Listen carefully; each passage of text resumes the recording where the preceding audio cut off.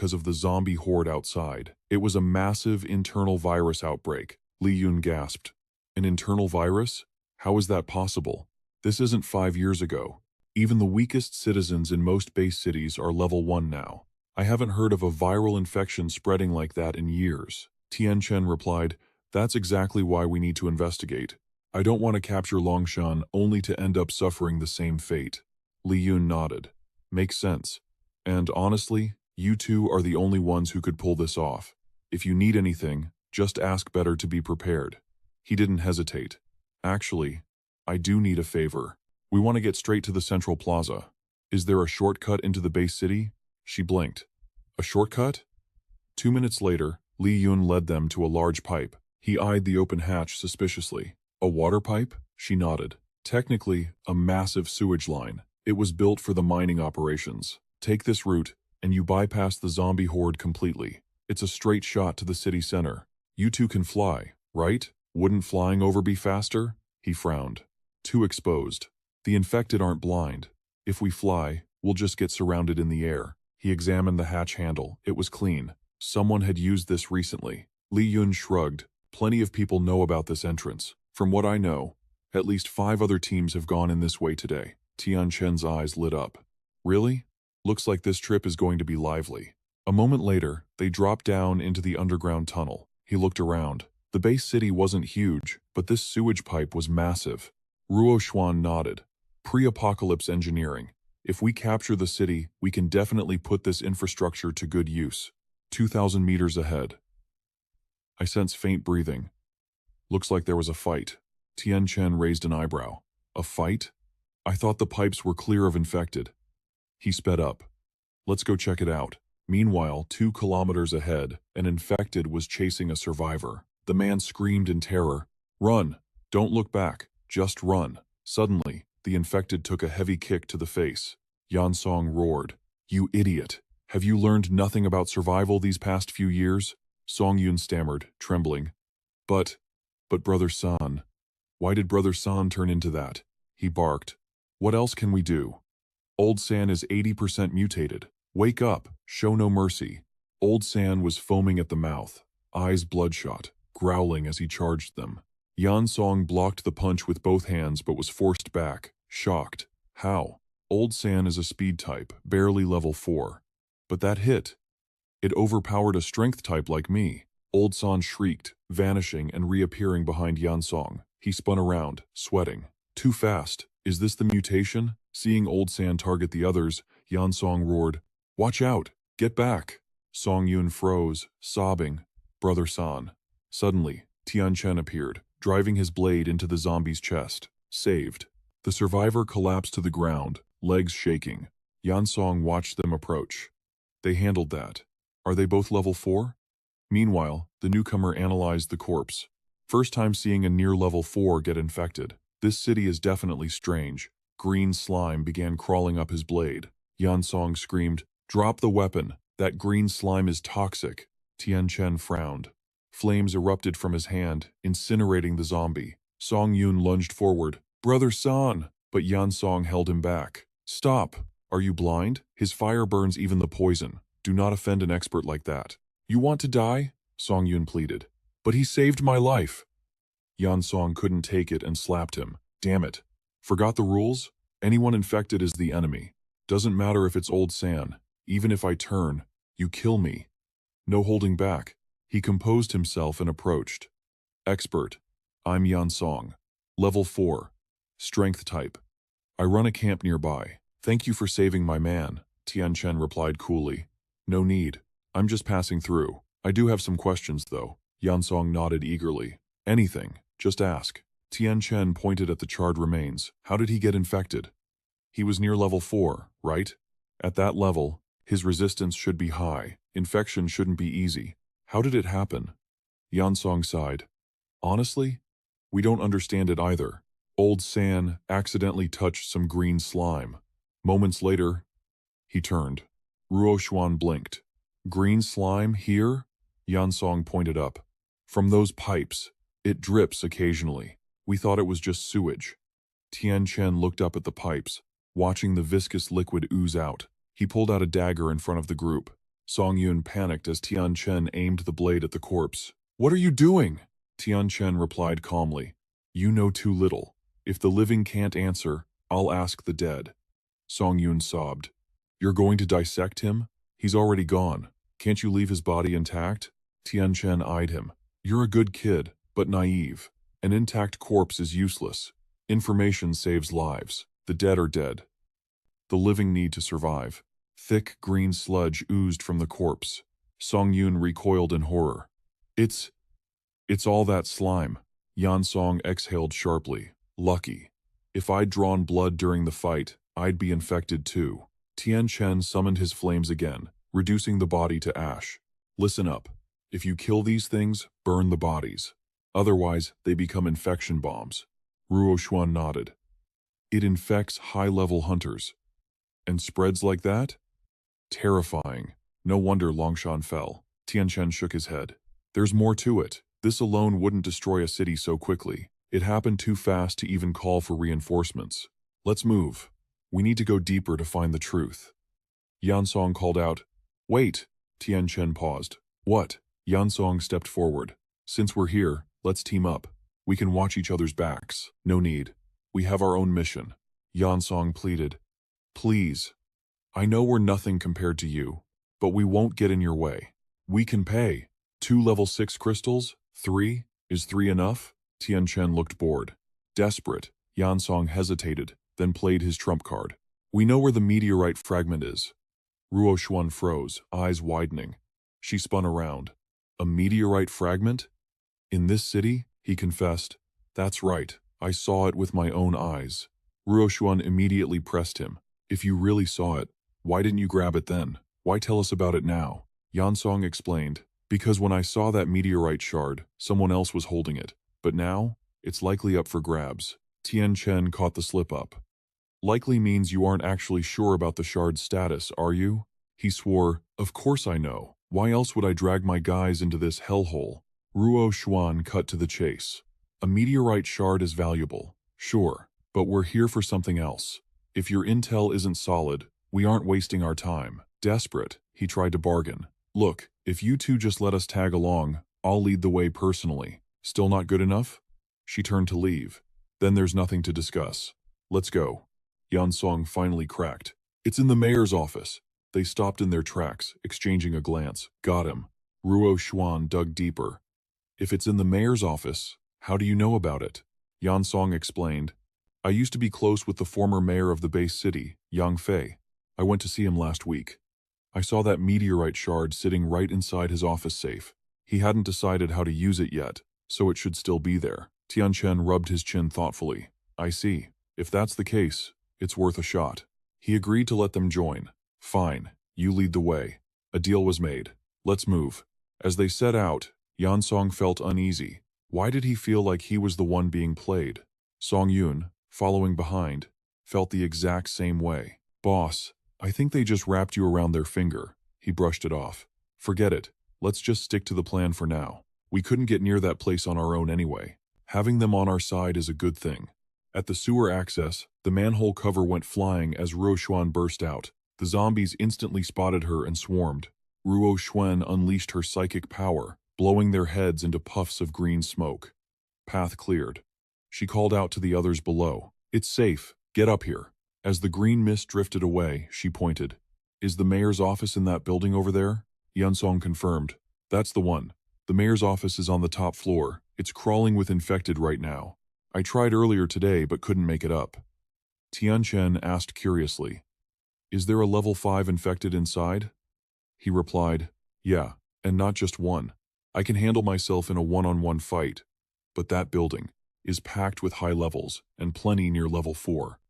Combine that with the narrow stairwells, and there was no way I could break through. But you guys? You might be able to pull it off." Ruo Xuan scoffed. "Did I hear that right? A level 4 expert like you actually has to use the stairs?" He scratched his head, embarrassed. "I wanted to scale the outside, but there are too many mutants. It's too exposed. One wrong move and I'd trigger a massive zombie horde." Tianchen immediately unleashed his wings, leaving the two of them completely stunned. Song Yun muttered, "Transformation wings? You aren't planning to fly straight to the roof, are you?" That's suicide. It'll definitely trigger a horde. Tianchen suddenly asked. If we're partners, both sides need to put in the effort, right?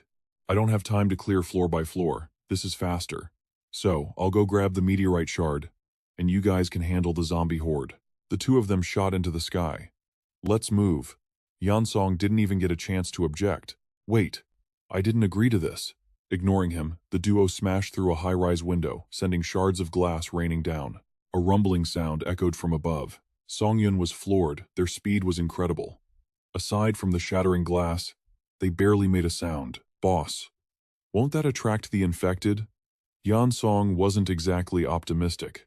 It's not that simple. They just got inside. Once they actually start fighting the zombies in there, it's going to get loud. Stay alert. Upstairs, the moment they touched down, they saw bodies littering the floor. He turned to her. Well, did you pick up on any infected? Ruo Xuan reported, nothing stronger yet, but 6 floors down, there are hundreds of them. The strongest is nearing level 4. Tianchen calculated. The infected are all concentrated in the upper half of the building. Looks like our prize is upstairs. A growl echoed through the silence. They both snapped their heads toward the corridor. He asked, You sensed it? Ruo Xuan replied, Level 5 infected. It's at least at the first stage of core break. Tianchen asked, Can you pinpoint its location with your psychic power? She shook her head. No. It can resist mental probes. I can only sense the general direction. Let's move. We need to check it out. They sped down the hallway. The deeper they went, the stronger Ruo Xuan felt its aura. It's close. The sense of danger spiked with every step. Tianchen asked, What about the energy from the meteorite shard? Can you sense it? Ruo Xuan frowned, focusing. It's faint. Barely there. Something is masking the energy signal. Click-clack. A crisp sound echoed through the silence. Tianchen narrowed his eyes. I hear it too. It's weak. But... Ruo Xuan pressed her hand against the cold wall. Why does that sound so familiar? It's coming from right behind this wall, she whispered. Tianchen gripped his weapon, nodding. Got it. Stand back. Boom! One slash shattered the wall, carving a path through the debris. But as the dust settled, they froze. That clacking wasn't a trap. It was the sound of a computer mouse clicking. Inside, a figure sat hunched over, playing cards on a PC.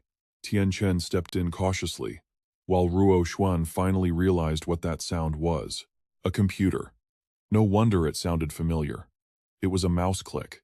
The figure raised a rotten finger to his lips. Shh, if you two could shut up until I finish this round, I'd really appreciate it. They stood there, completely dumbfounded. Tianchen smirked. Jackpot. We came to the right place. A meteorite shard, an intelligent variant, and even a working computer. What a haul. The zombie didn't even look up. I've been stuck on this level for 3 days and 3 nights. Mess up my game, and I'll kill you. Ruo Xuan scoffed at the threat. Even if we stay quiet, you're never going to win that game. Yang Fei shot up from his chair, furious. The hell did you say? She smirked. That solitaire hand? That's the infamous level 11. It's mathematically impossible. Without the cheat code, you could sit there for 3 years and still lose. He froze, muttering to himself. Impossible? Why would they make a game impossible? Well, Ruo Xuan teased. I said it's impossible. I didn't say there wasn't a way. Solitaire has 4 foundation slots, she explained. To beat this glitch, you need a hack creating a 5th slot. Yang Fei's eyes widened in desperation. How? How do I get the 5th slot? Good question, she shrugged. But why should I tell you? He gritted his teeth. What do you want? I'll trade you for it. Oh, I think you know exactly what we want. Her eyes drifted to the heavy lead box in his hand.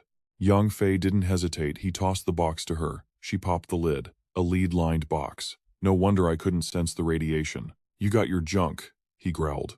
Now tell me how to beat the damn level. Tianchen and Ruo Xuan exchanged a look.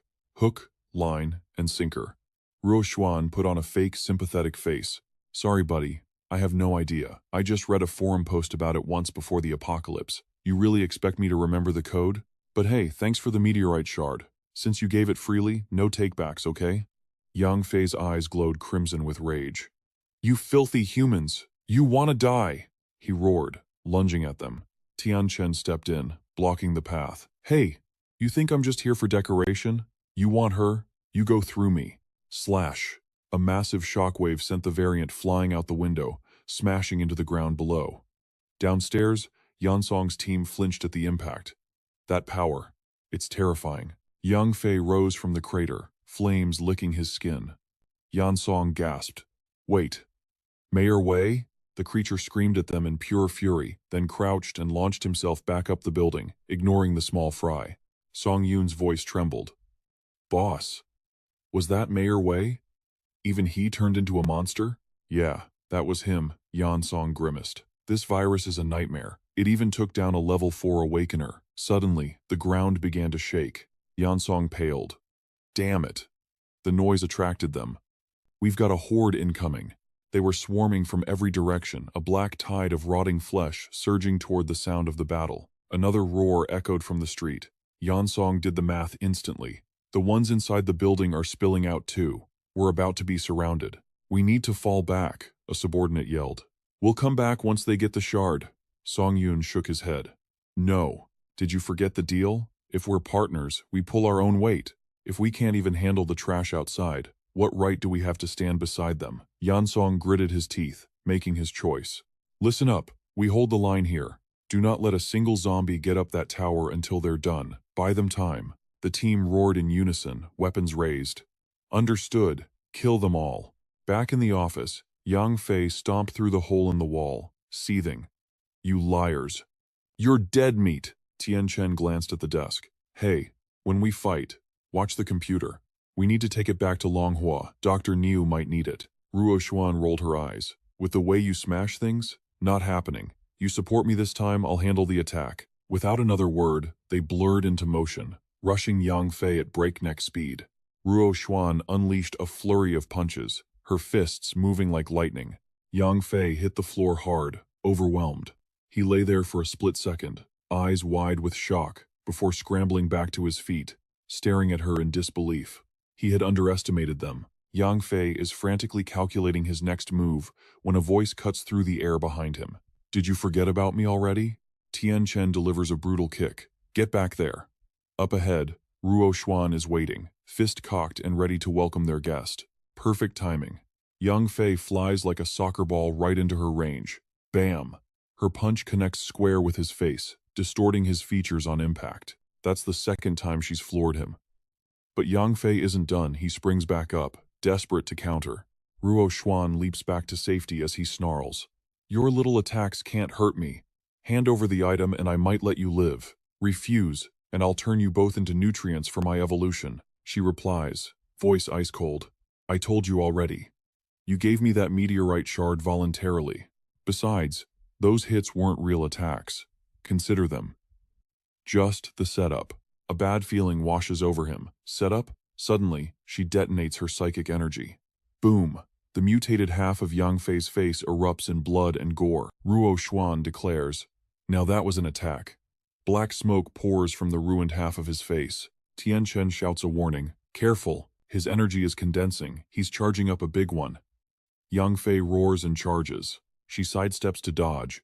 But both of them are momentarily confused by his erratic movements. As Yang Fei barrels toward him, Ruo Xuan realizes his target is Tianchen. Tianchen raises his blade to block, but something feels wrong. This isn't right. His melee skills are average at best. Why would he suddenly come after me? Suddenly, Yang Fei's cheeks puff out.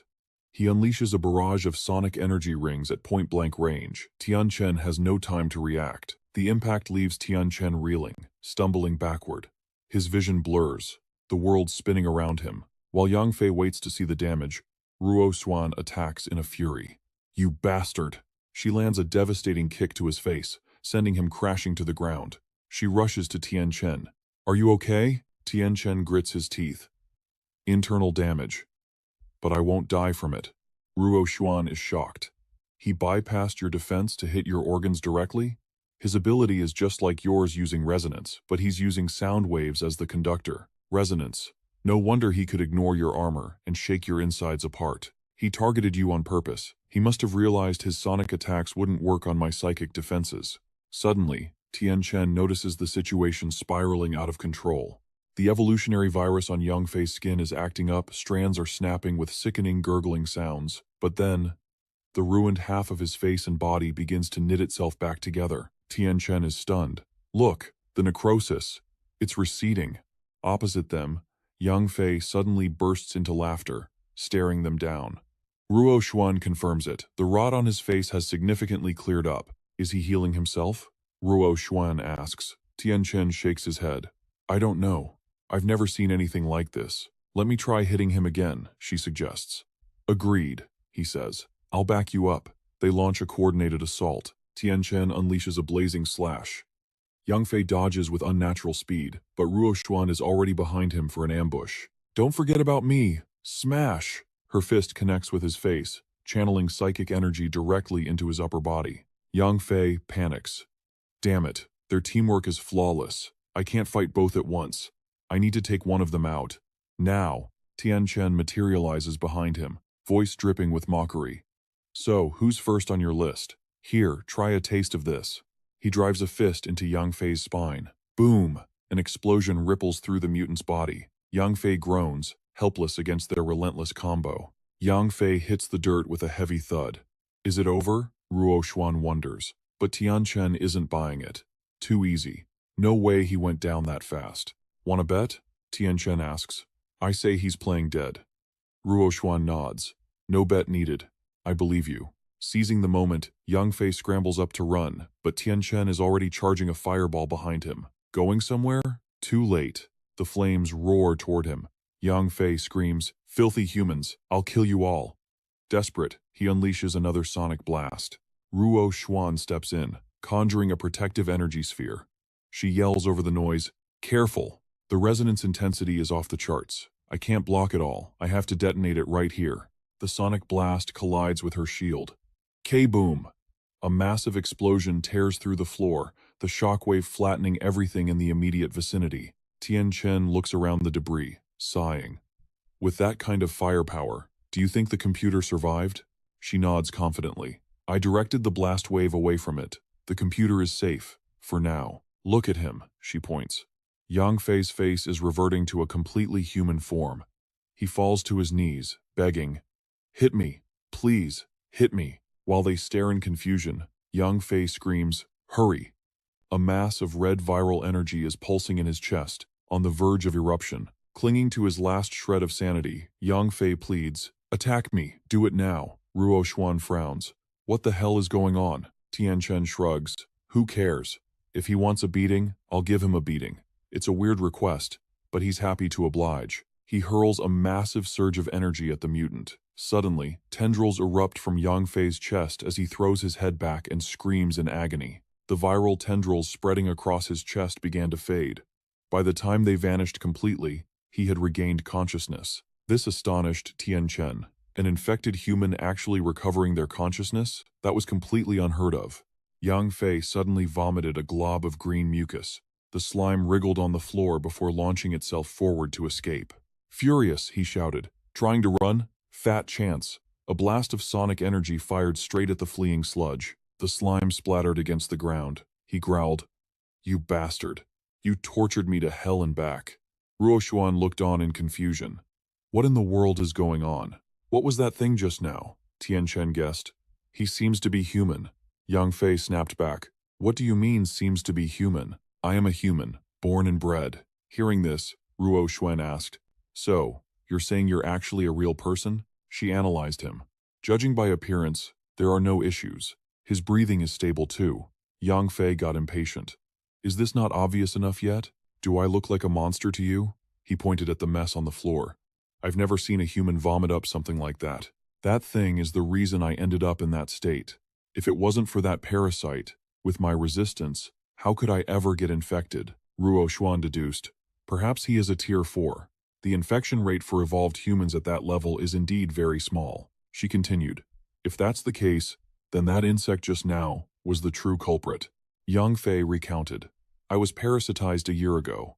I was discussing matters with Li Kun when he suddenly attacked me. I managed to block the strike, but I didn't expect that insect to be hiding in his hand. I was caught off guard and got parasitized. Tianchen asked curiously, Who is Li Kun? Yang Fei replied, the deputy mayor of the base city. He is also a tier 4. Ruo Xuan was surprised. Deputy mayor? Does that mean you are the mayor of Longshan-based city? He confirmed, I am Yang Fei. Both of them shifted from shock to satisfaction. Ruo Xuan smiled. It looks like our trip here brought us to exactly the right place. The boy introduced himself. Mayor Yang, my name is Tianchen. We came from Beihua-based city. I wanted to ask you about something. Yang Fei was startled. Beihua? Did Lin Qing send you here? Tianchen replied. You could say that. We are currently collaborating with Captain Lin. Yang Fei exhaled in relief. So, that's how it is. You want to know what exactly happened to this base city, right? It is a pity, but I cannot provide much information. That thing was demonic. It entered my body and took over control almost instantly. My consciousness was locked tight inside my own mindscape the entire time. I tried constantly to escape, but it was useless. If your battle today hadn't depleted so much of its power, I never would have been able to regain control. Tianchen deduced, so that means you also don't know how the base city fell. Yang Fei looked dejected. By the time my consciousness could gradually sense the outside world again, the city had already turned into this. Damn it all. I worked so hard for so many years to build this business, only to see it become like this in just a few days. He sighed. I know why you guys are here. Longshan has fallen, and the factions are coming to carve up the spoils. Right now, I just want to try and restore this place to normal. Let me join your side. With my understanding of this place, I can definitely help you seize the advantage. Tianchen spoke politely. If Mayor Yang is willing to help, of course we agree. Yang Fei was impatient. We cannot delay. Let's move out now. If we want to retake control of the base city, we must secure the mineral mine. That place is the true heart of Longshan.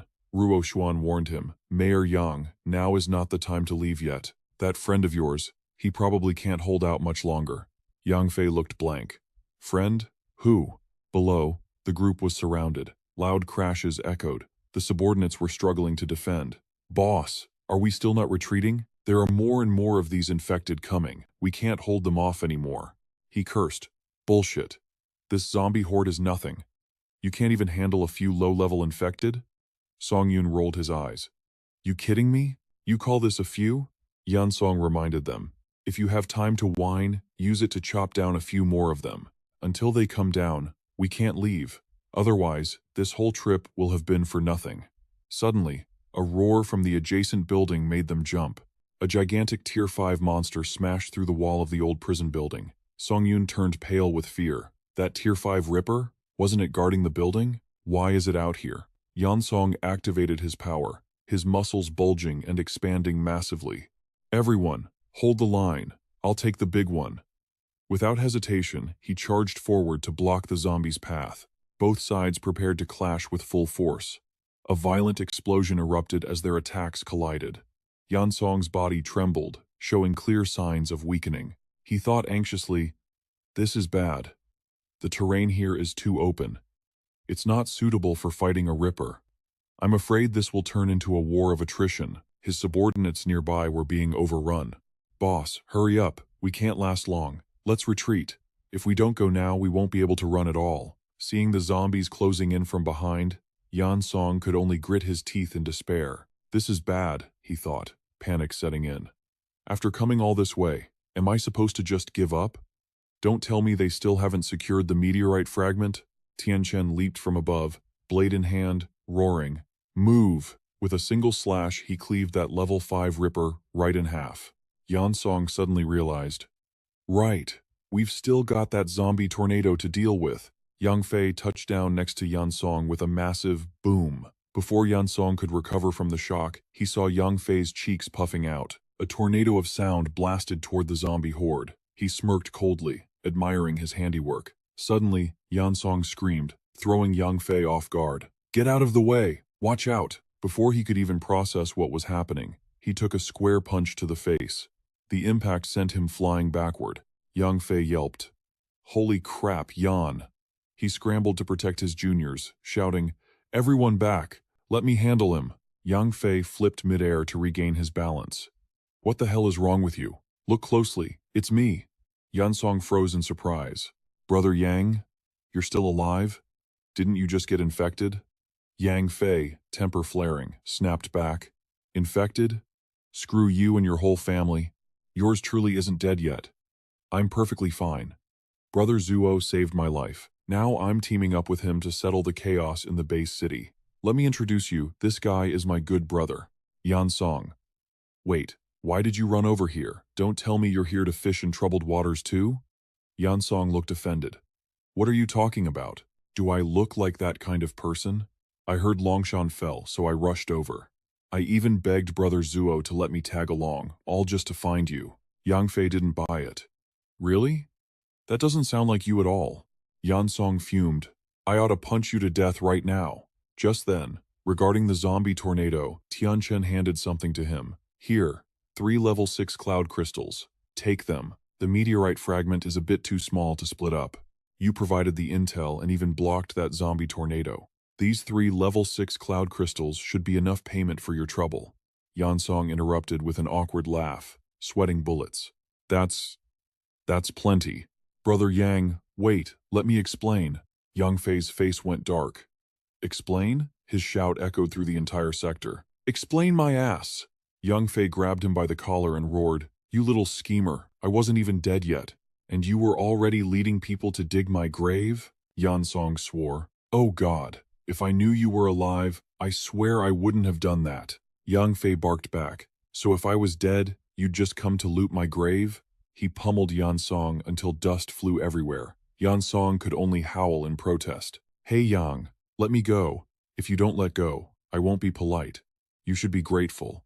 If I hadn't come, would you even have been saved? Yang Fei was relentless. I'm not letting go. Damn it, I never should have shown you that meteorite fragment all those years ago. I don't care. You caused me to lose that fragment, so you're going to compensate me. Yan Song called him out. You bastard! I know what this is. You just want to drag me along as a coolie. Well, I am absolutely not going to the mines with you. Yang Fei strong-armed him. You're going whether you like it or not. Giving Yan Song no chance to resist, he turned to the others. Brother Zuo, I've settled it with this guy. He's coming with us to the mineral mines. Tianchen nodded. Fine by me. Adding another level 4 awakener will make things a lot easier. Yan Song fumed. Hey, Yang, I never agreed to this. 10 minutes later, Yan Song instructed his subordinates. Follow this road back to camp. The mines are too dangerous, so don't follow us. They called out, Boss, you be careful too. We'll wait for your return. Yang Fei turned back and rushed him. Let's move. We're heading out. Tianchen fell in step behind them and asked, Since Longshan fell, have you been to the mines? Yan Song shook his head. No. Then he looked at Tianchen. You're wondering how I know the mines are so dangerous, aren't you? He lowered his voice. Before I came here, I exchanged intel with some other factions. They sent teams over there, and a lot of them died. Tianchen pondered this. Earlier, when Xuan scouted from the air, she sensed an infected one undergoing a core break deep inside the mine. Is it possible someone has already encountered them? He needed more details. You said many died. How exactly? Yan Song explained. According to them, there's a viral energy in there with incredibly high corrosive properties. Anyone under level 4 gets infected in less than 30 minutes. Even level 4s have to constantly channel their internal energy to resist it, so they can't fight at full strength. The team that swapped intel with me fell apart specifically because one of their own mutated. 10 went in, 7 died. Even the level 4 leader lost an arm escaping. Ruo Xuan chimed in. The strength of a mutated evolver spikes drastically. Someone close to level 4 who mutates will possess power rivaling a true level 4. And for a level 4 who's suppressed and can't use their full power, that's a massive threat. Well, does that give you any clues? Tianchen didn't answer immediately. He wasn't sure either. Infected that can release corrosive viruses aren't exactly rare. But one potent enough to affect a level 4? That's uncommon. I've never seen one capable of releasing such high-intensity virus over a large area. He sped up. Let's move. Whatever it is, we won't know until we see it. 10 minutes later, deep in the mine, they found puddles of green slime bubbling ominously. Tianchen turned to her. Well? Do you pick up anyone near the mine? Ruo Xuan shook her head. Nothing. At least, nothing on the surface. But my sensors can't penetrate deep enough to scan the tunnels yet. He frowned, recalling Hongdia's warning about other squads in the area. Had they all gone underground already? Your crew, Tianchen asked. They got infected by that green liquid, right? Song Yan nodded grimly. Yeah, but there aren't puddles like that down here. Tianchen scooped up a glob of slime to test it. Sizzle. The substance hissed against his skin. Ruo Xuan gasped. Tianchen. He waved her off. Relax. I just need to gauge how potent this stuff is. This corrosive energy. It's just like that liquid. Once it evaporates, it diffuses into the air. The concentration drops, but it's literally everywhere. Anyone under level 4 hangs around here too long, they'll get infected before they even know what hit them. Check your status. If we get into a fight, how much is this atmosphere suppressing your power? They focused inward. Songyan grunted. I'm fighting the air just to stand here. I'd say I can only use 50% of my energy for defense. If I go all out on offense, maybe 60% max. Young Fei chimed in. About 60% for me too. My combat power relies on psychic energy, so that's fine. But my physical stamina? Dropping fast. Tianchen looked at Ruo Xuan. And you, Xuan? She bit her lip. Maybe. 30%. Mayor Yang and I are both psychic types. This virus targets the body, so while we can't fight up close, it doesn't dampen our mental output too much. Song Yan looked concerned. Brother Tian, you're a melee fighter. Using your transformation in flames burns massive amounts of energy. This environment must be crippling you, right? Tianchen shrugged. It's manageable. This virus only suppresses about 10% of my output. The admission hit them like a thunderclap. 10%? Yang Fei's mind raced. If that's true, his base resistance alone is exponentially higher than ours. I thought he was just some lackey Lin Qing sent over. But with this kind of power, he's not a subordinate, he's Lin Qing's equal in Beihua. Tianchen didn't mention that since he'd absorbed the star cluster essence, his energy reserves were already double that of any peer. Plus, consuming that mutant fish bladder drastically boosted his immunity. That's why the suppression is so low. Still, in a high-level deathmatch, the line between life and death is razor thin. Losing even 10% against a true equal could be fatal. Suddenly, something zipped past the slime pits. Whoosh! Dark shadows darted back and forth, startling the group. Tianchen barked, "Heads up! Group up! Now!" Surrounded, the four stood back to back, weapons ready. Songyan's eyes darted around frantically. "They're too fast! I can't even track them!" Yang Fei gritted his teeth. "I've got a psychic lock on him, but his body moves faster than my mind can trigger an attack. He's moving at near supersonic speeds." Ruo Xuan warned. "None of us are speed types. We're sitting ducks." Tianchen remained stone-faced. "Don't panic. There's a protocol for dealing with speedsters. No matter how fast he runs, he has to stop to attack. Xuan, pinpoint his trajectory. Leave the rest to me." "Got it." Engaging. She clasped her hands, and invisible threads of psychic energy spooled out like a spiderweb. Yang Fei watched in awe. Who is this girl? How can she manipulate that many independent psychic threads at once? The complexity. The sheer volume of mental energy. Is she even human? A thread snagged. 12 o'clock. Now. Tianchen didn't hesitate. He swung his blade. "Gotcha." Flames erupted, engulfing the shadow. A scream echoed as the fire died down, revealing a charred humanoid figure collapsed on the ground. "Wait. That looks human." Songyan stepped forward cautiously. "Let me check." The creature screeched the moment he got close. "A mutated human," Tianchen noted coldly, raising his blade. "Too bad.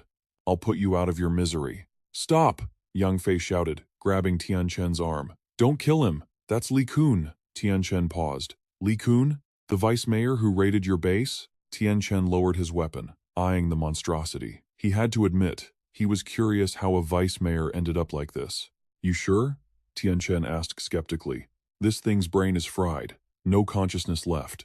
"I'm positive," Yang Fei insisted. "He's a level 4. He shouldn't succumb to infection that easily. It has to be a parasite. Just like what happened to me." Tianchen nodded. "Xuan, check him." She approached, scanning the creature. "I'm on it." She hesitated.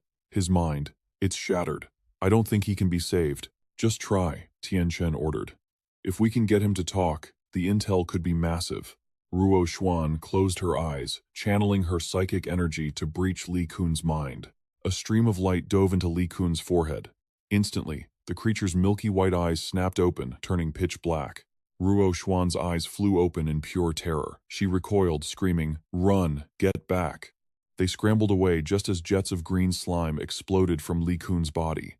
Tianchen frowned, wiping a splatter from his shield. What the hell was that? Did you find something? She points behind him. Just look at him. He turns around.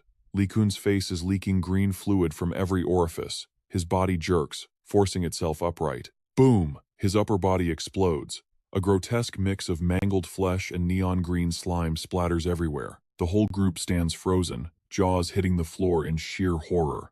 Ruo Xuan explains grimly. His condition is nothing like yours. His internal structure isn't even human anymore. He's a walking biological time bomb, ready to blow at any second. Yang Fei is in shock. How is that possible? I thought he was just a parasitic host. Song Yan spots something weird. Guys, look at the ground. There's nothing left of Li Kun, just a puddle of boiling green sludge. Ruo Xuan watches the corpse completely liquefy into that toxic green slime. Tianchen's voice drops, cold and serious. Mayor Yang, you said this mine is the city's center. There used to be a lot of people here, right? Yang confirms, yeah, 1/3 of the population lived here. But now, aside from Li Kun, I haven't seen a single soul. Not even other infected. Yang Fei starts to piece it together. You mean the infected are hiding in the tunnels? Tianchen shakes his head. No. I'm talking about the green pools surrounding us. Tianchen voices his dark suspicion. What if those are the people? Yang Fei and Song Yan turn pale. Yang stammers, they are people? Then doesn't that mean... Ruo Xuan finishes the thought. I'm afraid most of the residents here melted down. They became the source of the virus itself. And that's not all. As the infection count rises, the virus's range expands. If we don't fix this, the whole base city is done for. Tianchen nods. This place is way more dangerous than I imagined. Mayor Yang, lead the way. Yang Fei nods. Okay. I know a shortcut to the tunnels. Suddenly, Song Yan blocks his path. Here, take it. This is the payment Brother Zuo just gave me. 3 Tier 6 meteorites. Take them all. Yang Fei is confused. What are you doing? Song Yan begs. Big bro, please let me go. I still want to live a couple more years. Yang looks at him, exasperated. God, are you seriously this much of a coward? Yang Fei gets serious. Song Yan, you know me. I've always treated you like my best brother. Song Yan stutters. What do you mean? Yang puts him in a headlock. If we die today, you're coming with me, kid. Song Yan curses. Yang Fei, you bastard. If we get back, I'm cutting ties with you. 3 minutes later, Yang Fei leads them into the mine. He points ahead. This old railway was repaired a while ago. Used to haul ore. It goes straight to the deepest part of the mine. We can take this cart, it'll be faster. As they climb in, Yang Fei shouts, all right. Prepare for departure. Hold on tight. Tianchen stays focused. Any sign of the infected? Ruo Xuan replies, nothing yet. But there's a massive mental barrier deep down. High probability a high-tier infected is hiding there. She suddenly notices something. Do you feel that? The corrosive nature of the virus. It's weaker inside the tunnel.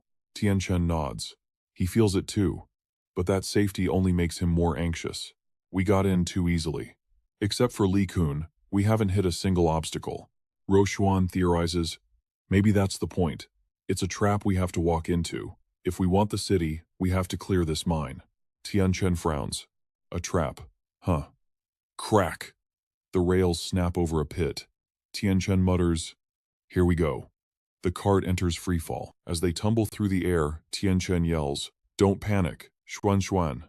Save your flight energy. Scan the bottom first. What's down there? Ruo Xuan grits her teeth. The mental shield is too thick. I can't see clearly. But there is solid ground. Got it, Tianchen commands. Adjust posture. Prepare for impact. It's pitch black down there. Thud. They land safely. Tianchen stares into the darkness. Silhouettes begin to emerge. Yang Fei gasps. He knows them. That's Luo Ying. And Mi Shi. Look at the red tumors on their necks. And the kid. Xiao Chen? He has one on his forehead. They are surrounded. Ruo Xuan counts quickly. 12 targets, all Tier 4 masters from nearby factions. Yang Fei is baffled. Why are they here? They're all Tier 4. Tianchen realizes the truth. It's exactly like you said. This is definitely a trap.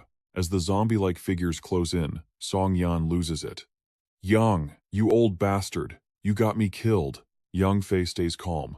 Quit whining about dying. We haven't even started fighting yet. He turned to the young man and urged, Zuo, I recognize most of these people. They're all top-tier experts. We need to find an opening and get out of here. Fast. Tianchen agreed. Running is definitely the plan, but not just yet. He locked eyes on the growths protruding from their bodies. Those parasitic organizations were exactly like the ones on him back then. There was a chance they could be saved. Ruoshuan caught his drift immediately. You're planning to try and wake them up? Tianchen replied, that doesn't align with our objective for coming here. But 12 level 4 hunters are a significant asset. Whether they're killed or controlled by the infected, losing them would be a devastating blow to the North's total military power. Suddenly, one of the figures snapped their eyes open, a crimson light flashing menacingly within their gaze. The duo spun around, watching warily as 3 level 4s charged straight at them.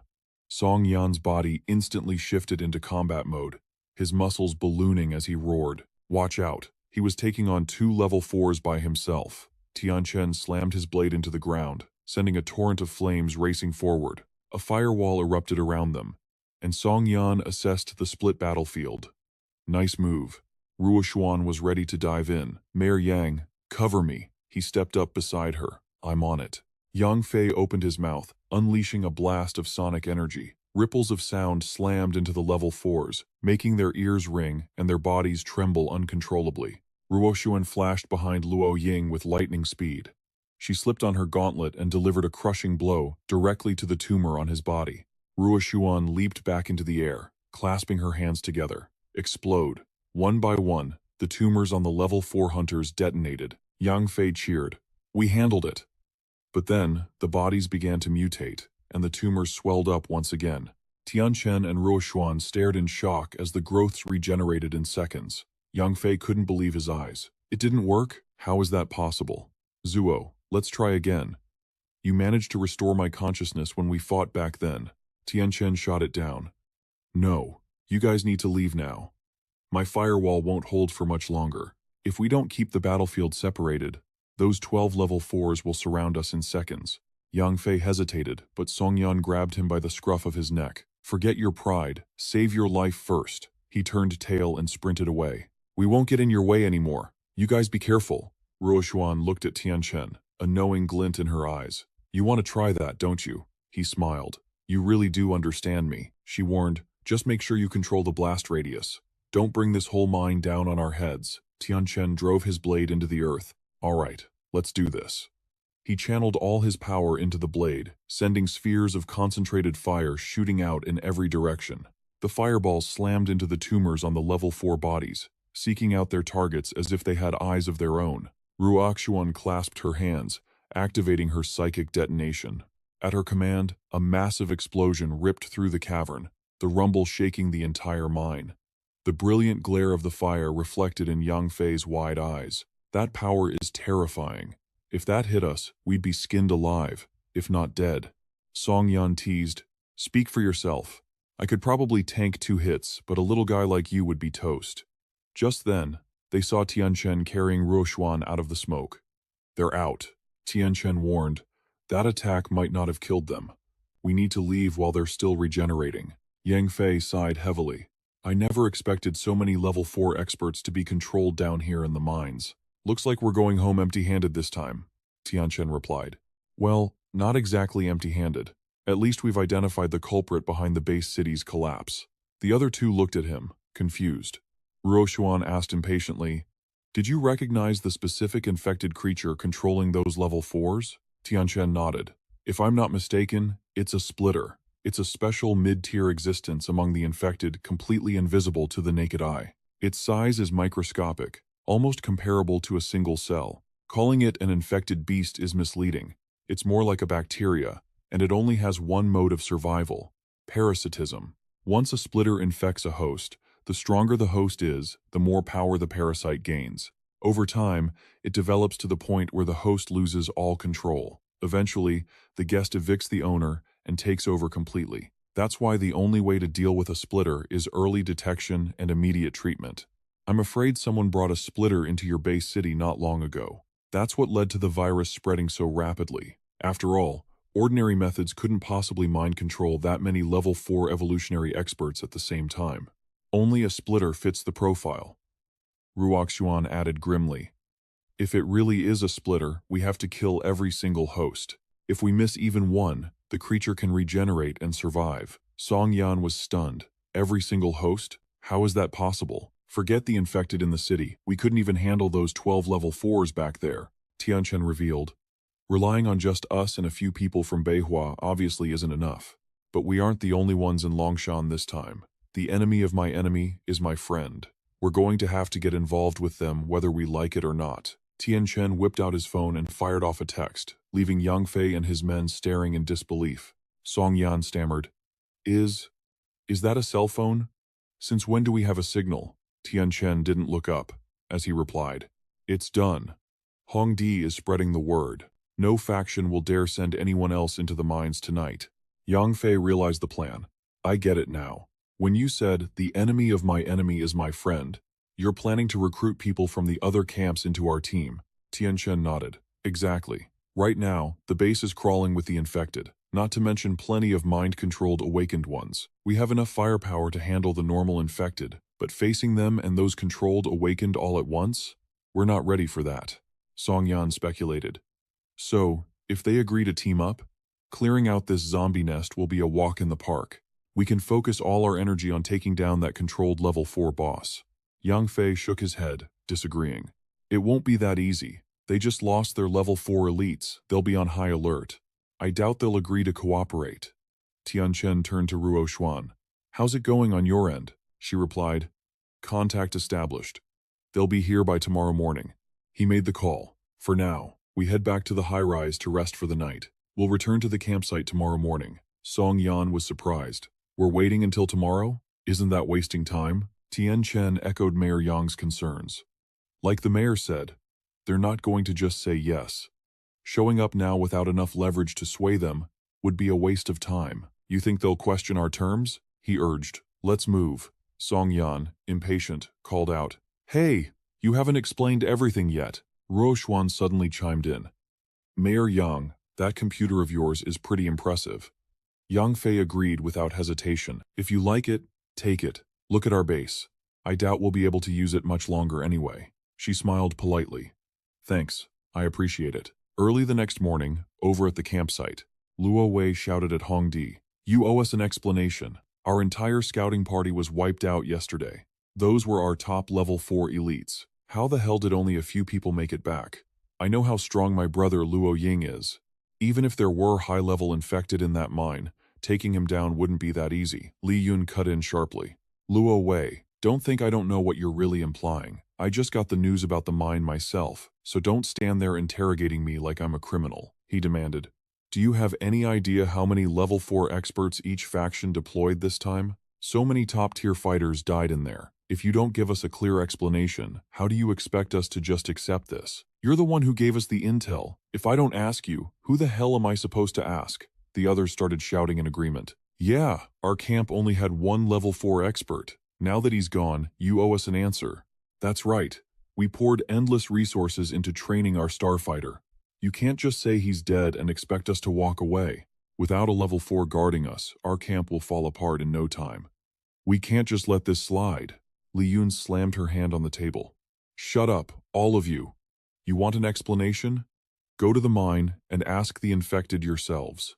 Don't think I don't know what you're really after. You chose this path yourselves. No one forced you. Don't try to pin your losses on Beihua. Suddenly, a noise came from the tent entrance, silencing the group as they turned to look. Tianchen pushed the flap aside and walked in with his 3 teammates. Li Yun gasped, calling out his name. Whispers erupted through the room. Isn't that Mayor Yang? They're alive? And who are the other 2? Mayor Yang is with them. And didn't Song Yan go to the mine too?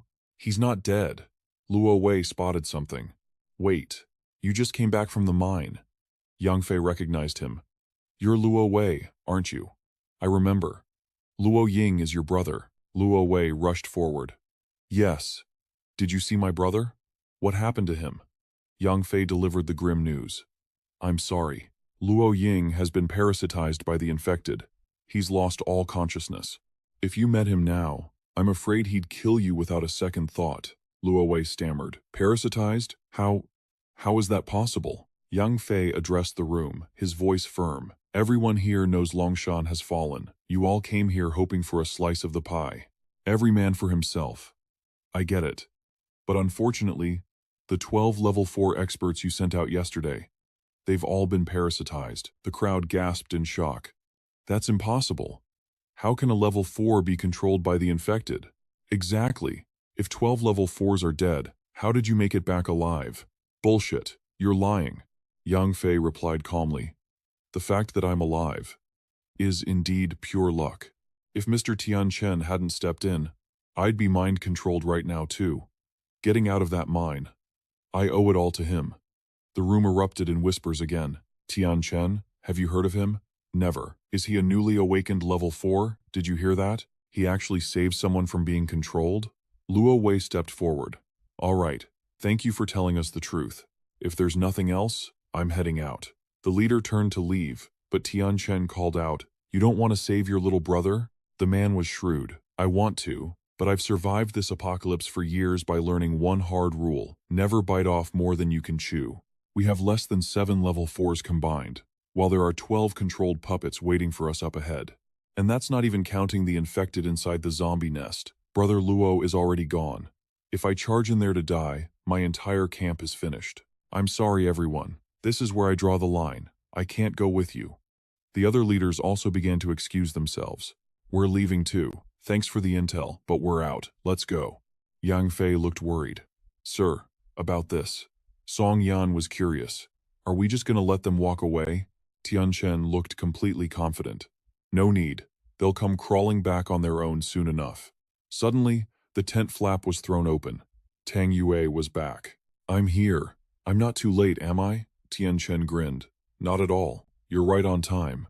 He turned to give an order. Hong Dai, leak the news that reinforcements from the North Hua base have arrived. He then signaled the group. Come on, let's see what goodies you brought me. The group moved to the city gate, where 4 large trucks were parked, their cargo covered in heavy tarps. Tang Yue reported 10 cannons, 1,000 shells, and 20 heavy machine guns. I didn't count the small arms ammo, but it fills an entire truck. There are also 2 armored vehicles and recoilless rifles parked outside. Tianchen did a quick mental calculation. This was enough for a hell of a fight. Song Yan whistled, impressed. That's North Hua for you, rich and powerful. With this much firepower, we could level your entire base, brother. Yang Fei nodded. Looks like Lin Sheng is really investing heavily this time. Tianchen turned to Ruo Xuan. I have a job for you. Set up a sniper position right here. Aim every single cannon directly at the city center. Hearing this, Yang Fei ran over in a panic. Wait a minute. You aren't seriously going to blow up the base, are you? Ruo Xuan smiled calmly. Why would we do that? After we wipe out the infected, we plan to take over this place. Yang Fei was confused. Then what are you doing? Tianchen explained. We can't just let them be the only ones setting ambushes, can we? With all this ammo, it'd be a waste not to fire off a few rounds, right? Yang Fei voiced his doubts. You're setting up a kill zone, but the infected might not be stupid enough to just march right into it. Tianchen had already anticipated this, of course. That's why we're not just setting a trap. We're using bait. Bait? Yang Fei asked, surprised. Tianchen pulled out a small box. And I have you to thank for it. Without this, they definitely wouldn't come out to play. Yang Fei's jaw dropped. A meteorite fragment. Luo Yun ran up to report. Tianchen. Luo Wei's group came back. They want to see you. Tianchen smirked, he knew it. Looks like they heard about our firepower. No rush. The mission comes first. Let them wait. Tang Yue. I promise to help you reach level 4. It's time. Tang Yue lit up with excitement. Level 4? Me? Meanwhile, the cannons were being locked into position. The barrels turned in unison, clicking into place. Others were frantically digging trenches, shouting at each other to hurry. Move it! Everyone get to work! We need the formation set before sunset. A soldier on the wall yelled down orders. Easy! If you drop that, we can't fix it. Li Yun walked over to the foreman. Ah, Li, when will this be done? He hesitated. I'll try my best. We just started digging the trenches, and the cannons aren't even anchored yet. Don't worry. The groups that came back are going to join the fight. I'll assign them to help you speed things up. Sister Yun, will these defenses actually work? The zombies are inside the city. We can't just lure them out in waves. We'd waste too much ammo. I know Tianchen is skilled, but you're putting way too much trust in him. He still hasn't even told us the actual plan." Li Yun laughed, shaking her head. "In this life, I don't trust anyone but Lin Feng. But before I came here, Lin Hao gave me a specific order. He told me to listen to Tianchen. He said, 'You might not understand his decisions, but remember this: if he gives an order, execute it flawlessly.' I believe him. I think he's had a plan all along. It's probably just so crazy that he didn't want to scare anyone off by explaining it." Up on the wall, Tang Yue looked worried. "Am I really supposed to break through to level 4 right here? It's so open. Isn't that too dangerous?" Tianchen nodded. "It is risky, but this time everyone here, including me and every soldier down there, will be your personal guard." Tang Yue was stunned after hearing this. He continued, "Hongdi just sent word. Those factions have decided to cooperate with us. The condition? We have to help their Tier 4 elites break free from the clones' control. We have enough manpower to hold back the zombie tide now, so we can finally focus on taking down the high-level threats." She frowned. "Curious. But what does any of that have to do with me breaking through to Tier 4? Tianchen didn't answer immediately, a mysterious smile playing on his lips. Finally, he revealed his insane plan. "Because I'm going to use your breakthrough as bait to lure every single infected in this city right to us." The three of them froze, as if struck by lightning, and shouted in unison. "What?" Yang Fei asked, bewildered. "How does that work? Since when does someone breaking through attract the infected?" Tianchen replied calmly. "It seems none of you have experienced this before. When you broke through to Tier 4 and absorbed the meteorite shard, you all chose a safe spot far away from the infected, right?" Song Yan nodded in confirmation. "Of course. If you get interrupted, all that effort goes down the drain. Heck, mess it up and you could die." Yang Fei started to catch on. "Wait, are you saying that if there are infected nearby during a breakthrough, they'll be drawn to it?" He shook his head and explained. "During the absorption process, an evolver releases a massive amount of radiation energy. Humans can barely detect this energy, but to the infected, it's a fatal attraction. This allure drives them into a frenzy. They'll sacrifice anything to get to it. If Tang Yue absorbs the shard here, it's equivalent to declaring war on every infected in the entire city." Yang Fei's eyes widened. "Seriously? How do you even know that?" Tianchen said, matter-of-factly. "Because I've lived through it," he thought to himself. "In my past life, when I broke through to Tier 4, Zhu Luo was guarding me. We didn't know there was a small zombie nest nearby. If we hadn't finished the breakthrough in time, we would have been wiped out. Later, we reported this intel to the higher-ups of Longhua Bay City. It wasn't until a year later that the research confirmed it. Absorbing a meteorite shard releases a special radiation. By then, it became common knowledge." Tang Yue looked dazed. "This is insane. If we go through with this, I'll have to break through while surrounded by a zombie tide. And it's not just the zombies. There are 12 Tier 4 experts hiding in the shadows, waiting to strike at any moment." Tianchen nodded, goading her. "Exactly. So, do you agree?" She screamed.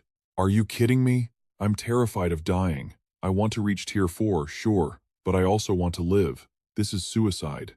Tianchen nodded calmly. "I understand. If you don't want to do it, I get it. That's why I haven't told anyone else about this plan. If you refuse, I'll lead the elite squad deep into the city and lure the infected out one by one. But that way, some will slip through the net. The chance of that clone turning the tables on us would be massive. But don't worry, I promise to help you break through, and I won't go back on my word. We'll just have to wait until this is all over." Tang Yue sighed, defeated. "You've said all that. How can I possibly refuse now?" "Tianchen, I'll do it. But I have one condition." He raised an eyebrow. "Let's hear it." Tang Yue pointed at Ruo Xuan. "I want to learn from her. I want to be her disciple. Miss Su, I'm a psychic type. In the entire Beihua Bay City, there's no one who can teach me how to cultivate. Before I met you, I thought the only thing standing between me and Tier 4 was a meteorite shard. But I was wrong. Once I reach Tier 4, I want you to teach me how to control my spiritual power." Yang Fei chimed in, pointing at himself. "Hey little sister, I'm a psychic type too. Why don't you take me as your master? I'll teach you everything I know." She shot him a glare. "I'm not blind. You're leagues behind her." Yang Fei slunk into a corner, nursing his shattered ego. Song Yan laughed. "Old man, you gotta know your limits." Ruo Xuan looked at her. All right, I accept. She turned to Tianchen. Tianchen, this is my very first disciple. You better protect her with your life. If she loses even a single hair, I'm holding you responsible. Tianchen nodded. Fine, whatever you say. Tang Yue beamed. Thank you, master, Ruo Xuan instructed. Now, calm your mind and get into peak condition. We start the breakthrough once the preparations below are complete. Yes, master. Suddenly, a voice boomed over the loudspeakers. Are you ready? Ah, Li reported over the radio. All artillery units are locked and loaded, ready to fire on command. Li Yun reported from the other side. The elite squad is assembled, ready to move out. Tianchen replied, Good, let's begin. He turned and nodded to Yang Fei, his mind racing. Usually, there are two ways for an evolver to absorb a meteorite shard to reach Tier 4. First is internal absorption, swallowing the shard directly. Second is external resonance, using your own energy to communicate with the shard. Both methods have their own advantages. They're relatively simple and safe. But there is a third way, far more dangerous, yet yielding far greater power. A method only psychic types can use. It is called Heaven's Opening. The starting point for a psychic evolver. It's mostly near the center of the brain. Just channel all your body's energy, and the mark will condense right there. The so-called Heaven Opener is about severing the starting point using blood fusion to integrate the meteorite shard into your own body. Ruo Xuan issues a warning. Have you thought this through?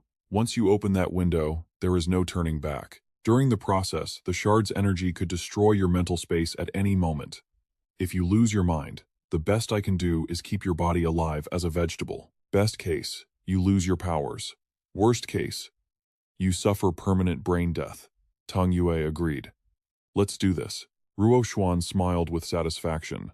She tapped a surge of spiritual energy directly into the girl's forehead. Good. If you survive this, that meteorite shard will amplify your spiritual realm by several fold. In the future, your raw mental power alone will crush any master at the same rank. The crystal was pressed into Tang Yue's forehead, slowly sinking into her flesh. Her eyes snapped open, the whites rolled back, flashing a blood-red glint as a violent pillar of energy erupted into the sky. The crowd stood frozen. Is someone breaking through to Tier 4? Is that actually a Tier 4 ascension? First time I've ever seen it with my own eyes. But why here? Suddenly, a deafening rumble tore through the air. The ground beneath them tilted violently. The earth quaked beneath their boots. Someone stared ahead in confusion. What the hell is that? Then they saw it, a horde of zombies charging madly. Zombies! It's a tide! Watch out! They're coming! Ali roared. All units, look alive! Prepare for artillery bombardment! Shell after shell launched forward, creating a curtain of fire and smoke. Ali signaled the rear artillery team, fire. The shells slammed into the horde. Explosions shook the heavens, sending plumes of thick black smoke spiraling into the air. Reload. Keep firing. Heavy machine guns roared to life, unleashing a rain of lead into the zombie cyclone. Ali grinned, adrenaline pumping. Sister Yun, haven't had a fight this intense in ages. With this much firepower, we've got this in the bag. She cut him off. Don't get cocky. I just scanned the rear. The numbers are terrifying. We need to conserve ammo. Tianchen watched the battlefield, his eyes tracking the towering black smoke and the chaos below. Yang Fei whispered from the back. Hey, old song. Imagine if North Hua used this kind of firepower against you guys 2 years ago. Song Yan frowned. Could Longshan have survived that? We might be rivals, but at the end of the day, we're all on the same side. Besides, Lin Qing isn't that kind of person. Suddenly, Tianchen narrowed his eyes. Something was wrong. It was going too well. The other two looked confused. Tianchen analyzed rapidly. The terrain dictates they should attack from the main road and the right flank. But look, they're funneling exclusively toward the main road. Yang Fei shook his head. That doesn't make sense. Among the infected, there are definitely Tier 4 entities. They have the intelligence to command the horde. There's no reason for them not to flank us. Song Yan hesitated. Maybe the explosions drew them all to the main road? No, Tianchen said firmly. They're intentionally concentrating their forces there. He muttered to himself. But why push the main road? A sudden gust of wind whistled past his ear. Song Yan felt it too. Tianchen's eyes went wide. He screamed, "Li, order everyone below peak Tier 3 to retreat from the walls. Now." Ali shouted back, annoyed. We're in the middle of a fight. We can't just pull back. Forget the questions. Just listen to me, Tianchen roared. Get them out. Ali gritted his teeth and keyed his comms. All units, attention. Anyone below peak tier 3, fall back to the inner gate. Move. Suddenly, a strange green mist drifted over the wall, catching Ali's attention. What is this stuff? Suddenly, a zombie near the wall went berserk, thrashing more violently than before. Panic erupted. He's turning, screams rang out. We've got mutations on the wall. Watch your backs. Cease fire on the horde. Take down the infected inside first. Song Yan surged forward. I'll handle it. But Yang Fei grabbed his arm. Don't. They can handle the cleanup. You have a more important job. Damn it. We realized it too late. Tianchen analyzed grimly. First, they concentrated their forces on the main road to bait our front line forward. The piling corpses liquefied into that green viral gas. Then, they waited for the wind to carry it right into our defense grid. Are the infected really capable of a strategy this complex? On the wall, Ali was fighting desperately. Move. Everyone below peak tier 3. Get off the wall, now. The survivors scrambled to reform the defensive line. That's when they saw it, a massive wave of zombies swarming the right flank. Rotate the cannons. Too late. We don't have the manpower. Ali hoisted his heavy rifle and opened fire. Hold the line, he screamed, cursing internally. Damn it. We have less than 5 elites near tier 4. We can't defend 2 fronts at once. If this keeps up, we'll be overrun in hand-to-hand combat. Suddenly, a voice crackled over the comms. Concentrate all forces on the main road. Ali paused, stunned. Who is this? But we're leaving the right flank wide open, Tianchen's voice cut in. Just do it. Someone else is handling the right side. Ali stammered. Handling it? Who the hell could handle that? Crack! A fresh volley of shots rang out. The zombie swarm on the right instantly erupted into a sea of fire and smoke. High above, smoke drifted from the barrel of Gao Fei's rifle. Who else? He smirked. Obviously, it's me. Fei, you have 2 minutes to wipe out the right flank. Don't let them breach our defense. Gao Fei chuckled confidently. Relax. I won't leave a single one standing. Yang Fei and Song Yan watched in awe. Enhanced rounds? You guys have a long-range specialist like that hiding away? With that kind of firepower, he can hold back half the wave by himself. Tianchen revealed, I told Fei to hide in the shadows for a reason to deal with those 12 targets. Sending him to fight the zombies now would be like wasting a trump card. Yang Fei finally caught on. A trump card? Exactly. We're talking about 12 level 4 enemies here. Song Yan and I can each handle 1, while Hong Di is strong enough to take on 2. Even though Tianchen and his girlfriend were hiding their true strength, taking down the remaining 8 simultaneously was impossible. No wonder he stationed a long-range expert in the shadows. Losing a high-tier combatant now would leave them sitting ducks if the enemy attacked. The level 4s had arrived. A blurry shadow flashed past, but nothing could escape Ruo Xuan's eyes. She signaled their arrival, pinpointing the exact location. Abandoned building, 2 kilometers ahead, 10th floor. 8 targets, Tianchen muttered. The other 4 outside must be using a special cloaking technique. I can't sense them yet. Yang Fei volunteered. How about you stay here and watch over little Tang Yue? I'll go check on them. Tianchen refused immediately. No can do. Tang Yue needs a guard. Yang Fei looked worried. But there are 8 level 4s over there. I know. Tianchen smirked.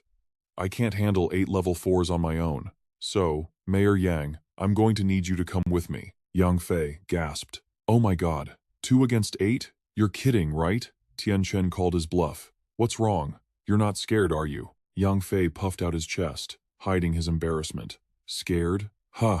How could I be? I'm the mayor of Longshan Bay City. There's no way I'd be afraid. Wings sprouted from Tianchen's back as he prepared to take off. Good to hear. Let's move out. Yang Fei instantly regretted his big mouth. Hey, wait. I'm not ready yet. Tears streamed down his face as he begged to stop. Yang Fei pleaded. Tianchen, calm down for a second. We're facing 8 level 4s, and they're infected parasites. Do you hear me? This isn't a joke, man. Tianchen replied calmly. I know. Parasitized, level 4 evolvers possess human combat skills and abilities, combined with the insane vitality of the infected. In a fight against the same level, they have an overwhelming advantage. Yang Fei freaked out. You know that. but you're still rushing in 2 against 8? Nobody forms a party like you do. Tianchen shrugged. What's the problem? Didn't I bring you along? Upon reaching the center, Tianchen announced, We're here. They're inside. I didn't bother hiding my aura when we flew over, so they're definitely waiting for us. Yang Fei nodded. All right, so we flank them from both sides? Tianchen abruptly dropped him. Nope. You go in first. Yang Fei squeezed his eyes shut, screaming in panic. Oh God, I don't want to die yet. He crashed through the glass window of a room and surprisingly landed safely on his feet. That's when Yang Fei realized something was off. He turned and saw Su Xiaochen standing there with his eyes closed, facing down 8 level 4s all by himself. Yang Fei exclaimed, Look at this formation. Perfect opportunity. He opened his mouth and unleashed a sonic boom, the explosive energy rippling out toward the crowd of enemies. A muscular brute stomped on the floor, shattering the ground. Yang Fei lost his footing, and in that split second, 4 of the level 4s lunged at him. He squeezed his eyes shut and screamed, Tianchen, if you don't get down here, I'm toast. Just then, a streak of eerie red firepower swept in. All 8 enemies were instantly trapped in one spot. Yang Fei stood frozen, completely confused about what had just happened. Then it clicked. He was down here the whole time. He just used me to distract them. Suddenly, Yang Fei sensed danger. One of the level 4s charged. Tianchen grabbed Yang Fei and whisked him away, landing carefully at a safe distance. Yang Fei stammered, What the hell? They took a direct hit from you. How could they recover their combat power that fast? Tianchen guessed, It probably has something to do with that guy's ability. Yang Fei frowned. Ability? Over in the corner, the red fire surrounding Su Xiaochen began to fade. Yang Fei gasped in shock. That's Su Xiaochen. Tianchen looked curious. You know him? Yang Fei nodded. He's a level 4 expert from a nearby encampment. His ability is nullification. As long as an attack is powered by virus energy, he can snuff it out instantly. The kid made his move. With a wave of his hand, the red firepower twisted into a vortex, swirling under Su Xiaochen's control. He was siphoning off all the energy that had been trapping his allies. Tianchen realized the situation was grim.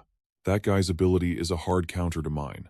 Looks like capturing all 8 of them alive in one go is impossible. Yang Fei thought he was hallucinating. Capture them?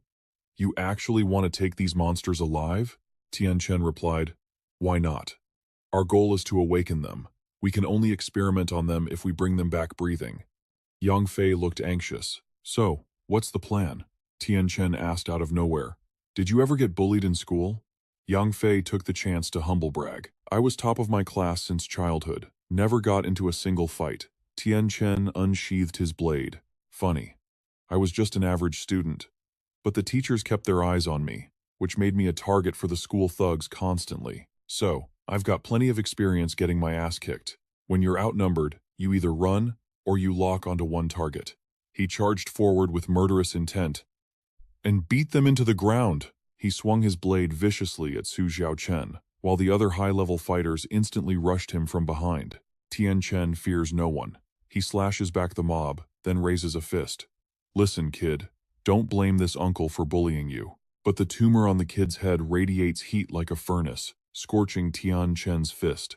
He stares, eyes wide in shock at the freakish sight. The guys behind them charge. Tianchen frantically calls for backup. Yang Fei, get in front. Yang Fei takes a deep breath, summoning every ounce of strength, and unleashes a massive sonic boom. Tianchen grabs him by the collar. Enough! He launches them away. 3 minutes later, landing on a rooftop, Tianchen nods. Good. We lost them. Let's begin. Looking at Xiaochen lying on the ground, Yang Fei's curiosity gets the better of him. Did you figure out how to awaken them? Tianchen confirms. Close enough. It's worth a shot. Spirit power gathers in his palm. Yang Fei is shook. Mental power? You know how to use that? Tianchen asks casually. Why? Surprised? Suddenly, Tianchen grabs Yang Fei by the neck and slams him into the ground. Yang Fei gasps. What the hell are you doing? Tianchen laughs darkly. You're damn good at keeping secrets. Even I was almost fooled. He points a finger right at Yang Fei's forehead. Choose. Walk out on your own, or I come in and drag you out. He stammers, terrified. What? What are you talking about? He struggles, yelling, You're crazy. Let me go. Wake up, Xiao Chen first. Tianchen's voice drops to sub-zero. I've already said this much. You still want to play dumb? A look of shock washes over Yang Fei as the spirit power in Tianchen's hand flares. Fine. Let me spell it out for you. First, I have to admit, that hit was brilliant. You kept Yang Fei's consciousness intact, but released him from the mental lock. Even Xuan and I didn't spot that there was another consciousness hiding inside Yang Fei's body. Yang Fei tries to act confused about the other consciousness. Tianchen cuts him off. Inside your body. Or rather, inside your mental space. There is an intruder hiding. If I'm not mistaken, that is the main consciousness of the clone, isn't it? So, are you going to keep hiding? Yang Fei's eyes suddenly flash. Blood vessels burst, veins pop on his face, and he clutches his head, screaming. My head! It hurts! Yang Fei's eyes turn pitch black. The true owner takes the wheel. I didn't think you'd actually catch me at this stage. I'm curious. When did you start suspecting? I thought my performance was flawless. Tianchen reveals, if you hadn't sent 12 level 4s to ambush me, I never would have doubted you. The clone looks confused. What was wrong with the 12 of them? He explains. They weren't the problem. The problem was that Yang Fei's controlled state was completely different from theirs. Even though Yang Fei was under control, he retained high intelligence. He could even sit at a computer and play games. But those other guys? Apart from combat instinct, they had zero consciousness. They didn't speak a single word from start to finish. The clone asks, if you suspected me back then, why wait until now to make your move? He replies, suspicion isn't proof. Captain Yang is a good man. I couldn't risk wrongfully accusing him. But just now, fighting Xiao Chen, my black fire hit the parasite on his forehead. That confirmed everything. My black fire devours energy, but when I hit him, I didn't absorb a single drop. You have to understand, if it was a parasite backlash, the parasite would devour a massive amount of the host's energy to maintain control. This proved Xiao Chen wasn't controlled by a bug, he was mind-controlled. I always wondered. Physically, Yang Fei isn't the strongest of the group. If my theory was right, why did you choose him? Now I get it. Yang Fei is the only mental type evolver among them. His mental space is the perfect nest for your consciousness to parasite, isn't it? He threw his head back and laughed. Excellent. You're right. You're absolutely right about everything. The spiritual power of humans. It is the very nutrition I crave most. But this body? He isn't the perfect vessel for me. Today, I found a shell that surpasses him completely. You, human. You are better. You are the vessel I've been dreaming of. Angel remained calm. You aren't the first Yang Fei clone to have that thought. But rest assured, I'm about to rip you out of his body and scatter your soul into nothingness. The moment the words left his lips, the level 4 infected swarmed in. They lined up in formation, a full and terrifying gathering. Yang Fei's clone sneered. I prepared a contingency plan ages ago. These 4 have been cloaked by my psychic power, shadowing me the whole time. Even your little girlfriend couldn't sense them from 100 meters away. His power surged toward Tianchen. Right, there was him too. The kid snapped upright like a soulless machine, his body engulfed in a sinister purple aura. With their backing, Yang Fei's clone threw down the gauntlet. Do you still think you can shatter my soul now? He ordered the infected horde behind him to charge. Tianchen readied his blade for combat, black flames sweeping out in a blazing arc toward them. Xiao Chen rushed forward, the kid creating a barrier to block that attack. The black fire gradually dissipated. In the blink of an eye, only fading embers remained. Yang Fei's clone sneered. Stop wasting your energy. With this kid here, your attacks can't touch us. Tianchen replied. You're right. In that case. He suddenly flew toward the rear exit. Catch you later, Yang Fei's clone screamed. No way you're running. Everyone chase him. Don't let him leave. Tianchen sped off with extreme velocity, something even Yang Fei's clone had to acknowledge. Damn it, this human's wings are more agile than I thought. If this keeps up, I'll lose him. I have to speed up, focus all power on flight. He opened his eyes, a crimson light flashing within his pupils, as Yang Fei's clone accelerated the pursuit. Human, you can't escape, Tianchen mocked back. Who told you I was running away? As they flew past a building's glass window, Yang Fei's clone spotted Xiao Bai. He wondered, what the hell is that?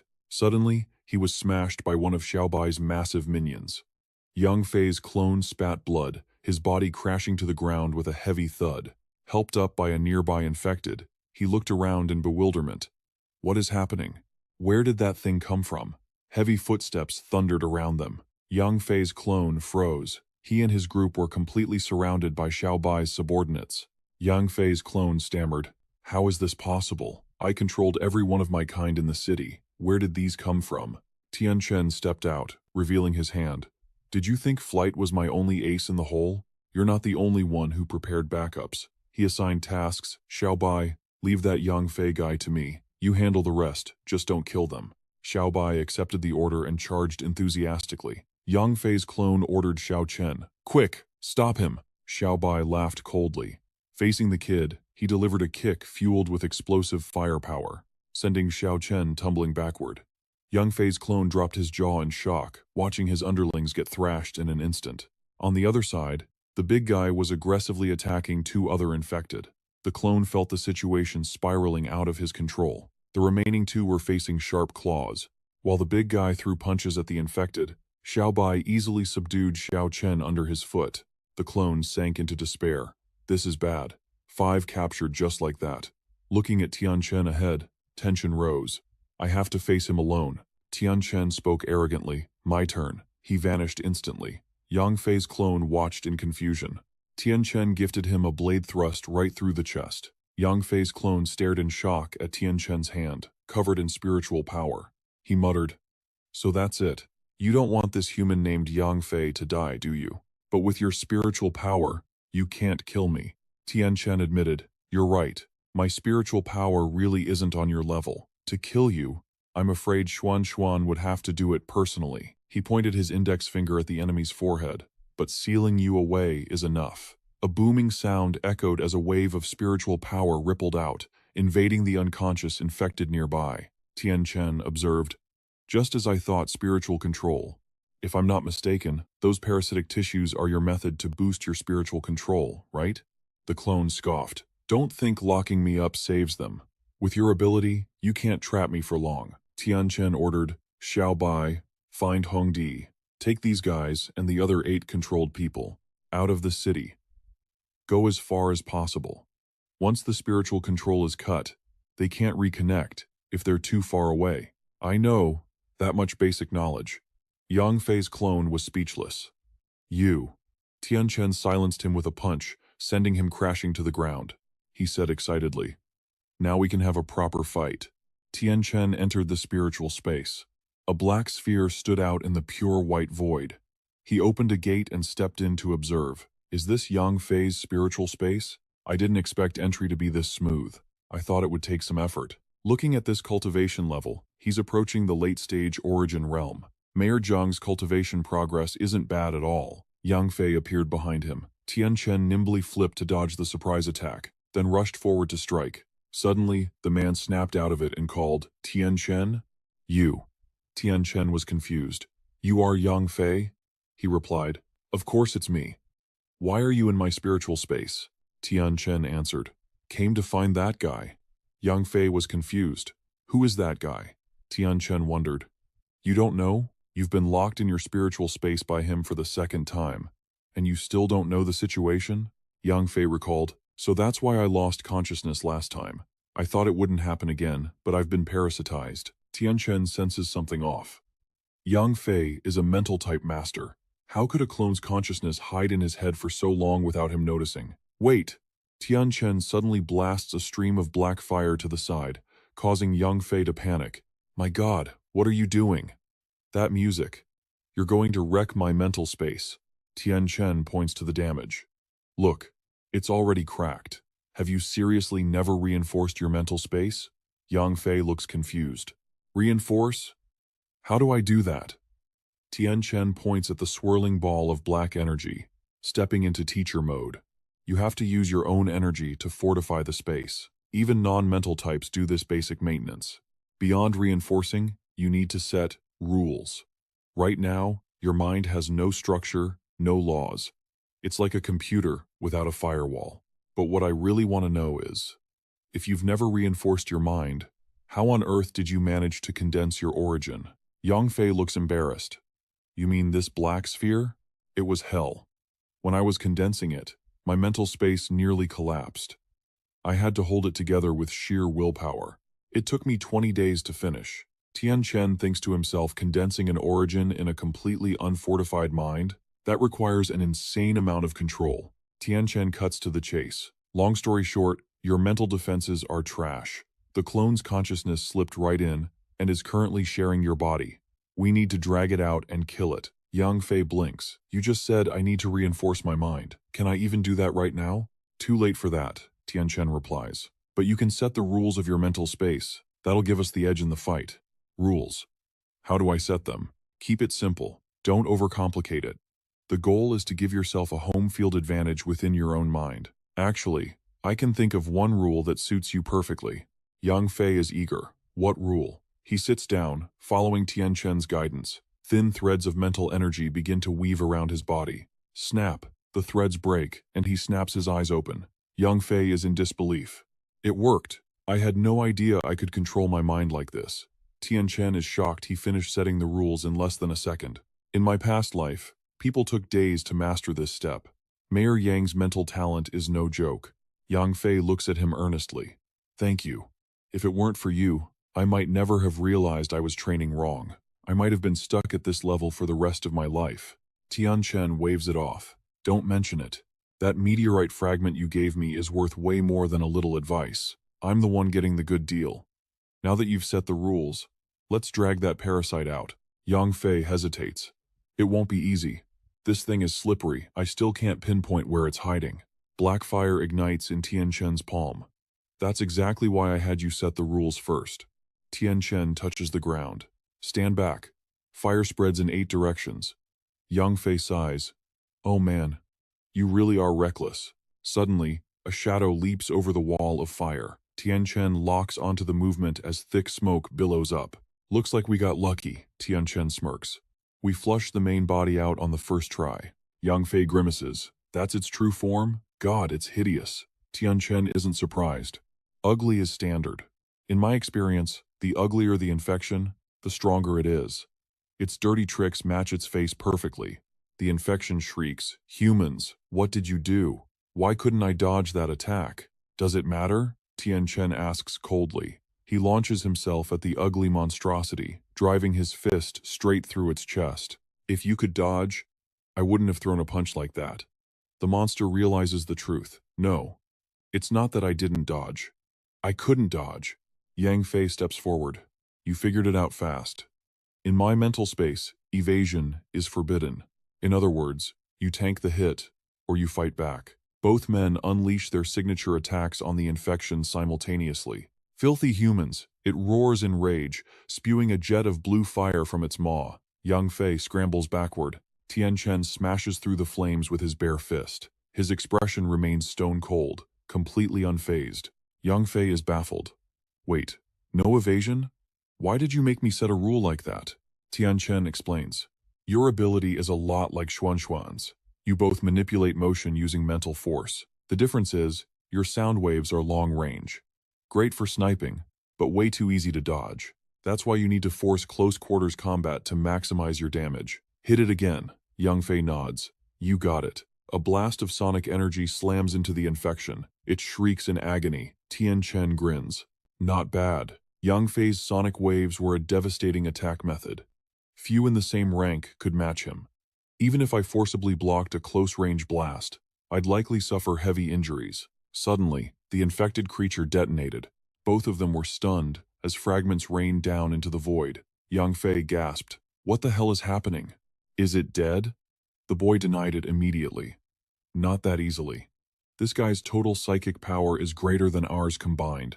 Those attacks didn't take his life. Tianchen touched a fragment to check no psychic fluctuations. The activity in these remains is dropping fast, already being dissolved by your mental space. He's definitely not here anymore. Yang Fei was shocked. Not here? He ran away? The boy explained. His clone's power lies in infiltration and control. It's not suited for direct combat inside a mental domain. Running was his only move. Yang Fei worried, but he's in consciousness form. If he flees now, finding him again will be a nightmare. The boy revealed. Finding him isn't hard. The problem is, I don't know if we can beat him right now. We need to wake up. A brutal battle is waiting for us. Yang Fei was confused. Huh?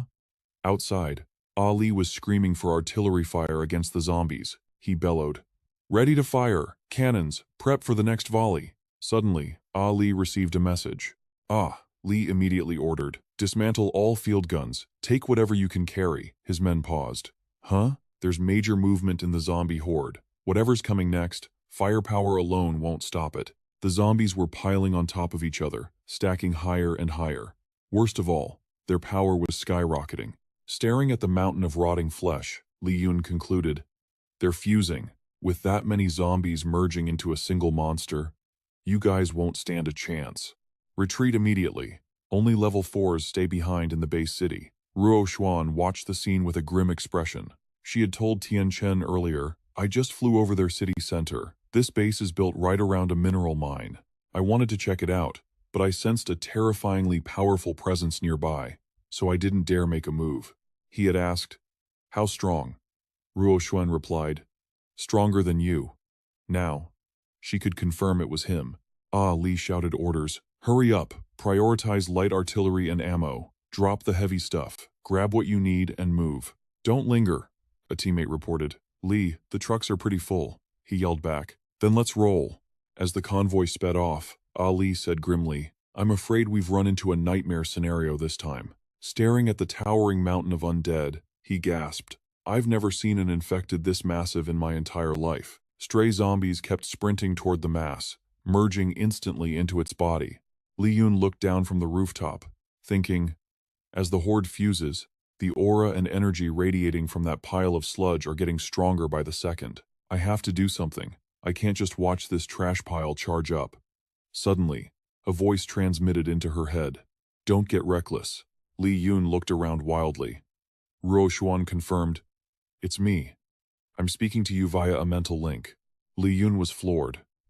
We're over 1,000 meters apart. And you can still connect? Ruo Xuan warned. Don't be stupid.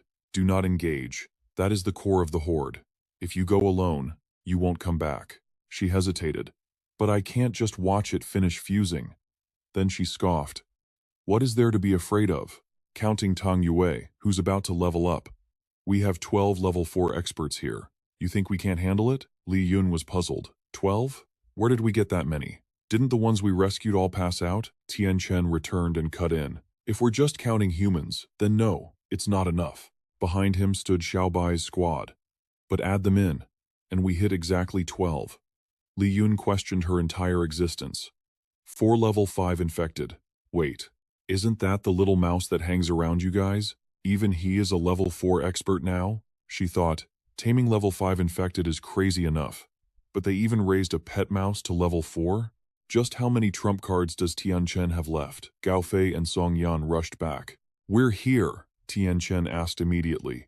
Is Ruo Xuan not done yet? Gao Fei reported.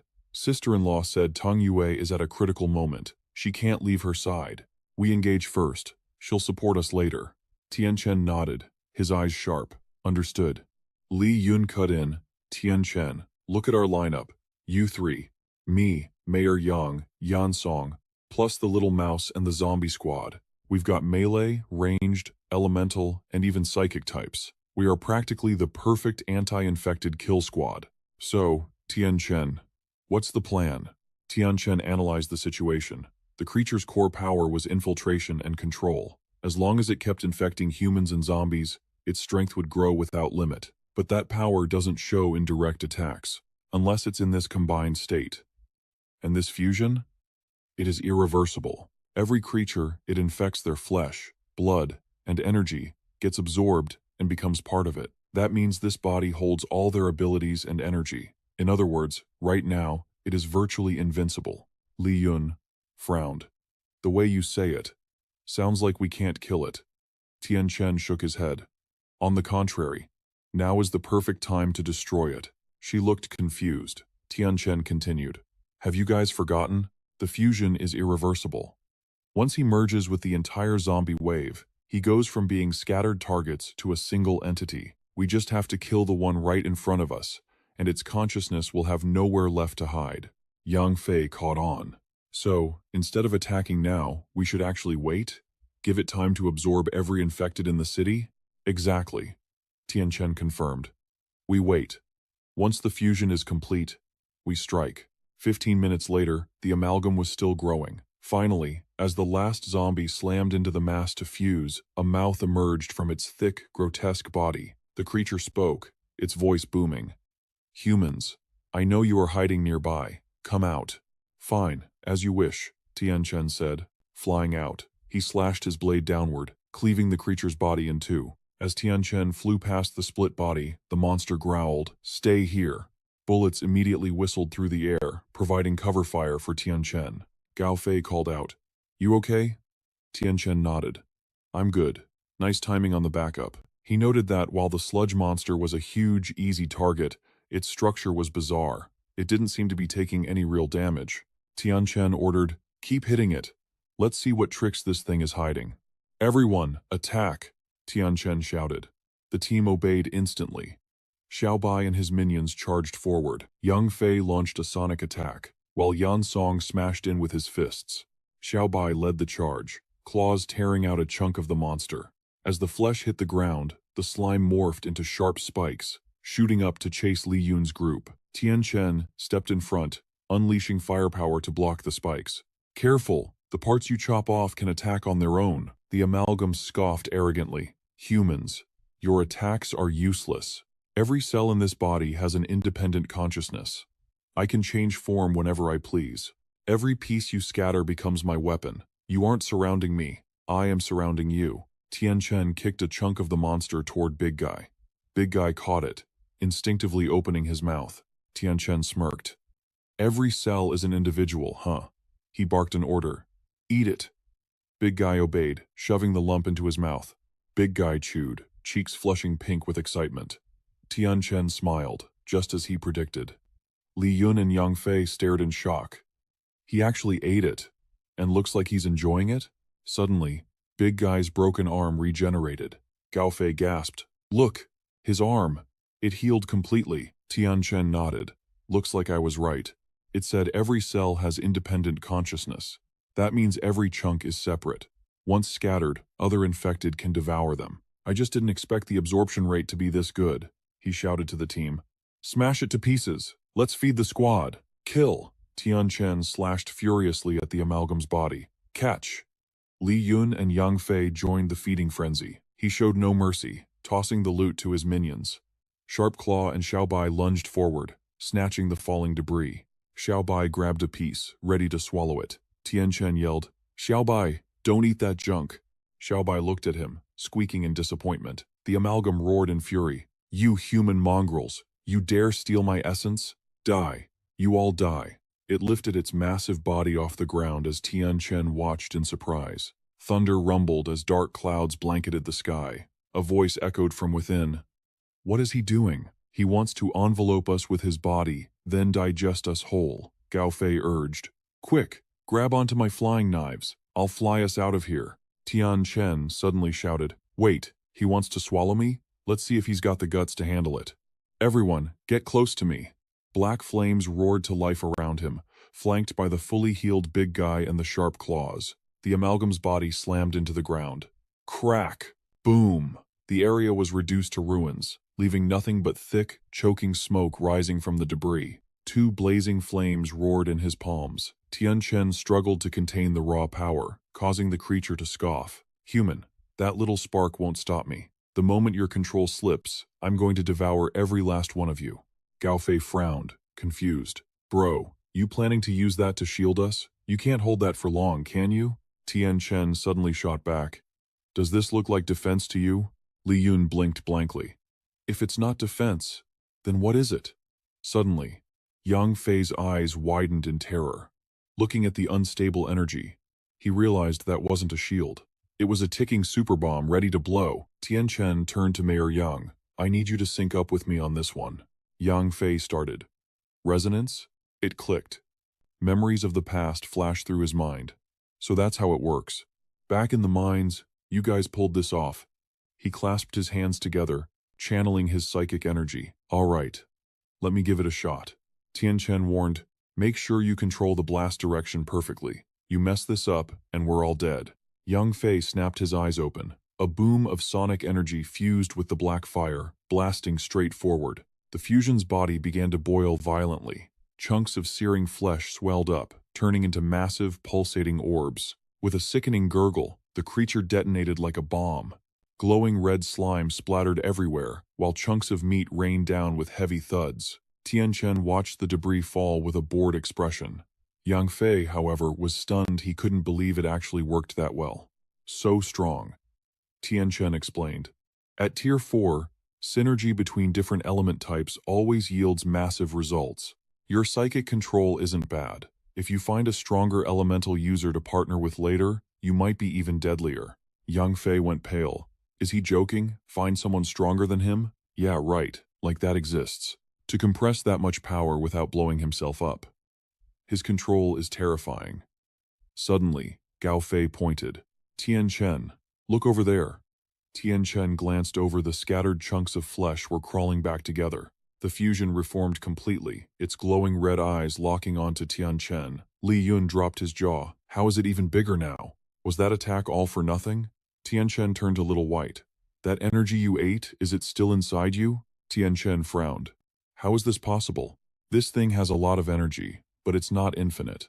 Little White drained it, and the blast took a chunk too. How did it recharge to full instantly? Does it have another power source? The fusion wasn't just healed. It was even bigger than before. Tianchen gritted his teeth. It recovered instantly, and its mass didn't drop at all. This clone definitely has a backup power supply. Gao Fei gasped. Another source? But all the infected in the city are. Right here. Where else could it get power? Tianchen thought for a second, then shook his head. No, this isn't everything. I'm leaving this spot to you guys. Tianchen immediately grabbed Yang Fei and shot into the sky. I'm taking Yang Fei. You lead the team and stall that thing. The fusion roared, launching long, sharp spikes. Human, you're not going anywhere. Yang Fei wailed. Oh God, not again. I didn't agree to this. The spikes closed in on Tianchen, but a flash of steel intercepted them. Gao Fei's flying daggers sliced them to ribbons. He smirked, provoking the beast. Hey, ugly. You forgetting your daddy's right here? The severed spikes on the ground trembled. Gao Fei whistled to Little White. Dinner time. The creature and its minions swarmed in for the feast. The fusion raged. Mongrels, you human filth, I'll devour every last one of you. Meanwhile, Tianchen carried Yang Fei over the ruined city. He glanced at the man. What's wrong? You look tense. Yang Fei blurted out. Huh? Last time you dragged me off alone, you beat the crap out of me. I'm scared that thing's consciousness messed with your head again. Tianchen chuckled. Why? Scared I'll smack you around again? Yang Fei stiffened. What? No way. I'm not scared. Just cautious. Okay? Tianchen reassured him. Relax. Since the clones merged, his consciousness is stuck in that big ugly monster back there. You're safe with me. Yang Fei stammered. Really? But inside he was screaming. Safe?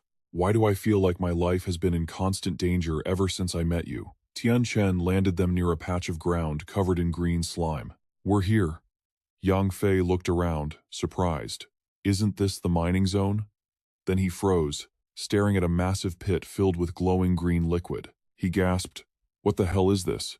Tianchen narrowed his eyes.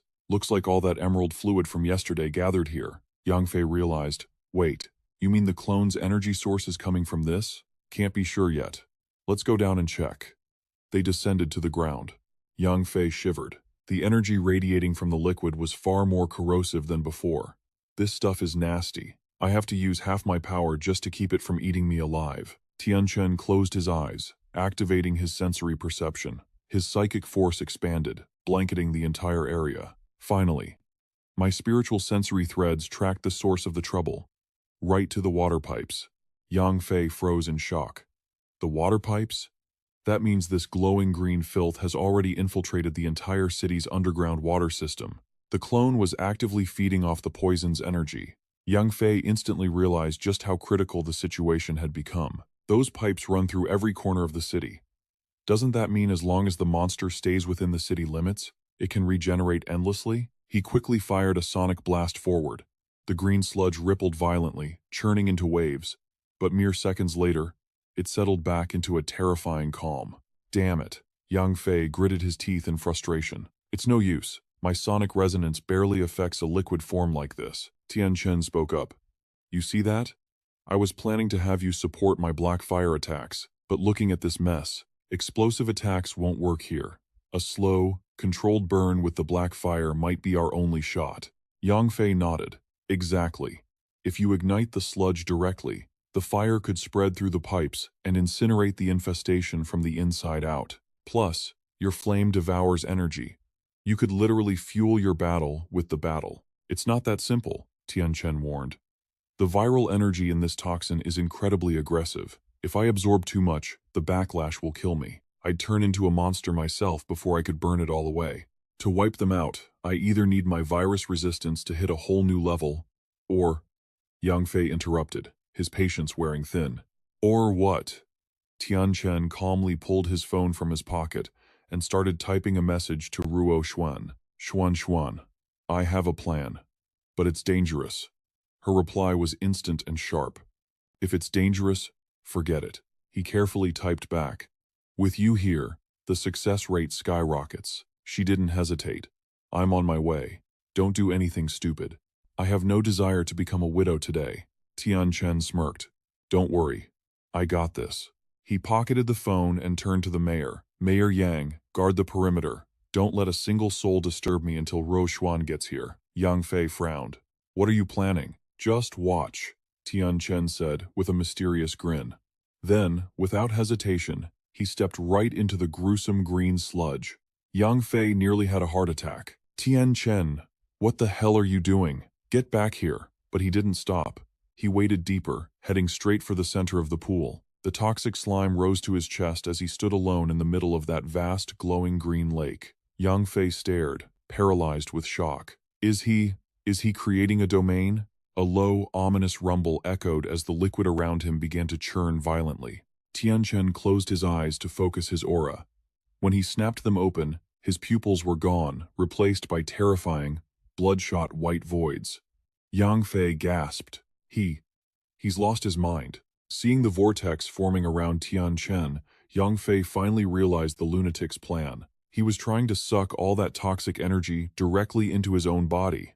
Yang Fei screamed in panic. Tianchen, don't be an idiot. Get out of there while you still can. Didn't you just say absorbing too much would kill you? Do you have a death wish?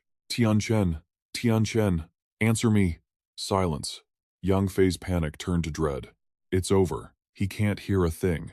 Did he already lose consciousness? Suddenly, a bubbling sound from the lake caught his ear. Black flames erupted from beneath the surface. Within seconds, a raging sea of black fire completely blanketed the lake. Yang Fei couldn't believe his eyes. Black fire. What exactly is he trying to prove? A voice spoke right beside him, making him jump. Is Tianchen in there? Yang Fei spun around. When did you get here? I didn't sense you at all, Ruo Xuan replied coolly. With spiritual power that weak. Of course you didn't. Her words hit him like a physical slap. He muttered, stunned. Weak? Weak? Are you kidding me? Before I met you two, I was known as the #1 psychic in the entire northern region. Yang Fei shook off the insult and pointed to the lake. Tianchen went in a few minutes ago. The whole swamp ignited instantly. I think he's trying to absorb the virus directly, but there's a problem.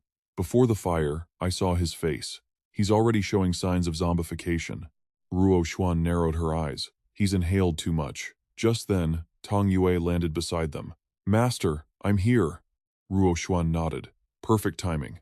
To save him, I'm going to need both of you. Yang Fei questioned his entire existence. Wait, you can fly now too? Tong Yue just nodded. Yeah, why? Yang Fei sputtered. That's unscientific. When I hit level 4, it took me 6 months to master flight. You've been level 4 for what? 5 minutes? Tang Yue shrugged. Master taught me. She said flight is just a basic mechanic. Hearing the words basic mechanic completely shattered Yang Fei's worldview. He sighed, defeated. I see it clearly now. Tianchen isn't the freak here. You are the biggest monster of them all. Ruo Xuan smiled politely. Thanks for the compliment. Listen up. Tianchen's fire is highly corrosive. Normal defenses won't work. Even spiritual shields will crumble in seconds. We're going in together. You two focus entirely on maintaining the barrier. I'll handle Tianchen. Inside the blazing lake, Tianchen was barely holding on with a mental shield. Tang Yue spotted him instantly. There he is! Ruo Xuan wasn't surprised. Just as I thought. He's trying to brute force the energy absorption. You two, hold the barrier steady. I need to enter his mental space and take a look.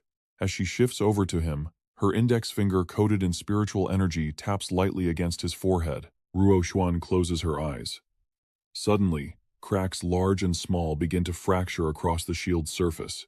That viscous slime seeps inside, hissing loudly, until the entire surface is smothered in a noxious green aura. She gasps.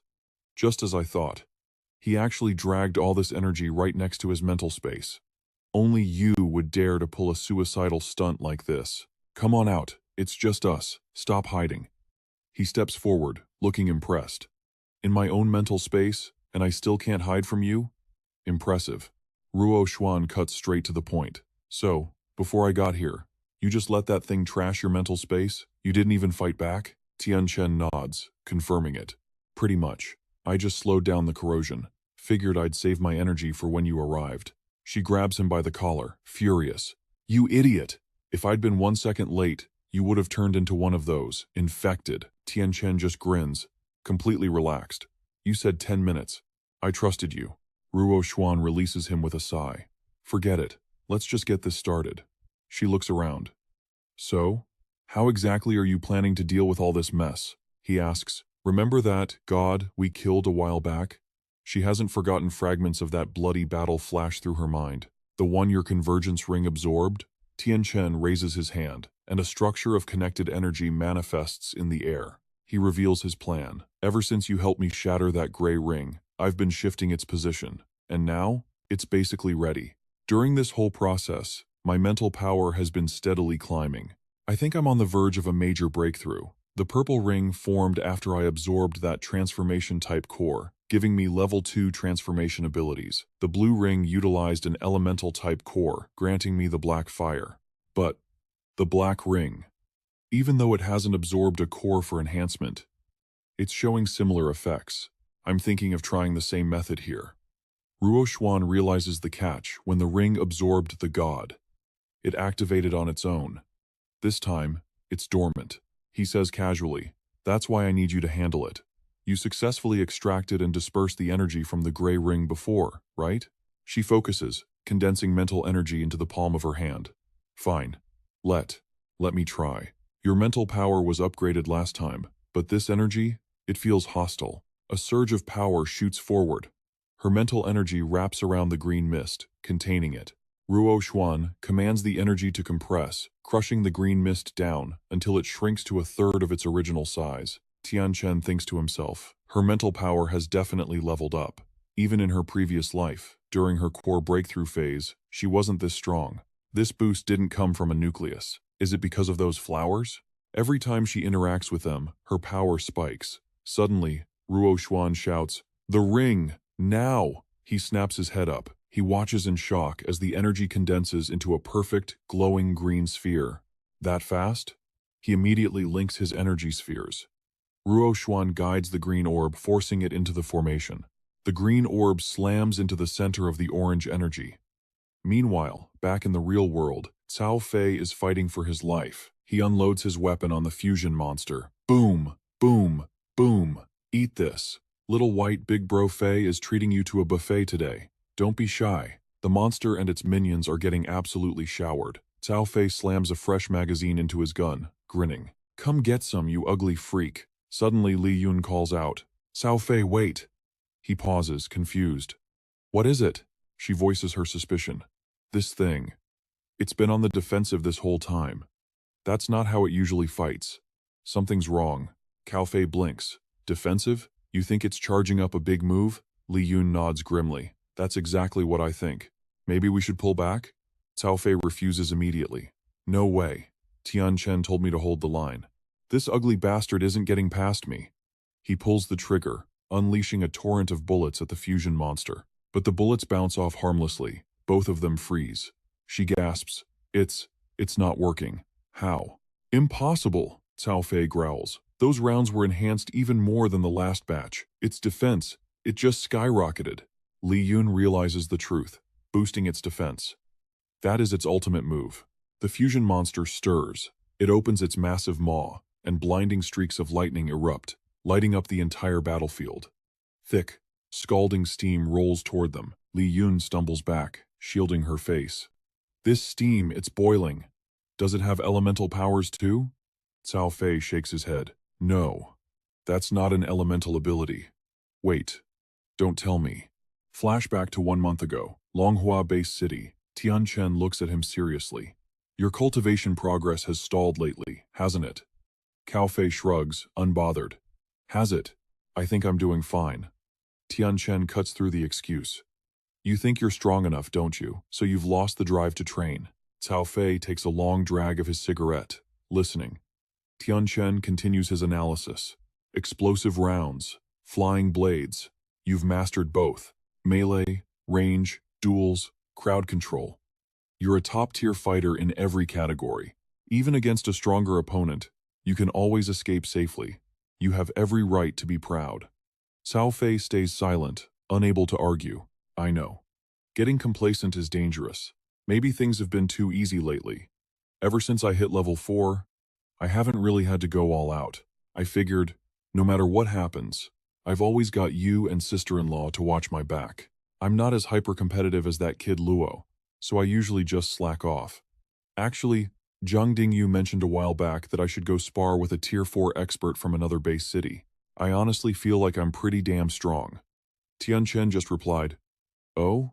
You think so? Against other humans, sure, you're a top-tier expert. But what about the infected? At the end of the day, they are our real enemy. They possess insane vitality and diverse abilities. Some of them even grow to massive sizes. Your skills might be top-notch, but that doesn't guarantee an easy win against the infected. Especially the giant ones, they're going to be a nightmare for you to handle. Gao Fei remained confident. So what if it's big?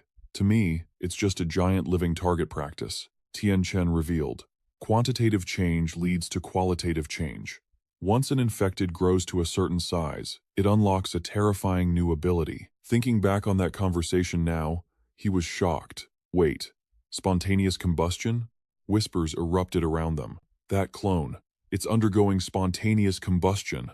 Someone asked what that meant, and he explained. When an infected's body mass hits a critical limit, it gains a special ability. It triggers a reaction between the viral energy and its own flesh, releasing a massive burst of power. Its body temperature spikes, its skin changes color, and its combat power instantly multiplies several times over. Li Yun's jaw dropped in disbelief. Several times over? Suddenly, the infected opened its mouth and exhaled a violent blast. Whoosh! Gao Fei shouted a warning. Xiaobai, get out of the way. Don't take it head-on. Watching the fusion move, he realized something instantly. It's heading straight for Tianchen. His team must have found the core weakness. He gritted his teeth. Damn it, I have to stop it. Li Yun asked. Do you even have a plan? He recalled Tianchen's previous warning. Listen, there are 3 scenarios when you encounter an infected undergoing spontaneous combustion. If the burning enemy is weaker than you, focus on defense and minimize attacks. If it's equal in strength, just try to stall, don't try to face it head-on. But if the enemy is already stronger than you and it starts combusting, don't hesitate. Run for your life immediately. Gao Fei shot forward, chasing after the beast. Everyone stay put. Don't come over here. I'll hold it back. In moments, he closed the distance to the fusion, landing squarely on the pavement in its path. For a split second, man and monster stared each other down. Gao Fei knew he was a psychic type, but compared to others, his raw mental power was lacking. He still couldn't fly properly. He literally had to attach his flying knives to his own body just to lift himself up. I only did it so I could look cool flying. But I'm using more than half my knives just to stay airborne. I barely have any left for actual combat. I tell people it's for tactical agility, but that's total bullshit. Fighting in the air just looks cooler than standing on the ground. Too bad you're forcing me to drop the act, you ugly bastard. Today, your daddy is gonna fight you with his real power. Gao Fei commanded his flying knives to swirl around him, ready to strike. The fusion roared in fury and charged. He shouted, Poison Dragon Drill, eat this, you freak. Boom! A massive hole was instantly bored through the monster's lower body. The beast growled. Human, you are seeking death. Gao Fei sneered. If I let you get one step closer to Tianchen's team, I'll change my last name to yours. Meanwhile, on Tianchen's side, the floating spheres of energy were beginning to link together. Ruoshuan warned. I've barely managed to trap them. But to fully absorb them? That's all on you. He nodded. I know. Yeah, this energy is far more violent and potent than any spirit core I've absorbed before. It won't be easy. Fei is still out there fighting that clone. The absorption can wait. We need to get out there and help him first. Suddenly, the green energy sphere broke free from its containment. Both of them froze in shock. Ruoshuan stared at the escaping aura, horrified. It's breaking the seal, she barked out orders. You control the focus rings. I'll hold it back, he shouted. Here it comes. The green sphere was squeezed between two focus rings. Seizing the moment, Ruoshuan unleashed her psychic power, casting a mental net over the volatile mass. She realized the truth immediately. This energy isn't going to stay quietly inside the rings for long. It looks like we're stuck here until you completely absorb it. We can't leave yet. Tianchen frowned. No good. Forcing them down will take too long. He paused. By the way, what skill are you actually using to trap that energy? She shrugged. I'm not using any skill. If it runs, I chase it. If it tries to break out, I beat it back. If it struggles, I just bind it tight until it stops moving. So if you want to call it a skill, I guess my skill is just hitting it really hard. Give it a good beating, and it quiets down. Tianchen nodded. Got it. No tricks, just pure brute force. Tianchen asked, if I drop my control, how long can you hold it? Ruoshuan calculated. 2 hours is easy. Anything past that, and I'll start getting tired. Good, he decided. Then I'm leaving it all to you. She panicked. Wait, what are you planning? Even if I force my way out of this mental space, I won't be strong enough to help Gao Fei. Until we deal with this energy, we're stuck. Tianchen shook his head. I'm not leaving. I'm going to break through to Tier 4 right here, right now. After stabilizing the first 3 focus rings, I've been suppressing my advancement. I wasn't ready to fully control the power that the psychic rings granted me until now. He has been gradually assimilating this power for quite a while now. Now is the time to go all out. Once he masters the spiritual cycle, not only will he hit Tier 4, but his spiritual force will undergo a total qualitative evolution. He might not be at her level yet, but it is enough to handle these energies on his own. Ruoshuan nods, understanding. Your plan works, but it's going to be rough on Gao Fei. He isn't worried. Let that guy burn some calories. Besides, I don't plan on letting him fight alone. Over on Gao Fei's side, he unleashes his second move. 10,000 flying swords. A massive wave of blades crashes toward the fusion beast. The flying immortal strikes it from above, followed immediately by the pear blossom storm raining needles down on its body. Gao Fei taunts it while he fights. How's that taste? I'm not just handsome, I'm strong too. Scram now before you embarrass yourself further. The fusion beast roars, human. You cannot stop me. You are running on fumes. Leave now, and I might just let you live. Gao Fei laughs. Who are you trying to scare? Let's see who drops first, me or you. Maintaining that form drains a ton of energy and tears up your muscles, doesn't it? How many cells are you going to waste on me? 20%? 40? 60? Maybe you should take your own advice. Get lost now, and you might actually survive. It retorts, impossible. Those things do not belong to you. He times it perfectly. Now. Boom. An explosion rocks the corner, sending smoke billowing into the sky. Gao Fei stands there, admiring his handiwork. The fusion beast is shocked. You can control more than just weapons? He smirks. I can control anything I have infused with my energy. Infusing daggers costs almost nothing, sure. But relying only on blades? Too inefficient. So I took a little time to infuse this entire block. Pretty smart, huh? The fusion beast tries to retreat. Crap. I need to leave. Gao Fei grins viciously. Running away? Taste my new invention. The surrounding buildings crumble, collapsing toward the center. He shouts, secret art. Forest breaker. Gao Fei clenches his fist, crushing the energy flow. The fusion beast screams in agony. The buildings crash down, burying its massive body. It roars, human, before the center explodes. Debris flies everywhere. Gao Fei stands there, blood trickling from his nose, then collapses to the ground. Damn. That drained way too much. Can't use that recklessly again. But the power? Totally worth it. The fusion beast's scattered aura gathers back together. Its voice booms, "Human, is that all you have got? My life force is stronger than you can imagine. You cannot kill me." Its giant body crashes down toward him. "Now, you die." Gao Fei closes his eyes, accepting it. Damn. Celebrated too soon. Suddenly, a tiny hand stops the massive beast dead in its tracks. Gao Fei and the monster are stunned. He stammers, looking at the person in front of him. "Kid, you?" Gao Fei is in shock. "Since when are you?" Lan Sha cuts in perfectly. "Since when am I this awesome? Watch this. I have got better tricks." Fire erupts from Lan Sha's palm, scorching the beast. It screams. "Human, what did you do?" Gao Fei can't believe his eyes. "What the hell? Is that a new power?" She shakes her head. "Not new. Let's call it, an evolution. After using the fusion core, my separation ability improved, just like Brother Tian said. Every cell in this thing is linked by fusion energy. I can dissolve it in a blink." Gao Fei lights up. "Separation? Does that mean you can save Uncle Luo?" Lan Sha looks down sadly. "Not quite. My separation method is still destructive. I can't use it on my dad yet. Can you still fight?" He nods. "Can't control the daggers, but I can still shoot a gun." She charges forward. "Then back me up." The fusion beast shoots out sharp tentacles. "Stay back, human." Its tentacles lash out at her, but she is already at its feet. It gasps. "You want to die?" Gao Fei keeps firing, covering Lan Sha's advance. Explosions erupt around the beast as it struggles to hold on. She flies straight at it, diving deep into its body.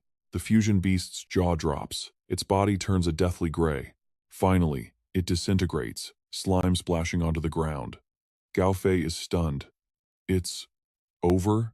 Almost." Lan Sha replies. "I only used separation to break the cell bonds.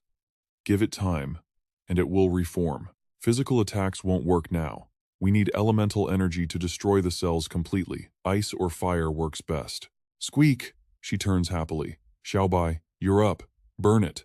Xiaobai unleashes a torrent of flame, drowning the area in a sea of fire. Gao Fei let out a huge breath. "Holy cow, that scared me to death. I almost got killed in a split second." Suddenly, a gurgling sound echoed, putting them both on high alert. Sticky mucus began spreading all around the area. He frowned. "What the hell is this?" Lan Sha revealed. "It gave up on reforming its main body. Smaller individuals condense easier. But why did its combat power drop so much?" Realizing the danger, he panicked. "It's going after Tianchen." "No, we have to stop it," she snapped. "Stop it, my ass. There are too many of them. We can't kill them all." But he made up his mind. "We have to go support Tianchen right now." Meanwhile, inside the protective sphere, Tianchen continued his cultivation. Yang Fei looked worried. Tianchen's black fire has dissipated. "I don't know what's happening with those two outside." Tang Yue guessed. "It should be over soon. With my master making a move, nothing bad will happen," he teased. "You've only been his disciple for 1 day, and you're already a fangirl?" Tang Yue admitted, "That's right.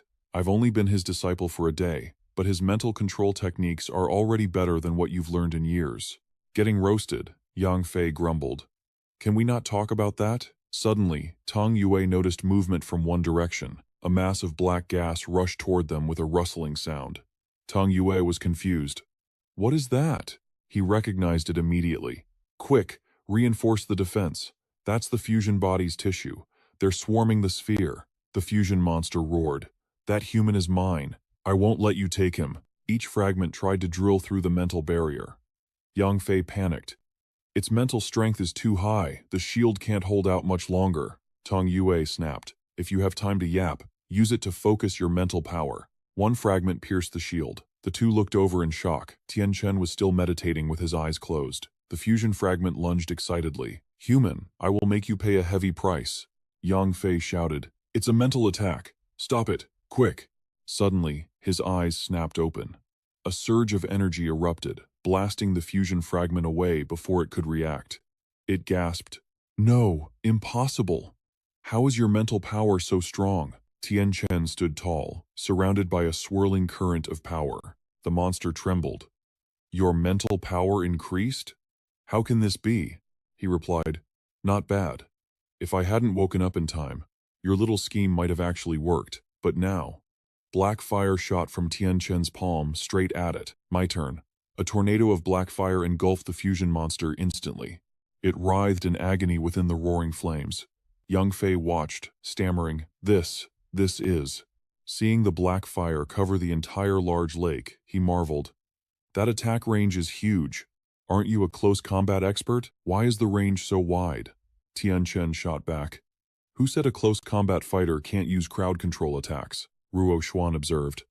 That move consumed almost all your black fire, didn't it? Can you recall it? He answered. Before, no. But now, I can. With that, Tianchen recalled all the unleashed black fire. He revealed. After my mental power increased, my control over the flames improved significantly. Before, once used, it was gone. Now, if I recall it, I only lose about 30%. She stepped closer. So, if you recall it in time, you can use that massive area attack 3 times in a single battle? He confirmed. Correct. Tang Yue was surprised. Did that move wipe out all the fusion bodies? Just like high-level zombies dropping cloud crystals when they die? Some parts of the outer shell must have escaped. What are we waiting for? Let's chase them. Tianchen stopped them. No need. It's a fat prey now. We don't need to hunt it. Some couldn't hold back. The fusion monster, now a tiny body, was dragging itself away. Damn it. How did that human's mental power suddenly jump to my level? Impossible.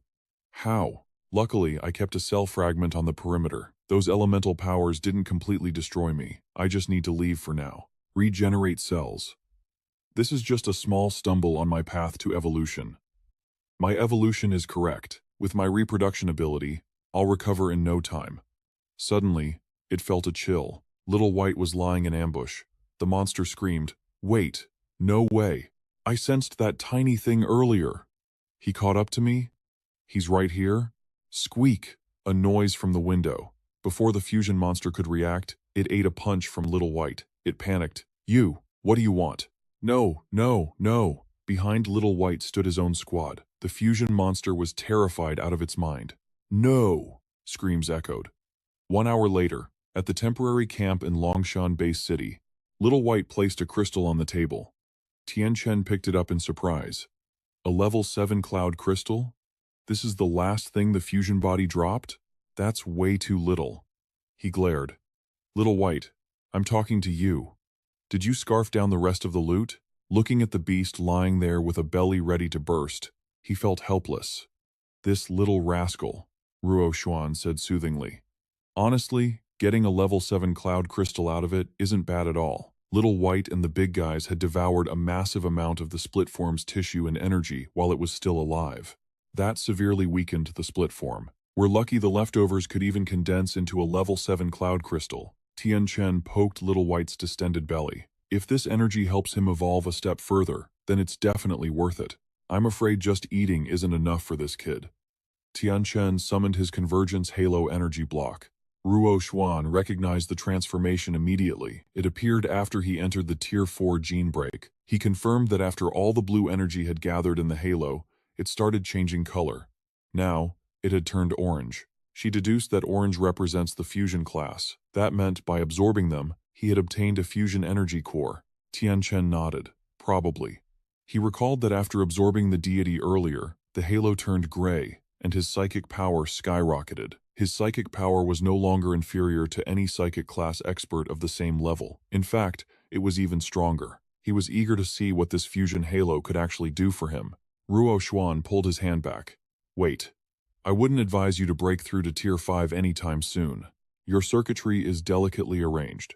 8 paths and 6 peaks, suppressing and balancing each other. Following this path, you should resolve the remaining 2 energy cores first. Then, surge forward and jump straight to Tier 8. Tianchen remained calm. I'm not worried about that. Finding cores takes time, but my real issue is figuring out how to inscribe the 9th path. After all, no one has ever walked this road before. I have to figure it out on my own. She soothed him. Stop thinking so much. Sometimes you need to know when to stop. You've been fighting non-stop for days. I already told the others no one is allowed to disturb us until tomorrow morning. You just leveled up. Your energy is unstable. You need to rest. Tianchen suddenly wrapped his arm around her waist. Ruo Xuan blushed. What are you doing? He teased. Since you want me to rest, why don't we rest together? She stammered. Hey, little white is right here. Tianchen leaned in close. So what? He's been asleep for days. Besides, he's just a kid. He wouldn't understand. Honey, I told them to stay away so you could sleep. Not for this. Tianchen silenced her with a kiss. As their outer layers fell away, he murmured, Opportunity knocks but once. No time like the present. Inside the room, the two of them, and the slumbering little white drifted off. Tianchen woke up and looked at the woman in his arms. He whispered, You said I needed rest, but looks like you're the one who really needed it. He sat up and dressed. Outside, voices drifted in. The hammer. Pass me the hammer. Guns are checked, all intact. Go check the ammo. On it. Tianchen noticed someone sitting nearby, Tang Yue, cultivating. Breathing technique, Tianchen observed. Up this early to cultivate? That's diligent. Her talent isn't bad. She lacked guidance before, but with Xuan's help and her own hard work, she'll go far. He chuckled to himself. If only Ah Fei had that kind of discipline. She's probably at the seed-breaking stage now. Cao Fei popped up enthusiastically. Talking about me? Tianchen looked surprised. Rare sight. Up this early after a big battle? Cao Fei grumbled. Didn't have a choice. Got dragged out of bed for manual labor. Oh, right. Red Butterfly is looking for you. Go see her when you're free. Tianchen frowned. Red Butterfly? What does she want? Cao Fei reported. The 12 Tier 4s we rescued last night? They still haven't woken up. None of us can figure out why. Red Butterfly wants you and sister-in-law to take a look. Tianchen was skeptical. Still not awake?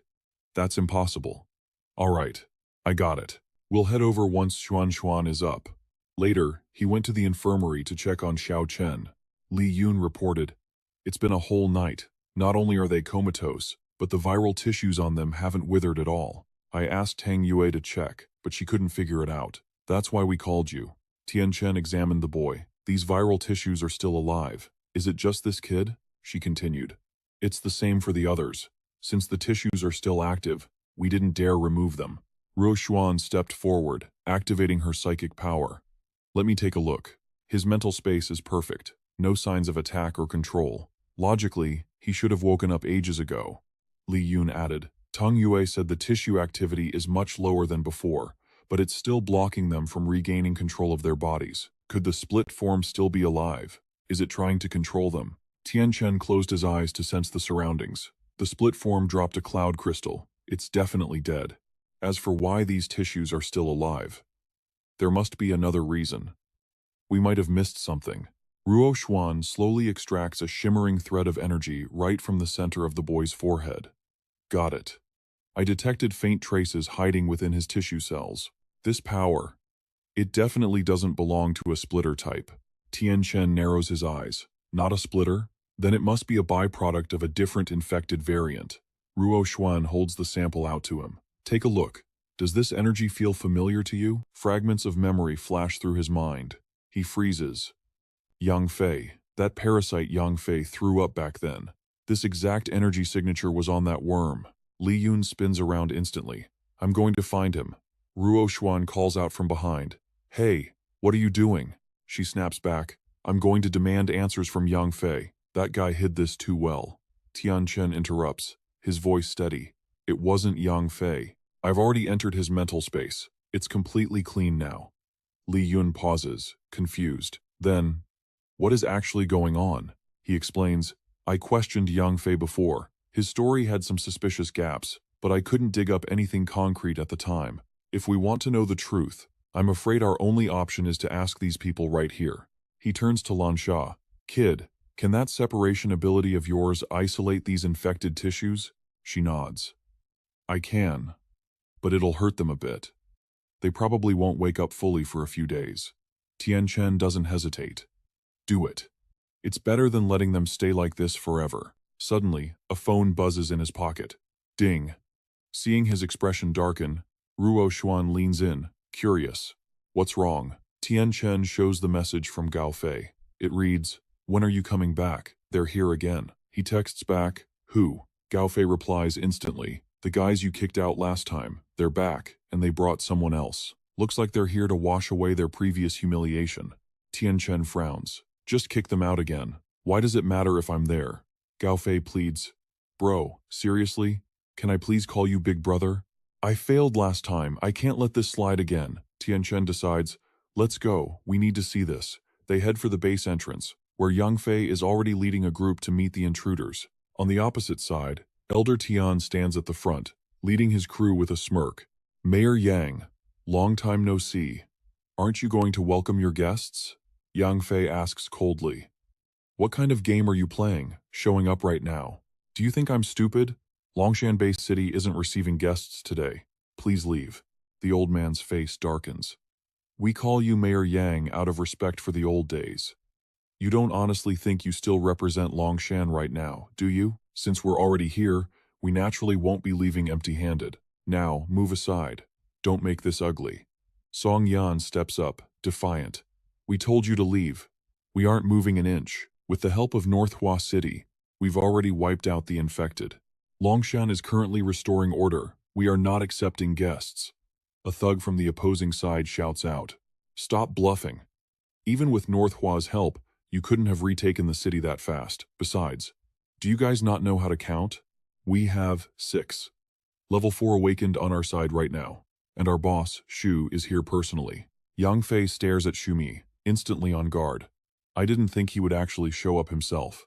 Among the level 4 experts in the north, barely anyone can go toe-to-toe with him. Tianchen's team isn't here. If Sumi attacks, we can't stop him alone. Shumie speaks up, voice smooth but dangerous. "The collapse of the base city was a natural disaster. One shouldn't kick a man when he's down, but development requires resources. So, unfortunately, certain things must be done. Yang Fei, we've known each other for a long time. Just open the gates.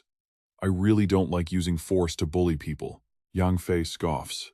"You say you don't like bullying?" He steels himself. "Then stop releasing your crushing aura. Shumie, I know you're strong, but for this city, whether it's me or my friends from Longhua, we've bled for this place. Now that the hard work is done, you think you can just waltz in?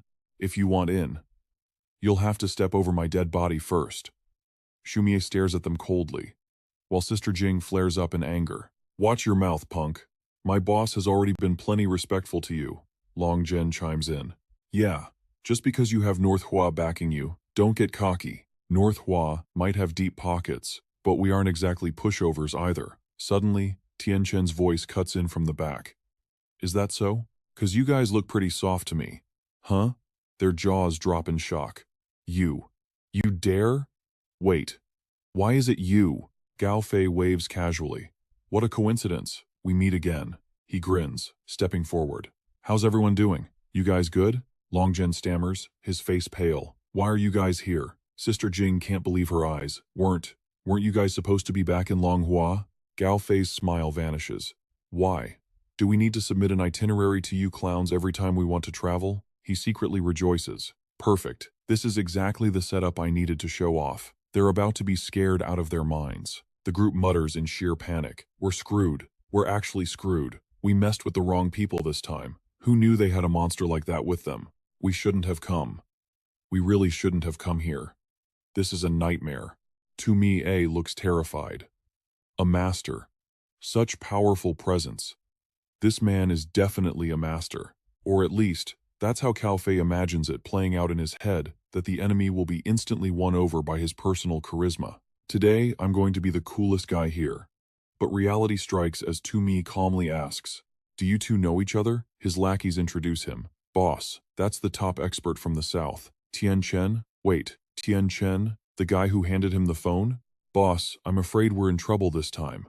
Tianchen's true strength is Cao Fei cuts him off, stepping forward confidently. "I know already." Longzhen looks confused.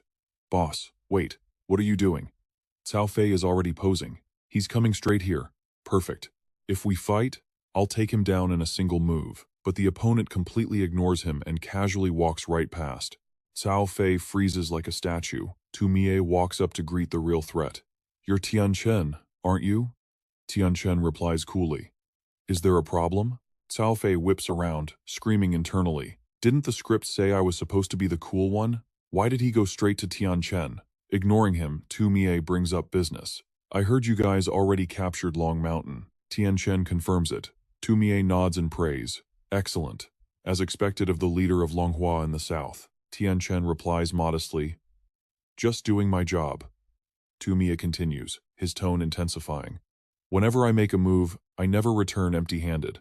That's why meeting you here makes me very happy. I don't like bullying the weak. I prefer difficult opponents. In fact, the harder to kill, the better. As the last word leaves his lips, the ground beneath his feet shatters. The group of four watches in shock at the display of power. Tu Mie issues his challenge.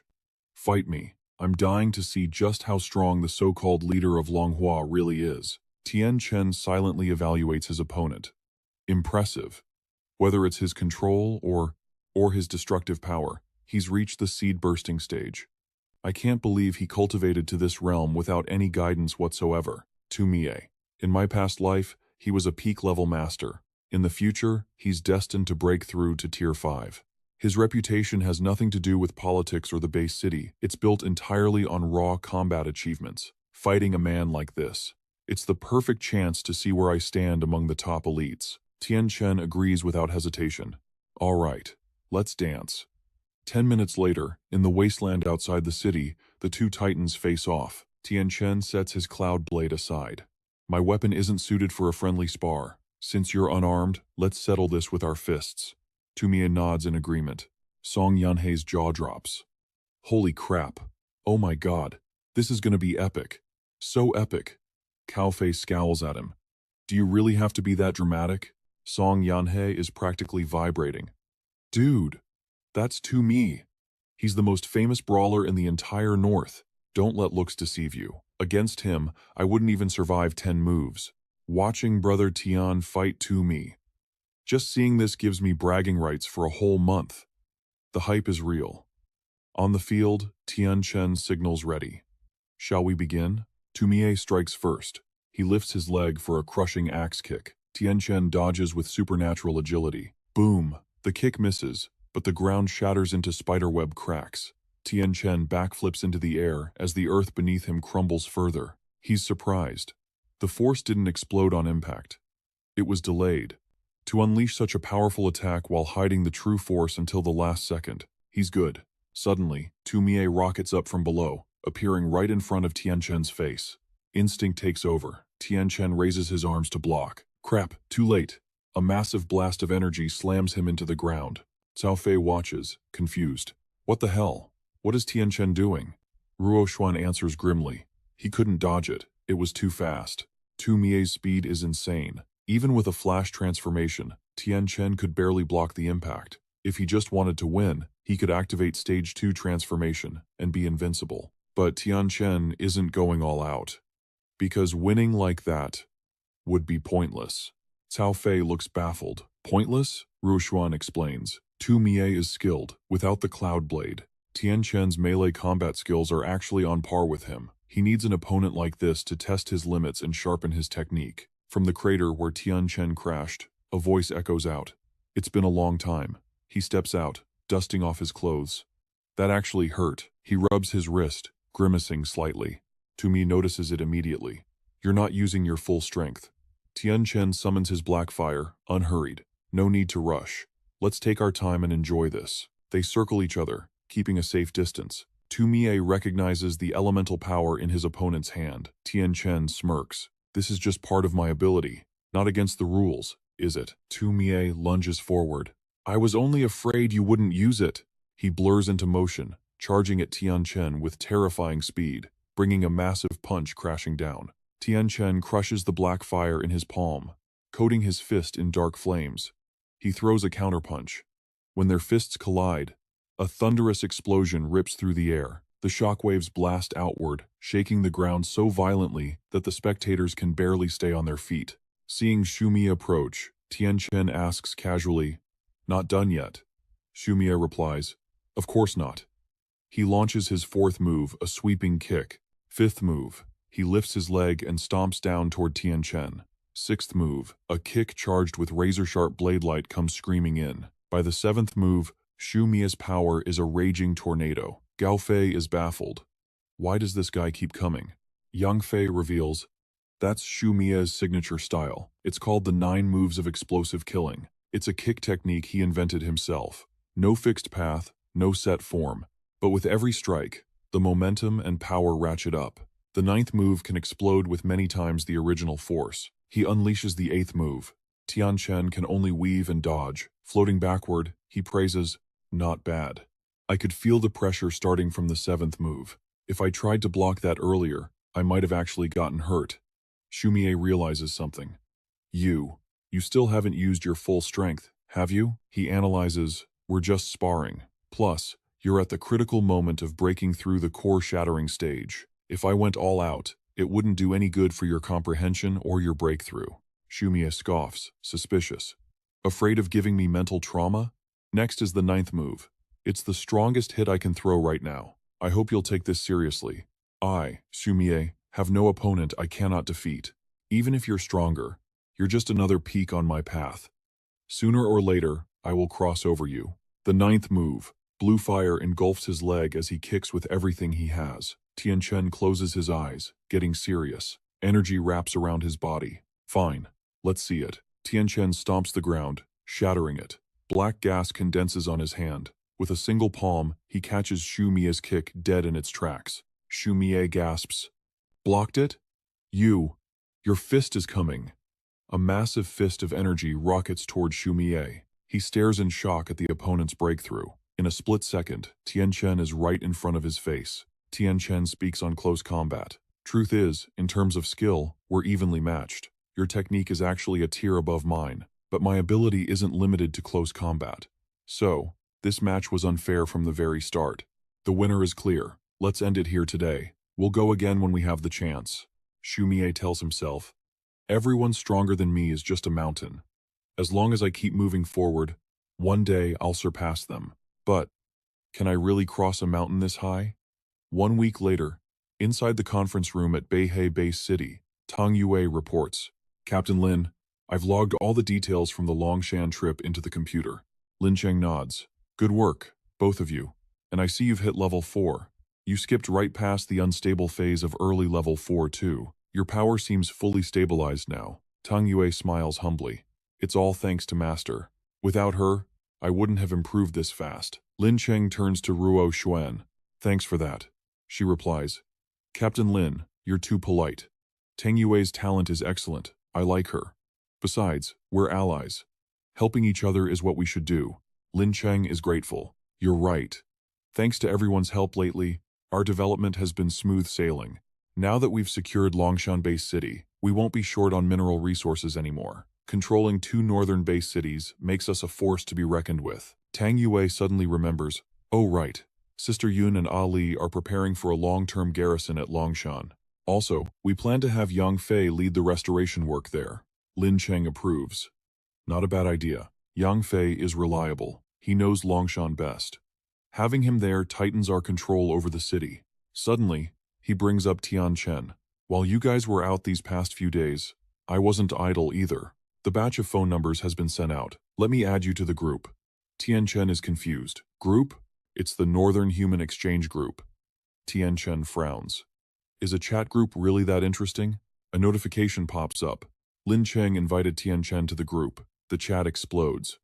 Holy crap, Tianchen?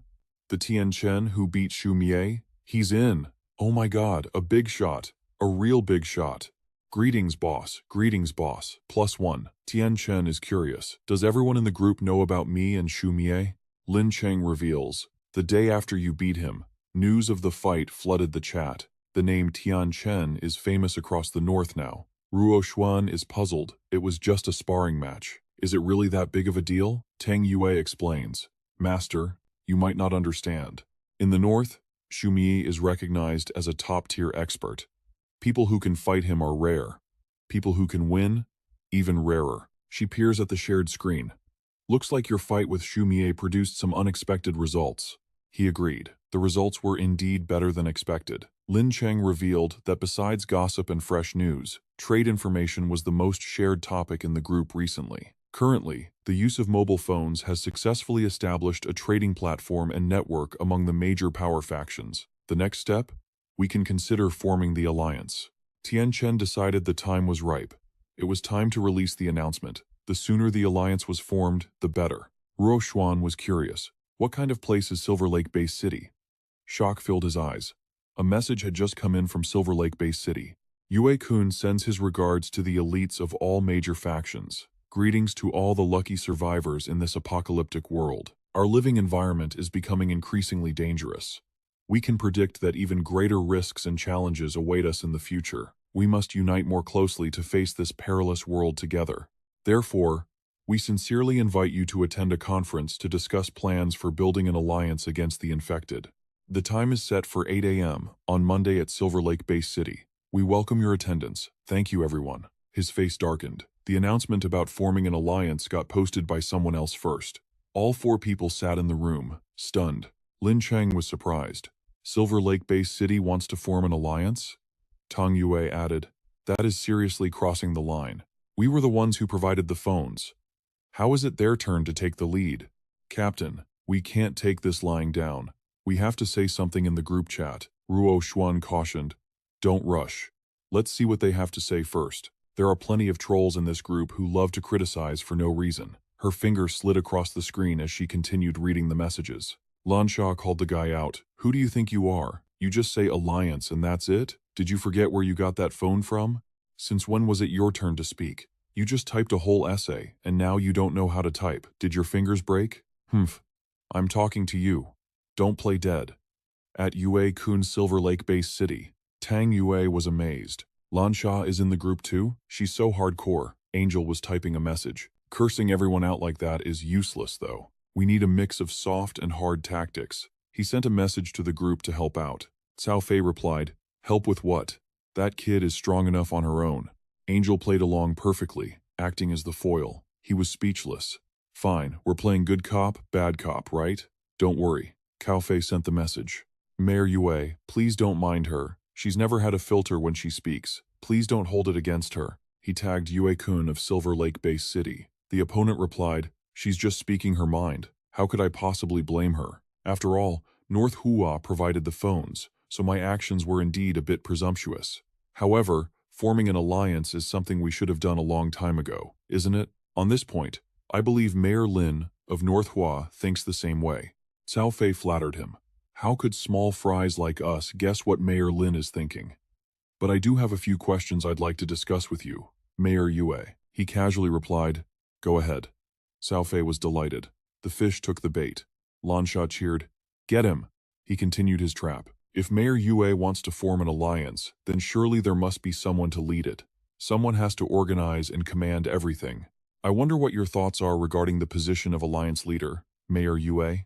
Yue-kun replied, excellent question, my friend. The alliance leader must obviously be someone with power and prestige.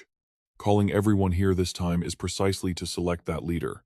Cao Fei dug the pit deeper. Power and prestige. Well said. In terms of power, Angel just defeated Simi. As for prestige, Mayor Lin of North Hua Base City is beyond question. Between these two, who do you think is more suitable to be the alliance leader, Mayor Yue? Yue-kun read the message and replied, both are rare talents. However, the position of alliance leader requires careful selection. It doesn't necessarily have to be the best or the strongest, but it must be the most suitable person. Cao Fei steered the conversation. In that case, who do you feel is more suitable, Mayor Yue? Lansha exploded in the chat. You're rambling on and on. Isn't it just because you want to be the alliance leader yourself? Stop beating around the bush. Do you think everyone else is an idiot? You've practically written, I want to be leader on your forehead, yet you're still playing dumb? If you want it, just say it. If you don't have the guts to admit it, then shut up. Say something, you coward. Yeah, I'm talking about you. Silent as a clam now?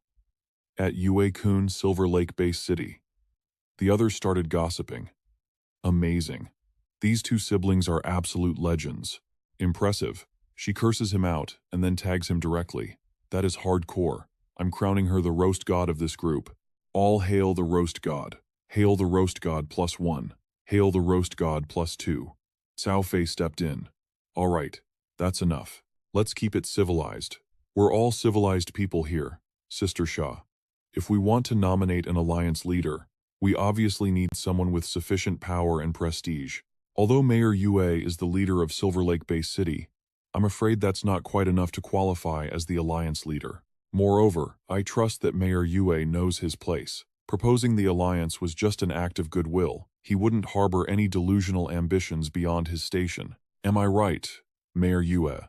At Yue-kun Silver Lake Bay City, Yue-kun replied, "My friend, there is no need for these probing games. If you have an opinion about the alliance, just say it directly. As for whether I, Yue-kun, and Silver Lake Bay City are qualified to lead, that will be decided after discussing it with all of you. I wonder what everyone else thinks." Lan Sha provoked him again.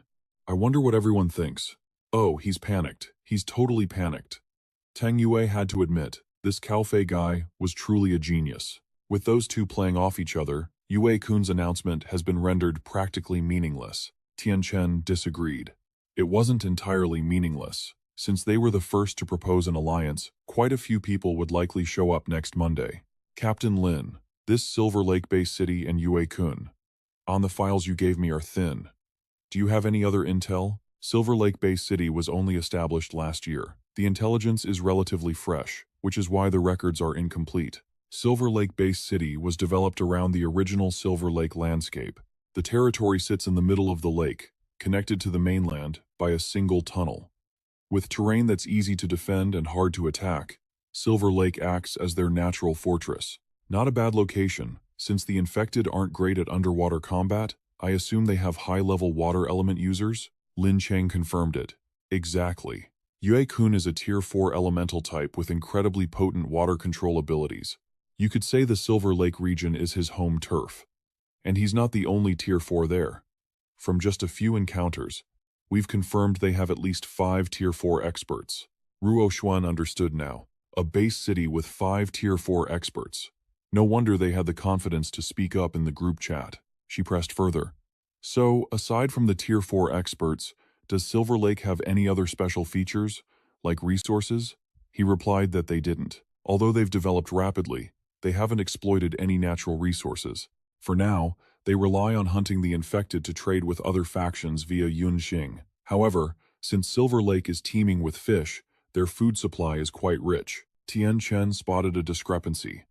"Wait a second. You just said they have no resources to exploit, yet you claim they're developing very quickly. What do you mean?" Lin Cheng revealed the cause. Population. The faster a base city grows, the more survivors it takes in. Right now, whenever major base cities expand, they absorb a massive number of refugees. We've looked into it. Since the start of this year, the city accepting the most refugees in the north is Silver Lake Base City. That is double the amount of our Beihua. He fell silent. A new base city expanding that fast, and now they want to unify the entire north. That is some serious ambition. Suddenly, someone rushed in from outside. "Captain, he's awake! Someone woke up!" Lin Cheng calmed him down. "Speak slowly." "What's going on?" The subordinate reported. "Out of the 12 people Mr. Zuo brought back, one has regained consciousness." He was curious. "Who is it?" In the medical bay, looking at the boy who had just woken up, Tian Chen asked, "Your name is Su Xiaochen, right? We've met before. Do you remember?" The boy replied, "Xitagarba Demon King, Tian Chen. You beat me up. That hamster you keep beat me up too." Ruo Xuan, seeing Xiao Chen's attitude, wondered aloud. "So what exactly did you and Xiao Bai do to this kid that day?" Xiao Chen revealed. "During the time I was controlled, I could sense everything outside. I just couldn't move my own body. You are strong. Even if I had used my full strength to neutralize that attack, it would have taken me several more seconds. If you had actually wanted to kill me that day, I would have been dead long ago." Ruo Xuan asked him, "Do you remember what happened before you lost control? Did anything strange occur?" The boy confessed everything. "I went down into the mines with the others. But not long after we entered, I realized I was being controlled. It felt like being controlled was just a natural reaction to arriving there." She was surprised. "Controlled naturally?" Tang Yue spotted the issue. To control a Tier 4 expert using mental power, it shouldn't be this silent. Ruo Xuan agreed. "Yeah.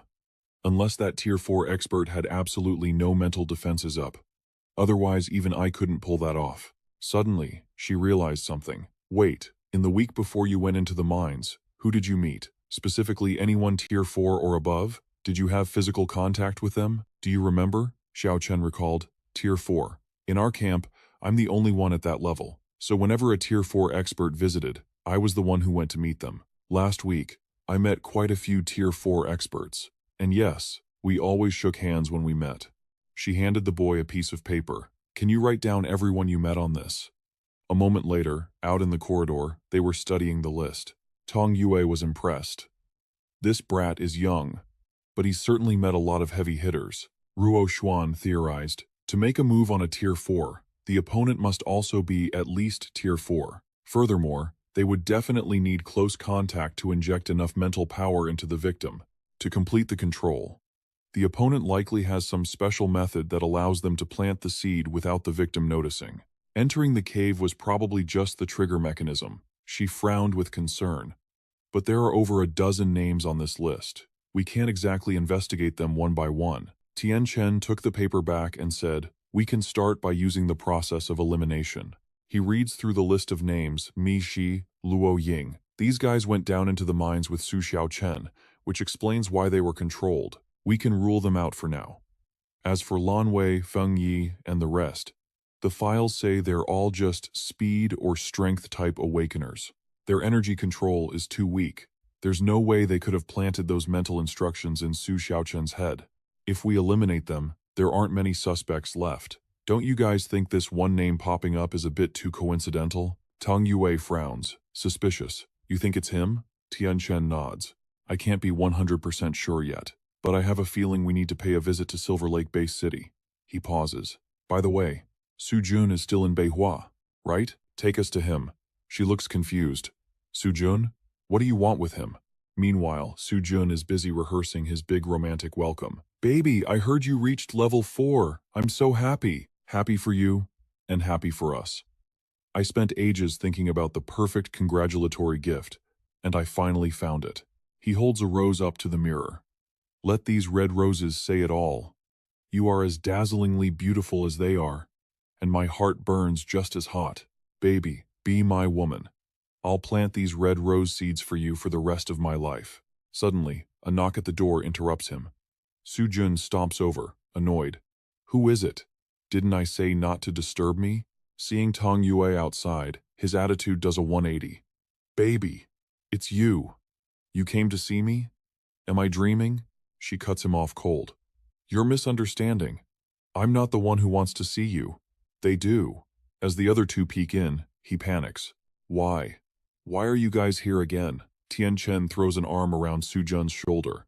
Young Master Su, we're here to help you. You need bodyguards, don't you? Su Jun blinks, confused. Bodyguards? What for? Tianchen suddenly asks. What do you think of our skills? Su Jun finally gets it. You guys, being my bodyguards?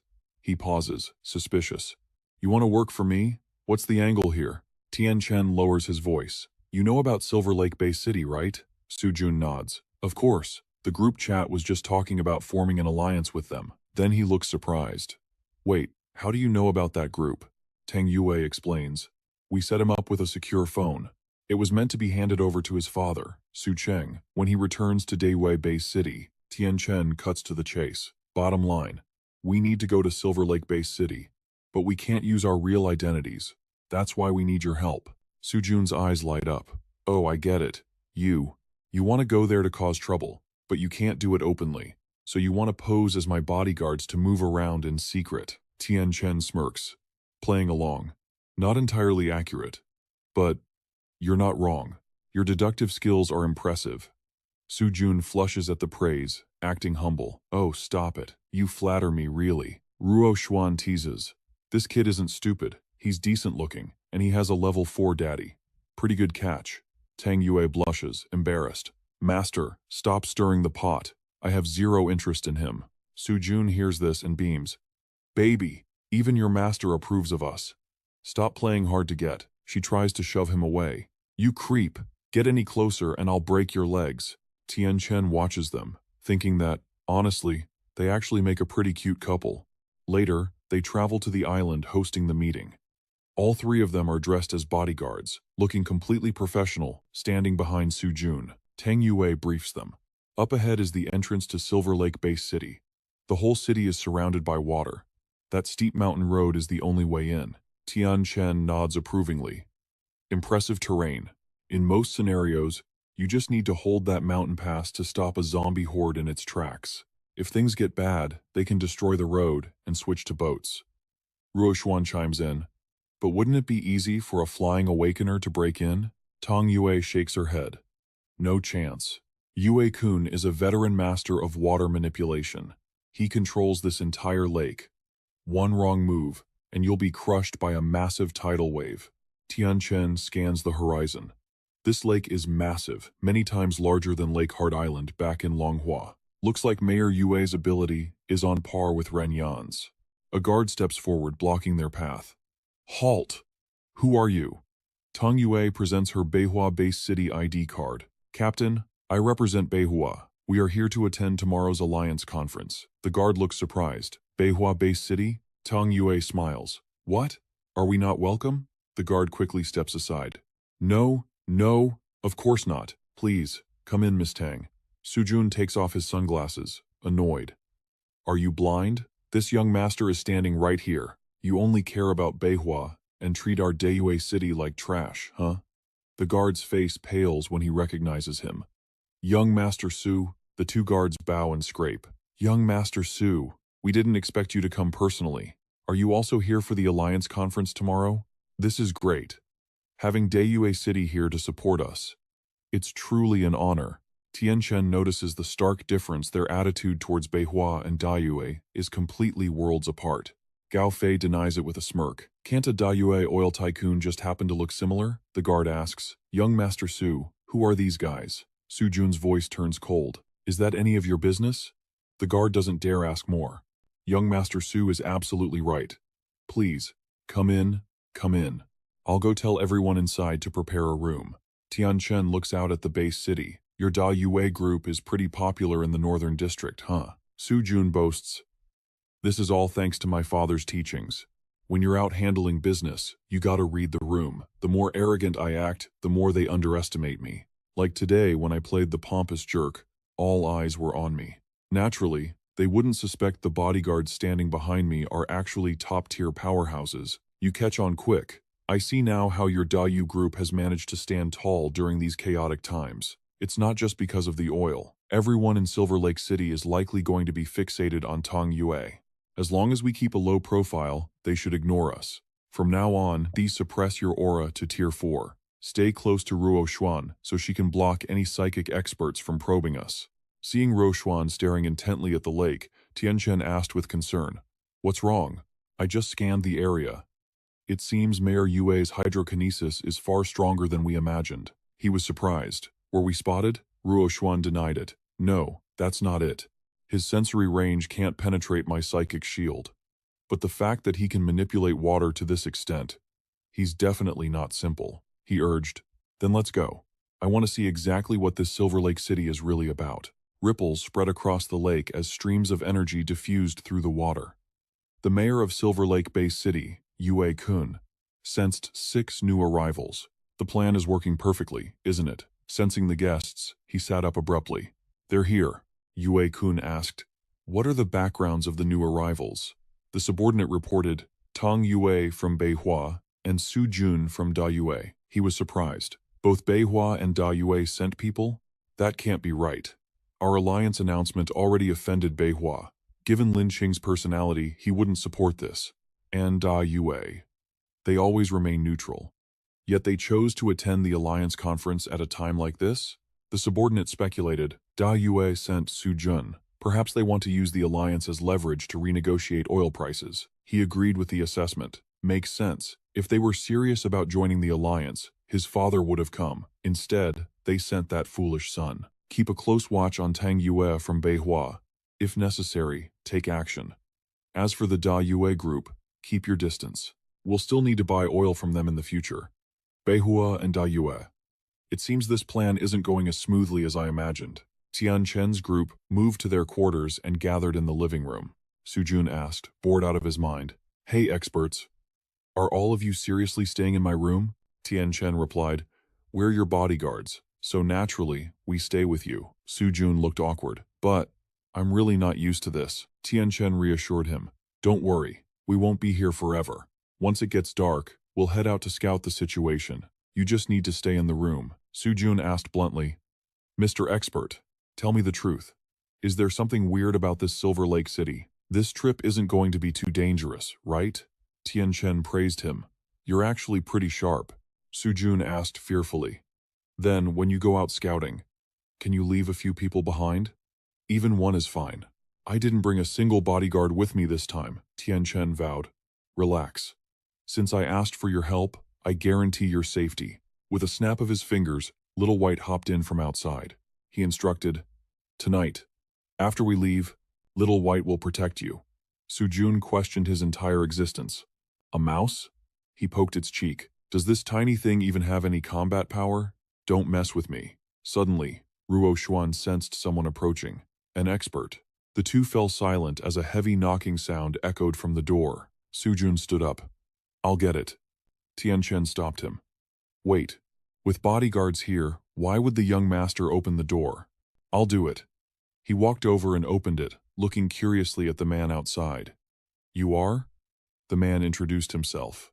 I am Yue-kun. I'm here to see your young master Su. Tianchen didn't expect to meet him so soon. Yue-kun? They stared at each other for a moment before Tianchen greeted him. Mayor Yue, you're looking for our young master Su? He nodded. That's right. Is now a convenient time? Tianchen stepped aside. Please, come in. Yue-kun replied politely. Thank you. Tianchen thought to himself, met the main target right upon arrival. Things are moving fast. Su Jun sat inside and greeted him. Mayor Yue, long time no see. He replied, Indeed, it has been a very long time. May I ask what brings young Master Su to Silver Lake this time? Su Jun acted confused. Why did I come here? Can't Mayor Yue figure it out? Inside, he was cursing. Damn it, how the hell should I know why I'm here? I can't exactly say I brought people here to cause chaos. Yue-kun reminded him. We discussed this thoroughly last time. The oil prices will remain unchanged for 2 years. It hasn't even been 6 months yet, Su Jun retorted. Last time was last time. This time is this time. Mayor Yue must be planning something big, right? Inside, he praised himself. Nice. What a perfect excuse. Why didn't I think of that earlier? Suddenly, Tianchen's voice projected into his mind.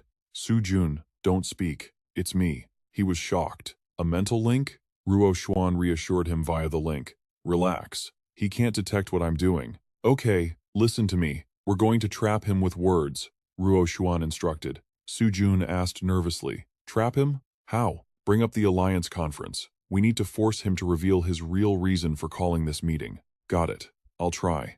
Su Jun nodded. Across from him, Yue-kun spoke first. So, is Dayue Bay City planning to make a killing from this alliance conference? Su Jun cut straight to the chase. Quite the opposite. My father sent me here to discuss cooperation. Yue-kun looked surprised. Cooperation? Let's cut the crap, Su Jun said. With your current strength and reputation, there's no way you can claim the seat of alliance leader. But with Da Yue's backing? That's a different story. Yue-kun narrowed his eyes. Last I checked, Da Yue was cozy with Beihua. Why not choose them? Businessmen prioritize profit above all else. If Mayor Yue can offer us better benefits, why wouldn't we switch sides? Of course, I'm not here to negotiate terms. Something this big requires my father's personal touch. I'm just here to see your trump card, Mayor Yue. Yue-kun frowned. What do you mean? Su Jun continued calmly. Like I said, you can't become the leader on your own. If you dared to defy Beihua and seize the hosting rights for this conference, you must have an ace up your sleeve. I need to know what that ace is. I need to see if you're even qualified to partner with Da Yue. Yue-kun sneered coldly, then turned to leave. If your father, Su Cheng, were here today, I might consider showing him my hand. But you're not worthy. Su Jun panicked, mentally screaming, Expert! The talk failed. What do I do? Ruo Xuan suggested. Provoke him. Provoke him? Su Jun was terrified. He's a level 4. I don't want to die, she reassured him. We're all here. What are you afraid of? Su Jun gripped a wine bottle tight. Damn it, here goes nothing. He hurled it at Yue-kun. Yue-kun dodged. Smash. The bottle shattered against the wall. Sujun slipped into character, yelling, "Hey, Yue, I gave you face, and you throw it back at me? You think you're hot stuff just because you're the mayor of this dump? If my dad didn't send me, you wouldn't even be fit to carry my shoes." Yue-kun's voice turned gloomy. "Just because Da Yue backs you doesn't mean you can run wild here. Don't forget, this is my territory. I could kill you without needing a second move." Sujun challenged him. "Come on then, do it. I'll stand right here and let you try. Do you have the guts?" Killing intent exploded from Yue-kun. The spilled red wine began to pool together. It formed a crimson arrow and shot straight at him. Sujun cursed. "Shit." He mentally screamed. "Expert, save me." Ruo Xuan activated her spiritual power. Snap. The arrow shattered. Yue-kun froze. He was shocked. That spiritual force, I didn't notice it before. That woman is a quasi-level 4 psychic type, and her mental purity is incredibly high. In terms of combat power, even some new level 4s might not be able to beat her. The two beside her aren't simple either. They're elites among quasi-level 4s, and that guy at the door. He's also quasi-level 4, but his aura feels like a sharpened blade. Even I feel threatened. Once an expert like that hits level 4, he'll be a terrified monster. Yue-kun dropped his cold attitude immediately. "I must be blind. I didn't realize your bodyguards were such experts. As expected, of Dayue base city, sending such high potential masters. Your foundation is solid," Sujun replied calmly. "Talent only has value when it's used. What's the point of raising them if you don't use them?" Yue-kun thought to himself. If Dayue is willing to dispatch people like this, it shows how serious they are. Maybe cooperation really is possible. Yue-kun changed his tune completely. "I was rude earlier. I'll carefully consider your proposal. But remember, I'm doing this out of respect for Su Cheng and Da Yue base city. Don't let it happen again. For now, stay in your rooms and don't wander around. Once I've decided, I'll send someone to contact you." He walked past Tianchen and left. Tianchen silently analyzed the man's aura. Inside, Sujun asked anxiously, "How did it go?" Ruo Xuan reported. "When we clashed, I locked onto his energy signature. This island isn't big. It'll be easy to find him now." She praised Sujun. "Good talking earlier. You reminded us of something key. Dayue isn't exactly strong, yet they want to integrate with the northern forces. They must have a trump card, and that card is likely the target of our investigation." Tian Chen understood her implication. The trump card in Yue-kun's hands was connected to the destruction of Longshan and to Su Xiaochen's controlled group. Ruo Xuan speculated. "My intuition tells me I'm right. Besides, Yue-kun said he needed time to think. Chances are, he's heading to check on his ace in the hole tonight." Tianchen made the call. "All right, once it gets dark, we're going to pay Mayor Yue a little visit." Night fell over the island forest. 2 guards stood watch before the gaping mouth of a cave. Yue-kun arrived alone, surrounded by an eerie silence. As the guard greeted him, he asked curtly, "What's the situation inside?" The guard reported, "We brought a new batch in just a moment ago. Every single one was a success." Yue-kun nodded with satisfaction. "Good work. Keep watch." He stepped into the cave alone. High up in the trees nearby, Tian Chen's group watched every move.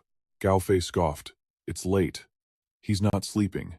He's not chasing skirts. Instead, he's sneaking into a damp cave. Definitely something shady going on." Lan Sha volunteered. "Let me tail him. There are only 2 guards. I can slip past without being seen." Tian Chen shut it down immediately. "No. You'd be caught instantly." When Yue-kun entered, he left a heavy concentration of water vapor at the entrance. It's a detection mechanism. The moment anyone steps through, he'll know. It's a high-level physical trap. Psychic energy can't bypass it. She frowned. "Then what do? We can't just sit here." Suddenly, Ruo Xuan whispered, "Someone's coming from behind." The crack of a whip against flesh tore through the air. "Move it. Faster." A group of bound captives was being herded toward the cave. "Hurry up. Are you all deaf? Move!" Gao Fei squinted, analyzing them. Most of those people are civilians. Even the strongest is only level 1. What do they want with weaklings like that? Tian Chen realized their path. They're getting closer. They're taking them into that cave. "Halt!" The gatekeeper stepped forward, inspecting the group. This batch looks pathetic. One of the escorts shrugged. Mostly civilians. There's only one awakened among them. The guard took a cigarette offered by the female escort. Is that so? Well, they're in luck then. He sneered at a captive. You lucky brat, getting baptized before you even evolve? Who knows, soon you might even be stronger than me. He kicked the captives forward. Get in there. As the group stumbled into the cave, Tianchen and Gao Fei, now disguised, slipped in with them. 3 minutes earlier, the two female guards were driving the civilians forward. Pick up the pace, one complained. We're almost there. This is exhausting. The other replied, we should have just stuffed them in a truck. Driving would be way faster than walking. The first woman scoffed. A truck? And who's paying for the gas? You? Do you have any idea how much Dayue Bay City charges us for fuel? The other cursed, damn it, I was just saying. Don't take it so seriously. Suddenly, a noise behind them. When she turned, the captives were collapsing. What the hell? What's going on? We've got company. Before she could react, Ruo Xuan appeared behind them, taking them out instantly. Tianchen noted, seems like they spotted you. Ruo Xuan shrugged. It doesn't matter. Their mental resistance is practically non-existent. I can wipe their memories of the last few seconds easily. As for the guards at the entrance, I've already cast a hallucination. They won't notice a thing. Tianchen pointed at two of the unconscious escorts. Fei, those two have the same build as us. Gao Fei hesitated. Seriously? Is that really going to work? Tianchen explained. Yue Kun's detection method is tough, but it only tracks the number of people and general outlines. If we disguise ourselves, we can slip in. And even if it fails, we can retreat safely at any time. Gao Fei sighed and started stripping the unconscious guard. Fine. Ugh. Damn. This guy's clothes stink. Tianchen turned to the girls. You and Little Sha stay out here. Be ready for anything. Back in the present, the group moved deeper into the cave. Gao Fei whispered, Tianchen, how deep does this thing go? Tianchen shook his head. I don't know. Gao Fei blinked, surprised. You can't sense it? There's an incredibly dense psychic field in here, Tianchen explained. It's likely a countermeasure set up by a high-level psychic user to block others like them. If I use my powers carelessly, we'll be exposed immediately. Gao Fei grinned. We didn't see any psychic masters on the island during the day. But finding one here? That means we're definitely in the right place. Suddenly, a captive at the front screamed, I don't want to die. Please, no. A guard barked. Grab him. Two female guards slammed him to the ground, pinning his head. He thrashed wildly. Let me go! Let me go! As they dragged him away, his screams echoed. No, please. Murong cracked her whip against the ground. What are you all staring at? Move. We're almost there. And keep your mouths shut, or my whip will scream louder than you ever could. The struggling man was dragged to the edge of a subterranean lake. He kept wailing, Let me go, please. The guards threw him down. Get in there. He scrambled back, begging, Big sister, please. I don't want to die. I really don't want to die. Please, just let me go. I'm begging you. The muzzle is pressed right against his skull. You won't walk? Fine. I'll send you on your way right now. Li Chang coaxes him, voice dripping with honey. Don't be scared. Just put your hand in there. You'll see. I'm doing this for your own good. It's either die or get stronger. Which one sounds like the better deal to you? The man turns glassy-eyed, walking zombie-like toward the box in the middle of the lake. Gao Fei watches, intrigued. What the hell are they actually trying to do? What's in the box? Tianchen concludes grimly. Nothing good, that's for sure. Stay sharp. We might need to make a move at any second. The man stops in front of the brightly colored box, his hand slowly reaching inside. Suddenly, he yelps, ouch, then spins around, grinning like an idiot. Beautiful. It's so beautiful. Splash. He topples backward into the water. Gao Fei raises an eyebrow. Did that guy just short-circuit? What's wrong with him? Tianchen analyzes. Whatever's in that box fried his nerves and induced hallucinations. A gunshot rings out, ending the man's life instantly. Li Chang looks down with utter disgust. Useless trash. The group of women screams in terror, begging, No, please, I don't want to die. Save us. Murong lashes the whip at them. Too loud. What, itching for a beating? She notices Tianchen's group. Oh? You two seem surprisingly calm. Murong points. I choose you. You're next. Once I untie you, don't try anything stupid. Be honest and you won't suffer. Li Chang purrs. Relax. It feels absolutely euphoric. Just don't end up like that piece of garbage earlier, okay? Tianchen approaches the box and sticks his hand in. He frowns. Strange. It feels empty in here. Suddenly, his fingers brush against something. What is this? Whoosh! His hand erupts into flames. Fire engulfs his entire body. He's shocked. This energy, it's guiding the virus energy inside me. My power is spiking. It's forcing an evolution. He shouts out, "You were right. This feeling. It's incredible." Tianchen stands there, completely submerged in the roaring inferno. Gao Fei is confused. Tianchen was hiding his power perfectly, but now he's leaking the aura of a Tier 3 evolver. Why is his energy fluctuating so wildly? Is he blowing his cover on purpose? Meanwhile, Tianchen's consciousness is deep in his mental space. The fire has already reached his gene ring. Tianchen slowly opens his eyes in the mindscape, stunned by the sight. It guided me directly into my own mental space? Whatever is inside that box is definitely not simple. My fusion gene ring strands are growing rapidly. They're even branching out. It's starting. He recalls Ruo Xuan's words. Your strands are arranged with perfect precision, 8 paths, 6 peaks. They restrain each other, yet balance each other. With this growth rate, I should unlock the remaining 2 energy cores, crash them together, and jump straight to level 8. Tianchen makes a sharp decision. No. Before I find the core for the energy system and the speed system, I can't cultivate a new gene ring. I can't just carelessly use the fusion ring as a base. If I do, absorbing new rings later will be a nightmare. Besides, if my gut is right, this power doesn't suit me at all. It might bring a whole host of unknown dangers. I have to expel it before it digs in deep. He snaps, his eyes open and roars. Get out. Violent lightning explodes from his body. Everyone freezes, jaws dropping in sheer shock. Tianchen purses his lips, surprised. I felt that strange object in the box a second ago. Why did it vanish? Did it run away? Behind him, slow applause breaks the silence. Clap, clap, clap. Bravo. Very good. Li Chang praises loudly. First baptism and you jumped straight from a normal human to peak tier 2. You're the first one to ever do that. You're a real talent, brother. Tianchen looks confused. Baptism? He thinks to himself. Peak tier 2? I just leaked some aura while forcing that energy out.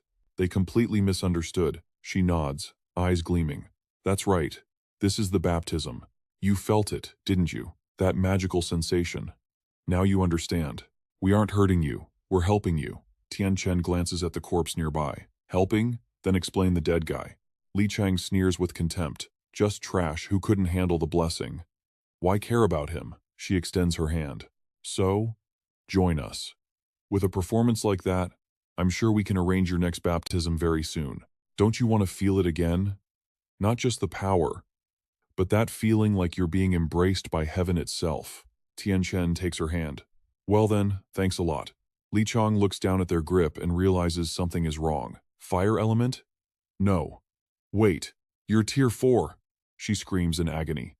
It burns. Help. Save me. Get over here. The minions rush forward. Stop him. Attack together. But Gao Fei's flying knives are already in the air. He's not showing any mercy. The blades slice through the mob with surgical precision. Gao Fei maintains his cool, scoffing. Tianchen evaluates. Your style is a bit flashy, but hey, it works. Gao Fei smirks. Heh. As long as I look good doing it, that's all that matters. He suddenly remembered. Right. What are we going to do with these people? He instructed. No rush. Let's hear what they have to say first. The crowd erupted in joy. They're dead. We're saved. Oh, thank God. This is wonderful. Tianchen walked up to an old man and said gently, Don't be afraid. I won't hurt you. I just need to ask a few questions. I want to know why you're here, and what exactly happened before you were brought to this cave. The old man sighed. To be honest, we don't really know. 2 months ago, Silver Lake Base City announced they were accepting new citizens with 0 requirements. Ordinary folks like us were already on the brink of death. If there was a place to live, who were we to complain? So we came straight here. When we arrived, they shoved us into a massive factory. It was packed with powerless tier 1s and ordinary people like us. Life inside that factory. It wasn't a life for humans. They gave us 1 potato and a single bowl of water a day. eating, drinking, using the toilet.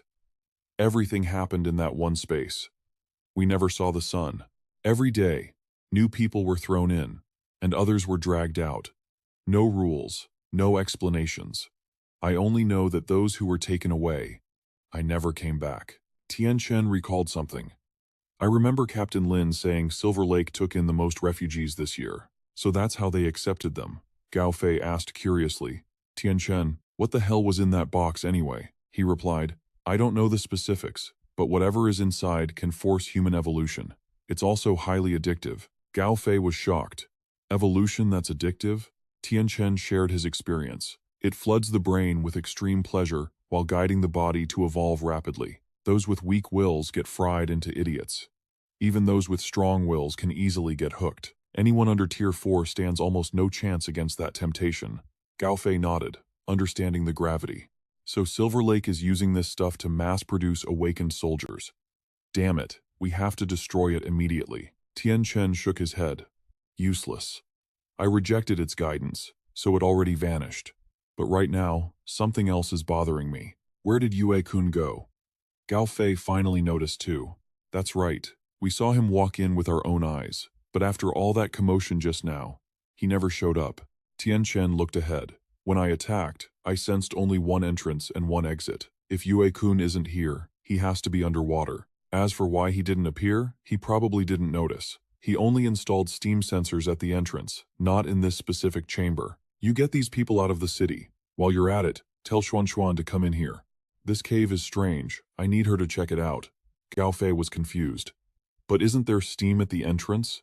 If we walk in and out, won't we get caught? Wait. Don't tell me you want to. He grinned. Damn. Your brain works fast. 3 minutes later, off the coast outside the cave, bubbles churned on the water's surface as Yue-kun emerged from the depths. A mysterious figure on the shore asked, Why are you up so soon? Yue-kun frowned.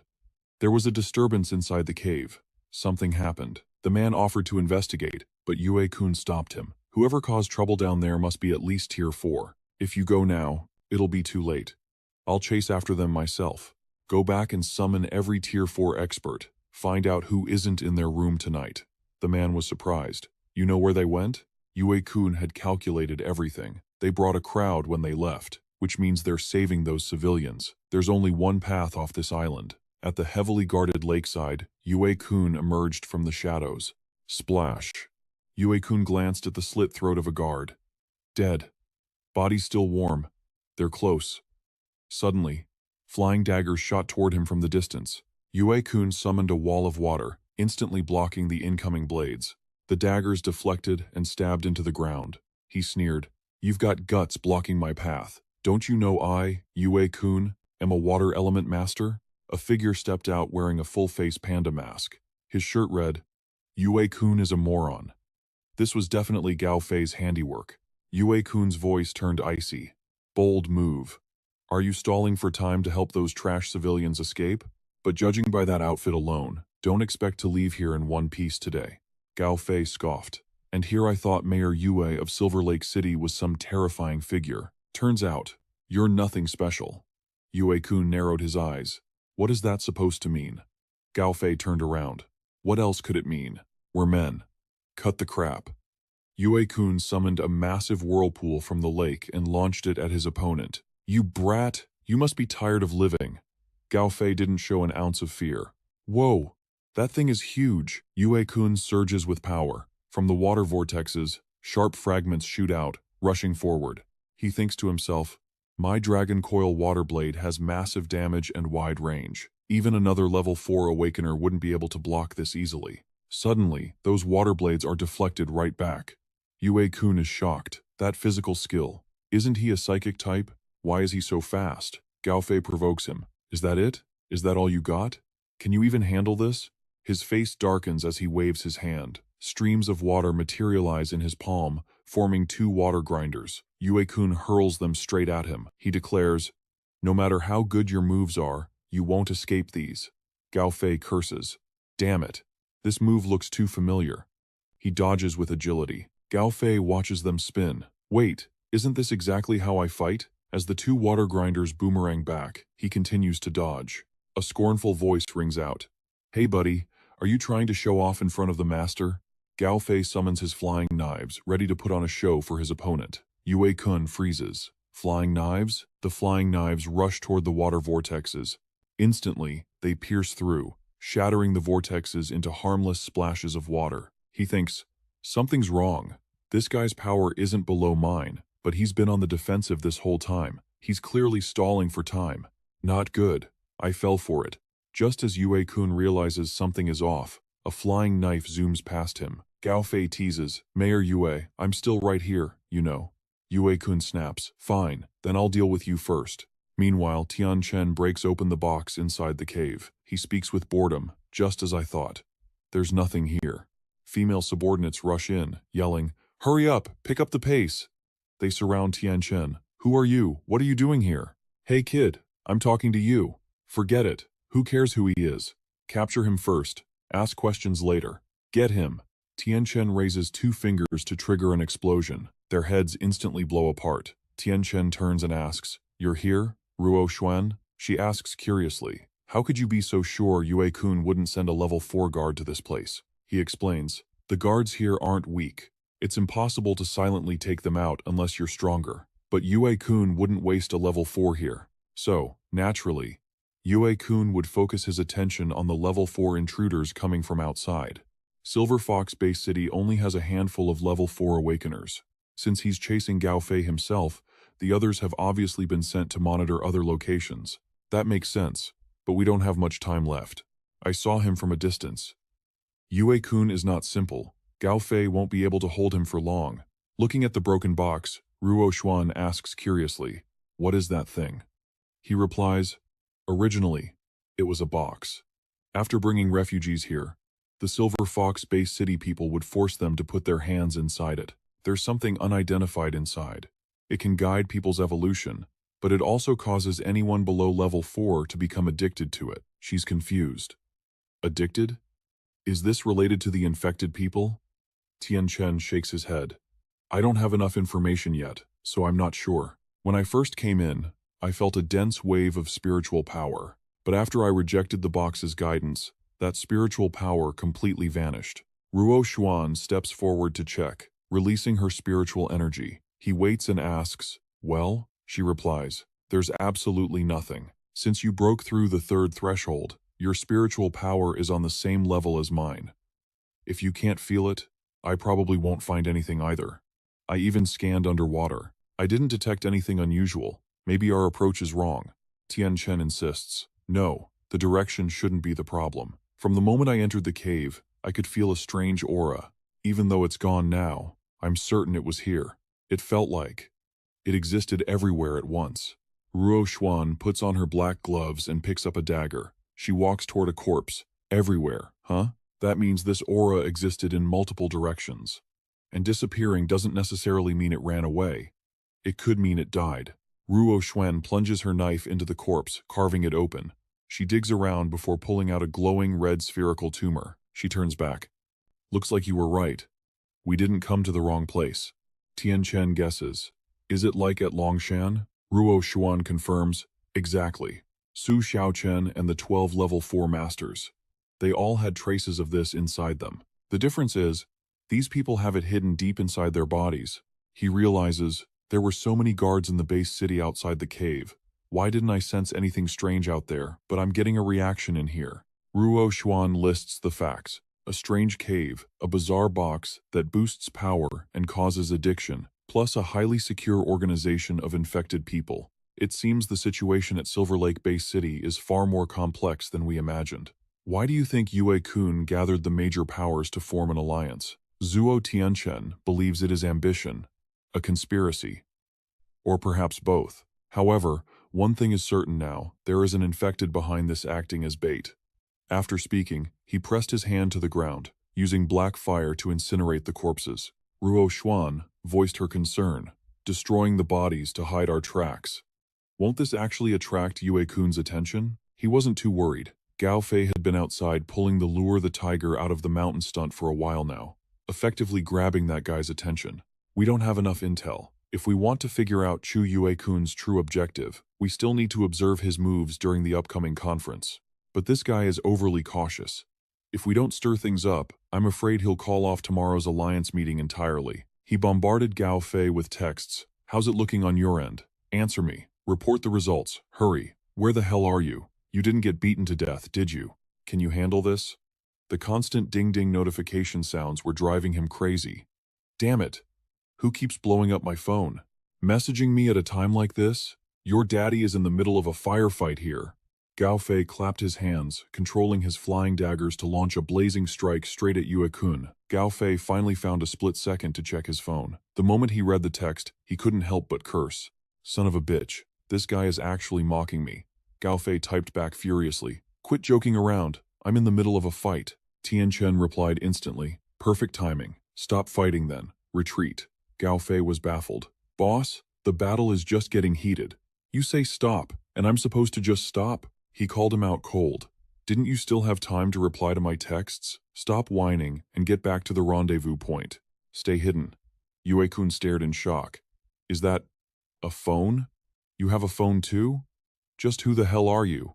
Who sent you here? Gao Fei stuffed the phone into his pocket and smirked. Guess you caught me. Listen up. Your daddy never changes his name when he travels. And I never change my surname when I sit. He pointed to the text on his shirt that read, Yue-kun is a moron, leaving the guy speechless. Yue-kun summoned a massive wall of water. You bastard! I'm going to rip that mouth off your face. But Gao Fei had no time to bicker with this guy. Time to bail. Let's go. The enemy chased closely behind. Trying to run? Not a chance. Wait, but Gao Fei had already slipped away. Yue-kun analyzed the situation inwardly. To possess a working phone, he must be a core member of one of the major factions. This guy is definitely one of the participants in the alliance meeting. I just need to investigate who isn't in their room tonight, and their identity will be obvious. Meanwhile, inside the Silver Lake base city, Tianchen's group was making their way back. They warned each other to be careful. Level 4 auras had appeared nearby. He was surprised. They traced us back here this quickly? Seems like the people of Silver Lake base city are dangerously efficient at their jobs.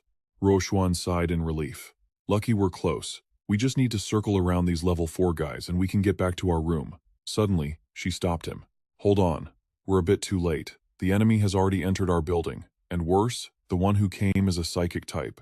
If we get too close, we'll be spotted instantly. He suggested, let's circle around and enter through the back window. Sujun is smart, and little Luo is already back there. They should be able to stall them. A knock echoed on the door. Young Master Su, please open up. We have urgent business. Sujun panicked. What do we do now? Lansha stayed calm. Relax, I'll check it out first. You just play along. She opened the door and scanned the men in front of her. Lansha instantly recognized their rank. Level 4. She asked with visible irritation. What do you want? One of them spoke up. Terribly sorry to disturb you. There's been a disturbance in the base city tonight. We're just asking around. Have you noticed anything unusual? Lansha replied flatly. No. She turned back to close the door, but a hand slammed against it, blocking her. It was Heima. Her face darkened as she asked coldly, what is the meaning of this? Heima narrowed his eyes. There should be 5 people in this room, correct? So why is it that you're the only one inside? Lansha scoffed. Bullshit. Which one of your eyes sees only one person in our room? But the man was confident his senses weren't wrong. She stepped out into the hallway. You're relying on your psychic detection, aren't you? Then I suggest you go back and retrain your mental power. It's okay to be blind in the eyes, but don't let your heart go blind too. He swatted away Lansha's hand, pointing at him. Whether I'm blind or not, we'll know as soon as we check the room. She blocked the doorway completely. Our young Master Su is sleeping, and he hates being disturbed. Get lost. The 2 men exchanged awkward glances. Heima spoke up again. If you refuse to cooperate, then I'm afraid I'll have to use some rougher methods. You'd better consider carefully if a near level 4 can actually stop a real level 4 awakener. She didn't flinch. Level 4, is it? Zip. She instantly teleported directly behind him. We're standing this close. Let's see who dies first. Big brother, his partner cried out. Heima's voice dropped low. Little girl, you've got skills. But aren't you being a bit too hasty, threatening a level 4 expert when you don't even know what my ability is? Lansha replied with chilling calm. Go ahead. Use whatever ability you have. But I'll tell you one thing. I guarantee you will be the one hitting the floor first. The two men behind them turned pale. Fast. Too fast. A near level 4 daring to directly provoke a level 4? Are all the people from Da Yue Base City this tough? Hey Ma warned. Don't think just because you have Da Yue backing you that you can do whatever you want. Even if you manage to critically injure me, I can still kill you in an instant. Critically injure? It seems I haven't made myself clear. She lowered her voice to a growl. I'll say it one last time. The moment you dare to make a move, I guarantee the first one to die will be you. Hey Ma thought to himself. What is going on? Am I actually hesitating because of this girl's killing intent? Since reaching level 4, I've never been suppressed by a lower-ranked awakener. He made his decision. Alright then, let's see who dies first. Yue-kun suddenly appeared, intervening. Stop, everyone, stop right now. The guests from Da Yue Base City are VIPs. Everything is negotiable. Don't ruin the friendly atmosphere. VIPs? Lansha scoffed, clearly annoyed. Is this how you treat your so-called VIPs? The girl tightened her grip on Black Horse. Mayor Yue, if you'd arrived 1 second later, this guy would have killed me already. Yue-kun tried to mediate. All right, withdraw your spiritual power. Then he turned to Black Horse. Didn't you check the number of people in their room? It doesn't add up. Black Horse cut in arrogantly. Hey little sister, call your young Master Su out here. I've got business with him. Lansha shot back, hard as nails. You tell me to call him, and I'm just supposed to obey? I'd lose all my dignity. Yue-kun choked on his rage at her attitude. Finally, he shouted toward the room. Su-jun, my patience has limits. If you can't control your people, I don't mind doing it for you. The door creaked open. Mayor Yue, you really lack sincerity, don't you? Su-jun smirked. You call us VIPs. Yet here you are, running circles around us and making things difficult. Is this how Silver Fox Base City handles cooperation? Black Horse flinched. Yue-kun glanced at him, asking, What's the matter? Black Horse stammered, confused. Just now. I only sensed 2 people in that room. But now. Yue-kun waved his hand dismissively. Enough! Seeing he was outnumbered, he clasped his hands in a respectful farewell. Young Master Su, and the esteemed guests from Da Yue Base City. We were inhospitable. Please forgive our abruptness. Then he spun around. Let's go. Watching the group hastily retreat, Zuo Tianchen let out a soft, mocking chuckle. Gao Fei slumped into a chair. Damn, that scared the hell out of me. He didn't hold back his praise. Little La, you did great today. If she hadn't suddenly attacked that guy to draw their attention, we never would have had the chance to sneak in through the window. Lansha grinned proudly. Ha, who do you think I am? She turned to Zuo Tianchen. So, Tianchen, we managed to fool them this time, right? Zuo Tianchen warned. It's not that simple. Yue-kun isn't stupid. He'll definitely suspect us. He took off his disguise glasses. The fact that he left so decisively shows that his suspicion toward us hasn't decreased, it's increased. If we hadn't borrowed the name of Da Yue Base City, I'm afraid they would have attacked us right then and there. Lansha scoffed. He's such a coward. He was already that suspicious, yet he still hesitated, and he thinks he can unite the North with guts like that? You kidding me? Gao Fei burst out laughing. Pfft. The team calls you the trash talk queen for a reason. Fits you perfectly. Tell me, if Yue-kun found out that the people roasting him in the group chat were actually us, do you think he'd die of anger? A gentle voice chimed in. Actually, Lansha has a point. Yue-kun is quite cowardly, but looking at it another way, that's actually good for us. Ruo Xuan stepped forward. The root of cowardice is caution. He's wary of Da Yue, which proves that their overall power isn't on par with Da Yue's. If that's the case, we'll have much more room to maneuver. Zuo Tianchen fell into deep thought. Now, let's see if the little gift we left for Yue-kun actually works. Meanwhile, back at Yue-kun's base. What? The men at the cave. They've all disappeared? He froze. Are you sure they're just missing and not dead? The subordinate answered hurriedly. I'm positive. We searched a 1-kilometer radius, but didn't find a single body. The cave. It was completely empty. Yue-kun frowned, suspicious. What about the refugee shelters? The subordinate replied. Nothing unusual there, sir. We specifically did a head count. Everything is in order. Yue-kun knit his brows. 30 people missing.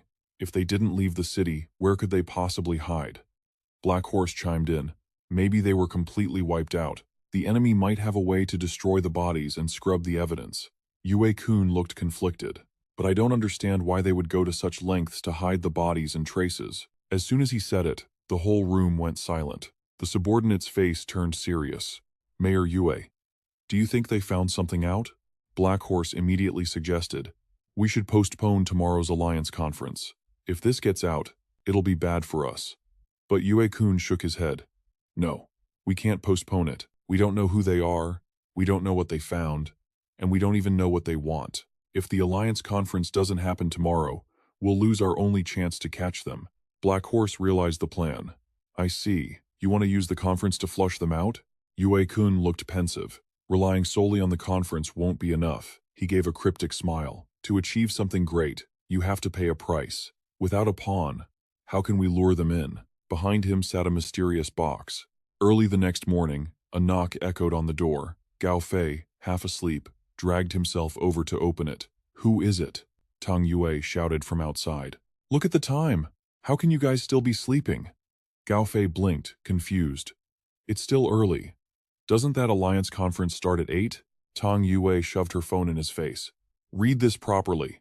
Look at the Northern Humanity Exchange Group. Due to a sudden emergency. The alliance conference was originally scheduled for 8 this morning, but it's been pushed back to 8 tonight. We apologize for the inconvenience. The group chat instantly exploded with speculation. Huh? Why the sudden time change? What's going on? I heard someone caused a riot at Silver Lake Base last night. No way. Right now? At a time like this? Are they trying to sabotage the alliance conference? Gao Fei's eyes went wide. Since Yue-kun delayed the meeting, the whole team immediately gathered in the room to strategize. Su Jun shot a lecherous look at Tang Yue. Hey babe, looking for me this early in the morning? I knew you had a thing for me. She didn't even look at him. She just sent Su Jun flying with a punch, then turned to ask Zuo Tianchen. Master, let's keep this short. The troublemakers everyone is talking about. That's us, isn't it? From the floor, Su Jun groaned. You got that right. Tang Yue lowered her voice. I knew it. I don't know exactly what you guys did last night, but Yue-kun definitely changed the schedule because of you.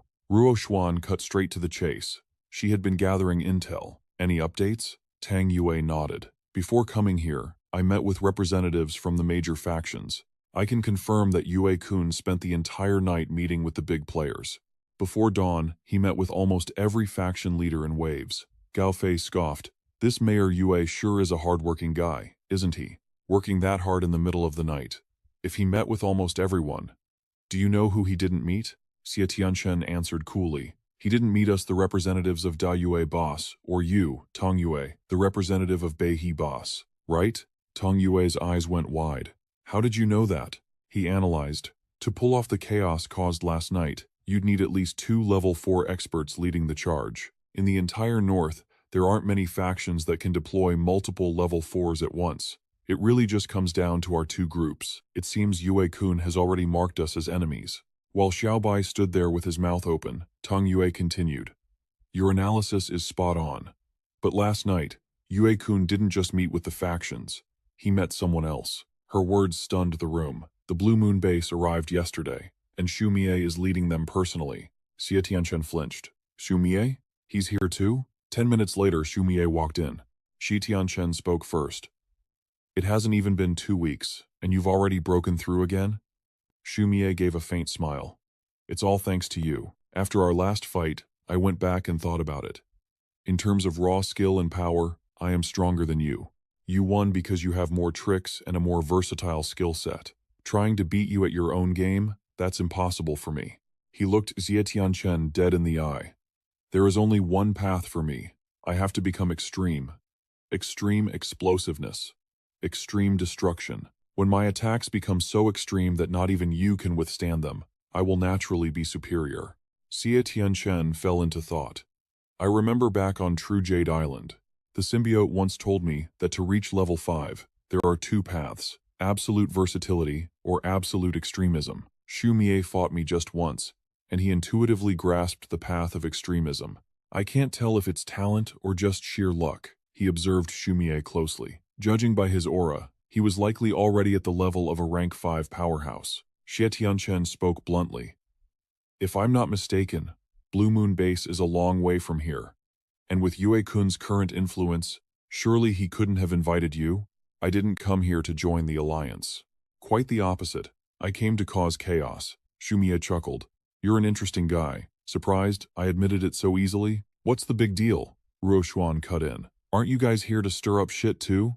Zuo Tianchen and Ruo Xuan faced Shumie calmly. Zuo Tianchen lowered his voice. I really want to know. Why? Shumie frowned, staying silent. Zuo Tianchen pressed on. I'm working with Bei He, so I have a motive to disrupt things. But you? You don't seem to have any reason to oppose Yue-kun. Shumie looked up, his dark eyes filled with hidden meaning. The sky turned dark, the moon and stars scattering silver light across the night. 13 hours later, 8 p.m. In a shadowy corner of the Alliance conference, Yue-kun whispered to Heima. Status? The people from Dayue and Beihe have all arrived. Everyone is accounted for, he asked cautiously. Are you sure? Relax, Heima assured him. I've got them under surveillance. I've blanketed the area with my psychic power. I'll know their every move. Yue-kun narrowed his eyes. Where is Shumie? I can't locate him, Heima replied quickly. He's too powerful for us to track. But the other level 4 experts he brought are still with the group. Yue-kun stared silently at the crowd. It doesn't matter. No matter how strong Shumie is, he can't stop the tide today. If he dares to ruin my plans. He waved his hand. Go get ready. I'll handle things here. He turned around, his expression shifting instantly. Loudly, welcome, everyone, to the Silver Lake base. I am Yue-kun. First and foremost, I want to thank you all for coming. Just 1 year ago, this very ground beneath my feet was a stunning tourist paradise. Thinking back, we lived in an era of prosperity, teeming with life and vitality. We enjoyed comfort and convenience. Science was advanced, society was thriving, and our future seemed limitless. But all of that was destroyed in the catastrophe, the infection. That virus pushed our entire world into the abyss. Yue-kun continues his speech. In a single night, we lost our familiar streets. We lost our beloved family and friends. We lost the peace and stability we once took for granted, but we did not give up. From the ruins and rubble, we found companions and built a new home together. This stands as a testament to our courage and hope, Lansha scoffs. Shh, what is this? Nothing but flowery bullshit. Ruo Xuan glances over. Hey, being able to spin pretty words like that is a skill in itself, you know? Just look around. Plenty of people here are actually buying into it. Lansha whispers.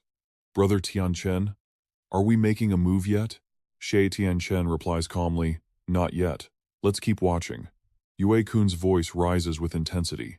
Why? Why? Despite all our desperate efforts, we have given everything, yet we still live under the constant threat of the infected.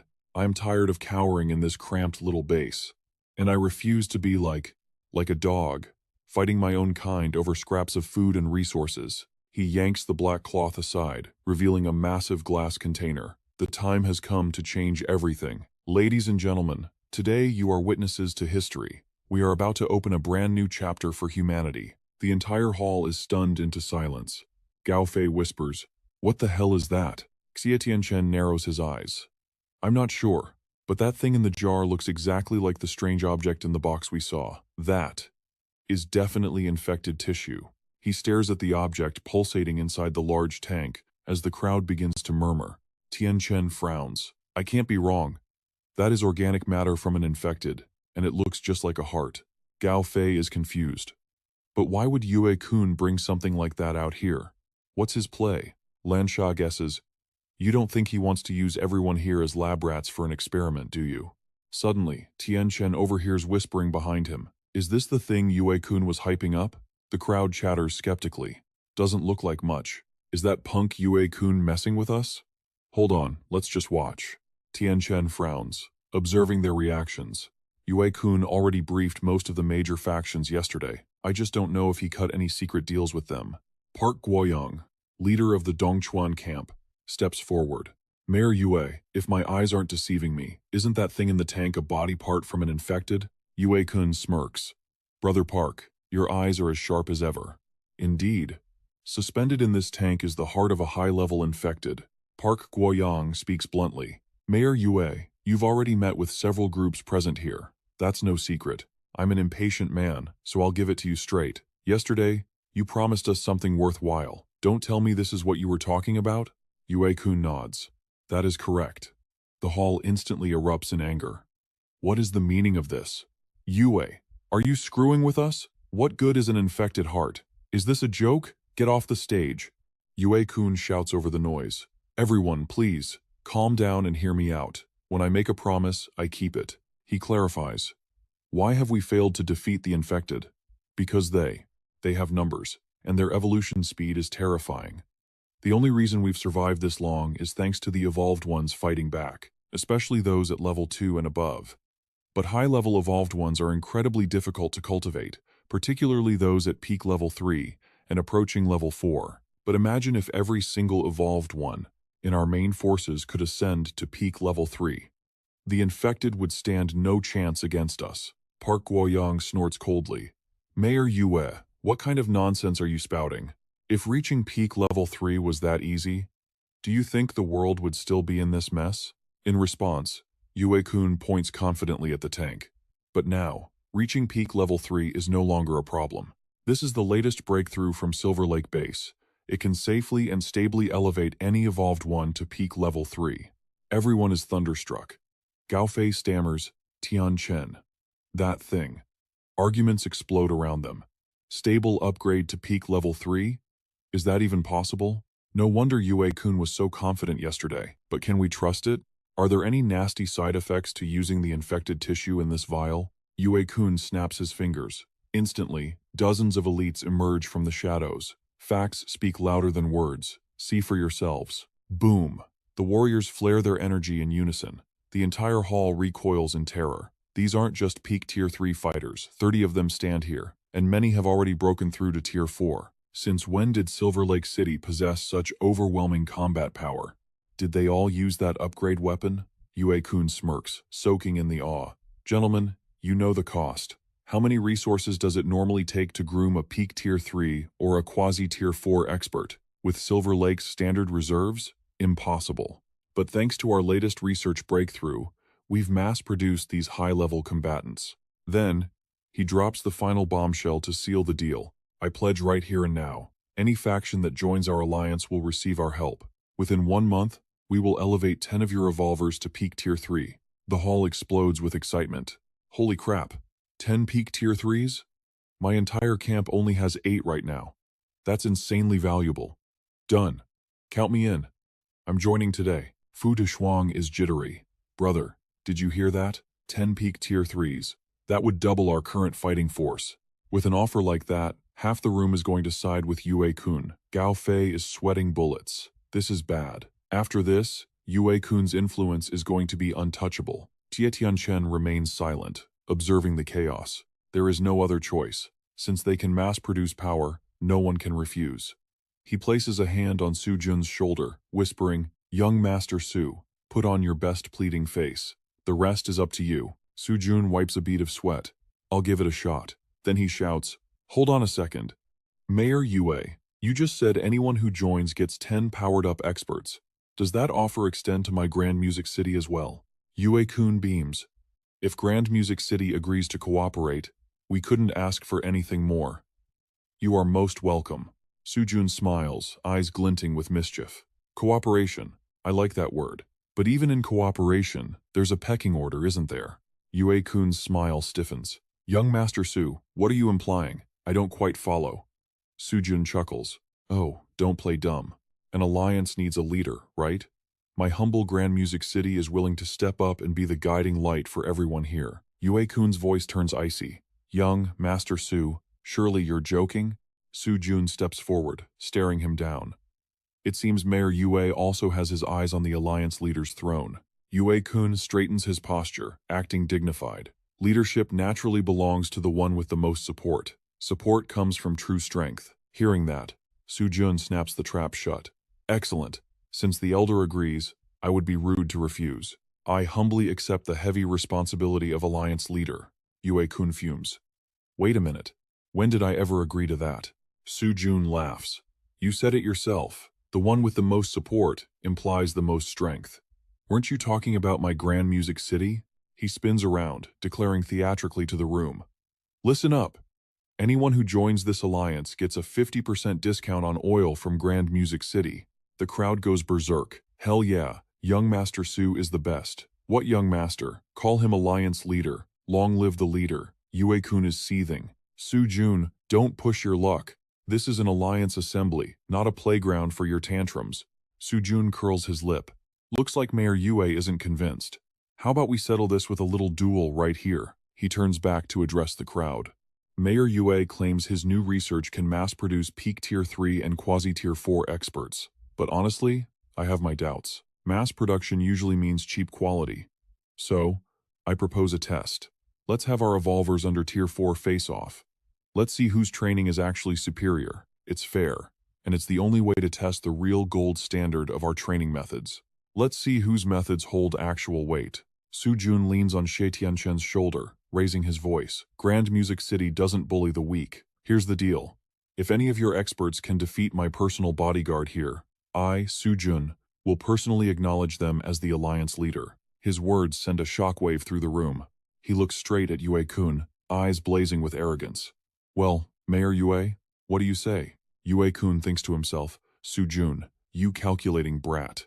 That bodyguard is technically quasi-Tier 4, but his actual combat power exceeds most genuine Tier 4s. An ordinary quasi-Tier 4 wouldn't stand a ghost of a chance against him, but I can't look like a coward now. If I back down, I can kiss the alliance leader position goodbye. Yue-kun clenches his fist and accepts. Fine. That sounds fair. Su-jun stands center stage and bellows. Anyone who wants a piece of this, step up now. Don't be shy. Pu Deyang nudges his companion urgently. You go up first. Fu Deishuang hesitates. Already? Shouldn't we wait a bit? He stammers, clearly trying to flatter his way out of it. I know exactly what you're capable of. Among the pre-Tier 4s, you have barely any rivals.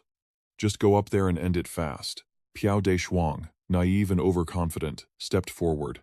Fine, I'll do as you say. He swaggered to the center of the hall and bellowed. Everyone back off. I'm taking this one. Zuo Tianchen's face remained an ice-cold mask. Piao Deishuang cupped his fists, eyeing his opponent. Sorry in advance for the beatdown, pal. A chilly breeze swept between them as they locked eyes, brimming with confidence. Piao Deishuang broke the silence. What are you waiting for? Make your move. Zuo Tianchen stood calm and composed. You go first. Hearing this, Piao burst into laughter. Letting me have the first hit? Did I hear that right? Have you taken a good look at who I am? The crowd began to whisper. Wait, isn't that Piao Deishuang from the Dongchuan camp? It really is him. Piao Guoyang's younger brother. I heard he once offended a Tier 4 expert. The guy chased him for 10 miles, but Piao actually managed to give him the slip. Escaping a Tier 4. That's insane. Impressive, right? Rumor has it he's the #1 fighter under Tier 4. Hearing the praise, Piao Deishuang's arrogance skyrocketed. Hear that?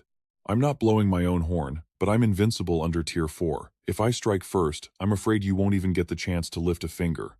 Zuo Tianchen crooked his finger in a taunting gesture. Whatever. Let's just make this quick. Piao Deishuang immediately dropped into his stance. Quick? Fine. I'll let you taste a technique I created myself. He lunged forward, unleashing a punch. Tiger Roar Fist. Suddenly, a brutal slap smashed straight into his face, mashing his lips and teeth together in a bloody mess. Zuo Tianchen dusted off his hands. Next. The entire hall fell deathly silent, save for Piao Guoyang, who screamed in disbelief. What? How is that possible? His jaw dropped, eyes bulging, his heart pounding in shock. Even though Piao Deishuang likes to show off, his power is the real deal. Even I wouldn't dare take that attack of his lightly. Yet this pre-Tier 4 kid neutralized it head-on? Yue-kun watched from the side, analyzing. Simple movements, precise force. Not only that, he used the minimum amount of strength to nullify the attack, while exploiting his opponent's weakness to take him down in a single move. I didn't expect a pre-Tier 4 to hide such skill. Honestly, even a genuine Tier 4 might not be able to take him down. A shadow flickered past. Trouble was brewing. Yue-kun's voice dropped. Why have you come here? Heima spoke urgently. Shu Yi can handle things on his end, but it looks like you've got a tricky situation right here. Yue-kun glanced sideways. Do you have a plan? Heima whispered a single name. Number 6. Yue-kun's eyes widened. Use him? Are you insane? Heima lowered his voice. He's the only pre-tier 4 who can defeat this guy. Don't worry. If anything goes wrong, I'll take full responsibility. Yue-kun thought for a long moment before finally nodding. Fine. Go get him yourself. Bring him out. The moment the words left his lips, Heima vanished, as if he had never been there. In another corner, Ruo Xuan whispered orders to Lan Sha. Follow him. Don't get caught. Wait for the right moment to act. Understood, the little girl replied quickly. She slipped behind Ruo Xuan and sank into the floor, disappearing without a trace. Yue-kun started clapping loudly. Spectacular. Truly spectacular. The Da-Yue base lives up to its name. A real crouching tiger, hidden dragon. He heaped on the praise. My friend, your skills are so high they put me to shame. Once you advance to Tier 4, your potential will be limitless. Now, is there anyone else here who wants to challenge him? The hall erupted into murmurs. Challenge? Are you kidding? What's the point? The Da-Yue base is insane, even their pre-tier 4s are monsters. I'm out. Seriously, I concede. I say we just let Da-Yue base take the lead. Yue-kun spoke up calmly. Well, if no one else wants to challenge, then our Silver Fox base won't hold back. He turned to Zuo Tianchen. My friend, Silver Fox base also has a pre-tier 4 fighter with some skill. How about letting him exchange 2 or 3 moves with you? No problem, right? Zuo Tianchen played along. Of course. Both men stared each other down, brimming with confidence. Meanwhile, Heima hurried up the stone steps to the 7th Hell prison, finally reaching the level holding number 6. Agonized groans echoed from inside. Here we go again. He hesitated at the door for a moment before it swung open. Hanging upside down from the ceiling in front of Heima was Jia Liang. Heima spoke coldly. Number 6, do you want to get out? Suddenly, Jia Liang screamed. Get lost. My name isn't number 6. Heima scoffed. Oh? You actually remember your own name? Don't talk nonsense. Of course I don't remember it. Jia Liang yelled back. Heima laughed hoarsely. If you don't even know your own name, what else am I supposed to call you but number 6? The prisoner struggled violently against his bonds. I don't care. I am not number 6. Heima's voice hardened. Whatever. I just need to know one thing. Do you want to leave this place or not? Jia Liang's eyes exploded with murderous intent. I don't care about that.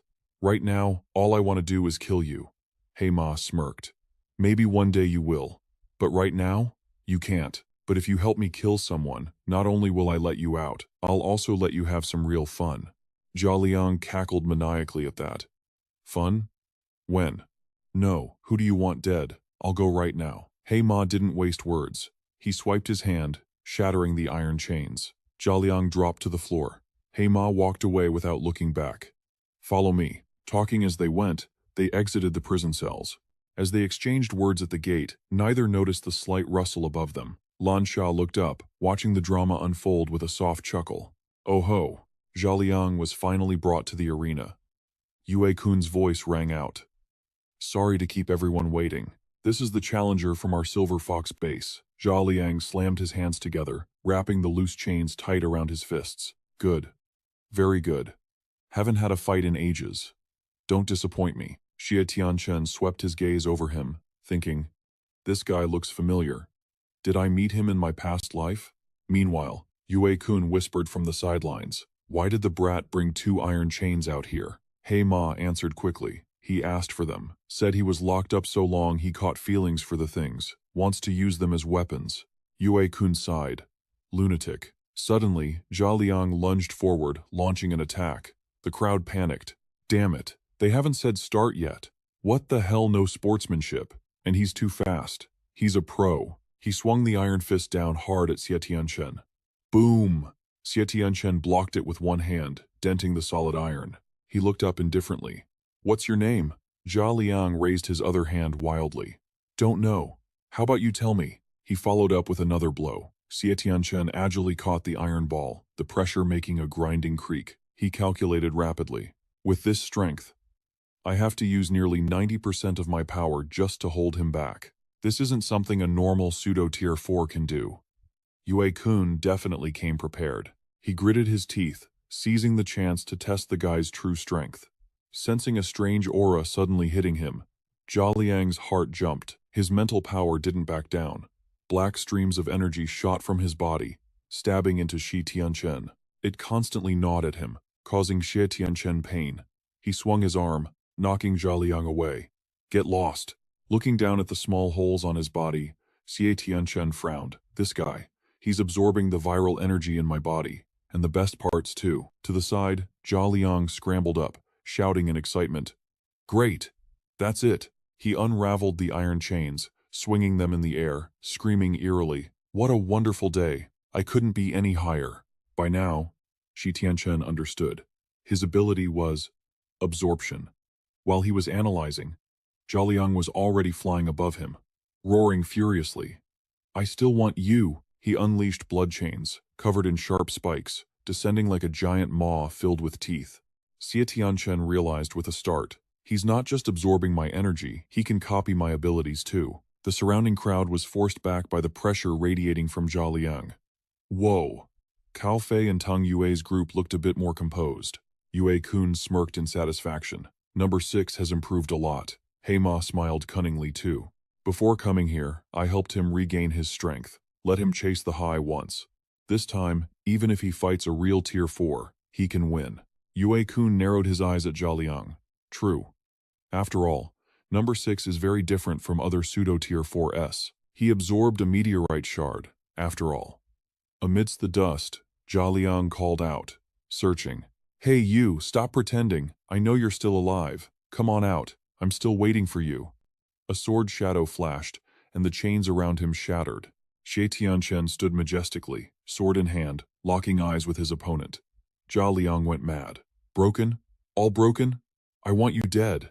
He launched another wave of blood chains. Before he could finish speaking, Xie Tianchen clenched his fist, punching a wave of pressure toward Zhaliang. The blood chains shattered, pieces falling like dying embers. Xie Tianchen ended it gently. You lose. Suddenly, his eyes widened.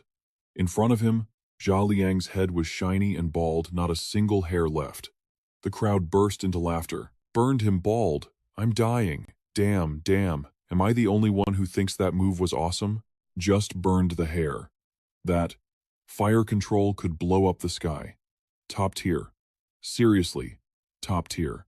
Xie Tianchen was stunned. You are Zhaliang? The opponent was surprised. Zhaliang? You say my name is Zhaliang? Xie Tianchen remembered. In his past life, there was a famous Tier 4 inches the north, named Zhaliang. He was known for being cruel, cunning, and vicious. He acted alone and never joined any faction.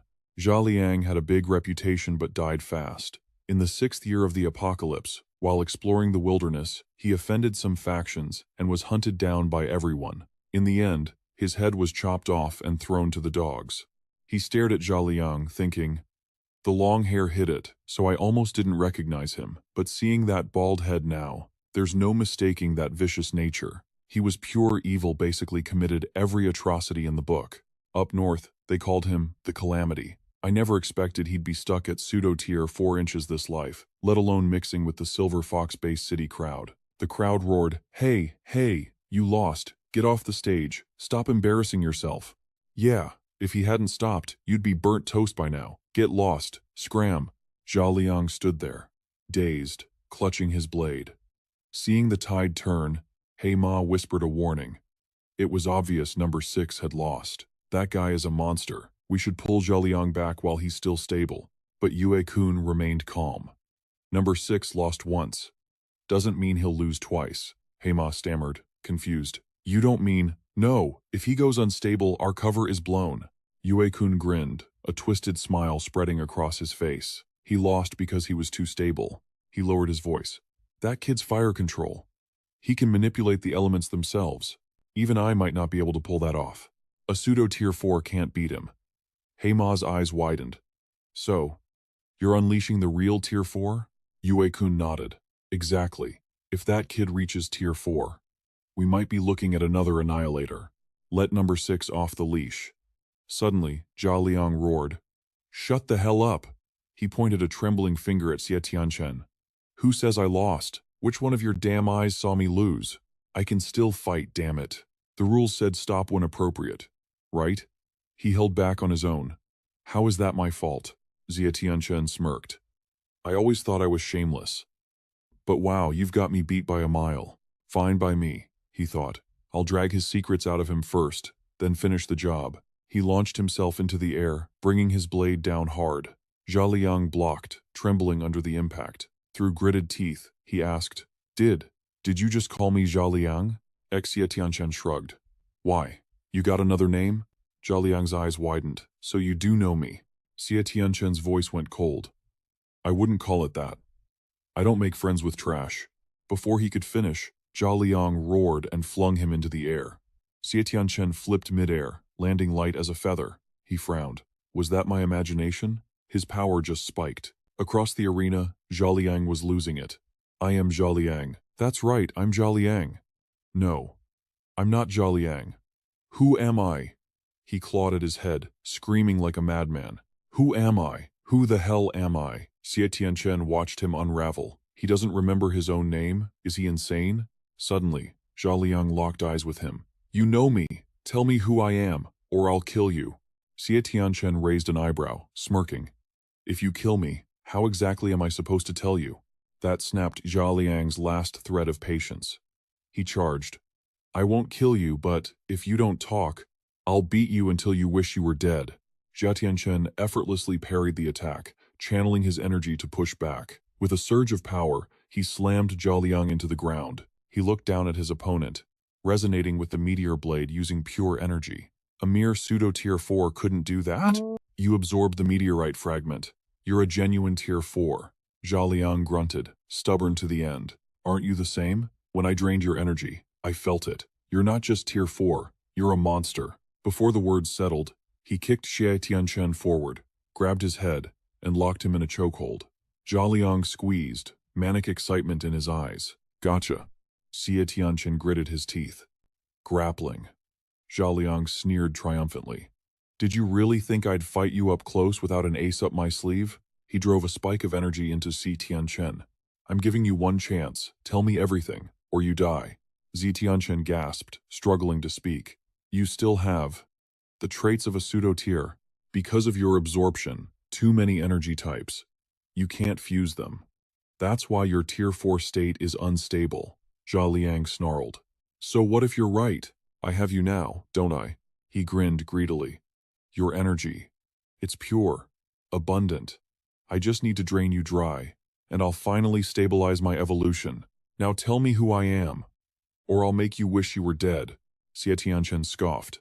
Wish I were dead? Suddenly, his energy erupted like a volcano. You want power? Fine. Have all of it. Zhao Liang screamed, writhing in agony. What are you doing? His grip began to slip, but he tried to hold on. Don't be shy, my treat. Eat up. The crowd watched in horror. Holy sh*t. Is that kind of power even possible for a pseudo-tier 4? Tier 4. That's definitely a real tier 4. Damn it, he was hiding his strength the whole time. That's a true monster right there. Yue-kun suddenly realized who this kid was. A level 4? He'd been hiding his true strength all this time. Was it them last night? He immediately barked an order to stop him. Haima shouted to hold fire, but it was too late. Zhao Liang was already bursting into flames. Zuo Tianchen went for the kill. He grit his teeth, channeling his power. Boom. Red flames erupted, morphing into a firestorm that tore through the very air. Zhao Liang collapsed, powerless. Meanwhile, Zuo Tianchen stood majestic behind the black smoke. Yue-kun put on his hypocritical act, shouting, sending a high-tier level 4 disguised as a weakling to play the pig to eat the tiger. What exactly is Daiyue Base City planning? If you have a problem, we can discuss it openly. What is the meaning of this sneaking around? Zuo Tianchen replied calmly. What intentions? Why don't you take a look at him first? Yue-kun startled, looking down. Zuo Tianchen's voice dropped low. Those markings only appear on aberrants. No matter how well you hide it, once full power is unleashed, the truth comes out. His voice turned cold as he questioned, sending an aberrant to fight me. What exactly are you planning? The hall erupted in curses. Everyone sent by Silver Lake Base was an aberrant? And they can absorb abilities? What kind of sick plot is this? Cunning. Absolutely cunning. Pu Guoshang led the outcry. Aberrants. Wait, did that enhancement device turn him into one? The crowd roared in agreement. Old Pu makes sense. There's no such thing as a free lunch. Power without side effects? Impossible. Yue-kun is up to no good. Yue-kun screamed, "Don't listen to his nonsense. The device has no side effects. I didn't know about the aberrants. This is a total misunderstanding. The support from the major organizations is real. I swear." He pointed a trembling finger at Zuo Tianchen. "Don't forget, that guy is a level 4. He hid his strength to sneak in here and sabotage our alliance." Slap. A hand struck down. Yue-kun froze. Shi Tianchen was repeatedly slapping Zhao Liang across the face. The crowd held their breath. Yue-kun stammered, "You. What are you doing?" Xie Tianchen didn't stop slapping. "Nothing much. I just hit him a little too hard earlier. He'll be fine in a second." Zhao Liang snapped awake. He rubbed his cheeks, grinding his teeth. Bastard. Bastard. Suddenly realizing his body was drained, he flew into a rage. "Where is it? Where's my energy? Give it back." Xie Tianchen replied casually. "Are you joking? Your body couldn't handle the energy you sucked out of me, and now you're blaming me?" He slowly sat down. "I showed you the way that day." He pointed a finger at Yue-kun. "If you want energy, go ask him." Yue-kun's face went pale. Damn it. Before he could run, Zhao Liang grabbed him. It was chaos. "Quick! Give it to me! What are you doing? Give it to me! I need it! I need it now! What are you saying? I don't understand." Suddenly an object caught Zhao Liang's eye. Both of them froze, looking over. Zhao Liang's eyes lit up. He threw Yue-kun aside and dashed off like the wind. "I'm coming!" Ignoring Yue-kun's blast of energy, trying to stop him. "Get back here!" Powerful water energy surged toward Xie Tianchen. He dodged it effortlessly, mocking, "Mayor Yue, why the rush?" Feeling guilty, Yue-kun choked on his rage. Xie Tianchen threw one last remark before turning to walk away. "We'll soon find out exactly what those enhancement devices are." Zhao Liang had already reached the storage tank. "Finally, I'm here." He jammed the tubes from the tank into his own body. Everyone stared in horror. "What is he doing? Is that how those devices work?" "That looks twisted." The computer system flashed wild numbers. The tubes bulged as liquid pumped frantically into his body. Zhao Liang's pupils dilated. He threw his hands up in ecstasy. "Good. Feels so good." Tears and snot streamed down his face uncontrollably. Zhao Liang was in pure euphoria. He collapsed to the ground, utterly satisfied. The crowd recoiled in terror. "What the hell is this? Why did he turn out like that? Damn it, that's disgusting. I'd never want to end up like that." Ruo Xuan stepped forward. "He's an addict," she announced. "It's true, the device causes evolution, but the price you pay is total dependency.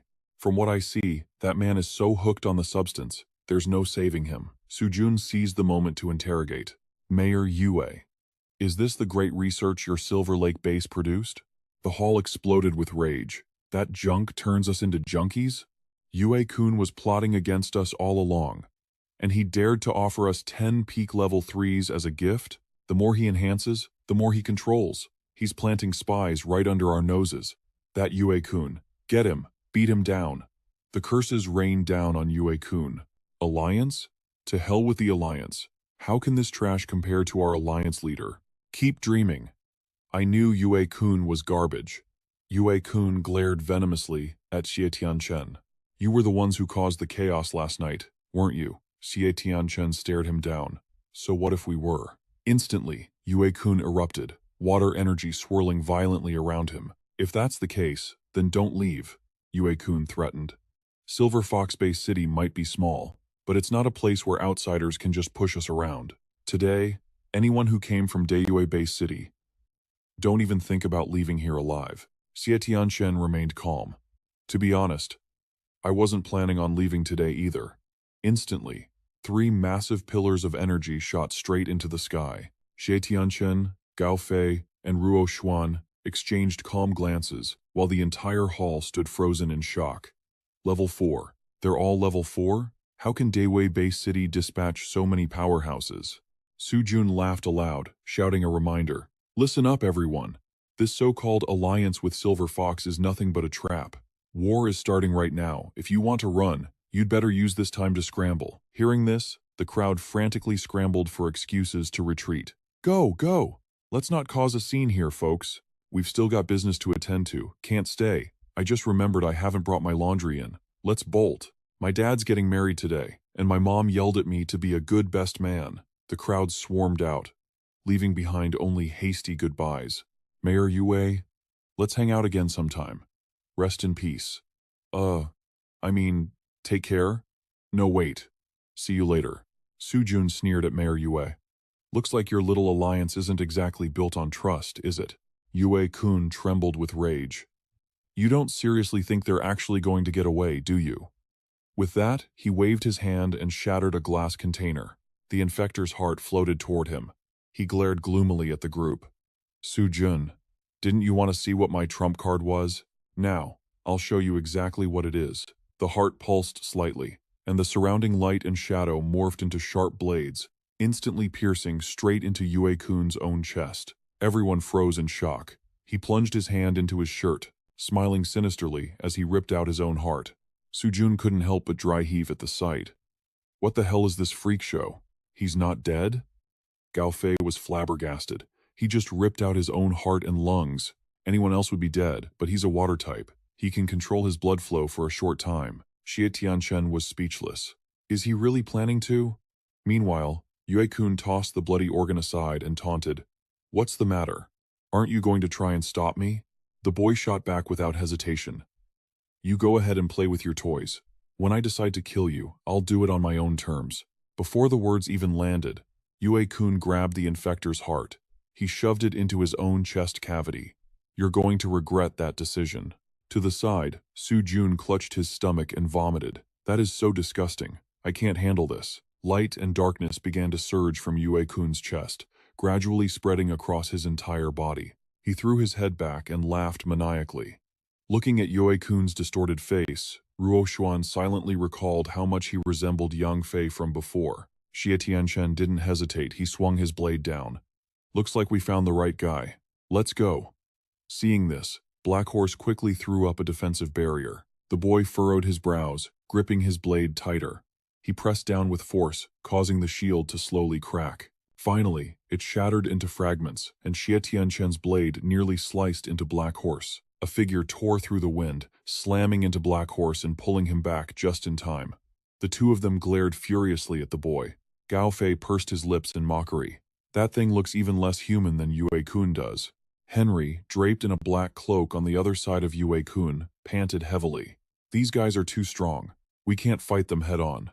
Black Horse followed up. Should we use that move? Without a word, Yue-kun spread his arms to summon his hydro power. A massive tornado swept in, dragging torrential rain down to engulf the entire city. Gao Fei screamed in panic. Damn it! This thing is bigger than all those guys from yesterday combined. The tornado spiraled towards Zuo Tianchen, but he lightly leaped aside to dodge, then spun around, raising his blade. I'll handle this. With a single, decisive slash, he split the curtain of water in two. Just like that, Yue-kun relentlessly used his hydro power to chase Zuo Tianchen without end. Gao Fei scoffed. Didn't they say they couldn't fight head-on? Why make such a huge scene then? Zuo Tianchen, now soaked, replied, You really think that move was just for attacking? He called out to Gao Fei, Look around you. Gao Fei looked confused. Mist? Ruo Xuan stepped forward to explain. It's not just mist. It's mixed with special energy and mental power. It not only suppresses our perception, but also slows down our movements and attacks. Zuo Tianchen nodded. Exactly. It's not simple mist, it's a combination of Yue-kun and their power, a fusion technique. Or you could call it a dual domain. Zuo Tianchen's 5-person squad was now completely surrounded by the dense fog. While everyone was trying to figure out a solution, rain needles tore through the air toward them. Ruo Xuan was the first to notice, shouting a warning. Incoming! Zuo Tianchen instantly slashed continuously, knocking the needles away. Ruo Xuan and Tang Yue focused, creating a barrier to protect everyone. Su Jun stood behind Tang Ye, mesmerized. Babe, you are so strong. Tang Yue immediately snapped back. Don't distract me, or I'll throw you out there myself. Seeing the disadvantage, Gao Fei grew anxious. Sister-in-law, have you found him yet? We can't just stand here and be punching bags. Ruo Xuan shook her head. I can't see him. My mental power has been suppressed to a radius of 50 meters. Everything beyond this point is a blur. Cao Fi frowned, calculating. That means they're sniping us from over 50 meters out. There are 2 of them, Tianchen. You guys rest, I'll take point. Hearing this, Zuo Tianchen intervened with a soft voice. A dual-layer domain isn't as simple as you think. Even if you pinpoint their location, hitting them is a whole other story. He explained, elemental types can synthesize elements to boost their power exponentially. A dual-layer domain amplifies strength by combining two domains. But the conditions to pull that off? Extremely strict. Both users must have absolute control over their own domains. Plus, their effects have to sync up perfectly. But once they stick the landing, the power boost isn't just additive, it's multiplicative. Cao Fi frowned. That powerful? Why don't you and the sister-in-law whip one up then? Zuo Tianchen shot him a glare. Xuan hasn't unlocked her domain yet. Besides, syncing for a dual layer takes ages. It's not something you can just master overnight. Before he could finish, he saw Cao Fi grinning like an idiot. What a pain. Relax. I came prepared. I guarantee I've got a huge surprise for Yue-kun and his goons. Seeing Cao Fi getting cocky, Zuo Tianchen dragged him back down. Cao Fi snapped. What are you doing? Tianchen huffed coldly. Sit your ass down, you're not going anywhere. Then he lowered his voice. When we first hit the island, you set up enchantments on the main roads, didn't you? Doesn't that mean you can trigger that ultimate move whenever you want? That mystic forest break thing? Zuo Tianchen explained softly. Doesn't matter. Your move is powerful, sure. If you used it now, Yue-kun's squad would be crippled or dead. But that's not the outcome I'm after. The Silver Fox base is in a prime strategic location. In the future, I'm going to turn this place into the headquarters for the Northern Alliance. If you trash the base now, do you have any idea how long it'll take me to fix it? Cao Fi turned to him, looking clueless. Huh? Zuo Tianchen sighed, exasperated. Bottom line. Without my permission, you keep that move holstered. Cao Fi scratched his ear. So we just sit here and be punching bags? Hundreds of darts whistled through the air towards them. Zuo Tianchen swatted them away casually. What's the rush? These attacks are like mosquito bites, easy to handle. Yue-kun can't actually hurt us. After clearing the wave, he lay down on the ground, looking completely at ease. Let's just chill here for a bit. A massive move like a domain fusion drains a ton of energy. As long as we hold our ground, they'll be the ones who run out of gas first. If you're bored, try figuring out where they're hiding. Ruoshuan agreed, and lay down next to him. Makes sense. Leave the searching to me. You guys rest. Cao Fi turned to his allies, only to see Tang Yue and Su Jun already meditating. He shouted, Damn it, you two are napping too? They replied lazily. Master said rest, so we rest. If baby is resting, then I'm resting. Cao Fi was speechless. He turned away. Fine, I'll find them myself. Cao Fi widened his eyes, scanning the area. Su Jun watched with admiration. Golden eyes of fire. Zuo Tianchen propped his head up. It's nothing special. His eyes were his first evolution ability.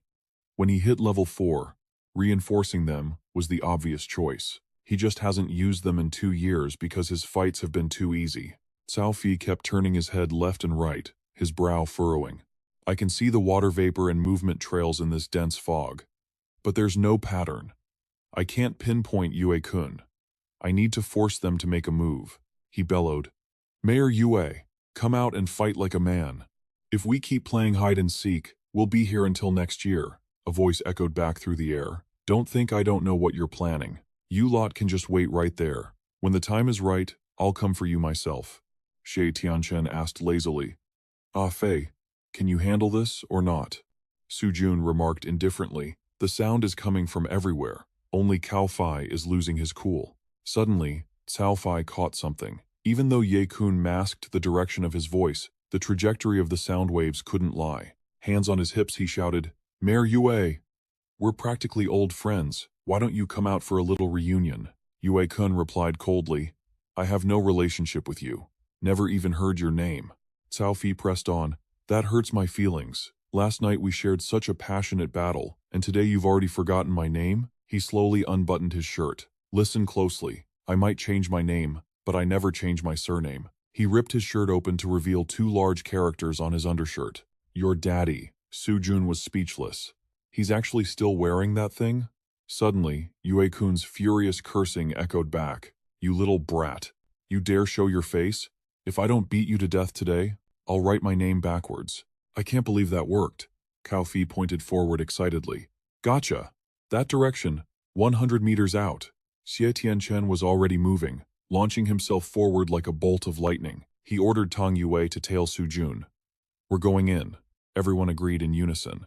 Gao Fei quickly sensed Yue Kun's aura and shouted, "Over there!" Zuo Tianchen didn't waste a word. He swung his blade and slashed. "I'm coming for you!" Two figures split apart to dodge. Eyes locked onto each other. Zuo Tianchen grinned with excitement. "Found you." A powerful torrent of water crashed toward the five of them. Yue Kun wondered aloud, "How the hell did they find our location?" Hei Ma looked annoyed. "I warned you earlier not to let him provoke you. You definitely made a noise, and that's how he tracked us down." Hearing that, Yue Kun scoffed and looked away. Easier said than done. "If it were you, could you have held back?" He lowered his voice. "Since they found us, we have no choice but to fight." That guy's single slash broke through the water wall. "His strength is no less than Simie's. Don't let him get close," Hei Ma warned. "The other two weren't pushovers either," Yue Kun said arrogantly. "We aren't the only ones from the base city here. Once backup arrives, we'll still have the advantage." Meanwhile, Shi Tianchen's phone buzzed with a new message. "You're in the north? What's up? You're here too? I just arrived not long ago. Heard you made a name for yourself at Longshan Base. As expected of you. Thanks for the praise. Since you're here, come help me out. Come to Yinhu Base. You'll see." Ruo Xuan looked concerned. "Who is that? Texting you at a time like this?" Xie Tianchen gave a vague reply. "Just an old friend." He put the phone away, tightened his grip on the blade, and got ready to fight again. "Come on, let's keep going." Suddenly, Hei Ma and Yue Kun touched hands, and their powers merged into one. Yue Kun shouted, and instantly, everyone was submerged in a blood-red illusion. Gao Fei asked warily, "What is this? My body feels strange." Xie Tianchen warned everyone, "Be careful. Their territory level is rising." He looked around and realized they were surrounded by blood and bones. Yue Kun and Hei Ma stood with one arm wrapped around each other. He smirked arrogantly. "This move was originally prepared for Simie, but today, you lot get a taste first." As soon as he finished speaking, Yue Kun extended his free hand and clenched it tight. All five of them spat out blood in unison. Everyone was in agony. Only Xie Tianchen managed to stay standing. Ruo Xuan struggled to speak. His territory is affecting our blood circulation." Hearing that, Gao Fei and Xie Tianchen exchanged bewildered glances. Yue Kun curled his lip. Very sharp. "You figured it out that quickly? No matter how strong you are, you're still just human. With your blood flow disrupted, even if you don't die, your body's functions will plummet." He continued domineeringly. "In your current state, I don't even need to lift a finger. In 5 minutes, you'll all die from lack of oxygen to the brain. 2 against 4. This battle will surely make my name famous." On the other side, Xie Tianchen ordered everyone, "Sit still. Don't move. Focus all your energy on circulating your breath." Yue Kun's face lost color. "What kind of skill is that? How can it resist the effects of my territory?" He clenched his fist again. "If they're doing that, then they definitely can't move." A powerful force shot from Yue Kun's hand, forcing Xie Tianchen backward. "Do you really think one person can protect all of them?" He braced himself, gritting his teeth. His hand gripped the hilt of his blade tightly, like a beast backed into a corner. He transformed and swung his blade straight forward. Yue Kun dodged just in time as the slash carved a deep crater into the ground. He stared wide-eyed in disbelief. What kind of cultivation is this guy using? How can he still launch a counterattack in that state? Hei Ma urgently pulled Yue Kun back, whispering a plan. "His cultivation progress has far surpassed ours. The territory doesn't affect him much, but even so, with his blood flow disrupted, he can't unleash his full power. But Yue Kun is out of energy now. You mean to say we have to fight him head-on? I don't have enough strength left to draw water from the distant lake." Suddenly, Hei Ma shredded his own arm and said coldly, "We don't need water. Blood works better." Yue Kun didn't hesitate. "Thanks." He turned Hei Ma's blood into blood arrows and fired them at Xie Tianchen, but every single one was deflected. Hei Ma looked on grimly. "Blood arrows won't work. They can't break through his transformation armor." Yue Kun suddenly realized. "I know!" He pulled back his hand and redirected all the blood arrows toward Gao Fei and Ruo Xuan. Xie Tianchen roared, "You bastards!" On the other side, the two were still focused on maintaining their shields, making no move to dodge the incoming arrows. Desperate, Xie Tianchen threw himself in the way to intercept them. Yue-kun laughed coldly. Crimson blood sprayed across the sky. The blood arrow had found its mark. Xie Tianchen's left chest was pierced through. Suppressing the agony, he slowly pulled the spike out. His hands trembling, he forced himself to move forward. Yue-kun mocked him, ignoring your own safety to save your teammates. How noble. He extended his hand, and blood from Xie Tianchen's body began flowing toward him. He smirked. Do you think I'm out of attacks just because I used up that blood? As long as you're close, I can take your blood. He absorbed Xie Tianchen's blood and formed it into a massive blood axe. Yue-kun raised his hand for the killing blow. Die. But then Xie Tianchen clenched his fist. With one explosive punch, he shattered the blood axe in an instant. Yue-kun's face drained of color. You. Xie Tianchen's voice echoed out, chilling as the grave. I'm guessing you've never fought a domain expert before, have you? Today, I'm giving you a free lesson. He stared straight into his eyes and smirked. A domain isn't just for combining. He didn't finish the sentence, but the implication alone made Yue-kun tremble in terror. You have a domain?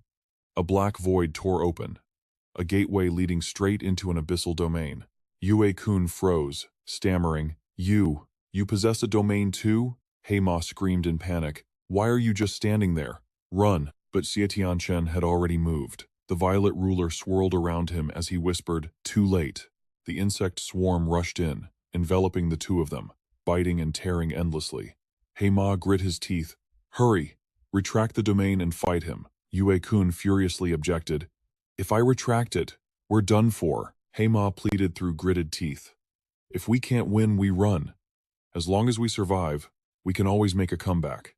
Before he could finish, Yue-kun erupted with explosive energy. Xie Tianchen frowned, watching closely. Opposite him, Yue-kun snarled like a madman. Everyone is already here. Where the hell can we run? I'm going to kill him. Heima shrieked in terror. What are you doing? You promised me you'd only use that as a last resort. But Yue-kun had lost his mind. He began absorbing Heima. This is the last resort. Once I kill these bastards, I'll figure out a way to bring you back. Heima begged desperately. No, stop. I said stop, but it was too late. Heima screamed one last time. Yue-kun, you bastard. You bastard. Then he vanished. Suddenly, a beak and a massive comb sprouted from Yue-kun's body. Xie Tianchen stared in disbelief. Standing before him was a giant rooster. Without warning, Yue-kun launched himself forward, catching him off guard. Xie Tianchen braced himself, barely managing to keep from being blown away. Xie Tianchen scoffed. Forcing evolution like this? There's no turning back from that. Look at you. You're no different than the infected now. But Yue-kun didn't listen. So what? He roared arrogantly. In this world, power is everything. As long as I'm strong enough, cruel enough, I can still rule this place. I will use this form to rule over everyone. Before he could finish, Xie Tianchen's blade flashed down, slicing his arm clean off.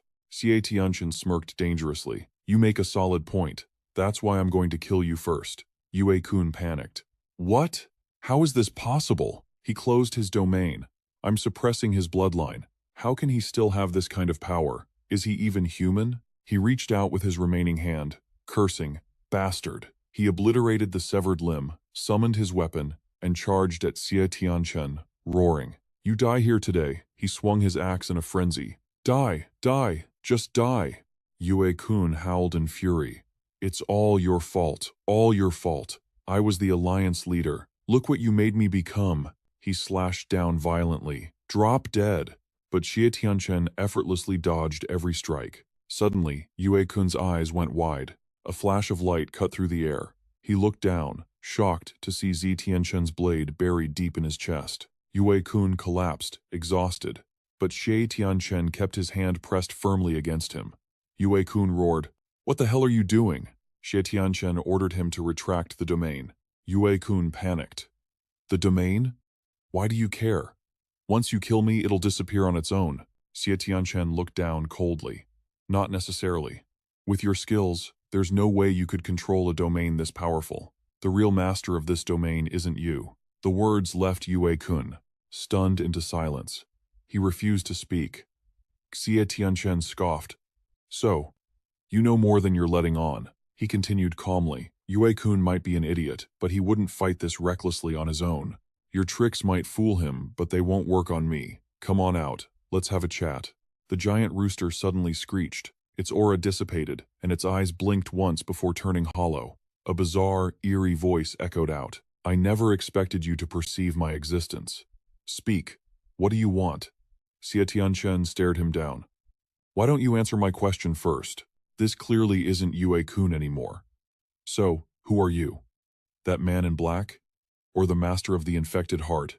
Finally, he raised an eyebrow. Or perhaps, I should call you the symbiotic cell? A thin layer of morning mist clung to the ground as the first light of dawn peeked over the horizon.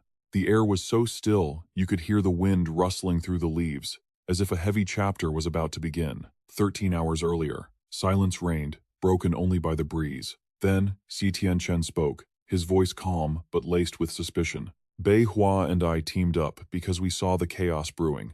But you're different.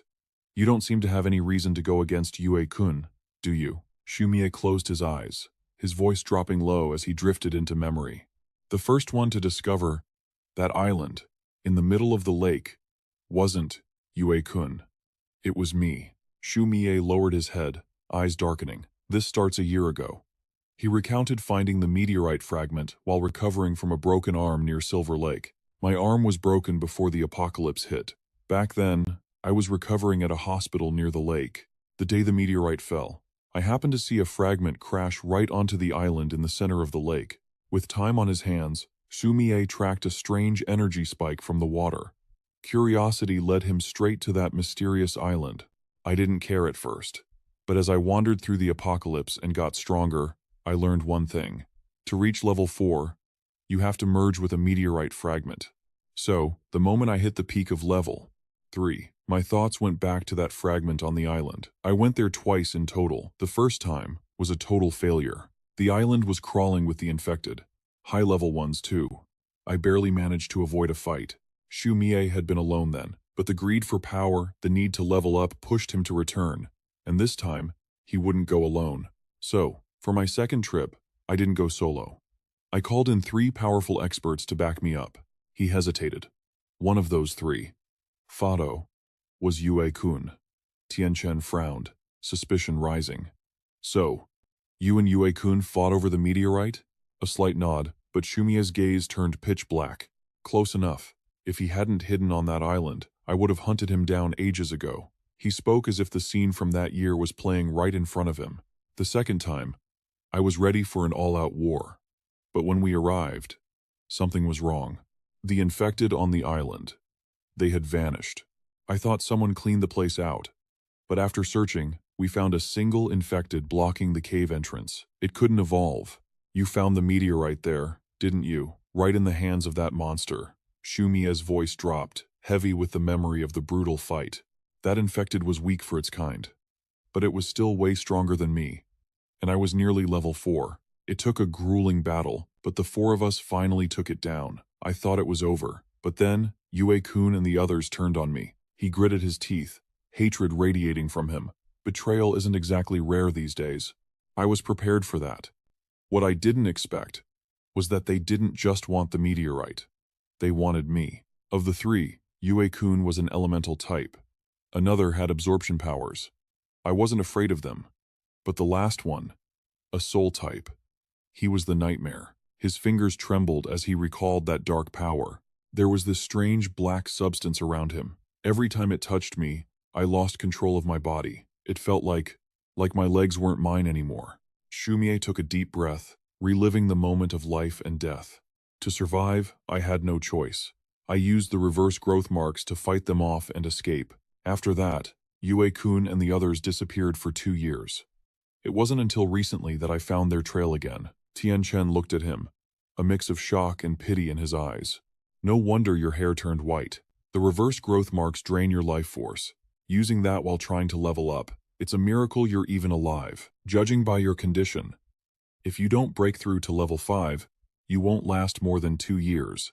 Shumie let out a reckless laugh. 2 years? Ha! I give myself 1. He looked straight at Tianchen, determination burning like fire in his eyes. Whether it's 2 years or 1. I, Shumie, won't die in vain. If we have the same goal, let's kill that bastard Yue-kun together. Even if I die, at least I'll have my revenge. Fine. Yue-kun's death date is set. Beihua connected the dots, his gaze sharp. I always thought Shumia's story sounded strange. But after meeting you, everything makes sense. He broke it down point by point. First, the infected on the island wouldn't just vanish. If they were cleared out, there would have been a commotion. Shumie would have known. And that failed evolution, infected appearing just when he returned, too coincidental, like someone sent Shumie an invitation. Third, the power that made Shumie lose control. Frast, that black substance. It sounded familiar the more I heard it. But it wasn't until I fought you that I realized what it was. Wind swept through his hair. Tianchen narrowed his eyes, dropping the truth like a verdict. From the start, that black-clad man with Shumie wasn't a level 4 soul type.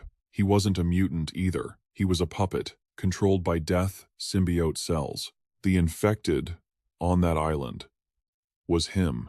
You couldn't get in, so you used your dominance ability. You found an infected that failed its evolution. That power didn't just make Shumie lose control. You were trying to hijack his body because of his talent, but you failed. Yue-kun's clone revealed itself, his attitude arrogant as he faced down Tianchen. Now that you know my true identity, you should realize one thing. Killing me is impossible. This body is merely one of my countless avatars. Even if you destroy it, I won't suffer a scratch. Tianchen replied with icy calm, unmoved by the threat. This isn't the first time I've fought a beast. Until I find your main body, just enjoy being roasted alive right here. He scanned his surroundings, acutely feeling the suppression. Even when pushed to its absolute limit, the range is less than 10 meters. It seems that within his territory, my own domain is severely restricted. Tianchen turned to check on his teammates. Xuan, Ah Fei, how are you holding up? Are you feeling any better?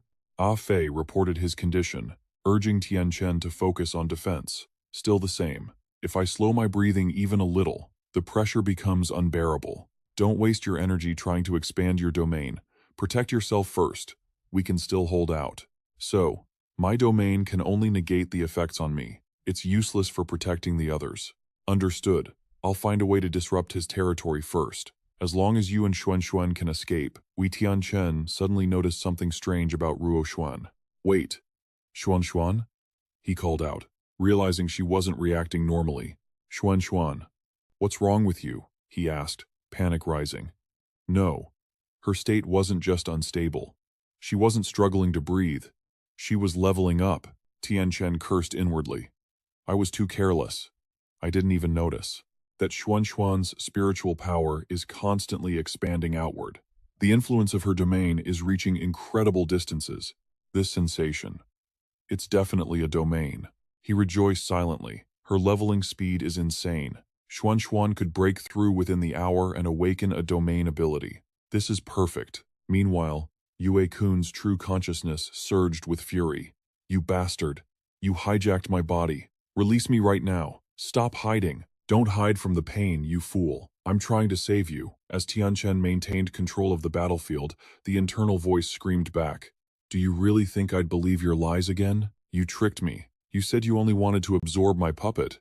I don't want your body. It doesn't even suit me. If you hadn't held us back, we wouldn't be in this pathetic situation. I don't want to hear it. If there's pain, you take it. Just let my consciousness go back to sleep. The entity pressed on. If you want to survive, listen to me. Help me maintain the domain and fight him. The original Yue-kun was desperate, but he fought back fiercely. Even if I die today, I'm dragging you bastards down to hell with me. Tianchen sensed the internal chaos. Yue-kun's consciousness had awakened, and the two minds were at war with each other. Suddenly, the real Yue-kun made a reckless move. Come on, what are you doing? You'll ruin my plans, the parasite screamed. I told you. Today, we die together. Screams erupted as a horde of the infected flooded in. Zombies? Why are there so many infected inside the base? The horde of zombies surged forward in unison. Amidst the spreading chaos, Tianchen scanned the crowd and instantly spotted something unnatural about the incoming wave of infected.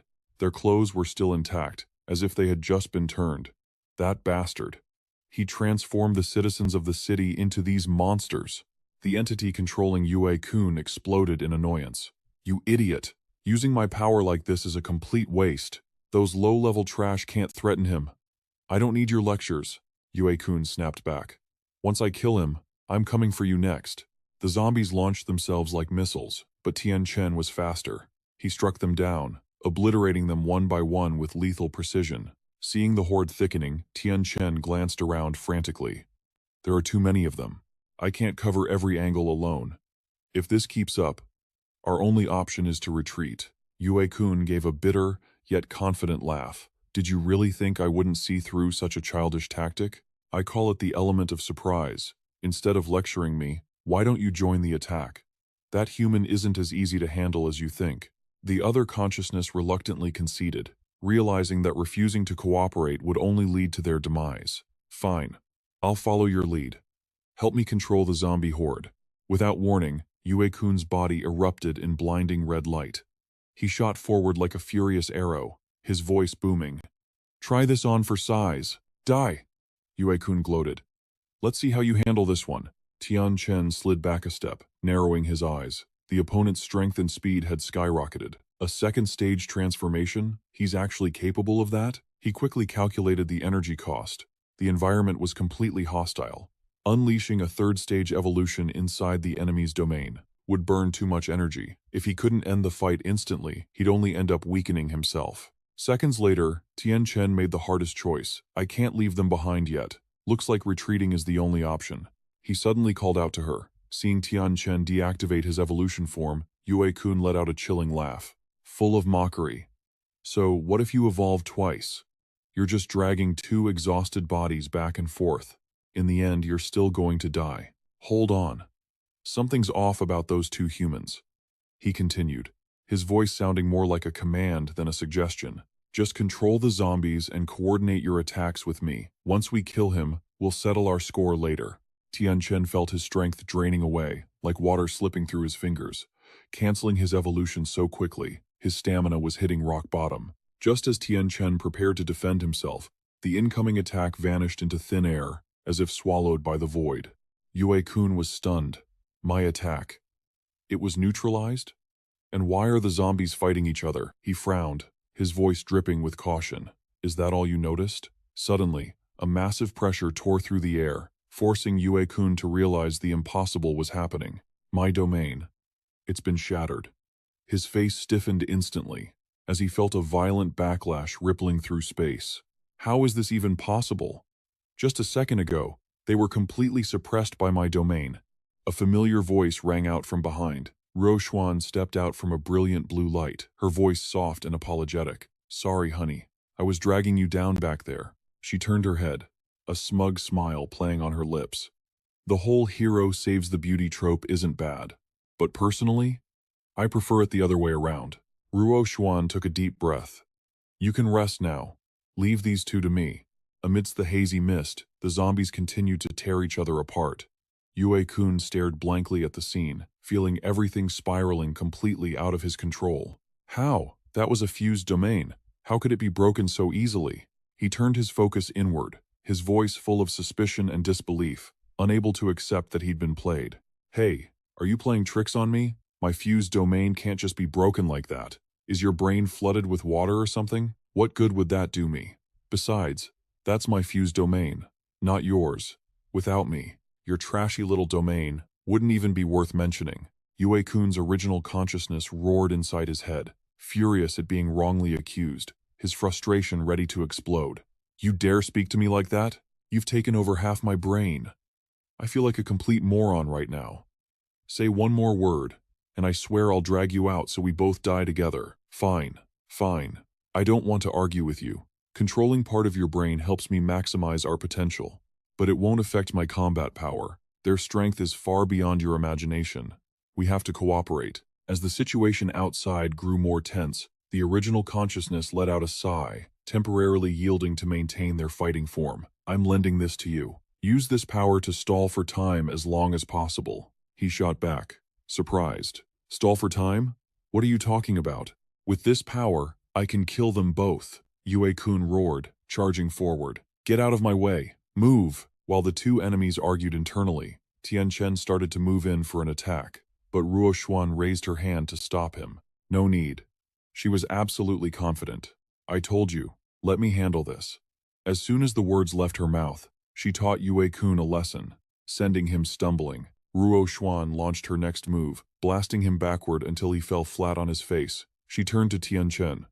"Well, how was that?" He watched the scene unfold, his heart swelling with a mix of pride and astonishment. His wife was incredible. But he also analyzed the move. Ruo Xuan's counterattack just now was likely materialized spiritual power. That meant she could now use her mind as a physical weapon, with strength rivaling any high-level warrior. Yue-kun couldn't hide his shock. Wincing in pain, he thought, how is this woman's spiritual power so terrifyingly strong? The original consciousness flared up again, seeing his host fight like a headless chicken. His voice was full of reproach. "I didn't lend you my power just so you could waste it like this. Have you forgotten? You're an elemental type. Why did I forget that? Ever since I fused with you, I feel like I've gotten so much stupider. Give me back control. Actually, never mind, even if I gave it back, you wouldn't know how to use it. I'll teach you how to fight." He pointed out the obvious in frustration, annoyed that his host couldn't figure it out himself. "You have a weapon right there, yet you don't use it? You just rush in blindly. Why didn't I think of that?" He suddenly looked smug, as if he had finally gained the upper hand. "Let's see how that woman hits me now." Ruo Xuan scoffed, seizing the opportunity to advance. "What else have you got?" "I'll just use my hands." The entire space turned a blazing red. In an instant, she closed the distance and shattered the defensive layer he had just formed. "You still dare to come at me? Die." But her relentless counterattacks crushed him in the blink of an eye, leaving him frozen in terror. Impossible. Yue-kun was horrified. Isn't this woman supposed to be a spiritual type? How is she this good at close combat? Tianchen sighed, finally understanding the true nature of what was happening. So that's it, he thought to himself.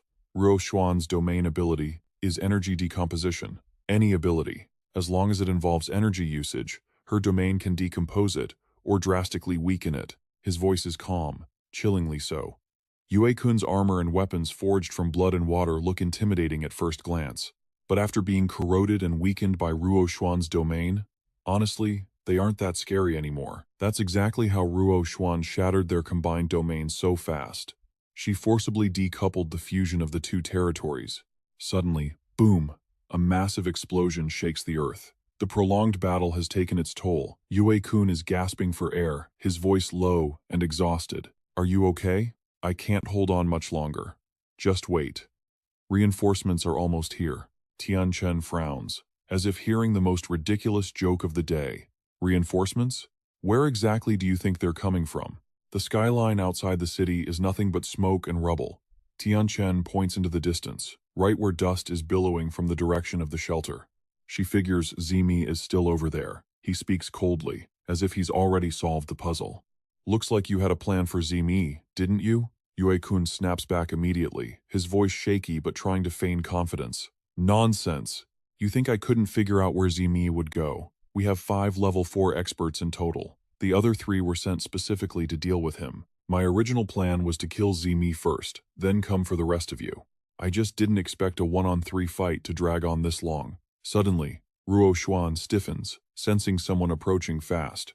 3 figures are closing in. It's not Zimi. Yue-kun smirks arrogantly, acting like he's already won. "Here already? I knew my experimental subjects would make excellent subordinates. With their help, there's no way Zimi could survive." But the next second, the 3 level 4 experts burst onto the scene. Yue-kun's smug face drops instantly. They aren't attacking, they're running for their lives. "Master, help us, save us. Zimi is going to kill us. We can't stop him." Yue-kun freezes, unable to believe his eyes. From out of nowhere, Zimi appears, glancing at the chaos with a mix of amusement and contempt. "That little guinea pig isn't bad. It's actually got some moves." A suffocating tension grips the entire battlefield. But the 3 level 4 experts are stumbling back, covered in wounds, gasping for air. Yue-kun stares at them, a mix of shock and fury in his eyes. He can't believe his ace squad has been reduced to this. A strong wind sweeps across the clearing, carrying a sense of impending doom. "What the hell happened to you? It was 3 against 1, plus zombie support.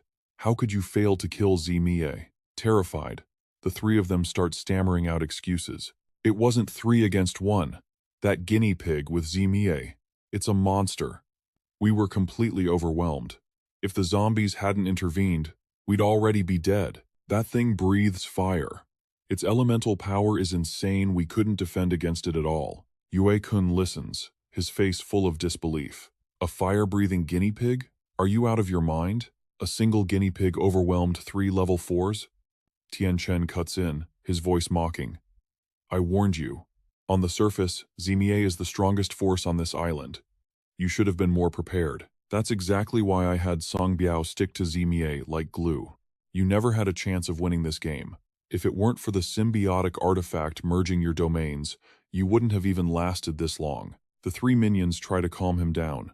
It's okay, boss. Just stay calm. Don't be rash. Impulsiveness is the mother of failure. But Yue-kun is cornered.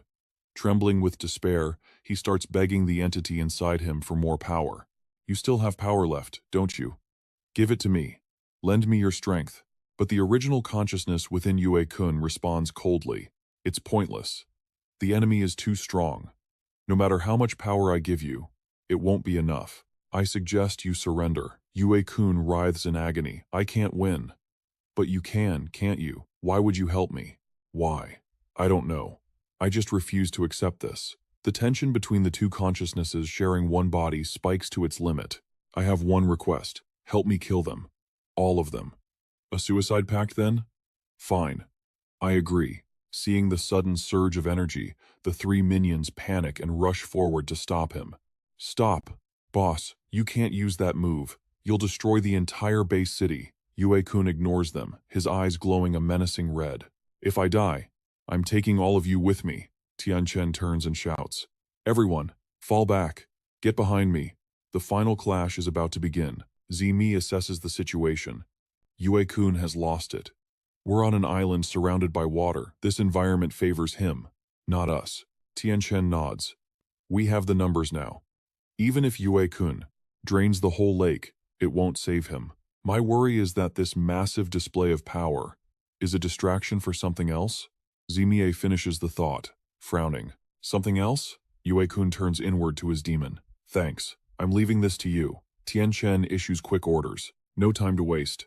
Xiaobai is fast, but that symbiotic artifact is tricky. He turns to Ruo Xuan. Go help Xiaobai. Don't let them turn the tables on us. Ruo Xuan shoots into the air toward Yue-kun. Tianchen smirks as the enemy suddenly shifts focus and charges straight at him. Coming for me? What's the matter? Afraid to fight my wife? I'll kill you lot first. Hunting down the others afterwards won't be a problem. Barely finishing his sentence, Yue-kun pointed a finger, unleashing a counterattack like a crashing tidal wave. Instantly, Zuo Tianchen and Xu Mie were submerged in the deluge. As they struggled to surface, Zuo Tianchen confessed, "To be honest, I can't swim." Xu Mie shot back, "I didn't need you to tell me that. I can see it." Xu Mie proposed shifting the battlefield. "You can fly. Let's take this to the air and fight him there." Tianchen shook his head decisively, eyes fixed on the water. "No, we're going down." Without hesitation, the 2 plunged back into the depths. He instructed Xu Mie via telepathy, "Stabilize your posture and hold your breath." Xu Mie's eyes widened in shock. "You know how to use mental connection too?" Tianchen replied simply, "Just a little." Long story short, just hold your breath. The underwater pressure limits our power, giving Yue-kun the advantage. I know that, which is why we aren't the main force in this fight. Yue-kun dove after them, killing intent radiating from him. "You dare enter the water? How stupid." He sneered. "Die." Seizing the moment, Tianchen readied his weapon, while Xu Mie surged forward, driving a brutal knee straight into the enemy's gut. Yue-kun kept his cool to counter, though seething with rage. "Xu Mie, still this strong even underwater? You really live up to your reputation," he roared. "Then I'll kill you first." But suddenly, panic set in. "Crap! I used too much force. I've lost my balance in the water." Yue-kun froze, startled. Another expert? Surfacing, he sensed a new presence nearby. "You?" Gao Fei stepped forward, his voice ice cold. "Did you really think I was just sitting there recovering, Mayor Yu? Expected as much from you." He smirked with arrogant confidence. "Idiot." Gao Fei grumbled, looking annoyed. "God, you've splashed water everywhere. My clothes are soaking wet now." He frowned, clearly irritated. Lucky I used a waterproof pen. Otherwise, my beautiful calligraphy would have been ruined. Tianchen and Shumie burst from the water. Tianchen glanced at Gao Fei, noting the failed assassination. A sneak attack and you still didn't kill him? You okay? Got sloppy, Gao Fei admitted. Who knew his skin would be that thick after turning into a zombie? Then, his tone turned urgent. Hurry up, I need to go support the other flank. 2 minutes. Yue-kun roared in pain. Stop right there. The water surface erupted with a massive explosion, shaking the entire area. Gao Fei took a deep breath, composing himself for a challenge. Failing to kill you just now was embarrassing in front of Tianchen. Focus. 2 minutes. Let's end this quickly. Yue-kun curled his lip in provocation. 2 minutes? Who do you think you are? Suddenly, a powerful counterforce slammed him deep underwater. Gao Fei let out a cold, arrogant huff. Who am I? He scoffed, drawing several sharp spikes. I'm your daddy. Gao Fei channeled his internal energy, unleashing a scorching vortex of crimson fire that drilled straight toward Yue-kun. Yue-kun screamed in agony, crashing to the ground before he could even attempt a counterattack. Gao Fei landed, applying pressure with a casual tone. Seems 2 minutes was too generous. You can't even take a hit. Yue-kun gritted his teeth, desperate to explain. If I had mastered the power he gave me, you wouldn't have won so easily. Gao Fei lowered his voice, sounding like he was granting a final mercy. All right, enough with the excuses. Since I have 65 seconds left, I'll chat with you a bit. Consider it hospice care. He squatted down and whispered something shocking. Truth is, we aren't from the Daiyue-based city at all. Strictly speaking, we're from Beihua. Yue-kun frowned, blurting out in shock. Beihua? Are you with Lin Sheng? Gao Fei replied breezily. Wouldn't call us allies. More like collaborators. Yue-kun raged. So you came here just to cause trouble. Gao Fei feigned innocence. How can you say that? I'm a good citizen. Me? Cause trouble? Never, he added nonchalantly. Look, when that girl in the group was cursing you out, I was the one defending you. Yue-kun's rage was so intense it vibrated the surrounding water. You're one of those scumbags from the group, you bastard. His scream of bastard trailed off. Gao Fei paused as he watched the life fade from Yue-kun's eyes. No way. Dead already? He checked the time, bemused. Seems I literally angered him to death. Damn. And I still had 15 seconds left. Scene shift to Xiaobai and Ruo Xuan. She shouted, Xiaobai, just capture him. I can use my spiritual power to trace his main body. Rough him up if you want. Just don't kill him. The creature shot forward like lightning, brimming with confidence. The clone screamed, Get away from me, you freak. Xiaobai opened its maw, unleashing an overwhelming blast of fire. Yue-kun's clone gritted his teeth, cornered but vicious. I don't know how you evolved to this level, but if you keep standing in my way, I'll make you pay. Xiaobai ignored the threat, unsheathing razor-sharp claws to strike the clone head-on. The clone smirked, actually impressed by Xiaobai's power. An attack that could kill me instantly? Not bad for a monster. Ruo Xuan screamed a warning. Xiaobai, get away from him. The clone gritted his teeth, his eyes gleaming with greedy malice. Monster, your body is mine. No sooner had he spoken than he launched an attack at Little Bai. Ruo Xuan saw this and flew over instantly. With a single finger, she fired a beam of blue light to break Little Bai free. Get the hell out. Her voice was frantic. Don't move. The avatar of Yue-kun suddenly seized control, replying coldly, Come any closer, and this little monster dies. A tense battle broke out in the dense forest. Ruo Xuan stared at the avatar, forcing Little Bai down. He spoke, his voice cold and deliberate. If Little Bai dies, I guarantee you won't survive either. So, this little brat's life is on the line. She tilted her head. And what if I don't do anything? Back off. Stay 20 meters away from me. Yue-kun's avatar sneered, replying, This is just one of many clones I can split off. Even if I die, my main body won't suffer a scratch. Before long, my main body will revive me. Ruo Xuan clenched her fist, eyes filled with suspicion. If you can really revive, why are you running away so desperately? He didn't understand her meaning yet, still suspicious.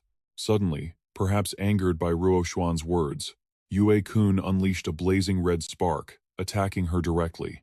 Boom. But she countered instantly, striking like lightning without warning. Boom. Yue-kun reacted quickly and dodged in time. Ruo Xuan paused for a second, clearly sensing the change in impact. Although her defense was casual, she knew Little Bai's attack power had never reached that level. The symbiote cells had only controlled Little Bai's body for a moment, yet could unleash such combat power? Yue-kun's avatar laughed faintly. Looking at you, you seem very surprised. This brat's ability isn't bad. Pity that with its brain capacity, it can't fully control this flow of power yet. I'm just helping it use it properly. She pointed at the swirling power, retorting sarcastically, "Are you questioning Little Bai's IQ? He might be reckless in a fight, but he's much smarter than you. After all, he's never carried a time bomb on him while chatting with the enemy." As soon as she finished, Ruo Xuan launched another direct attack at Yue-kun. Boom. The powerful strike knocked him down instantly, unable to resist. Yue-kun frowned as he felt a stream of spiritual power infiltrating his body. "Just now, when you defended against my attack, you transmitted spiritual power into my body, and I didn't even detect it?" She spoke coldly, looking annoyed. "Do all you symbiote cells love lecturing this much?" Ruo Xuan continued to provoke him, as if stripping bare his entire conspiracy. "Then bother explaining this. You want to use spiritual power to locate my main body? There is no way I'll let you get what you want." She suddenly grabbed his head, causing Yue-kun to start panicking, his voice cracking as if pushed to the absolute limit. "Let me go! If you continue, I'll make this brat be buried with me. If you have the skill, try it. Human. This is the final warning. Don't force me." Tianchen appeared from nowhere, commanding, "Let him go." Tianchen tilted his head slightly in calculation, his face cold as he realized the severity of Little Bai's condition. He really does have the ability to make Little Bai die with him. If you continue, Little Bai will be completely taken over by him. At that point, waking Little Bai up will be even harder. Hearing this, she released him as told. Yue-kun's avatar laughed coldly, his voice bargaining as if trying to negotiate one last time with his remaining leverage. "Seems you understand me very well. This brat isn't bad. If my main body didn't exist, I'd be very willing to take over its body. But right now, as long as you don't force me, I have no interest in that. Letting me leave now is the wise choice." He roared, dark shadows surrounding him. Tianchen narrowed his eyes, making a dangerous yet precise decision. "Start then." "What do you mean?" He took a step forward, his aura pressuring the opponent into a corner, seemingly accepting Yue-kun's bargain. "Didn't you say if I force you, you'll fully possess Little Bai's body? Then do it. If you don't act, I'll kill you right now." He was panicked, voice trembling. "You? What exactly do you want to do?" Tianchen's voice boomed. "I'm counting to 3. He raised his hand, counting steadily like opening the gates of hell. 1. No way back. Yue-kun gritted his teeth and made the only choice he had left. "I'll do it!" Ruo Xuan interrupted. "What are you doing? Just now, you used spiritual power to suppress his strength. For him to possess Little Bai, he must start from the mental space. And now, he will definitely use his own ability to fully merge into Little Bai's body, because that kind of control is more comprehensive," Tianchen affirmed. "But Little Bai has never eaten energy like this before. The intake is as powerful as an underwater vortex." "Devour!" Yue-kun screamed. His soul felt like it was being torn to shreds as the energy was drained clean. You're draining my energy. Stop it, now." Suddenly, a surge of dark energy erupted from Xiaobai's mouth. Ruo Xuan reacted instantly, using her powers to divert the volatile energy blast away from them. Tianchen tightened his grip, giving the enemy zero chance to recover. "It's weakening. Now's our chance. Do it. Got it." She closed her eyes, locking onto the creature's energy signature. "Well?" he demanded. "Can you track its main body?" "I'm narrowing the radius. It's close, definitely not far from here. It's on the island." Ruo Xuan pinpointed the coordinates. "Northeast direction. Roughly 2 kilometers out." Suddenly, her eyes snapped open, panic seizing her voice. "Oh no!" Her face went pale. "This is bad. The symbiote's main body. It's right where Lan Sha is." Tianchen clenched his fists, his breathing heavy as the gravity of the danger sank in. That girl is in serious trouble. 15 minutes later, the lake finally drained, revealing the bottom. The water receded, leaving behind a chilling, damp stench in the air. Lan Sha stood sheltered at the entrance, letting out a sigh of relief. Good thing she hadn't rushed in earlier. The water was only just now clearing out. Close call. If I'd been impatient, I would have drowned in there for sure. She scanned the dim void, feeling the chaotic energy from Yue-kun's battle outside. This was the perfect distraction to infiltrate deeper. Yue-kun drained the whole lake. He must be going head-to-head with brother Tianchen right now. That means the coast is clear. Lansha took a deep breath, steeling her nerves, and stepped into the pitch-black abyss. She descended into a corridor reeking of mold and decay. Water dripped with every echoing step, sending a shiver down her spine. Is this a dungeon? Were they keeping prisoners down here? Something's off. The moment I walked in, I got this nasty feeling. Lansha kicked a rusty iron door, expecting it to crumble. To her shock, it held firm. What? It didn't break? This thing is tougher than it looks. Pushing deeper, she spotted a motionless figure sitting in a pool of stagnant water. She gasped softly. Dead. The flood must have drowned him. Lansha crouched to inspect the corpse, touching the rigid muscles. Solid build. This guy was an evolver. At least level 2. And look at these marks. He's been shackled here for a long time. Examining closer, she recognized the traits Tianchen had described regarding the missing mutants. Just as I thought. He has the mark too. Brother Tianchen was right. The fall of the Longshan base. It's definitely connected to this place. Suddenly, her instinct screamed. Movement. Lansha spun around, spotted a shadow, and instantly launched a counterstrike.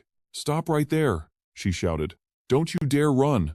She threw herself to the side as a projectile detonated in front of her, erupting in dangerous sparks. What the hell is that thing? The monster lashed out, its tail spitting fire and launching massive rounds. Lansha dodged, but not fast enough. A bullet grazed her shoulder. Despite the hit, her gaze remained sharp.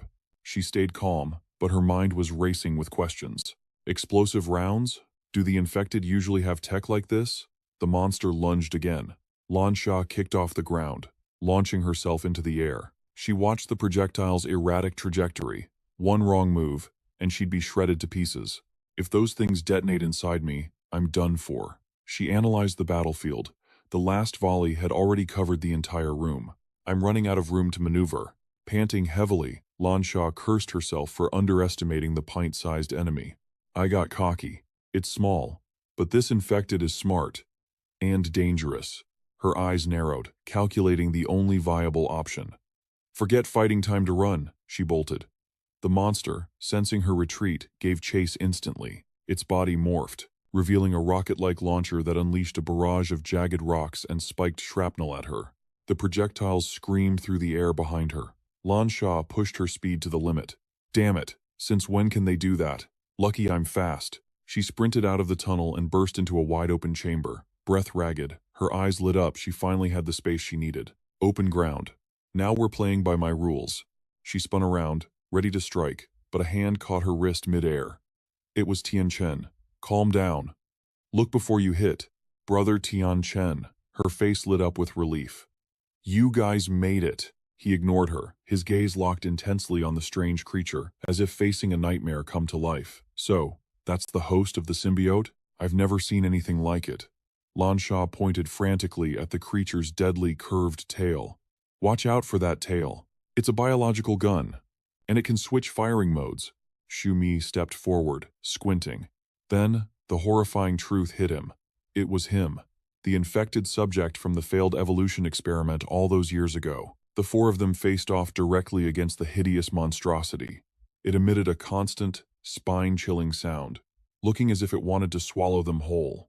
Tianchen stared down the entity in front of him. It was still that gun barrel. Shumie added, back then, I and Yue-kun, along with a few others, killed an infected just like this. Its ability was limb transformation, but at that time, it couldn't turn its tail into a gun barrel. He frowned, analyzing the situation. Do you recognize this type of infected? It's my first time seeing it too.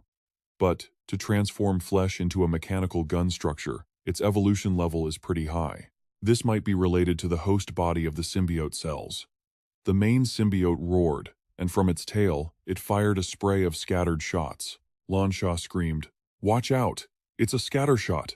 The destructive power is insane!" The monster suddenly lunged forward, trailing blazing red sparks.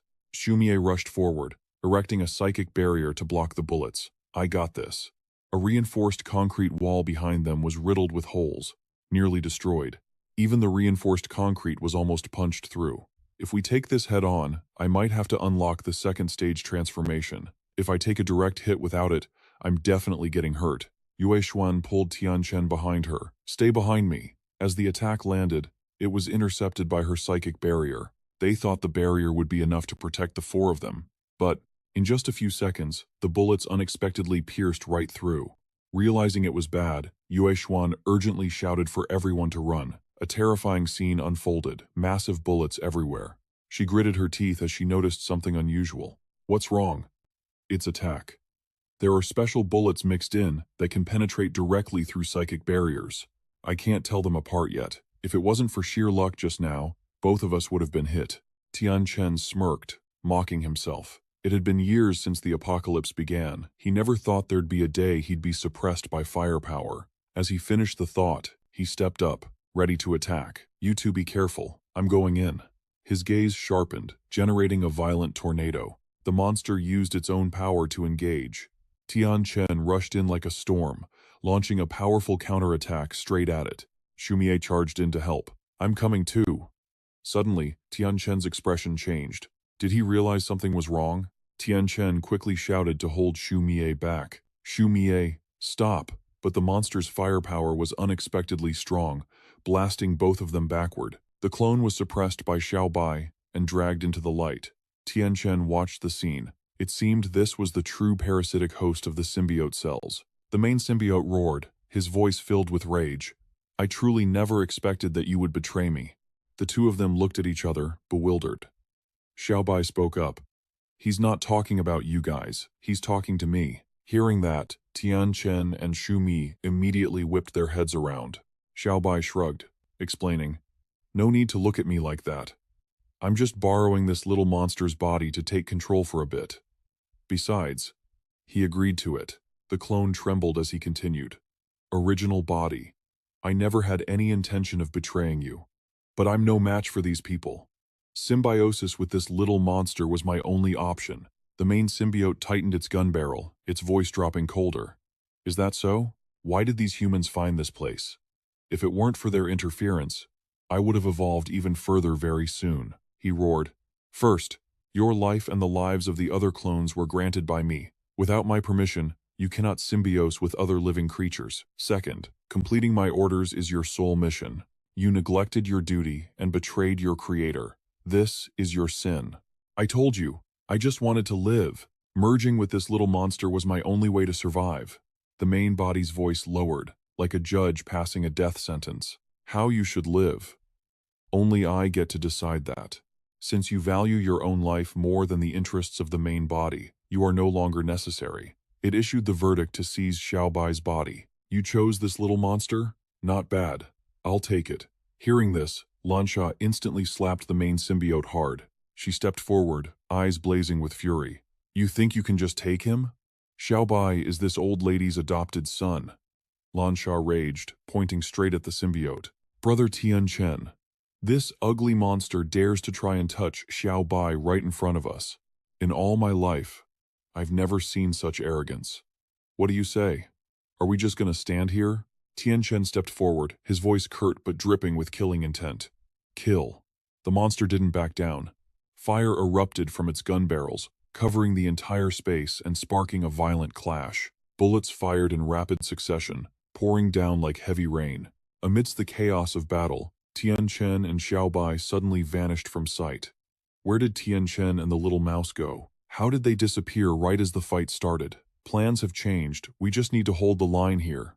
Shumie frowned, looking completely dissatisfied. We've got one psychic type and one speed type. I'm the only one who can tank this, aren't I? Yue Xuan and Lan Sha urged him on. Mayor Shu, you're so wise. Brother Shu, launch me up. Shumie nodded, though he remained on high alert. Fine. I don't know what Tianchen is planning, but I don't have any other choice.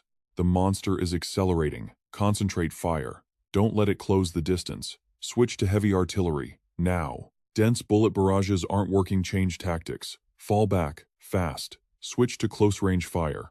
Watching Simie's explosive speed, the symbiote clone steps back in sheer terror. Too fast. The explosive power of this human. It's actually this terrifying? The moment it falls, he instantly spins around, changing trajectory in midair to slam straight into the monster, shaking the very space around them. Lan Sha isn't about to be outdone. Brother C is too good. Now, it's our turn, girls. Ruo Xuan begins channeling her internal energy. In just a minute, the target is blown to smithereens.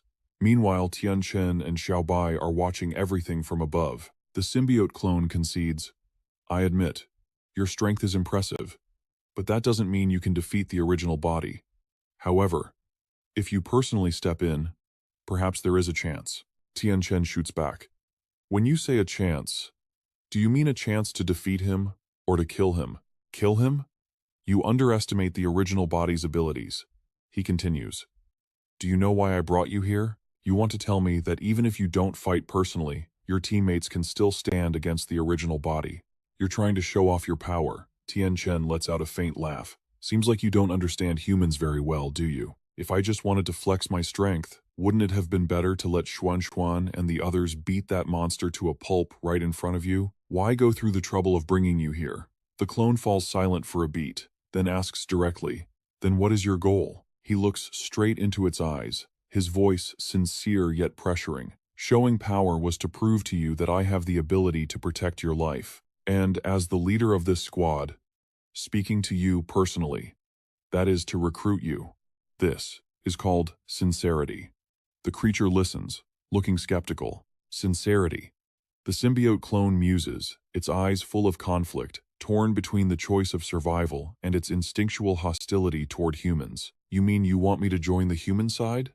You must know I am not your kind. In fact, you could say I am your enemy. Even though the conflict between me and the original body is irreconcilable, that doesn't mean I will become part of humanity. Tianchen shakes his head. You misunderstood. Not join humanity, join us. He continues, his voice calm but commanding. You can view humans as enemies or friends. It makes no difference to me. Our relationship is simple. I protect you from dying, and you acknowledge me as your leader. Tianchen offers the ultimate choice. A wise bird chooses the best tree to nest in. A wise general chooses the best lord to serve. You know how your original body treats you, and you've seen how I treat my teammates. Now it's your turn to choose. For a moment, it sinks into deep thought. Seemingly made up its mind, the symbiote cell instantly shoots out of Xiaobai's mouth. The symbiote cell lies right at Tianchen's feet. A silent agreement, leaving him a bit confused. Finally, it accepts its fate to follow him. Symbiosis is how I survive. From now on, I pledge to be your shadow. My fate is in your hands. Boss, do I continue staying on this little monster, or should I choose someone else? Tianchen raises an eyebrow, testing him, meaning, if one day you change hosts without my permission, that would mean your loyalty has wavered, correct? The symbiote answers seriously. As long as you keep your promise and respect my life, my loyalty will never waver. He turns to ask Xiaobai's opinion. What do you think? Do you want him to stay on you? The symbiote immediately tries to persuade its little host. Little monster, if I stay with you, I can use telepathy to help you talk to the boss. You won't just be making meaningless noises anymore. Xiaobai looks excited. It seems to like the idea. Tianchen sees the joy on its face. Looks like Xiaobai has agreed. Go ahead. The symbiote is satisfied. Yes. Now a subordinate. It immediately reveals urgent information. Boss, since I'm a member of the team now, can I offer an opinion on our current situation? It continues. I suggest you gather all your teammates and leave this island immediately. If we delay, I fear we won't be able to escape. Tianchen is startled. What? Suddenly, Gao Fei appears out of nowhere. Tianchen asks angrily, why are you here? I've been looking for you all day. Why do you look so grim? What happened? Gao Fei takes a deep breath and reveals the horrifying truth. The corpse tide. It's heading straight for the Silver Lake base. Tianchen freezes. He asks the symbiote, you said we have to leave because of the corpse tide? It's not just a tide. All those infected creatures are minions of the original body. Gao Fei looks panic-stricken. Are you kidding me? There are at least 200,000 infected out there. How can a symbiote be that powerful? The symbiote clone explains the terrifying ability of its original body. My original body specializes in creating clones. Just like me, there are 132 primary clones in total. and 549 subordinate clones. Every single spawn has the potential to parasitize or bond with a host of the same rank. If the main body hadn't burned so much energy evolving, those spawns alone could have triggered a million-scale plague. Tianchen grimly crunched the numbers. That means the incoming corpse tide packs over 100 rank 4 infected. Exactly. The main body drained every ounce of its power just to crush us. If we don't bail now, this turns into a fight to the death. Gao Fei caught the urgent command, dashing off to organize the defense against the corpse tide's annihilation wave. Ah, Fei. How long until the horde hits? About 20 minutes. The vanguard team reaches the lake shore in 15. Go find Tang Yue. Get everyone ready to defend the base. The symbiote panicked, realizing Tianchen wasn't budging. Boss? Aren't we getting out of here? He just smiled, his eyes sharp and cold, locking onto the one opportunity he'd been waiting for. You said the main host cell drained all its power, right? That means it sent every last spawn right here. We don't have to waste time hunting them down one by one anymore. The symbiote nodded vigorously, confirming the theory. Exactly. Tianchen drew his massive greatsword, ready for war. He took a step forward, killing intent flooding the air. Today is the perfect day to end it. The scene at the base gates was pure chaos, like a smashed anthill. A panicked sea of bodies shoved and clawed, fighting for every inch to reach the last sanctuary before the corpse tide crashed down. Amidst the crushing mob, a man screamed out in frustration, sweat mingling with the panic on his pale face. Move your ass. The horde is coming. Quit shoving. You want to die. Hey, move it up front. The tide is almost here.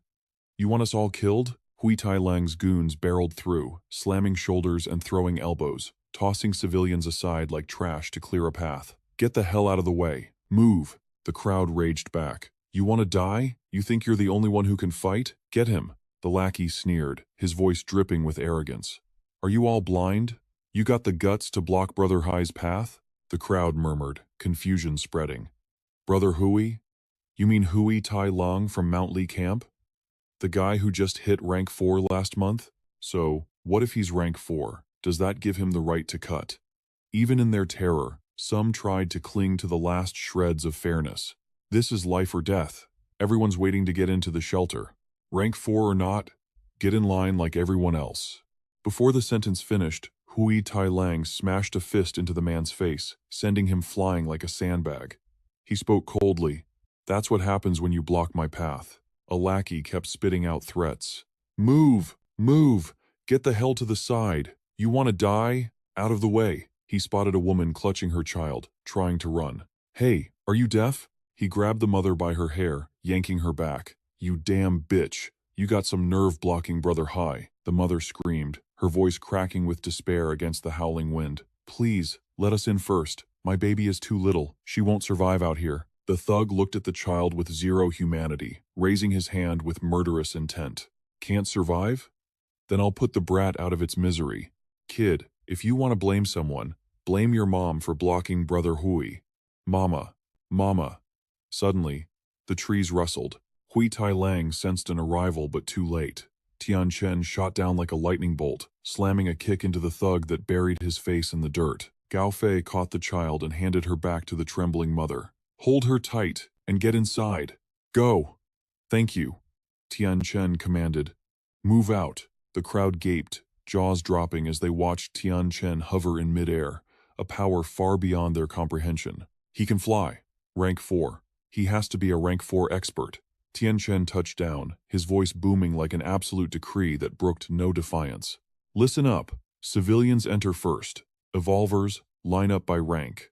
All rank 3s and 4s. Stay exactly where you are. You will be the last to enter the base. Anyone else who can swim, make your own way in. Refusing to lose face in front of the crowd, the thug stepped up, bristling with aggression. You little punk, you think you can act tough just because you got a rank 4 backing you? You think you're special? Brother Hai is right here. Who gave you the right to bark orders? Hui Tailang coldly cut him off. Shut your mouth. He stepped forward to handle it himself. He put on a high and mighty act, trying to salvage his dignity before the crowd. Friend, the name's Hui Tailang. I'm somewhat of a big deal in these parts. Beating my men like that isn't exactly polite, is it? I don't have time to haggle with you. You want in the base? Get in line by rank. Blue veins throbbed on Hui Tai Lang's forehead, his voice trembling with explosive rage. I treat you with respect and you spit in my face? Open your eyes and see who you're dealing. Zuo Tianchen didn't waste another word. He just moved to teach him a lesson. He took a single step forward, his aura crushing the air out of the lungs of everyone nearby. Anyone else got a problem? Step up and say it to my face. No problem. No questions at all. That sidekick turned traitor in a heartbeat nice kill. He shouted self-righteously, completely ignoring everyone else's safety in the heat of the moment, acting like a total tyrant. Scum like that deserves to die. He continued coldly. There's a saying, the gap between humans is wider than the gap between a human and a pig. You'll understand in time. Assessing the situation, Tianchen turned to Tang Yue with a serious expression, assigning her to manage the organization's manpower. I'll leave Gao Fei here to assist you. That symbiotic cell host is tricky to deal with. I'm heading over to handle the trouble on Ruo Xuan's side first. Got it. Suddenly, a message notification chimed on his phone 2 kilometers southeast. Get here. Fast. He tensed up. Ah, Fei. Wait here. I need to check this out. Over the ridge, a massive swarm of infected came into view, a truly horrifying sight. They all looked ferocious, like predators spotting a delicious meal. Tianchen's eyes narrowed as he noticed their unusual formation, moving in perfect unison like a single entity. This is an infected matrix, Gao Fei observed closely. They used to act individually. I have no idea when they learned to gather into a matrix like this.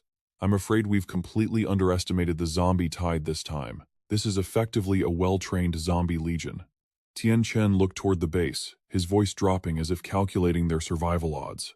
You're right. Our temporary alliance might stand a chance against a normal horde by relying on the terrain advantage. But against elite infected like this, we'd be wiped out easily.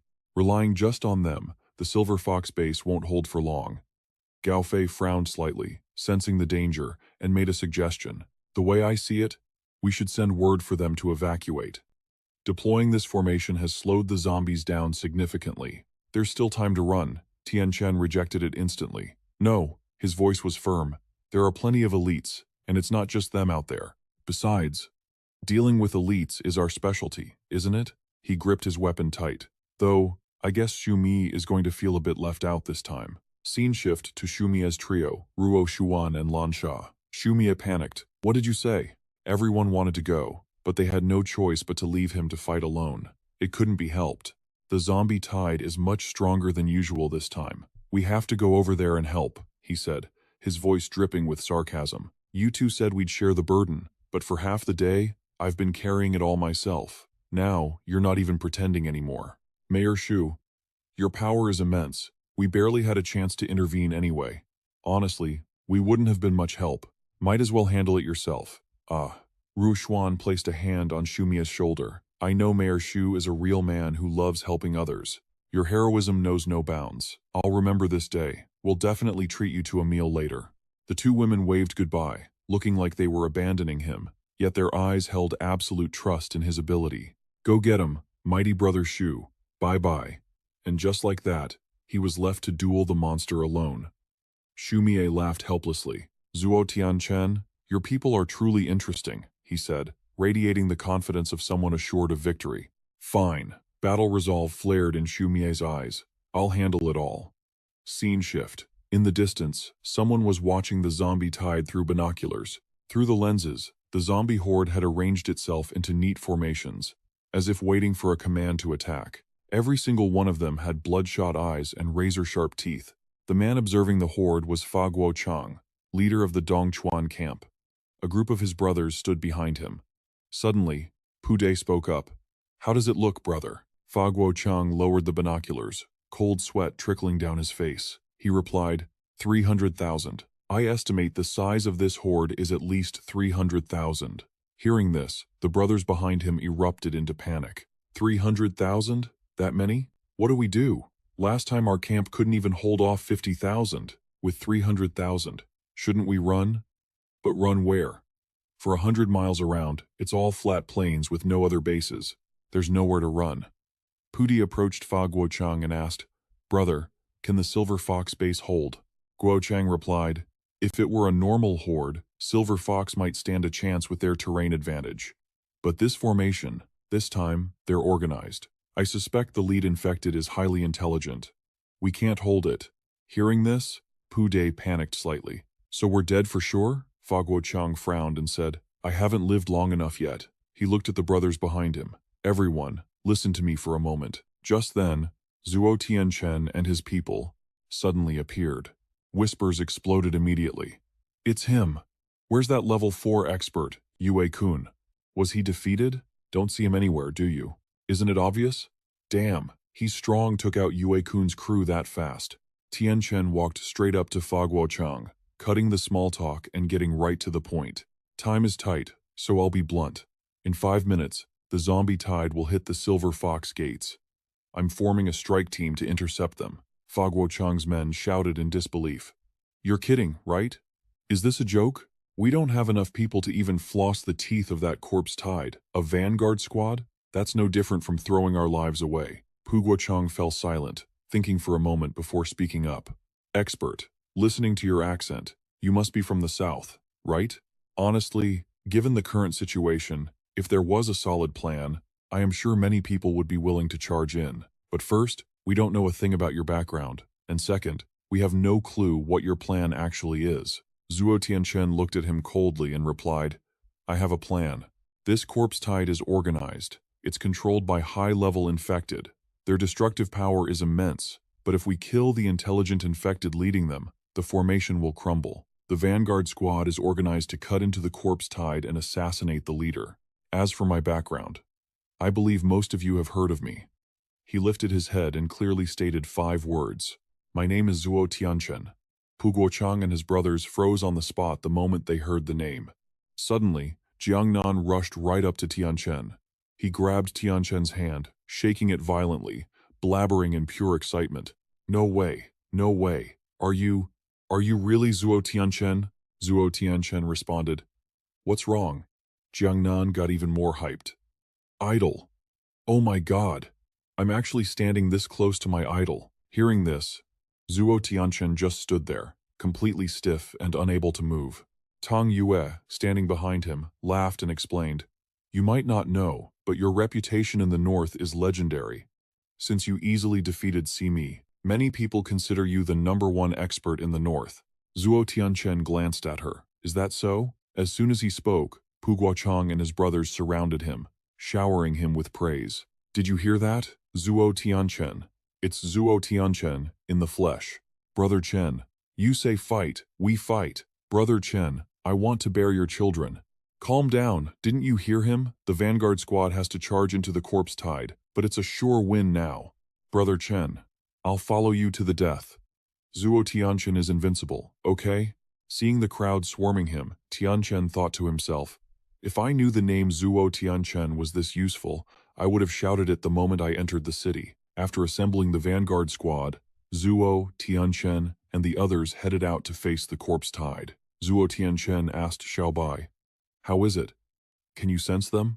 Xiaobai immediately replied, Yes. All 131 high-level clones loyal to the main body are controlling the tide ahead. Almost every square formation has at least 4 high-level clones inside. Tianchen nodded. So, we are forced to break each formation one by one to kill the high-level infected inside. Someone in the vanguard squad suddenly spoke up. Tianchen, we're about to fight, but morale is a bit low. Tianchen replied calmly. Normal. Many here have never seen a corpse tide of 300,000 before. He turned back to the group. Everyone, the tide is less than a minute away. Before the battle starts, if you want to withdraw, there is still time. Pu Guochang and his group just stood there in silence. Gao Fei circled behind him and whispered, Boss, we haven't even started fighting yet. Why are you saying that? Zuo Tianchen spoke up again. Don't misunderstand. I'm not trying to dampen your spirits. But the reality is, we are about to do something extremely dangerous. Many of you are here only because of my name, Zuo Tianchen, but when the real fighting starts, that resolve might fade. So, I won't waste time with flowery words. Just 2 things. 1. Everyone who joins this assault team. After we defeat the corpse tide, each person will receive a level 7 crystal. I promise you, in the future, the Silver Fox base will have a high-ranking place for you. Hearing level 7 crystal, everyone's spirits soared instantly. The crowd erupted. Level 7 crystal? That's so generous. Level 7 plus a high rank in the base? Brothers, we followed the right person. Brother Chen, we're with you. We are fired up now. Gao Fei looked at him with suspicion. Tianchen, where the hell do we have that many level 7 crystals? Tianchen put on an innocent face. Loot the enemy. Over 100 high-level infected. Forget level 7, we might even get a level 8 drop. Gao Fei assessed him. Using their loot to pay your bounty. You really are a scammer. Xuan was observing, then suddenly shouted a warning. Attention! Movement in the corpse tide. A group of thousands of zombies began advancing towards Zuo Tianchen's group. One of them saw the massive movement and assessed, it's a legion of rippers. There are at least 2,000 of them. Tianchen observed the tide and asked, where is the leader?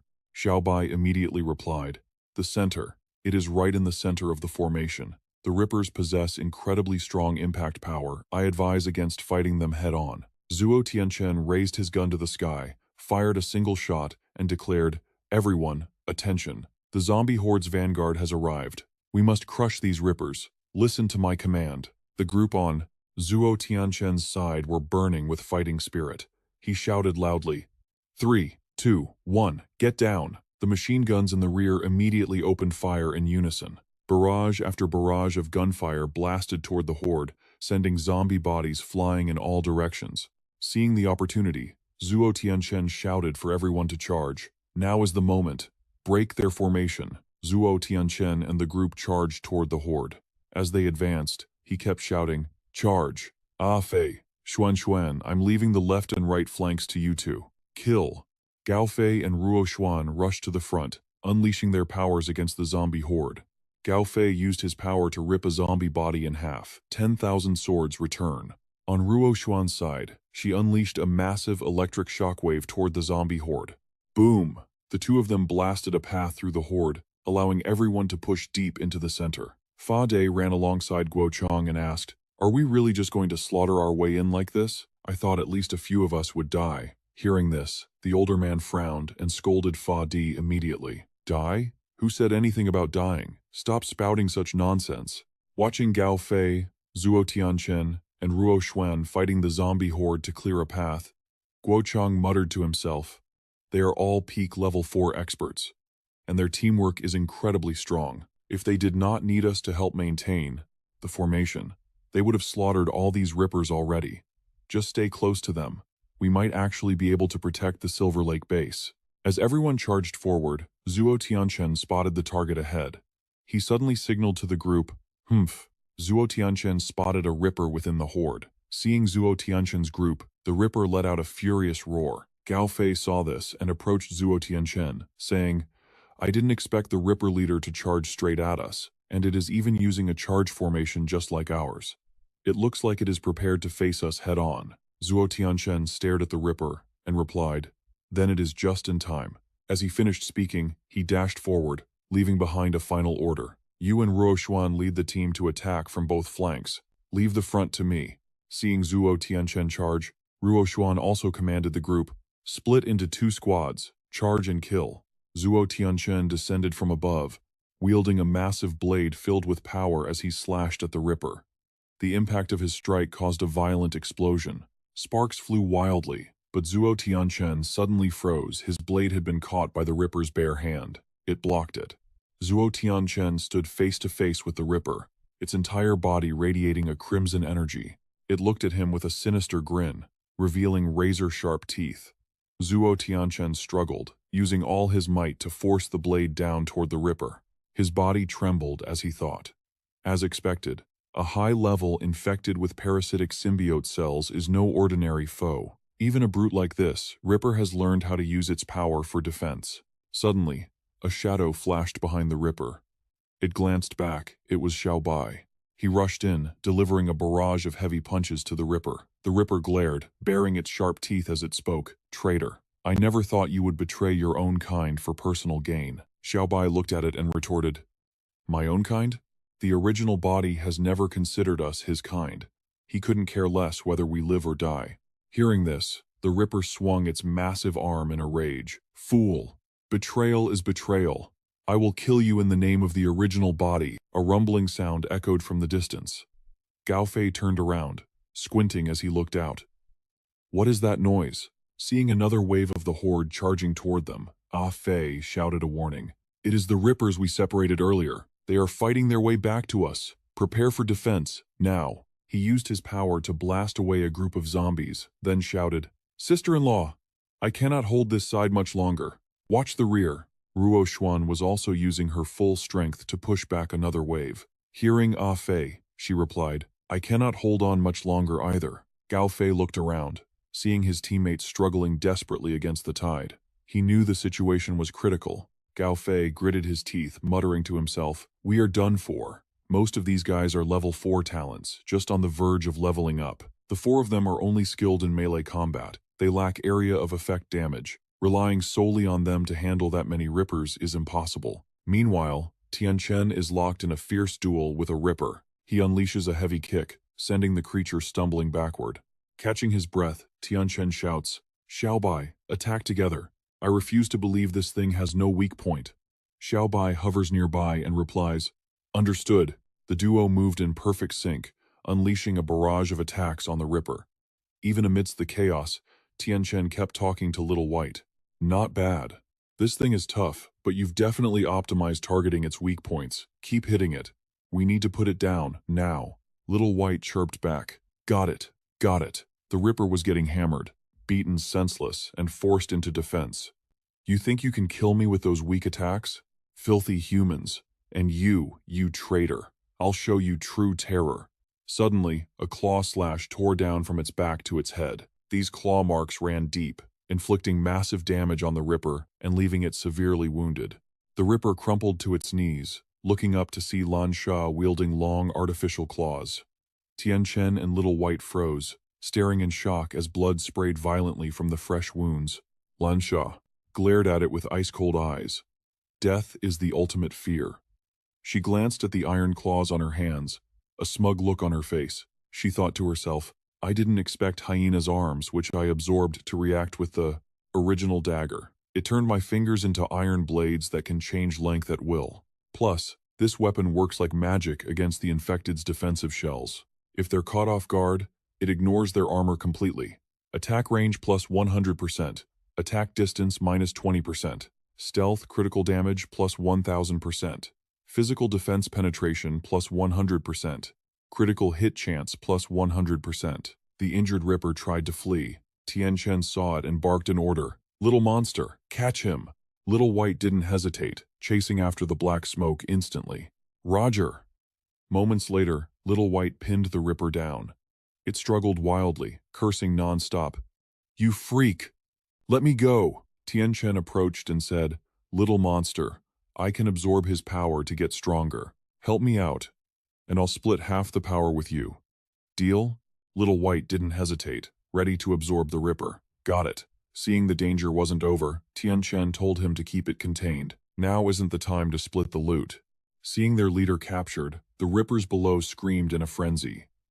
Lan Sha, stunned by the sight, shouted a warning. The Rippers are going berserk. Little White analyzed quickly. That must be the main body's failsafe. When the clone dies, its minions go into an instant frenzy. Their power and bloodlust double. The effect lasts 5 minutes. Tianchen gripped his blade and shouted to the group below, Split up. Survive these 5 minutes, and this battle is as good as won. Tianchen charged into the horde. He swung his blade, unleashing a wave of raw power. Each slash sent Rippers flying, blood spraying across the battlefield. Realizing the disadvantage, Tianchen shouted, They're berserk. Tighten the defensive line. The group behind him responded in unison. Understood.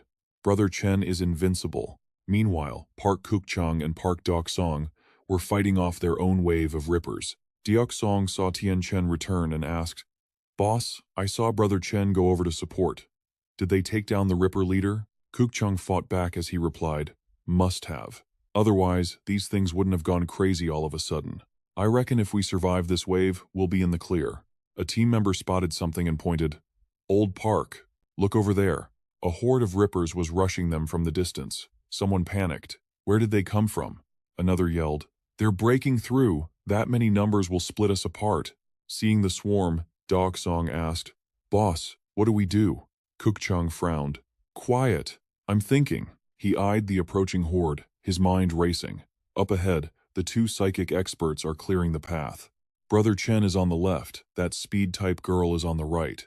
These berserk rippers are right on top of us. Waiting for backup or tightening the line won't work. The only way is to blast through them as fast as possible. Just as Chang was calculating his move, Little White leaped past his face, landing skillfully on the ground. As soon as he landed, Little White squeaked a greeting. Park Kuk-chang and Park Dok-song stared at the creature, dumbfounded. Kuk-chang grimaced. Why the hell is there a hamster here? Deok-song leaned in closer. I think that's the one hanging around Brother Chen. Seeing Little White hop onto him, Kuk-chang sighed. If it's Brother Chen's pet, we have to protect it.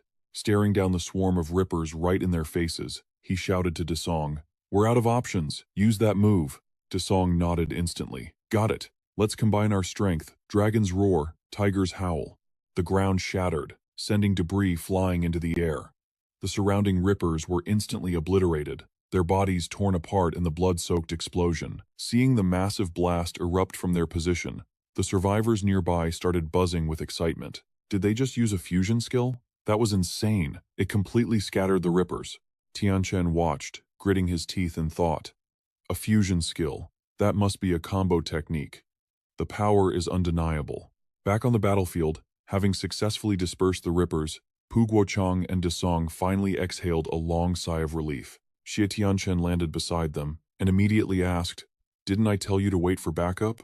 Why did you engage them yourselves?" Desong looked at him, completely bewildered. Xiaobai poked its head out from Guochang's collar. The little monster wanted to play the hero and show off, so he hid his aura and canceled his transformation. These two warriors thought no help was coming, so they had no choice but to fight for their lives. Tianchen glared at the creature. Playing the hero? Stop learning bad habits from Gao Fei. He looked at Guochang and Desong.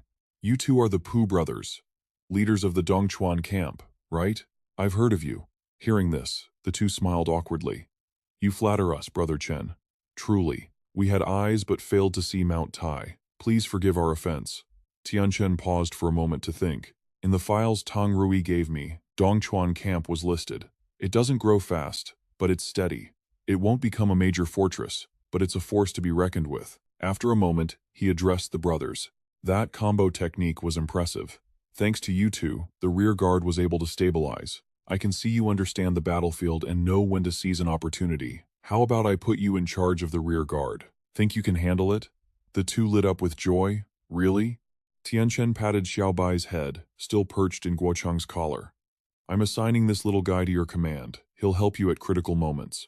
The rear guard, and him, they're all yours. Guochang nodded quickly. Understood. But Brother Chen, I have a concern.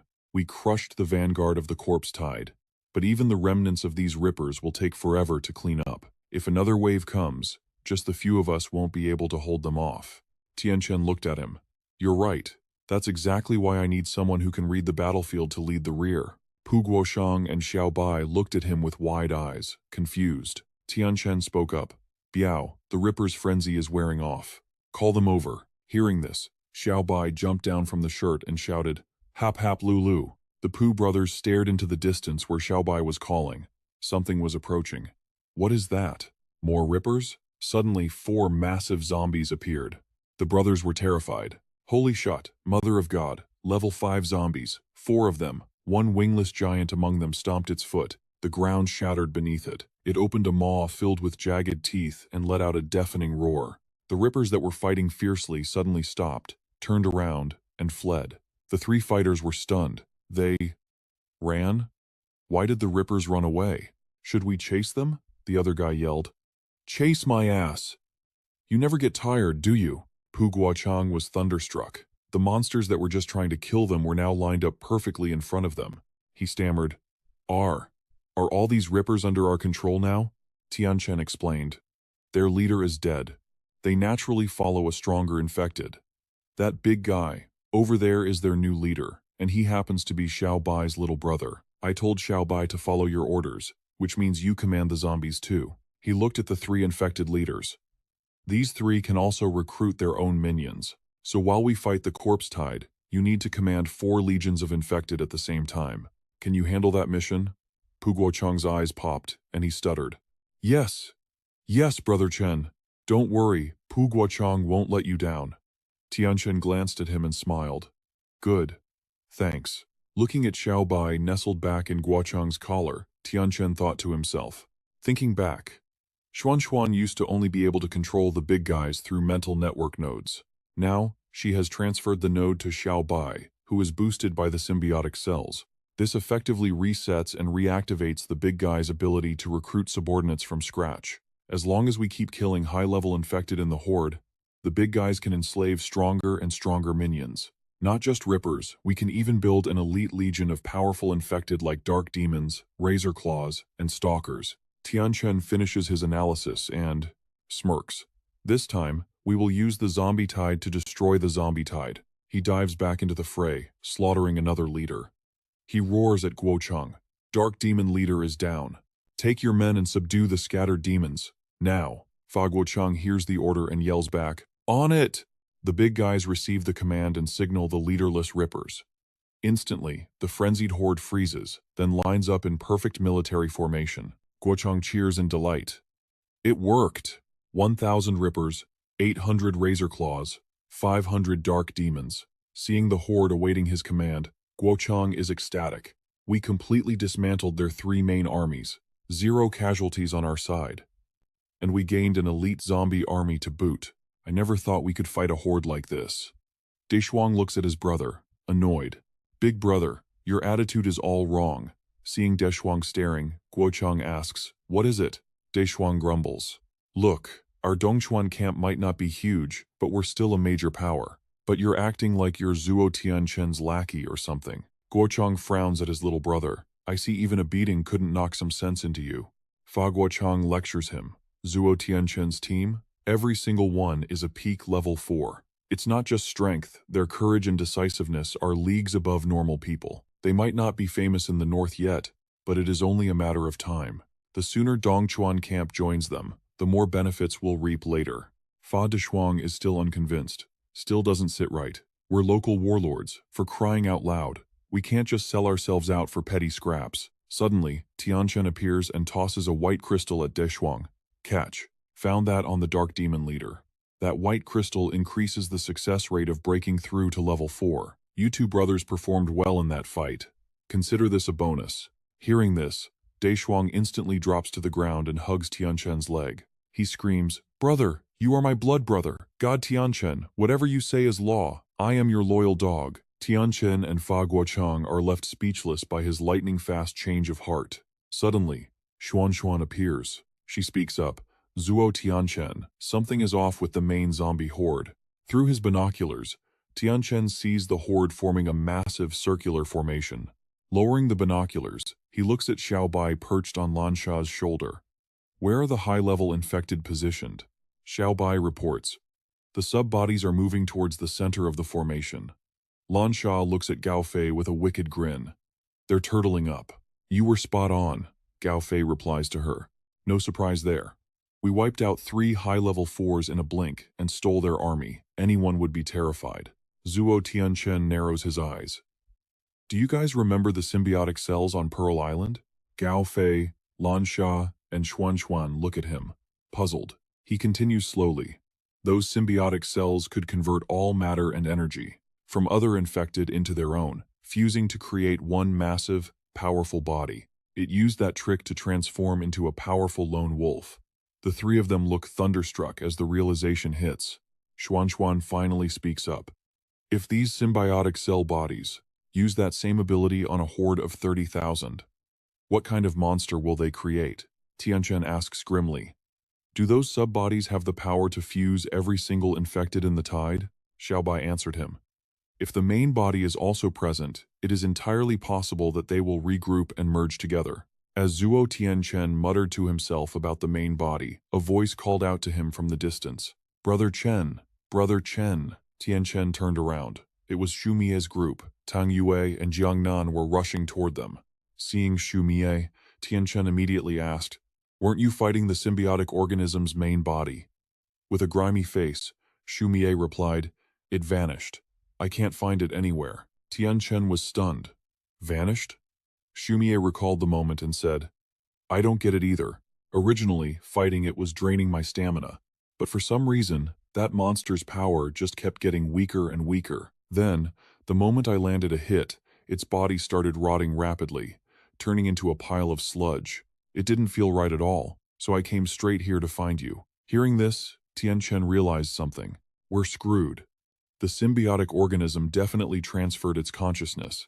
It's hiding inside the corpse tide now. Tianchen regained his composure and turned to Shumie. What's your status? Shumie answered instantly. I can fight.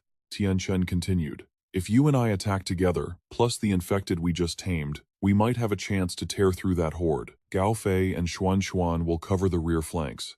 We shouldn't get surrounded anytime soon. There is only one problem. Lansha needs to quickly eliminate the high-level infected inside. Hearing this, Xuan couldn't stay calm. She shouted, What the hell are you thinking? That's a corpse tide of 300,000. You want to charge straight into that? Tianchen looked at her and said coldly, There is no other way. If we let the symbiotic organism regenerate inside there, it will birth a monster we can't possibly defeat. Xuan yelled back, Then we can just leave. Even if we can't win, we can escape. Charging in there is no different from throwing your life away. Tianchen answered firmly, No. If the symbiotic organism succeeds in merging, the monster it creates will be far stronger than a stage 5 infected. If we let it appear now, more than half of the northern region will fall. All of our previous efforts will be completely wasted. Xuan continued to question him. Then tell me this. Even if we charge in, how will you and Shumie fight off over 100 high-level infected inside? That is basically an impossible mission. Tianchen fell silent. After a pause, he continued. You and Gao Fei must handle the tide. Shumie and I must handle the breakthrough. No matter how fast that girl Lansha is, she can't hunt down targets right in front of over 100 high-level monsters. We lack wide-area damage skills. Suddenly, a hand went up. It was Jiang Nan. Brother Chen, I can help. Shumie, Tong Yue, and the others immediately turned to look at him. Jiang Nan reached inside his coat. He pulled something out. There are some things you can't hide forever. Sooner or later, they have to be used. He pulled out a red flare gun and continued. The way I see it, if I want to keep my life, I have to help you win this fight. Take it, Brother Chen. My dad gave this to me. It's my ace in the hole for saving my life in critical situations. Lansha looked at the gun in Jiang Nan's hand and asked, What's that flare gun for? Calling in an airdrop? Jiang Nan quickly replied, Something like that. But the airdrop it calls isn't ordinary. This flare gun has 3 rounds. Firing one shot into the sky means, get ready. If the second shot is fired within 15 minutes, it marks your designated position. The third shot means, action, immediately. Tianchen looked at Xuan. What do you think? She nodded. Worth a try. Tianchen raised the gun, pointing it straight at the sky. Without hesitating, he immediately fired the first signal shot. After firing, Tianchen immediately ordered everyone, 15 minutes is enough. Let's move out. Tianchen, his team, and the horde they had tamed charged toward the enemy encirclement for a do-or-die battle. Leading the charge, Tianchen confirmed with everyone one more time. Listen up. I'm going to repeat everyone's assignments one last time. Fei, Xuan. You two handle the left and right flanks. Do not let any infected breach our formation. Gao Fei and Xuan responded, Don't worry, copy that.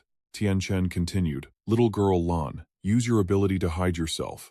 Be ready to assassinate key targets at any moment. Lansha replied, Understood. Tianchen went on, Pu Guocheng. After we rush into the horde, you two work with Xiaobai to lead the infected army. Find the enemy's weak point and penetrate their formation. Cover the team's rear. The Pu brothers immediately responded, Got it. Don't worry, Brother Chen. We'll protect the little hamster. Then Tianchen said to Shumie, Finally, it's down to the two of us. We have to go all out and bloody our way through this horde.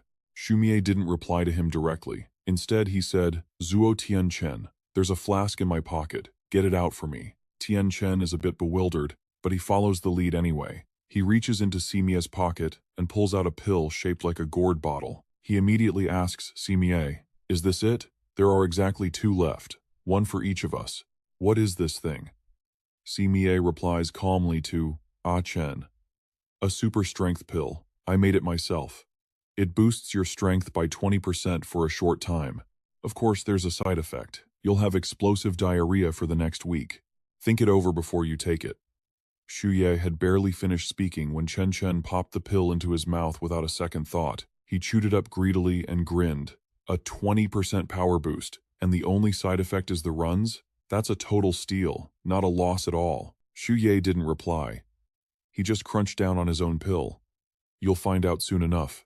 The moment the pill hit his system, Chen Chen's body ballooned. His muscles bulged and rippled with power. He looked absolutely pumped.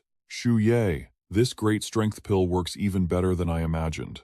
Xu Ye didn't answer, just letting out a cold snort. Seeing they were about to crash into the enemy encirclement, Chen Chen roared, "We're hitting the corpse tide. Everyone, get ready." Seeing the vicious horde right in front of them, Gao Fei shouted a warning. Chen Chen, that direction is crawling with elites. It's the hardest spot to break through. Chen Chen kept charging forward without looking back, shouting his reply to Fei. It's also the shortest route. Let's go. Fast fight, fast win. Chen Chen and Xu Ye surged ahead, smashing through the corpse tide's first line of defense. The two of them slashed and slaughtered like madmen, sending blood spraying into the air. Breaking the first ring, Chen Chen screamed, "Kill!" The team behind him charged in unison, echoing the roar. "Kill!" Standing in the rear guard, Desong watched them breach the line and exclaimed, "Holy crap, they're amazing. They actually tore away inside. Bro, it's our turn. Let's go provide backup." Park Guo-chang stood beside him, arms crossed, watching and waiting. Not yet. Desong whipped around to question his brother. They're already all the way inside. This is the perfect time for support. Park Guo-chang kept his eyes on the battle, uttering a single word, wait. Over on the other side, Xuan and Gao Fei were barely holding their ground. Seeing more corpses swarming in, Xuan called out, "There are too many zombies on the left and right flanks. Are we seriously not moving yet?" Gao Fei replied with just 2 words, "No rush." Desong saw Xu Ye and Chen Chen slowing down and yelled, "Brother Chen's offensive is stalling. We can't drag this out any longer." Guo Chang replied, "Still not time." Hearing that, Desong grabbed his brother by the collar. "Park Guo Chang, what the hell are you thinking? If we wait any longer, they're going to die in there." Park Guo Chang didn't even look at him, speaking calmly. "Look closely at the corpse tides formation." Desong turned to look, but he didn't understand what he was seeing. At that moment, Guo Chang shouted with commanding authority, "The corpse tides formation is in chaos. The zombies are swarming Chen Chen's group. Now, split into 2 squads. Cut through their encirclement." Little Bai, sitting on Park Guo Chang's shoulder, squeaked. Gulu, the Park brothers, along with Little Bai and their tamed corpse army, instantly charged forward to support, screaming for blood. On the other side, Xu Ye and Chen Chen were fighting back to back. Seeing the rear guard finally charging in, Xu Ye said, "Park Guo Chang is making his move." Chen Chen replied, "This is the golden window. Let's push with everything we've got." Suddenly, he heard Gao Fei calling out, "Chen Chen, look, 10 o'clock, straight ahead." Chen Chen looked where Gao Fei was pointing, his eyes widening in shock. From the distance, someone screamed, "The main body of the symbiote has appeared. It's absorbing the high-level infected in the tide. That bastard is finally making a move." Seeing the scene, Chen Chen gritted his teeth and forced out the words, "Damn it, we can't let it do that." He grabbed his flare gun and fired a second shot into the sky. The symbiote's main body saw the flare and let out a deafening roar. Chen Chen flew over to Gao Fei and ordered, "Fei, you stay here and coordinate with Little Bai to stabilize the formation." Caught off guard, Gao Fei could only manage a confused, "Huh?" Before the word was even out, Chen Chen, Xu Ye, Xuan, and Lan Sha charged forward in unison. "We're going in first." Seeing them go, Gao Fei reached out. "Damn it, don't split the team. It's too dangerous." Ignoring him, the 4 of them rushed the symbiote, coordinating their attacks perfectly to take down the main body. Standing face to face with the monster, Lan Sha shouted furiously, "Hey, ugly, come say hello to your guests." The symbiote boomed back, "Humans, I admire your courage. To think you dare to charge straight in here to fight me. But you're too arrogant. Do you realize you're facing my entire army and hundreds of my rare-grade clones?" The moment it finished speaking, Chen Chen raised his arm and fired the 3rd signal flare into the sky. Realizing Chen Chen was calling for backup, the symbiote scoffed. "Calling for help now is meaningless. I know about your human technology. Those weapons can't even scratch me. Hearing that, Chen Chen smirked. Technology, huh? Floating in midair, he taunted. The only tech you've ever seen is guns and cannons, right? I'm afraid you haven't tasted real firepower yet. Look over there. Far in the distance, glimmering lights streak toward them. The symbiote's main body stares at the approaching specks, completely bewildered, having no idea what doom is coming its way. As the missiles launch, Tianchen's voice rings out, brimming with excitement. I am honored to introduce you all to one of the most elite offensive weapons in human history. The moment he says Katyusha, the entire sector detonates. The world vanishes behind a chain of massive explosions, raging fires, and thick black smoke choking the sky. Tang Yue and Jiang Nan stand atop a rocky outcrop, gazing down at the battlefield below. She gasps involuntarily. Incredible. I've never seen an explosion this terrifying before. Beside her, he just chuckles. Tang Yue turns to him. Where did your grand base get a Katyusha? Jiang Nan keeps grinning. From our neighbors to the north, of course. His expression quickly turns serious. Truth is, we started trading with the Westerners in the border zones a long time ago. Ever since the Siberian Railway was abandoned due to the corpse tides, their energy supply lines were cut off. For the past few years, we provided the crude oil, and in exchange, they gave us top-tier military hardware. This Katyusha is the best of the bunch. Jiangnan looks at her, eyes lighting up. Hey, do you know how many Tier 4s we have at the Grand Base? Tang Yue answers without hesitation. 3? Why do you ask? He spreads his arms, smugness written all over his face. That's old intel. We actually have 7 Tier 4s. She gasps. 7? Where did you get that many meteorite shards? Jiangnan looks back down at the battlefield. Thanks to that, of course. We used the Katyusha to flatten 3 nearby zombie nests. We found 2 massive meteorite shards. We've run the tests. Even a Tier 5 infected has a painfully low survival rate when facing this level of bombardment. Tang Yue sighs, impressed. No wonder you swore you could help us back then. Turns out you were holding onto a killer ace up your sleeve. A flicker of worry crosses his eyes. What worries me now is Tianchen and his team. The Katyusha doesn't distinguish between friend and foe. I have no idea how they're going to survive that blast zone. Below the cliff, a thick blanket of smoke and dust swallows the landscape. Amidst the haze, the blood butcher staggers to its feet, surrounded by the shredded remains of its kin. On the other side, a blue energy shield is riddled with cracks. Tianchen looks up, his voice steady. All right, the bombardment is over. Ruo Xuan asks frantically, Are you okay? He smiles and replies, I'm fine. But behind Tianchen, half his back is scorched black. Liar, your back is covered in wounds. He glances back at his injuries. You should thank the armor for my Tier 2 transformation. Without it, your psychic shield alone wouldn't have withstood the Katyusha's chain reaction. Simie speaks up slowly. We can't let our guard down yet. That blast didn't wipe out all the high-level infected, and we still have the surrounding horde to deal with. Tianchen nods. Ah Fei will figure out a way to lure away the surrounding horde. We just need to focus on taking out the remaining high-level infected. He turns to Lansha. Hey kid, scan the area for me. Is the symbiote's main body dead or alive? The little girl nods instantly. Okay, leave it to me. Lansha takes a deep breath, then screams at the top of her lungs. Hey, ugly, you still alive? If you're not dead, squeal for me. Tianchen stares at her, dumbfounded. That's how you confirm it? The girl replies innocently. Of course. It's simple, fast, and super effective. Suddenly, a noise cuts through the thick smoke, grabbing their attention. A vague silhouette emerges from the haze, its body scorched by the flames, roaring in fury at them. Lansha points at the symbiote. See? I told you it would squeal. Simie remains silent, his gaze locked forward with deadly seriousness. Tianchen gasps. That main body is tough. It took that explosion head-on and isn't critically injured? Ruo Xuan shakes her head. No, it wasn't his own strength that saved him. She points to the ground around the monster. Look. He's surrounded by the remains of the high-level infected. He must have ordered his minions to use their own bodies as shields to block the blast. If those high levels had scattered, many would have survived. But sacrificing themselves for the main body like that? None of them stood a chance. The little girl frowns, crossing her arms in disgust, treating his own allies' lives like garbage. No wonder the symbiote inside Song Biao wanted to betray him. Following a boss like that means you could die at any second. The symbiote booms, humans. Do not use your primitive moral compass to judge my decisions. My offspring are born for my evolution. It is their destiny to sacrifice themselves when I require it. Though his body is battered and broken, his arrogance remains untouched. Besides, our nature is fundamentally different from yours. Even in death, their biomass serves as the fuel for my power. Tianchen shouts, "Stop him, now!" But in that instant, the monster's severed arm morphs into a biocannon and opens fire. Simie reacted instantly, shoving him aside. "Watch out!" Once he regained his balance, Tianchen looked over with concern.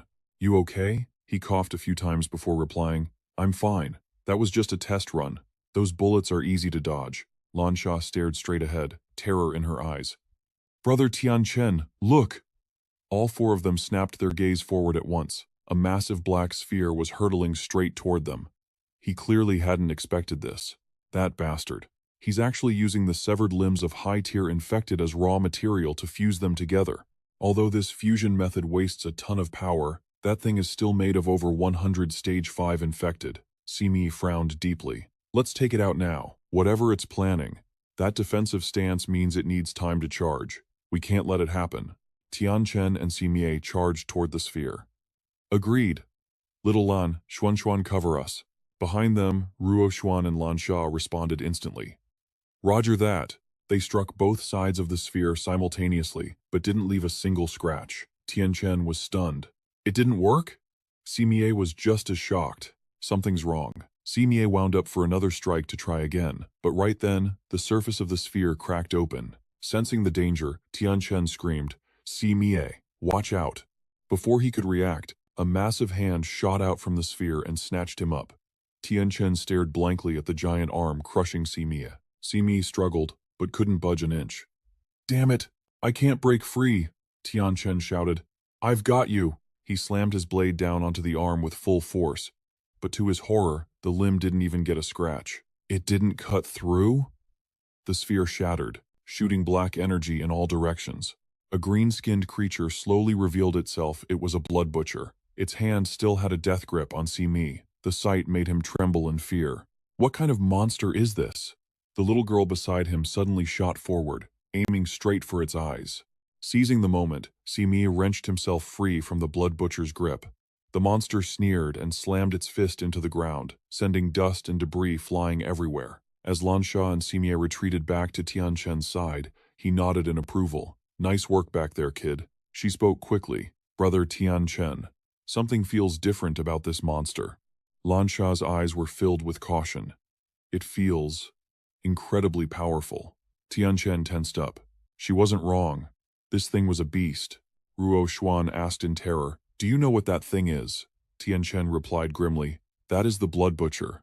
I never imagined the symbiotic cells could use those corpses to fuse together and create a monstrosity like this." He explained, "Infected that reach, Stage 5 evolve all sorts of bizarre abilities. But in terms of raw power, the blood butcher ranks in the top 3 of all Stage 5 infected. It doesn't have any special powers, just insanely dense muscle fibers and a highly evolved skeletal structure.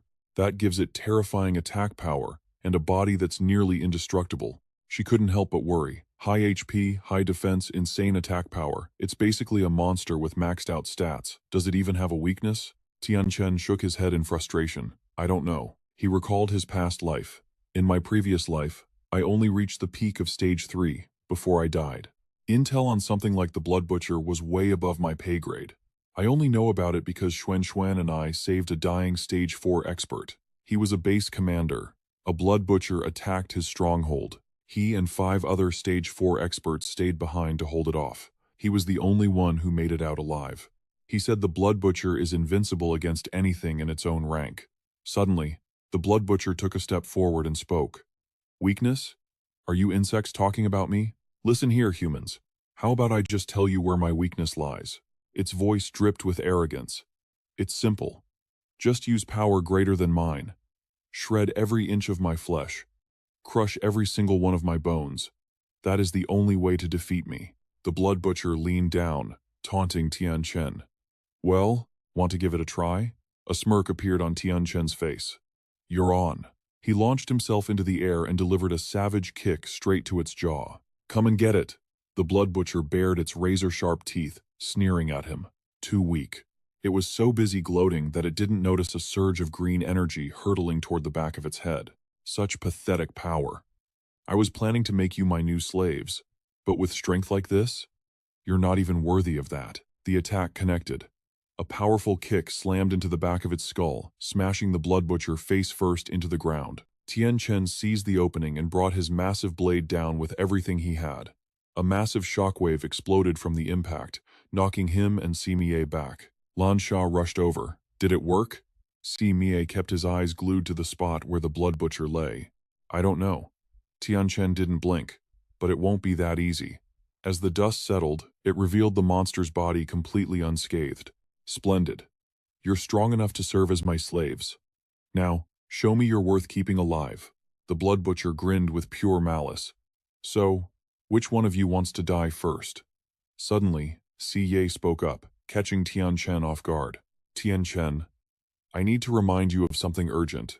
He shot a glance at him. Unless you want to fight a boss while exploding from both ends, we need to wrap this up fast. Tianchen paused, doing the math. 15 minutes, huh? He looked up at the blood butcher and sighed. But looking at this ugly bastard, 15 minutes doesn't feel like enough time to take him down. The blood butcher raised a massive foot and stomped down. Lan Sha leaped into the air the instant the ground shattered beneath them, barely dodging the blow. Tianchen and Siya charged forward instantly. Tianchen shouted the command, "Go!" The blood butcher casually swiped his hand. With a single, effortless motion, he sent both Tianchen and Siye flying backward. Seeing the monster winding up for another strike, Ruo Xuan rushed in. She conjured a barrier right before the fist slammed down, shielding the three of them from impact. But the shield couldn't hold. Cracks spread instantly across the surface. The blood butcher laughed maniacally. "You're all dead." Ruo Xuan just let out a heavy sigh. The moment the barrier shattered, the monster leaped into the air. Weak little insects like you can't hold out much longer. Before he could crush them with his massive bulk, she teleported the group to a safe spot nearby. Ruo Xuan looked at them with concern. "Are you guys okay?" Tianchen grimaced. "I'm fine, but I can't take many more hits like that." Siye nodded sharply. "Same here." Siye's expression turned grave. "Tianchen, the potion only has 10 minutes left." Tianchen smirked, wiping the dirt from his chin. "Thanks for the reminder. You've successfully made me panic." Meanwhile, the little girl circled around to the back. "Tianchen, do you think that monster's weakness is its eyes? Because that's where my attacks hit the hardest." Tianchen looked up at the blood butcher, rallying the team. "We have to try. It's our only shot. Focus all your attacks on its face." The moment Tianchen gave the order, the team charged as one. The blood butcher grinned, delighted to see them coming all at once. "Good. Come to me." "Perfect." Tianchen closed the distance and slashed the monster's hamstring, sending blood spraying. The blood butcher buckled onto one knee, but he barely seemed to feel it. Lan Sha darted past, her dual daggers glowing with a faint blue light as she sliced into his other leg.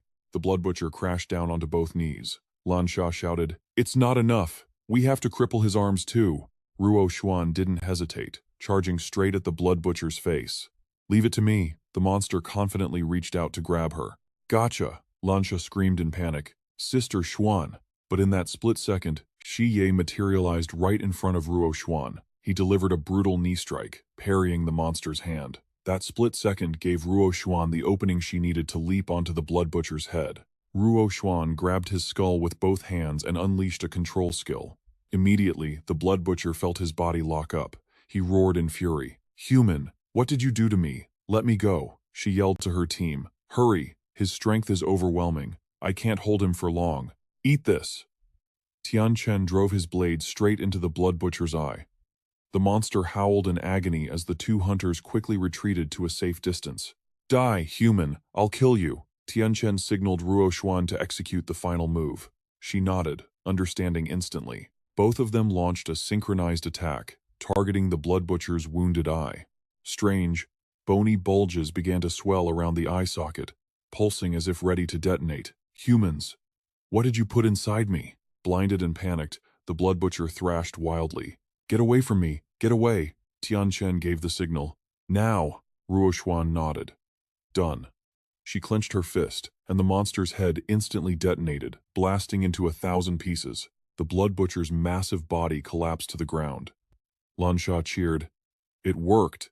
His weakness really was his eyes. Suddenly, the monster's finger twitched. CA's eyes widened. Something's wrong. Without warning, the headless corpse shot up, its arm lashing out straight at Tianchen and Ruo Xuan. Tianchen shoved her out of the way. Go! Tianchen! Ruo Xuan screamed. The blood butcher gripped Tianchen tightly in his fist, growling, "Humans, you've really pissed me off." A new head rapidly sprouted from the monster's stomach. "I'm going to swallow you whole." Ruo Xuan and Lansha watched in horror. Ye shouted, "Wait! Calm down, don't be rash." Tianchen chimed in from the monster's grip. "Yeah, listen to Ye, chill out." Then Tianchen looked the monster in the eye. "And you want to eat me?" Sudden black lightning crackled around his body. "Not a chance in hell." The blood butcher shrieked. "It burns!" Tianchen seized the moment to break free and leap back. Ruo Xuan rushed to his side. "Are you hurt?" she asked. "I'm fine," he replied. Tianchen looked over at Siye, a confident smirk playing on his lips. "Siye, we won't need 15 minutes. We're going to kill this thing in 5. Siye looked at him in total shock. 5 minutes? Siye stammered. "You found its real weakness?" Tianchen nodded. "That's right. Actually, it told us its weakness right from the start." Siye thought for a second, and then it hit him. "Oh, I see." Lansha just looked up at Ruo Xuan, completely confused. "Say what now?" "The blood butcher's weakness is Brother Tian's black fire. But you saw it. Tianchen's fire only burns the skin. It's not strong enough to destroy the butcher's muscles and bones." Then Ruo Xuan points it out. "Look at that. Notice anything different?" The blood butcher is still sitting there, screaming his head off. "Hot. It's too hot." The burn marks on its arms are taking forever to fade. So hot. The little girl quickly realizes the problem. Its head still hasn't recovered. She smiles. Exactly. For a high-level infected, an injury like that should heal in a heartbeat. But not only has its head not grown back, even the burns from the black fire are taking a long time to heal. Compared to other high levels, its regeneration is basically non-existent. Lansha happily offers her theory. "That means if we land a few more hits like that, it's dead meat." Simie looks at Tianchen thoughtfully. "I have one question. It seems the only thing that can hurt it is that specific attack you just used. To inject the black fire into the blood butcher's body, we need to combine it with a psychic ability to amplify the explosive effect. Can we repeat that same tactic?" He thinks for a few seconds. "Hard to say, but I have an idea we can try." Tianchen holds out his hand. "Come here." His blade vibrates and quickly flies into his grip. Simi is surprised by the sight. "Since when can that knife do that?" Tianchen replies. "Just a little trick." Tianchen shifts his gaze to the little girl, his voice gentle. "Little Lan, it's time to test your skills." Lansha asks, confused. "Me?" By this time, the burns on the blood butcher have finally faded. It glares at them furiously. "You damn humans." That burned like hell. The blood butcher pauses for a moment. Why are the three of them walking towards it so slowly? It roars arrogantly. "Back for more? I thought you'd run away. This time, I'll swallow you all whole." As he and Ruo Xuan charge, Tianchen commands, "Stick to the old plan. Attack the legs." "Got it." Both of them swing their blades at its legs, but the monster jumps into the air. The blood butcher looks down with disdain, completely missing Simie, who has silently closed in with the same attack pattern. "That won't work on me." By the time it notices his presence, Simie lands a heavy kick, sending the blood butcher flying. The other two quickly close the distance and jump onto its body. The blood butcher screams a warning, "Get off me, you vermin." Suddenly, Tianchen stomps hard on its back. The monster shrieks, "Arr, that hurts." Tianchen slowly points his blade at its eye, speaking coolly. "I discovered another weakness of yours. You're terrified of pain, aren't you?" He thrusts the blade down. "Die!" But instead of flesh, a metallic clang rings out. Tianchen freezes. The monster sneers. "Did you think I'd let you attack my eye again? I can shift my body parts at will. You have no chance." But Tianchen just smiles. "What's the rush?" Black flames erupt around him, wrapping around the blade. "I haven't even used my full strength yet." The blood butcher screams in terror. "No! How is this possible?" As he relentlessly slashes at its eye, he shouts to Ruo Xuan, "Now, maximize the explosion. On it." The blood butcher swings its massive hand. "Stop it right now. Damn humans." Its fist smashes down, but the two of them dodge just in time. Ruo Xuan spins around and clenches her fist. The blood butcher's body explodes from the inside, spraying blood and gore everywhere. When they retreat to Simie's side, he asks, "Well?" Tianchen replies vaguely, "Just so-so." As the dust settles, only half of the blood butcher's body remains on the ground. Its voice trembles with fear. "No. Impossible. How could your weapon break through my body?" Tianchen smiles. "You're at your limit. Come out." His blade vibrates, and Lansha emerges from within the steel. The little girl sits on the butcher's ruined body. "Brother Tian, did I pass the test?" Earlier, Tianchen had told Lansha, "Little Lan, it's time to test you." She had asked, confused, "What? What can I do?" He explained the details. "Remember the last attack? I used the black fire to injure the butcher's legs, but you used a melee attack to slice directly through its skin and muscle. Without your effective strike, we couldn't have stopped it." Lansha was skeptical. "Me?" She looked at her hands, deep in thought. "I used all my strength back then. But maybe my attack worked because of the sharp, shape-shifting blade I gained after absorbing that spirit arm orb. Damn it. My offensive capabilities aren't enough. I can't bring out this weapon's full potential." Tianchen gives a reassuring smile. "Don't sell yourself short. Combat isn't your specialty anyway. Besides, we're a team, you don't have to carry the burden alone." He extends a hand. "Let me borrow the weapon." Back in the present, Lansha sits beside Tianchen, gasping for air. She eyes the blade in his grip. "I always thought fusion was just a low-cost, easy-to-control support skill. Who knew merging with the ring for just a moment would drain me this much? The more powerful the object, the harder the fusion." She glances over at the blood butcher's half-charred body, but the payoff is undeniably massive. Lansha conjures a small blade on her fingertip, slices her own arm, and jams a crystal inside. Wind begins to swirl around her. She calls out a warning. "Tianchen, merging with the ring drains too much energy. It's going to destabilize the viral flow in my body. Even with this crystal, the boost is temporary. I can only pull this off one more time." He nods grimly. "Understood. The next hit has to be lethal." T-esque. The blood butcher lets out a roar, scrambles to its feet, and charges. "Watch out! Incoming!" Tianchen barks the order. "Xuan, guard Lansha, Xu Mie and I will hold it off." The butcher slams into them, swinging a massive hand that forces both men back. Then, ignoring Ruo Xuan completely, it bolts in a different direction. Xu Mie stumbles back, confused. What the hell? That attack stance was weird. Tianchen instantly realizes the butcher's true intent. It wasn't trying to fight. His gut feeling confirms it. He yells to the team, "It's heading for the zombie horde." Tianchen and Xumie sprint after the monster. "Stop it, it's trying to reach the horde to absorb the infected." Xumie's eyes widen. "Say what?" As they dash past the girls, Ruo Xuan shouts, "Tianchen!" He doesn't stop.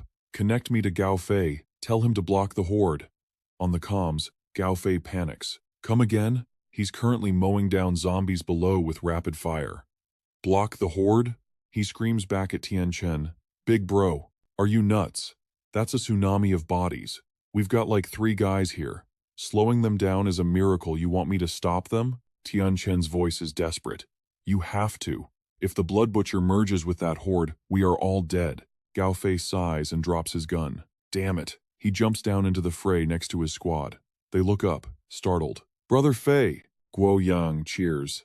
"Thank God. We were about to collapse over here. We really need the backup." But Gao Fei grips his shoulder hard, his face stone cold. "Guo Yang, listen to me. Hold this line. No matter what, you stop the main force. I'm going to help Tianchen." Guo Yang stares blankly, trying to protest. "Huh?" Gao Fei turns away, cutting him off. "No buts. You hold this line or die trying. If the butcher reaches the horde, it's game over." With that, Gao Fei launches himself into the air. "I'm leaving this spot to you two." Guo Yang screams after him. "Brother Fei, wait! Don't leave us!" Another soldier rushes up to him. "The converted defenses are crumbling. What do we do?" Guo Yang sighs heavily. "What else can we do? We're already drowning in zombies." He grabs Xiao Bai by the collar, gesturing to the hamster. "If this goes south, you protect that thing and run." Xiao Bai realizes what he means. "Brother!"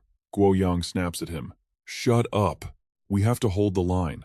The hamster just keeps whispering, "Absorb, Flow.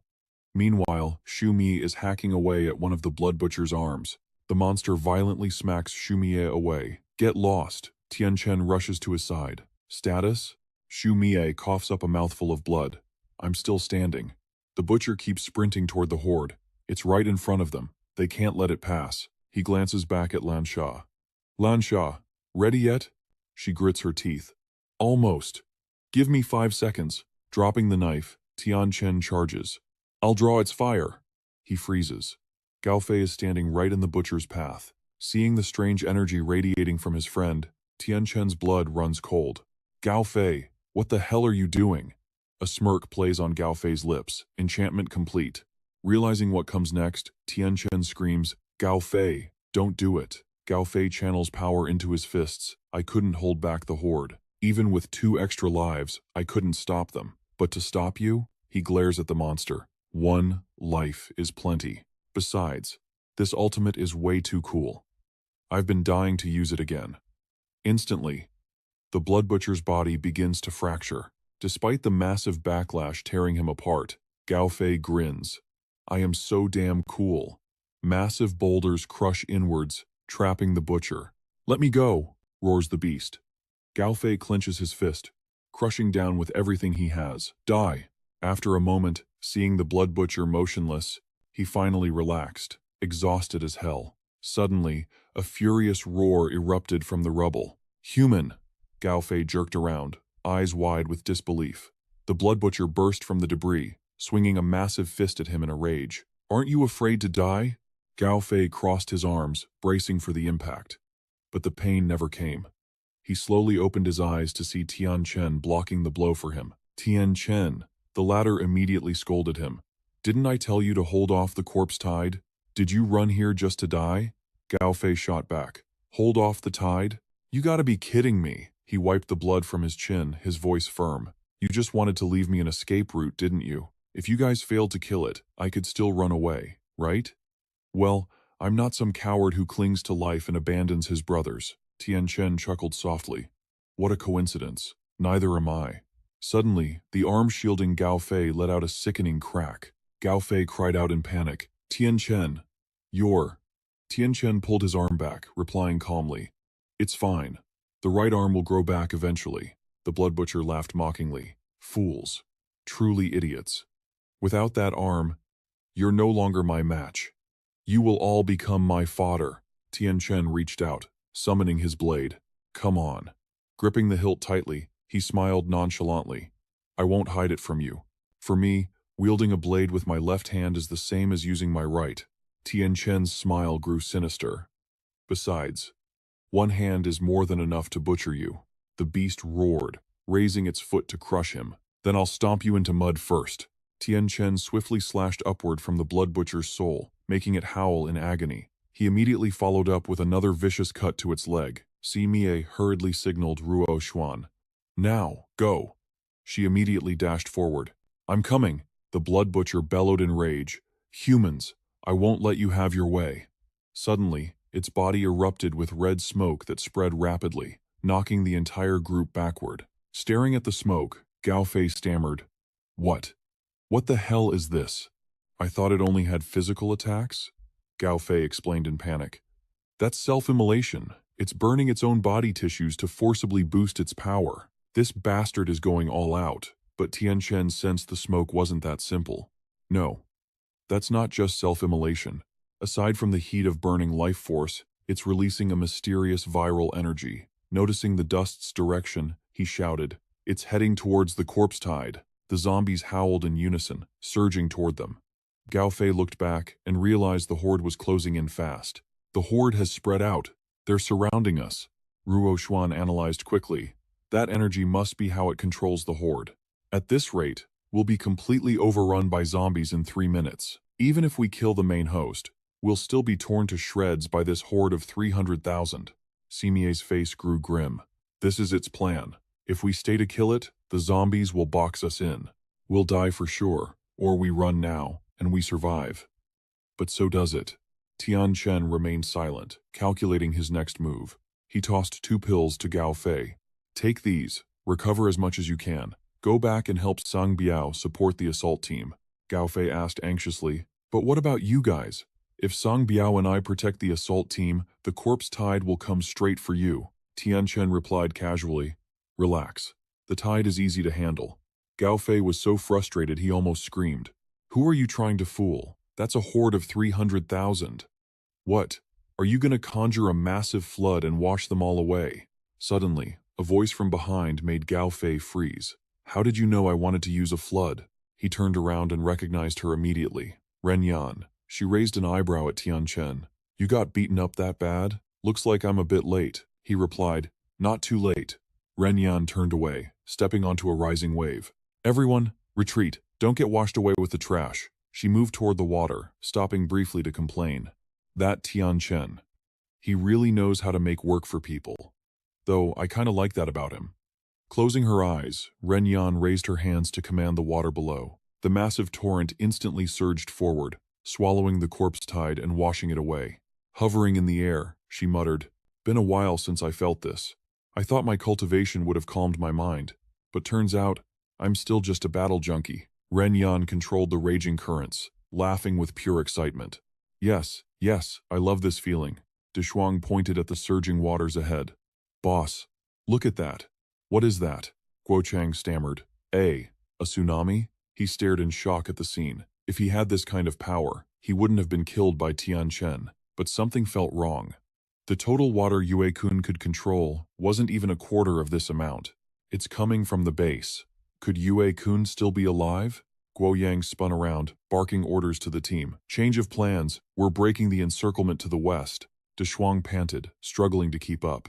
The west? I thought we were heading out to link up with brother Tianchen? Guo Yang's voice was grim. Plans changed.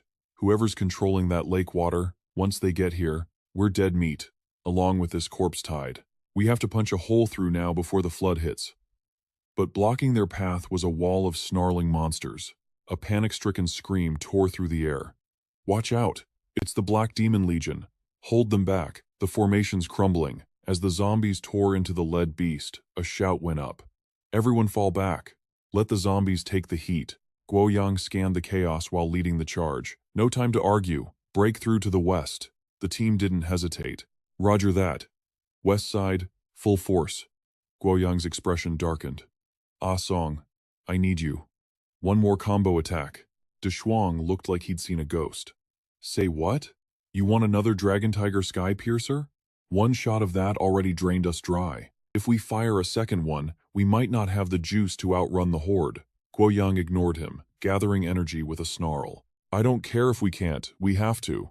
That zombie shield is our last line of defense. If we don't break out now, we die in this filth.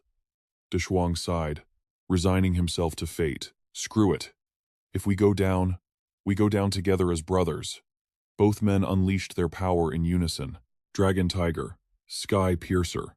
But instead of a blast, tiny pops echoed in the air. Guo Yang and Deshuang stood frozen, completely dumbfounded. High on the cliff, Gao Fei rained bullets down, screaming in frustration. What time is it and you two are slacking off? Fight!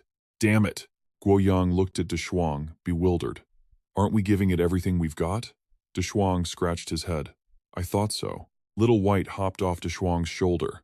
It wasn't talking to them. As it fell, it began a bizarre transformation sequence. Hap Lu, Guo Yang and Deshuang's jaws hit the floor. Transformation?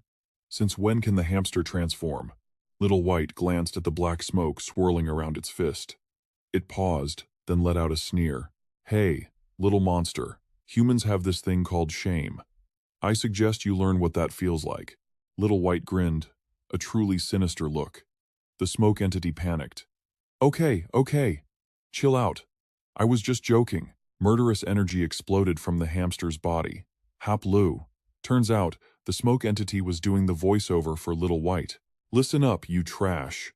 Watch how a real master fights. Little White charged, unleashing a flurry of punches. Hap Lu, speed, Hap Lu, power, Hap Lu, now this is combat.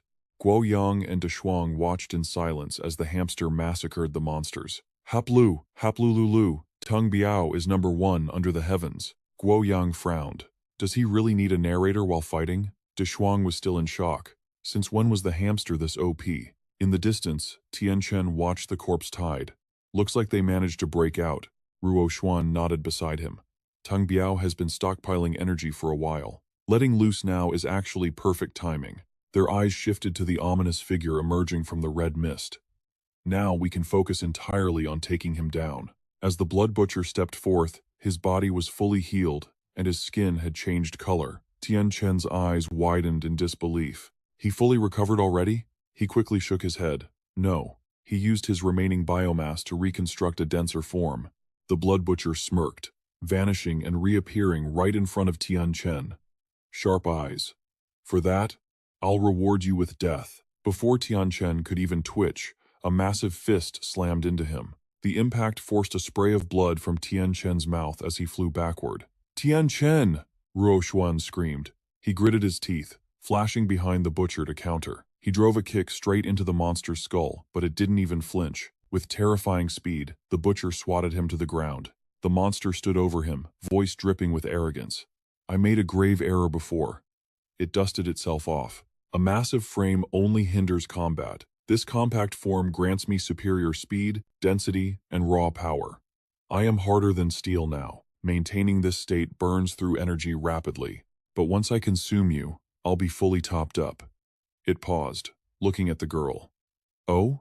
You're not running? It sneered at Ruo Xuan with utter contempt. A psychic human standing this close to me? You're asking for a quick death. She stared at Tianchen's unconscious body, her fists clenching until her knuckles turned white. You hurt him. Ruo Xuan whipped around, the air freezing with her killing intent. You die today. A massive tsunami erupted, washing away the surrounding corpse tide. Up on the cliff, Gao Fei's group watched the majestic destruction. Deshuang couldn't help but gasp. Holy, that power is insane. Guo Yang lowered his voice.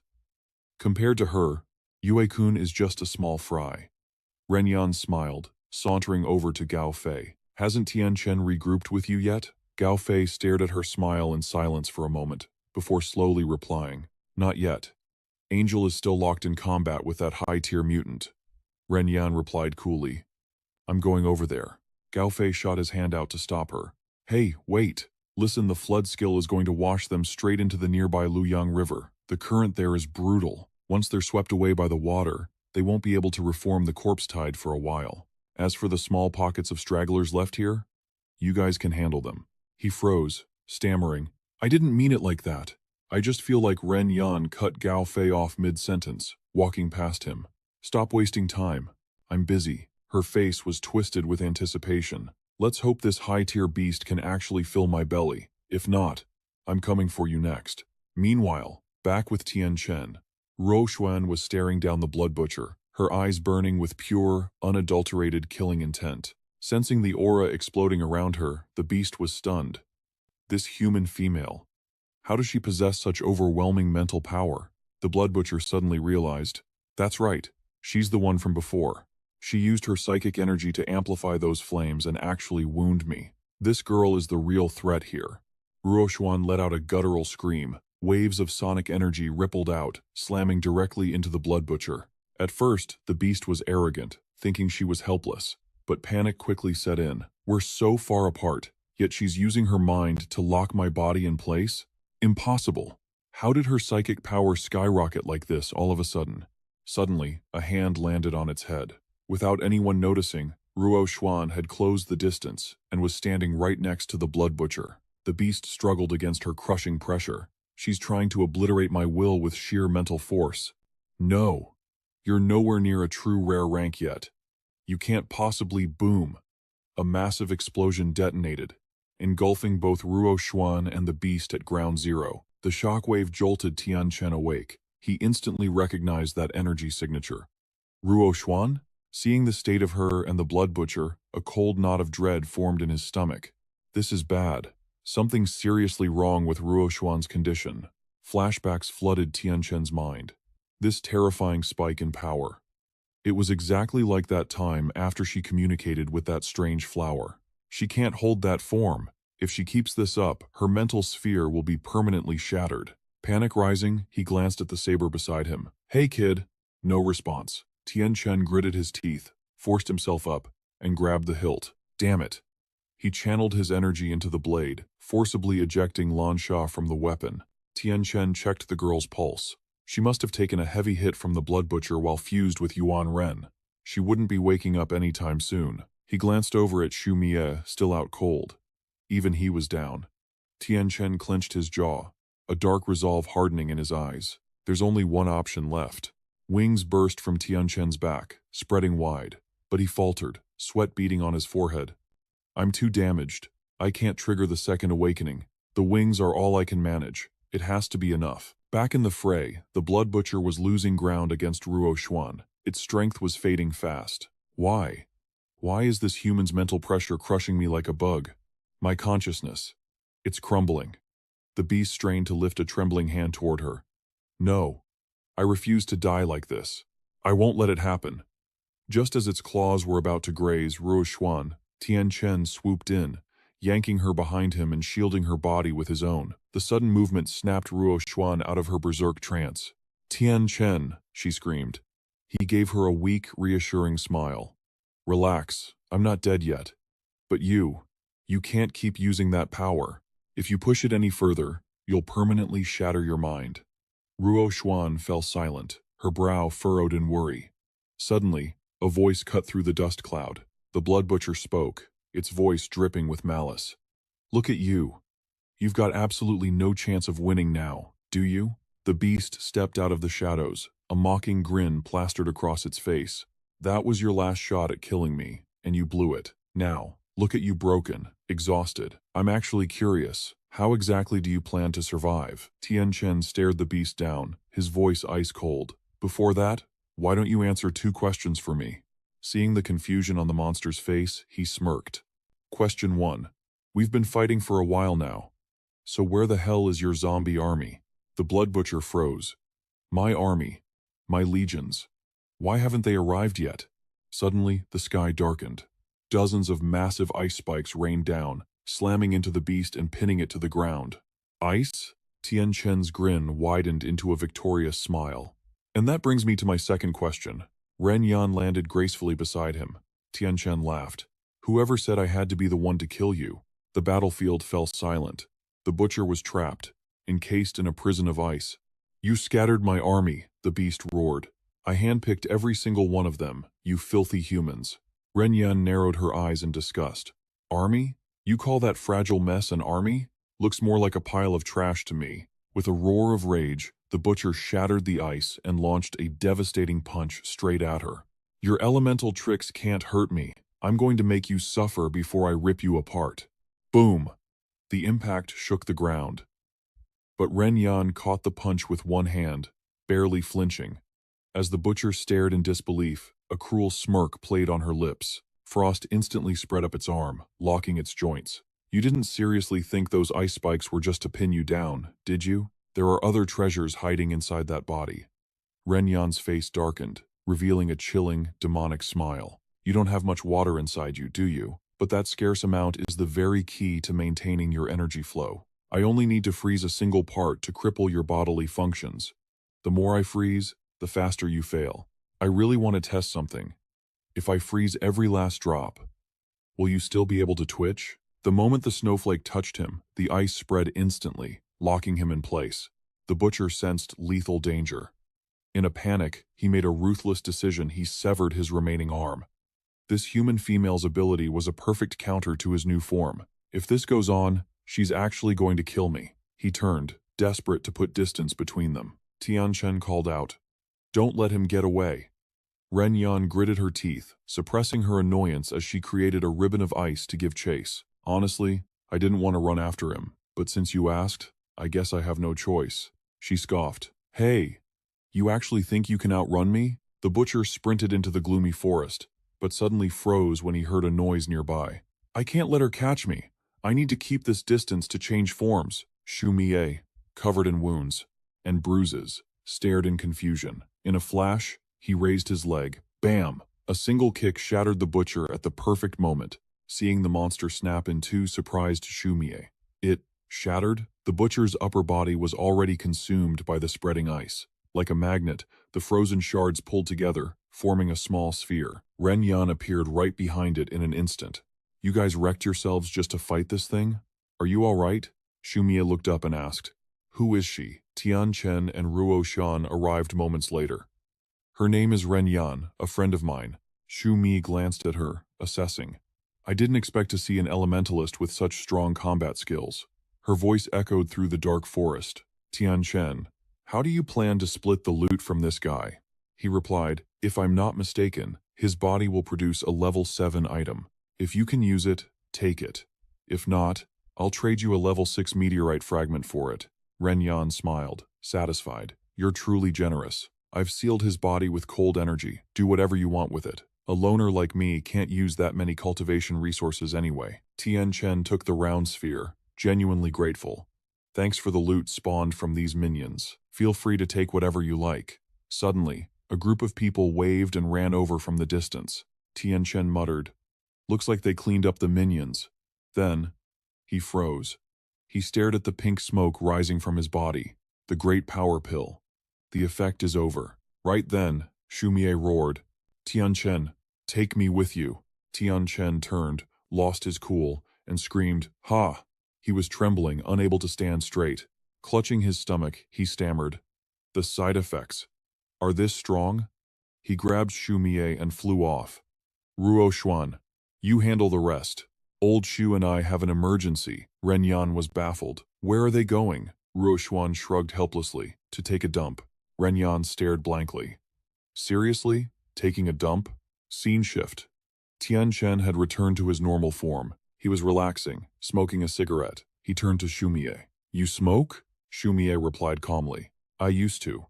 I quit. The situation was incredibly awkward. They were both sitting in their own private latrines. Tianchen exclaimed, you actually quit? That's impressive. Shumie gave his reason. I don't have hands. Can't hold it, so I quit. Want me to light one for you? Shumie quickly declined. No thanks. Suddenly, both of them froze. Shumie trembled. Old Tian, the side effects of that item are terrifying. Tianchen agreed weakly. That's why I never use it unless I absolutely have to. After a moment of release, he sighed. I feel so much lighter. Oh, right. I'm curious about something. You don't have hands anymore. So, how do you handle things after you finish your business? Shumie went silent for a moment. Then, he smiled gently. Tianchen, I won't hide it from you. I really like you. I don't have friends, but whether it's your personality, character, or strength, I think you're great. I sincerely want to be your friend. Hearing this sudden confession, Tianchen was startled, then smiled back. Actually, I like you too. We've been through life and death together. From now on, we're family. Anything I can do, just say the word. Shumie fell silent, his gaze intensifying. In that case, I'm going to need your help in a minute. Tianchen, not catching on yet, turned to him seriously. Huh? Shit. Don't tell me you want me to help you wipe. Shumie cut in with perfect logic. I don't have hands, and you're the only one here. Tianchen couldn't refute it. He fell into a defeated silence. Scene change. The sky was still dark. Inside a tent, a group was discussing something. Is the inventory done? Calculate the harvest. Tang Yue held a notepad, making the announcement. The cleanup on the outer battlefield of the Tide is nearly complete. So far, we've secured 530 level 5 meteorites, 120 level 6s, and 32 level 7s.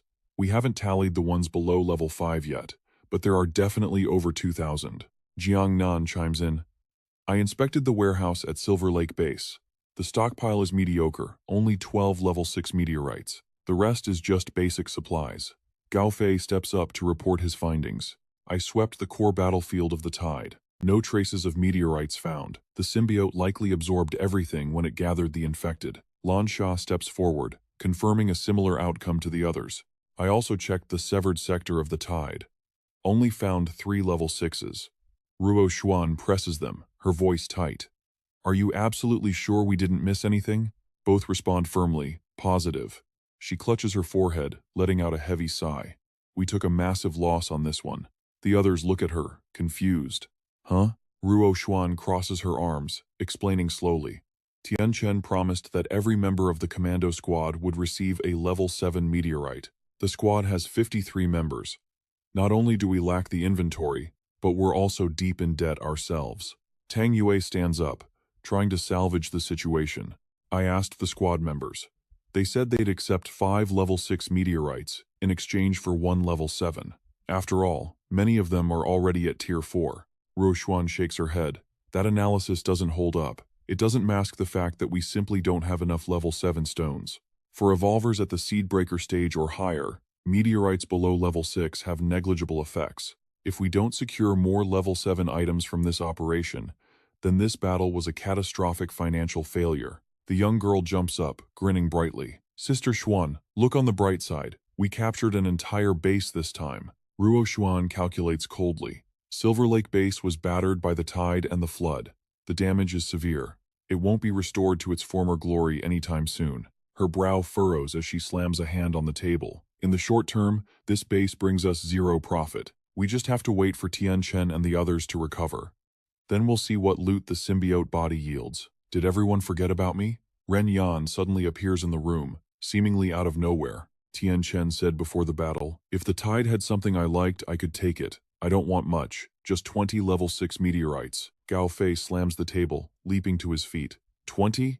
Are you out of your mind? Why don't you just rob us instead? Ruo Xuan agrees instantly. Done. You get 20. She looks at the woman. Ren Yan, have we met before? We haven't spoken much, but we survived today thanks to you. With your contribution to this battle, giving you all the meteorites wouldn't be an issue.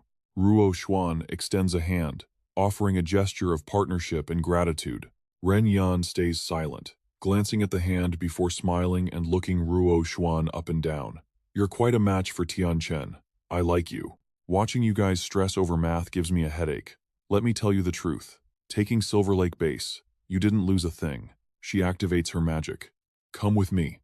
A blinding flash of light erupts, transporting both of them to the edge of a vast, misty river. Shall we? Ruo Xuan immediately senses something lurking beneath the water. Ren Yan raises a hand, focusing her energy. I discovered this by accident when I was manipulating the lake water earlier. The river splits in two, revealing a dry path through the center. Ruo Xuan's eyes widen in shock. This hydrokinesis. It's several times stronger than Yue Kun's. Thank God she's not an enemy. They descend, walking straight toward a massive rock formation. Ren Yan points ahead. Right there. Ruo Xuan looks confused. An underwater cave? Ren Yan takes the lead. It used to be flooded, but I drained it when I parted the water. It's safe to enter. She follows her inside. A strange sense of déjà vu washes over her. As they venture deeper, Ruo Xuan stays on high alert, scanning every shadow. Ren Yan stops, pointing upward. We're here. Look up. Ruo Xuan follows her finger and gasps, eyes wide. It's a flower titanic in size, possessing tentacles and a glowing fruit at its center. Ruo Xuan stares at the blooming purple flower, lost in thought. Seems like this battle wasn't a waste of time after all. Ren Yan asks, aren't you going to check what's inside? Ruo Xuan crouches down. No rush. We can't open this thing right now anyway. We'll ask that symbiote captive how to deal with it later. She turns, smiling at Ren Yan. Besides, your physical condition is a much more urgent matter than whatever is inside that flower. Ren Yan blinks, flustered, her eyes going round. What's wrong with me? Ruo Xuan says nothing, extending her hand to let a wave of energy envelope her palm. Caught off guard, Ren Yan flinches. Ruo Xuan grabs her hand firmly, her energy aura wrapping around both of them. Ren Yan lets out a dry chuckle. I didn't expect your mental power to be this overwhelming. If you two actually fought, I doubt even Zuo Tianchen could beat you, huh? Ruo Xuan didn't answer. Instead, she lowered her voice and asked, how long have you been like this? Ren Yan hesitated. Like what? Ruo Xuan shot her a sharp glance. I'm talking about that other personality living inside you. How long has it been corrupting your mind? Ren Yan froze, completely taken aback. She knew? Ruo Xuan closed her eyes, a faint smirk playing on her lips. I never noticed it before. But when you manipulated the water flow just now, you used the power from your spiritual space. That's how I felt it. She pushed herself up, dusting off her hands, and spoke slowly. I've met you before. You were always unpredictable, sure, but never this unhinged. Your current mental state, it's being twisted by that other persona, isn't it? Ren Yan remained silent. She stepped aside and waved her hands, instantly summoning a stream of water. Ren Yan looked up at Ruo Xuan. Back when we killed that god together, I absorbed that mutated woman. I took her power. It lets me turn my body into liquid, even merge completely with water. It made my ice and water control far stronger than before. Ruo Xuan recalled the image of Duanchu Ru, that half-human, half-monster abomination. I heard from Zuo Tianchen that Duanchu Ru was bad news. And your second personality, it's connected to her, isn't it? Ren Yan nodded slightly. Yes, ever since that day, a fragment of her spirit lodged itself in my mind. At first, it didn't affect me at all, but as I grew stronger, so did that fragment. Lately, she started messing with my emotions. The more power I use, the more control she gains over me. Ruo Xuan smiled at her, shaping a ball of magical energy between her hands. You helped us out of a jam and even found this treasure. 20 meteorites isn't nearly enough payment. Consider this a personal thank you gift from me. She reached out and gently touched Ren Yan's temples. Ruo Xuan channeled her power softly, while Ren Yan stood still, waiting. Slowly, her eyes went wide with shock. Ren Yan looked down at her own body, her voice filled with awe. That fast? I thought this process would be excruciating. Ruo Xuan closed her eyes and tilted her chin up, looking smug. It was basically major surgery on your spiritual space. You're just lucky you found such an excellent surgeon. Ren Yan gave a gentle smile.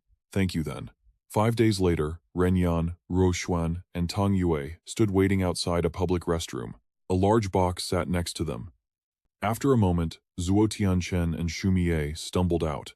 They were covered in bandages, legs trembling as they supported each other. Tang Yue frowned. Have those two been sleeping in the toilet for the last few days? Ruo Xuan narrowed her eyes in disgust. I'm genuinely curious. What on earth did Xu Mi put in that pill to give a Tier 4 expert diarrhea this bad? Ren Yan smirked. Ask him later. Going forward, I'm adding that stuff to my water. My attacks will be toxic. Ruo Xuan side-eyed her. You really are crazy. Now I'm wondering if I actually fixed your brain or not. Ren Yan let out a playful humph. Ruo Xuan walked up to the men, her voice feigning concern. Feeling any better? Zuo Tianchen gritted his teeth.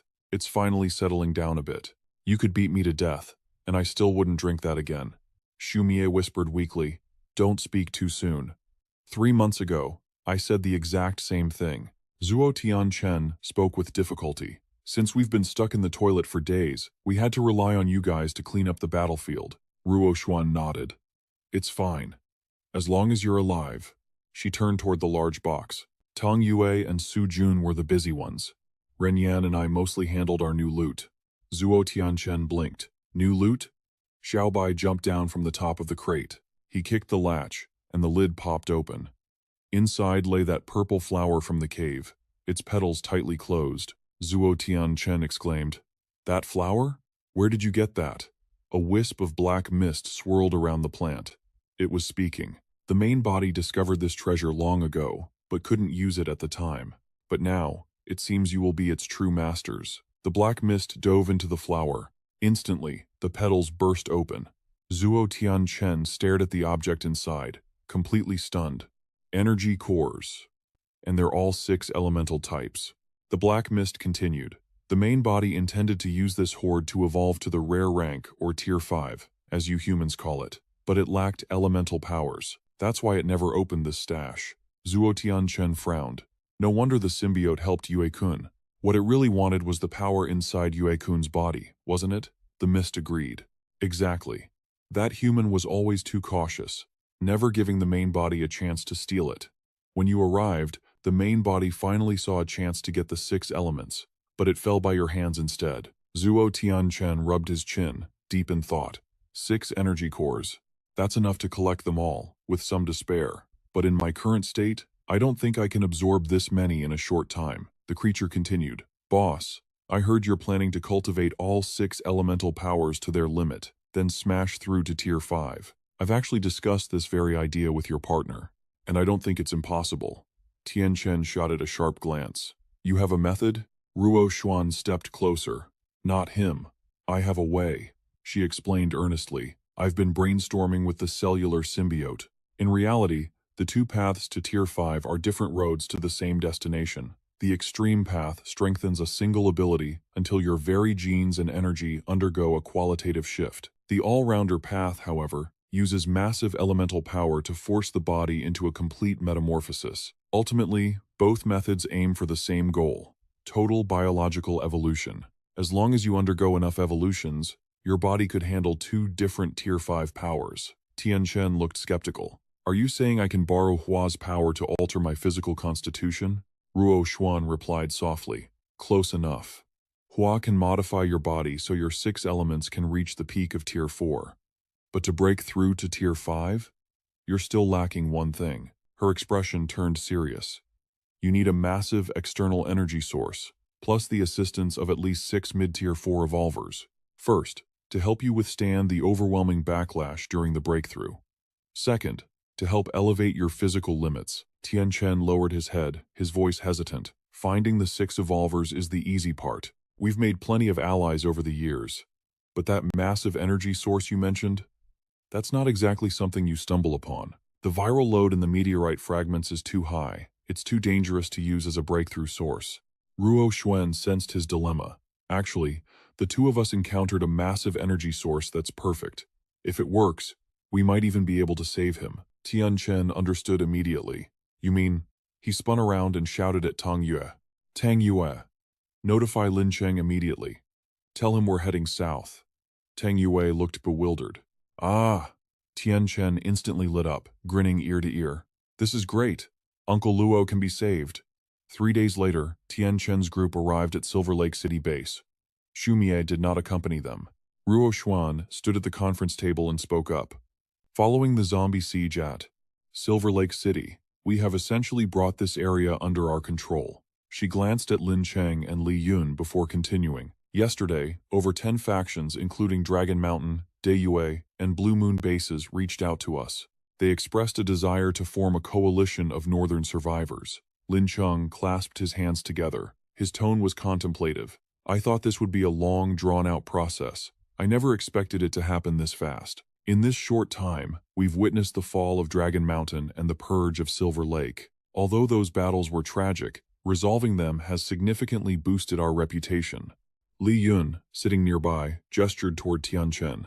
Of course, and it's all thanks to you, Tianchen. Tianchen responded modestly. Building the alliance was my goal in coming north, but there's still a lot of work you all need to finish. Lin Cheng looked at Tianchen.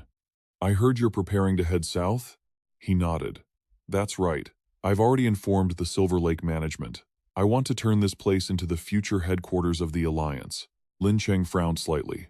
Can you tell us why? Things have just barely stabilized. The north is still full of hidden dangers. If you leave now, something might go wrong. Tianchen replied with a determined look. I didn't want too many people to know about this, but you are our most important ally in the north. My plan requires your help, so I won't hide it any longer. Within the next month, I am going to use everything I have to break through to Tier 5. The moment the words left his mouth, Lin Cheng and Li Yun slammed the table and stood up in unison. Tier 5? Tianchen looked at Ruo Xuan, confused. You didn't tell them? Ruo Xuan's face darkened. Master never said I could, she muttered. Lin Cheng, still unable to believe his ears, repeated, Tier 5. Are you absolutely certain you can break through? 60%. After all, I've never touched that realm before. His initial skepticism was instantly replaced by absolute trust. Fine. Then I promise you, Beihua Base will do everything in its power to hold the line. Tianchen stood up and shook Lin Cheng's hand, grinning cheekily. I knew Captain Lin was a reasonable man. Lin Cheng grasped his hands tightly. If you really can hit Tier 5, the benefits would be endless. With your strength backing the Northern Alliance, everything will go much smoother. Seeing an opening, Tianchen flashed a cunning grin. Since Captain Lin put it that way, I'll go ahead and make a request. I want a full shipment of weapons, equipment, and ammunition sufficient to outfit 5,000 men. That includes heavy machine guns, explosives, and heavy artillery. Lin Cheng looked like he'd been struck by lightning, stammering with wide eyes. What did you just say? Li Yun screamed in rage. Tianchen, are you insane? That list would wipe out the entire city's arsenal. Tianchen didn't even bat an eye. Actually, I'm planning to haul some oil down south too. I'm gonna need about 1,000 barrels. Li Yun gritted her teeth, looking like she was about to lunge at him. 1,000? You think oil is just tap water or something? Lin Cheng stepped in, holding her back. His voice was soothing. Easy now. Calm down. Lin Cheng let out a heavy sigh. Tianchen, I can spare the ammo and gear, but that takes time to gather. As for the oil, you'll have to hit up the Daewei base for that. We don't have that kind of stock here in Beihua, but your biggest problem right now isn't supply, it's transport. Plenty of southern factions have tried to raid us before. They all failed for one reason. They couldn't haul the weaponry back. He frowned, his tone turning serious. The highways are completely gridlocked. We have a few planes, sure, but nothing that can handle a payload that size. Tianchen nodded, unfazed. I know. I've already ruled out land and air routes. That's why I'm taking the waterways. Lin Cheng furrowed his brow. The waterways are still there, sure, but the canals are clogged. No large ship can get through those waters. Tianchen cut in immediately. The ship doesn't need to sail on its own. As long as it floats and holds the cargo, that's enough. Ren Yan finally spoke up. Tianchen, don't tell me you want us to play pack mule for you? Lin Cheng turned to her, eyes widening. Wait, you're the high-level user who washed away the zombie horde, aren't you? Realization dawned on him, and he grinned. Of course. With your power, you could just propel the cargo ships yourself. Ren Yan gave a faint smile. You're sharper than you look. Figured out how to exploit me the second you heard my name. But tell me this. Can you figure out why I'd agree to be a mule for Tianchen in the first place? Lin Cheng froze. Huh? Tianchen smirked, glancing at her. Allow me to spell it out, he explained slowly. Once this is done, I can help you break through to level 5. Ren Yan understood the implication immediately. She crossed her arms, feigning indifference. Fine, no need to say another word. Tianchen turned his gaze to Lin Cheng. All right then. Looks like we've got our porter. Lin Cheng frowned, still hesitating. 10 days later, at the abandoned port of Beihua City Base, containers were stacked high as 3 figures stood discussing the operation. Brother Tian, I talked to my dad about the oil. We're giving you 500 barrels now. The rest will come in the next shipment. Lin Cheng chimed in. The equipment is ready too. I couldn't mobilize everything on such short notice, so take half for now. I'll have to trouble Ren Yan for a second trip. The third person was Tianchen. He nodded with genuine gratitude. Thank you. Then Lin Cheng turned and shouted, Tang Yue. Tang Yue appeared instantly. Sir! She stood with her hands behind her back, flanked by several burly men. You suddenly asking for this much firepower. I don't need you to tell me a massive war is brewing. Lin Cheng turned to Tianchen. These guys are all level 3, but they're the absolute elite of the city guard. They're experts at using heavy weaponry against the horde. I figure they'll come in handy. Tianchen beamed. Perfect. Specialized talent is exactly what I'm missing right now. He glanced over at the shipping containers. You guessed right. I need these supplies specifically to deal with the zombie threat. Tang Yue probably already mentioned it when I advanced to level 4. I attracted nearly every infected in the Longshan city base. An evolution to level 5 will draw them in from an even wider radius. Lin Cheng sighed. That explains it. In other words, your breakthrough is going to pull in the Tangent-class zombies, isn't it? Tianchen smiled with unwavering confidence. Exactly. Dealing with the horde is just one part of my prep work for level 5. In fact, I need a lot more than just supplies from the north. In the distance, Xu Mie and 4 others were approaching. Tianchen, we're here. Lin Cheng looked shocked. Xu Mie? Yang Fei? You guys are heading south with Tianchen too? What about the Lan Yue and Longshan bases? Who's running things? Xu Mie replied in a low voice. Jing will manage the base just fine. Besides, the North has formed an alliance now. Lan Yue base is joining the alliance and pulling back. Yang Fei added coldly, I share Xu Mi's view on this. You guys saved Lan Yue. From now on, Longshan is part of the alliance. Whether I'm physically there or not doesn't matter. Lin Cheng's eyes widened at the unexpected turnout. He thought to himself, even Yang Fei and Xu Mie are major power players in the north. How did Tianchen win their loyalty in such a short amount of time? Lin Cheng watched them chatting enthusiastically and marveled silently. That's just who he is. He has this aura, this charisma that compels people to follow him. Lin Cheng stepped forward, clasping his hands in a respectful salute. Brother Tian, we won't hold you up any longer. Tianchen returned the gesture, and I hope you have a smooth breakthrough to level 5. Good luck. He called out loudly. Ren Yan. Tianchen looked up at the containers towering above them. Let's move out. Ren Yan sat perched atop the cargo, replying sharply. I know, I know.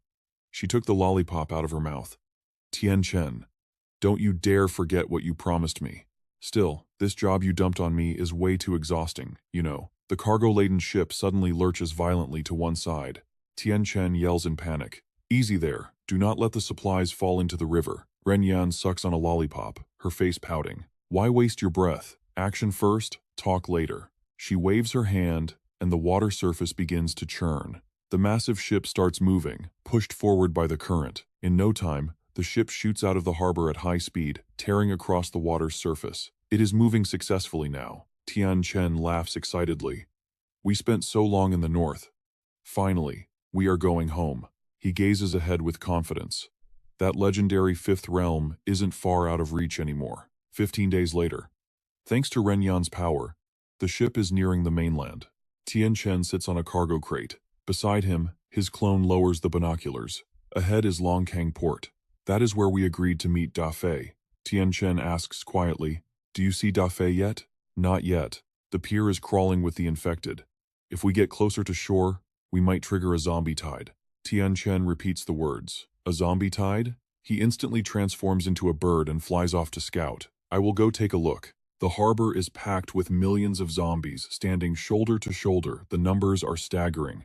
They shriek the moment they spot Tianchen's group on the ship. Yesterday, Da Fei contacted us and said Longkang Port had been cleared out. Does that mean all these infected gathered here in just a single night? Ren Yan, pushing the ship from behind, asks, Tianchen, has something happened? Tianchen frowns. To gather this many infected in just one night. I suspect something bad has happened to Lihua County. We need to head there immediately. Meanwhile, at Lihua County, the entire area is encased in rock walls, but the zombie tide is swarming over the cliffs. Brooks is fighting desperately to stop them from setting foot inside the district. Facing the ferocious horde, Brooks just smirks. I have gotten stronger. Suddenly, someone runs up from behind, shouting loudly. Brooks! He gasps urgently. The northern perimeter wall is about to be breached. We need reinforcements. Brooks raises both hands helplessly. I only have 2 hands, the other man screams in panic. But Brother Da Fei, he cannot hold on much longer. He is going to die. Hearing this, Brooks delivers a powerful punch into the horde, sending bodies flying. He glances at the man. You hold the line here for me. The man hesitates. He glances back at the district and clicks his tongue. We are finished. Lihua County cannot be defended anymore. Elsewhere, Da Fei is also trying to suppress the zombie tide. He is being pressed back hard, nearly collapsing under the weight of the attack. No good. I am reaching my limit. Sweat pours from his forehead. Da Fei grits his teeth. No one can send backup. The boss is still in a deep sleep. He cannot stop this tide. Is our newly established base about to be destroyed already? Suddenly, a blinding light flashes from nowhere. From high above, the zombies are sliced in half through their heads one by one. Blood splatters everywhere, spraying all over Da Fei. He looks around in dazed confusion. Reinforcements? Where did this psychic-type expert come from? Tianchen, in his black-winged form, stands on the cliff and calls down, Da Fei, you and Mayor Yang hold the line. We are going to help Brooks. Da Fei looks up, overflowing with joy. Tianchen, he laughs loudly. Great, you are finally back. Tianchen glances at Shumi beside him, then shoves Shumi hard off the cliff. From above, Shumia looks like a streak of blazing light crashing into the middle of the zombie tide. As he lands, the ground beneath him cracks into fragments, sending debris flying and striking the nearby zombies. Shumie gives a faint smile. Right in the middle of the horde? You really think highly of me. The undead swarm toward him. Shumie raises his leg high for a powerful kick. Well then, let's fight. Standing high up, Brooks sees this and grins with delight. Strong. I am joining in. Tianchen grabs his shoulder to stop him. Hold on. Tianchen advises Brooks gently. You only advanced to Tier 4 recently.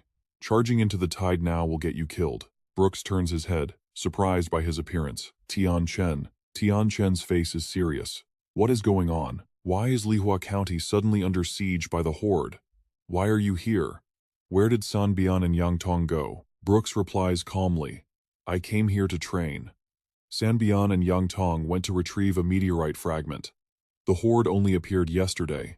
Tianchen's eyes widen. Meteorite fragment? What is this about? Explain clearly. Brooks stammers. There is a meteorite fragment. They went. Might get lucky to get it. Tianchen's eyes go dead as he sighs. My mistake. I should not have expected a detailed answer from you. Dafei climbs up the cliff and approaches Tianchen. Little brother, let me explain. Shumie just arrived to support us with him here. We can hold off the horde. Dafei grits his teeth as he speaks. Brooks advanced to Tier 4 last month. Since leveling up, he has stayed here constantly to help us.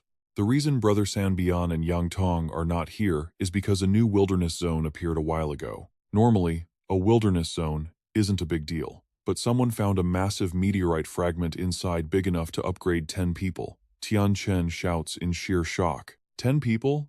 Dafei nods and continues. That is right. The fragment's power is terrifying.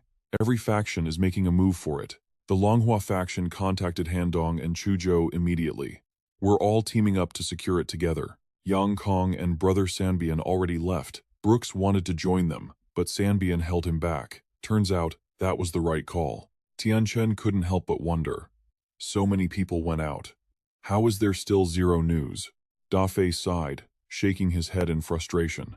That wasteland is bizarre. It's in a dead zone with heavy interference. Phones have absolutely no signal. Plus, my phone got smashed during the first zombie tide wave yesterday, so I'm completely cut off from everyone. Tianchen gazed into the distance, deep in thought. A meteorite fragment large enough for 10 people? That was ultra rare even in his past life. And for it to show up right when he's about to break through to Tier 5, it seems that this time, whether it's the breakthrough or saving Uncle Luo, nothing will be simple. Instantly, he transformed into his demon form, white hair, crimson wings, and barked out a command. Dafei, take your men and guard the formation tree. Do not let a single infected get anywhere near Uncle Luo. We'll handle the horde outside. Dafei shouted a quick affirmative. Tianchen then turned to Brooks with a grin. Brooks, didn't you want to go melee against the zombie tide? Let's go. Brooks lit up, absolutely pumped to join the fight. Weapons in hand, both of them leaped straight off the cliff, diving headfirst into the swarm of millions of zombies below. Time blurred as they slaughtered the horde. Finally, the dust settled. They gathered before a strange tree pulsing with raw energy. Dafei spoke up. Terrifying energy. This intensity is even higher than any infected I've ever faced. Yansong couldn't wrap his head around it. A plant type infected? And it can actually coexist peacefully with humans? He added, if the main body back then had even a fraction of this energy, it would have evolved to rare rank ages ago. What an absorption monster. Tianchen stood silent, gazing at the tree. 6 years. He stood there flanked by Lansha and Ruo Xuan. 6 years passed in the blink of an eye. But I finally have the power to save you. Dafei stepped up behind Tianchen. Little brother, are you absolutely sure you can save big brother? Tianchen replied softly. I didn't just come here to save Uncle Luo. He handed Dafei a piece of paper. Lead the team to wipe out the zombies outside Lihua district, then head to the river dock to pick up the cargo. Cargo? Dafei asked, confused. Then he glanced at the list in his hand. Tanks, ammo, mortars, machine guns. Brother, who the hell are you planning to fight? Tianchen's voice went cold. Who do you think? The zombies. He continued without skipping a beat. There are crew members on the boat. Coordinate with them to set up a defensive line in Lihua district.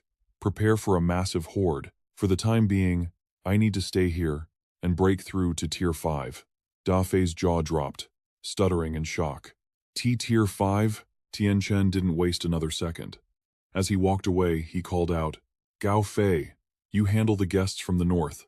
We're going down to see Uncle Luo. Dafei grunted in acknowledgement.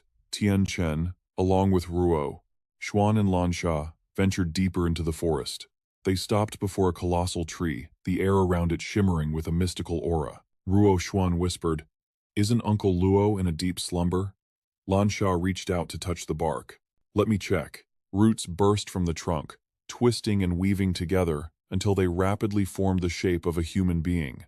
Luo Han's figure emerged, eyes closed. The first thing he did was greet his daughter. Long time no see. Lansha beamed. Dad. Then, Luo Han turned his gaze to Tianchen and Ruo Xuan. So, you two returned as well. I never expected you both to grow up this much.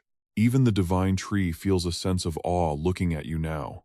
Tianchen spoke with absolute conviction. Uncle Luo, we're here to save you. Luo Han offered a gentle smile. Save me? Why go to such lengths? He explained slowly. Truth be told, I should have perished 6 years ago. It was only by sheer luck that a fragment of my consciousness survived, trying to free me from its control now. It's not only incredibly dangerous, but it would also be a massive waste of resources. Ruo Xuan smirked, cutting him off. Everything is dangerous. Years ago, when you let us out of the Red Nightmare, wasn't that dangerous too? And as for those resources you mentioned, she tossed something hard towards him.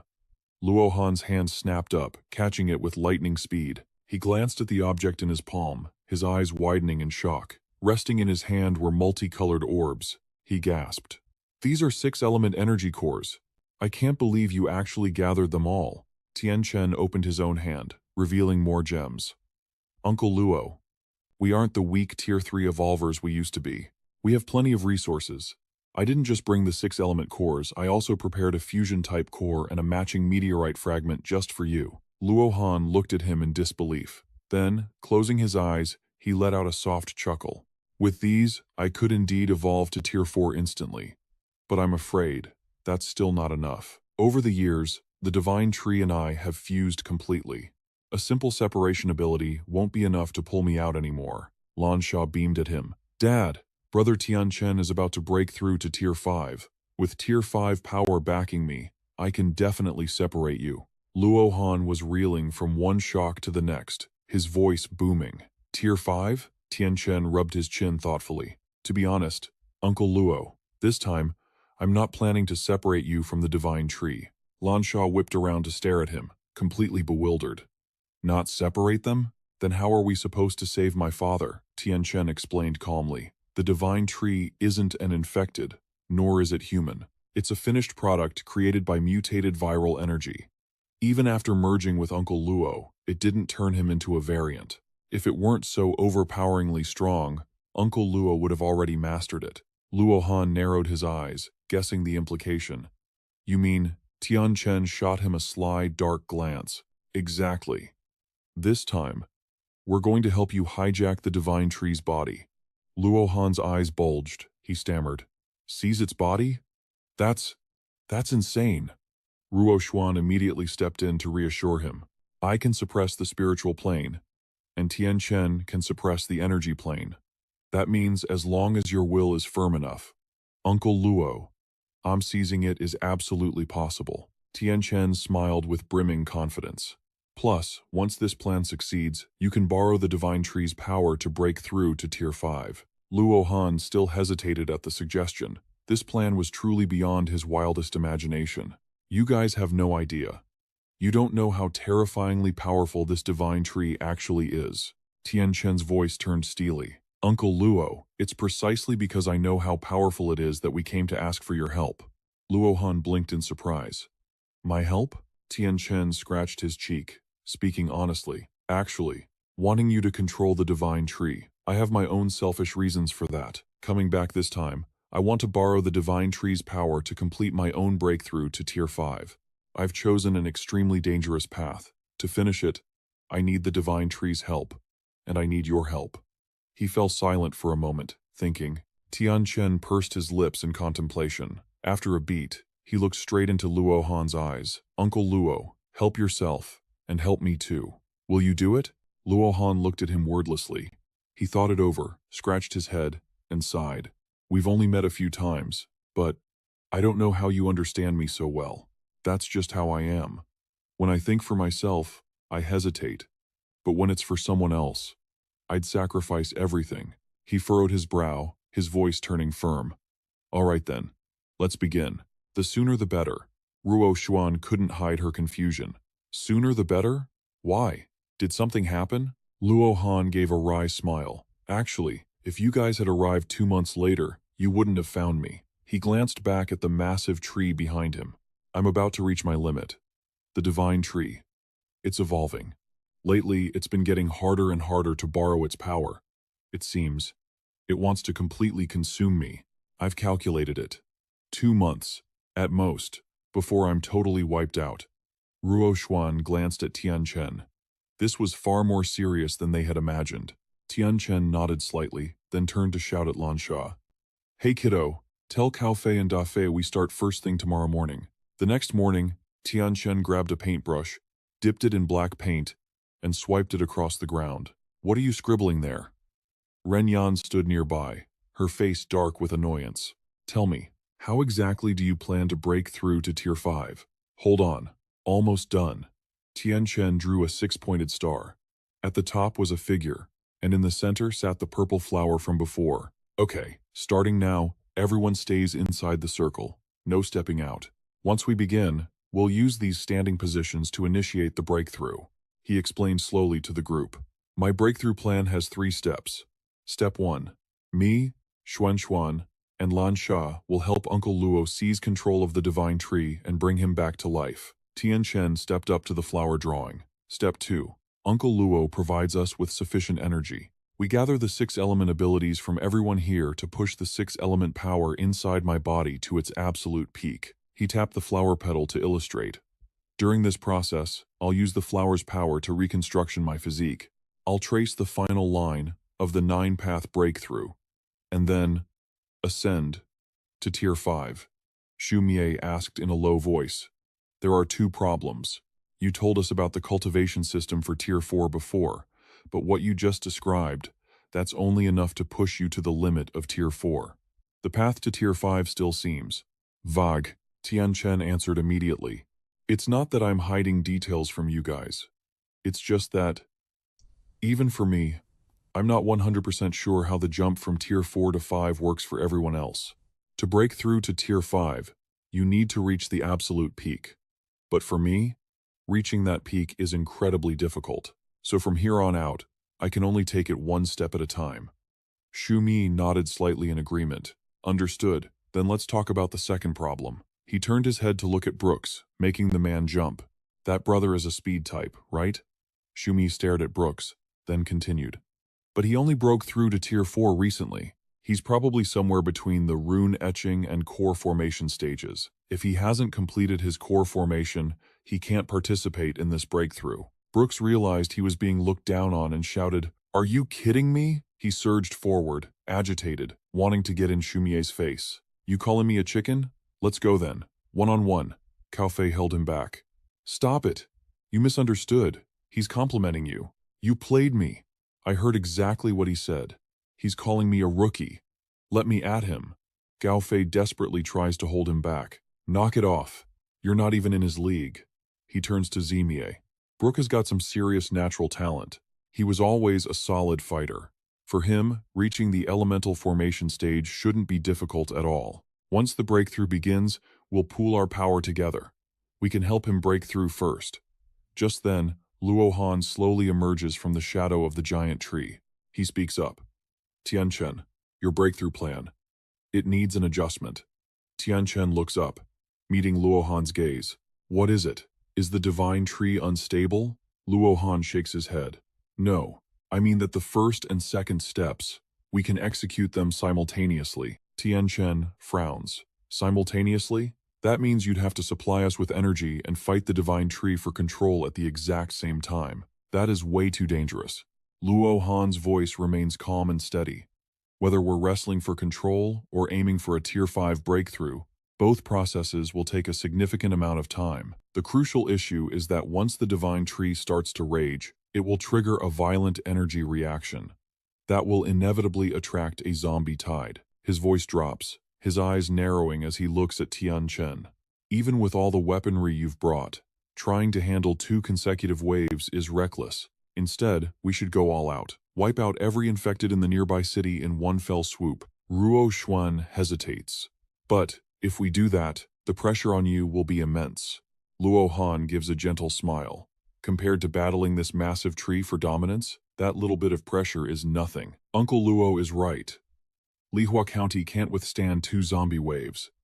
Dealing with it all at once is the best play. Tianchen turns to Gao Fei. Gao Fei, I'm leaving the defense to you and Yang Fei's team.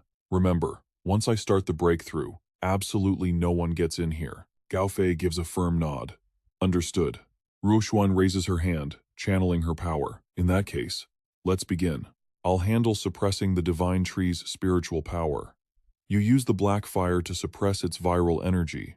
Tianchen leaps into the giant blossom. He settles into a lotus position inside the flower and begins to channel his energy. Pitch-black magic surges out from the petals. It ripples through the air, spreading rapidly, and in an instant, it wraps completely around the base of the tree. Ruo Xuan shouts, "Everyone, begin. The road ahead is long, but if we push through, it won't just be Tianchen breaking through. I promise you all will gain power beyond your wildest imagination." The others quickly clasp, their hands together, focusing with absolute intensity as a red aura envelops them. Their power flows together, connecting through Tianchen at the center. Elsewhere, Da Fei holds out a pack of cigarettes. "Brother Yang, have a smoke.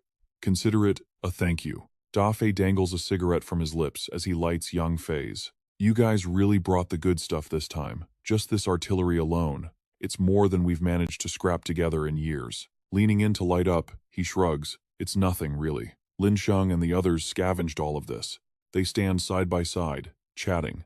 "I heard you're a mayor up north. Ancient history. Tianchen saved my life once.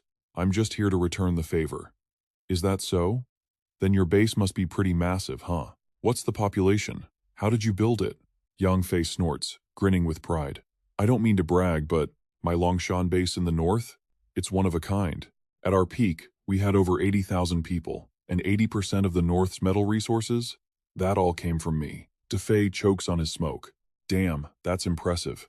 Yansong walks over, laughing loudly. "Don't listen to him blow smoke. Longshan base was nearly wiped off the map. If Tianchen hadn't shown up in time, you'd be a zombie crawling in the dirt right now." Yang Fei flinches. "Hey, what the hell?" He wraps his arm around Yansong's neck, putting him in a headlock. "You little punk, you just love pissing me off, don't you?" "Shit, who told you to brag so shamelessly? It hurts my ears just listening to it." "Fine. Let's settle this right now, me and you. You think I'm scared of you?" The two of them laugh, wrestling playfully. Da Fei stands there, looking helpless. Suddenly, Yang Fei's expression turns dead serious. "Wait, something's wrong." Yan Song senses it too. Yang Fei points down the cliffside. There are powerful auras approaching fast, high-level fighters. Da Fei and Yan Song instantly go on high alert. The three men watch intently. On the dirt path emerging from the forest, 5 figures are sprinting, gasping for breath. Yang Fei whispers, "It's them. It's Sanbion's group. They look battered, like they're running for their lives." Da Fei recognizes them immediately and shouts, "Brother Sanbion." Sanbion hears the call and looks up. "Da Fei?" Da Fei leaps down, landing in front of them. "Brother Sanbion, what happened to you guys?" Sanbion frowns, gritting his teeth as he looks at Da Fei. "It's a long story. I need to know. Is Tianchen here?" "Yeah, he is. Why?" Suddenly, one of the others screams out, "Get him out here, now! Longhua base is about to fall." Da Fei freezes in panic. "What?" He can't believe his ears. "Fallen? You've got to be kidding me, sister. That's Longhua base. How could it possibly fall?" Luo Lan steps forward, her voice trembling. "It's the truth. Take me to Tianchen. I have to see him right now." Da Fei looks conflicted. I can't. He gave strict orders. Even I can't reach him at the moment." She gasped in shock.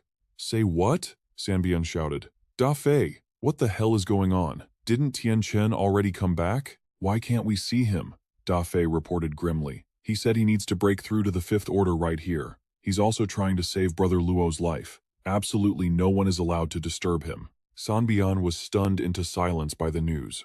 "The Fifth Order?" Da Fei panicked, pacing around.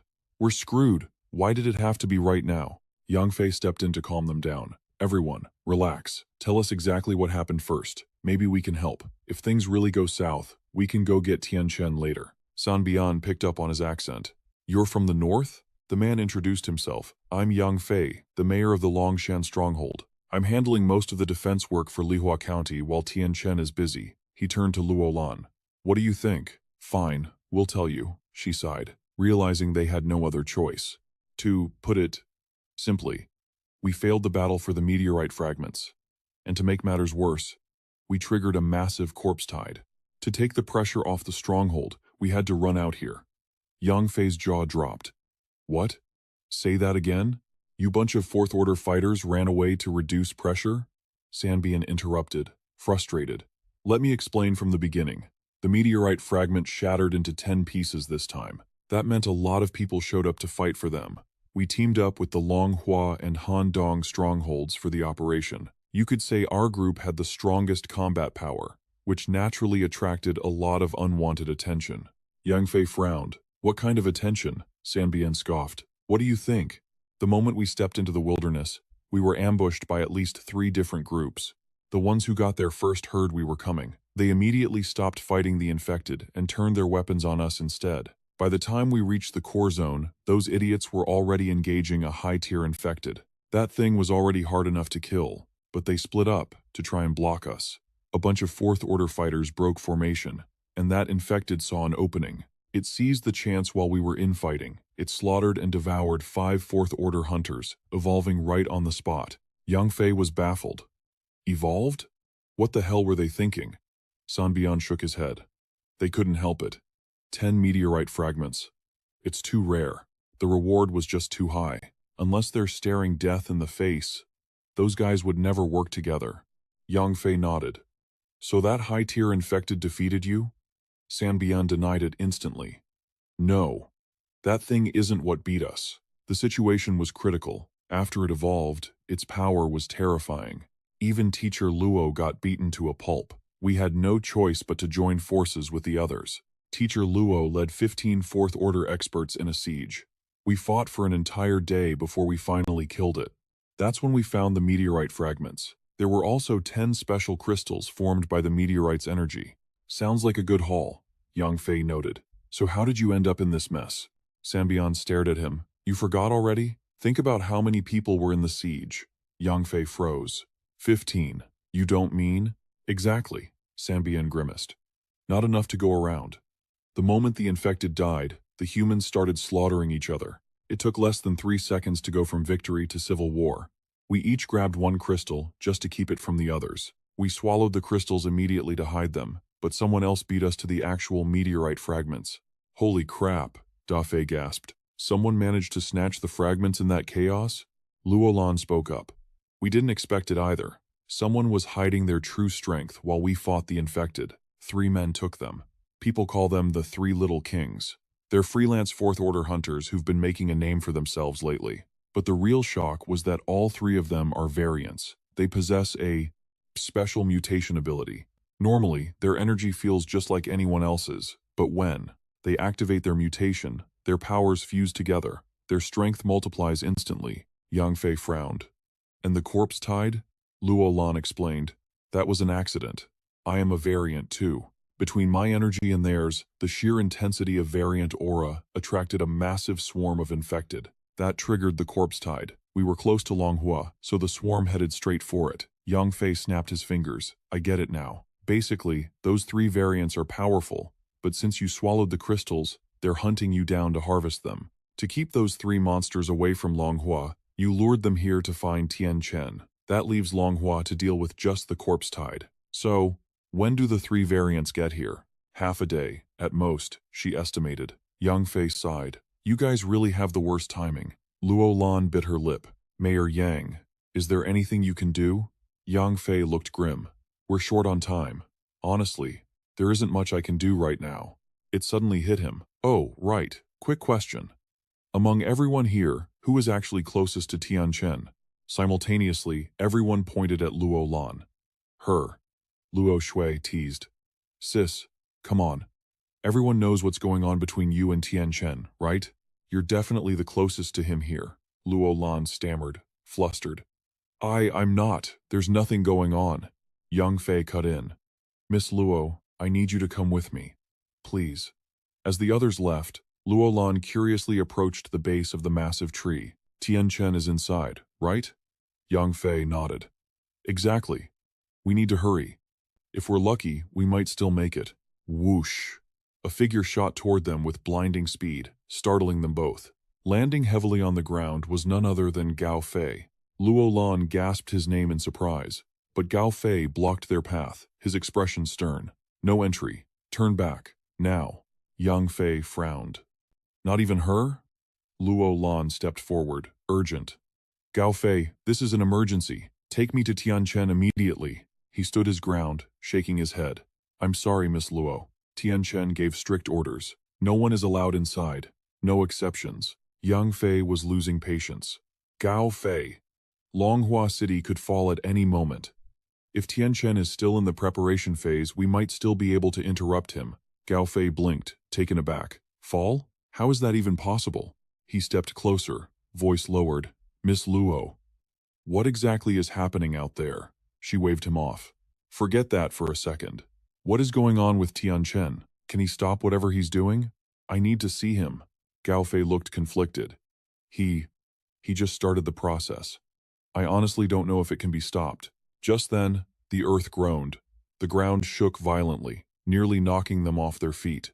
Yang Fei's eyes widened. What the hell? An earthquake. Suddenly, blinding rays of light burst from the tree canopy. A massive pillar of energy erupted, shooting straight into the heavens with terrifying power. Yang Fei stared up in awe. What is that? Gao Fei's face fell. He knew exactly what it was. Well, that settles it. There's no stopping him now. The beam of energy pierced the sky, stretching out into the very depths of space. The three of them stood frozen, necks craned upward. Yang Fei muttered, trembling, this energy, it's insane. There is no way a Tier 4 evolver should possess this kind of power. Gao Fei snapped back to reality. You said Longhua was about to fall? Yang Fei nodded grimly.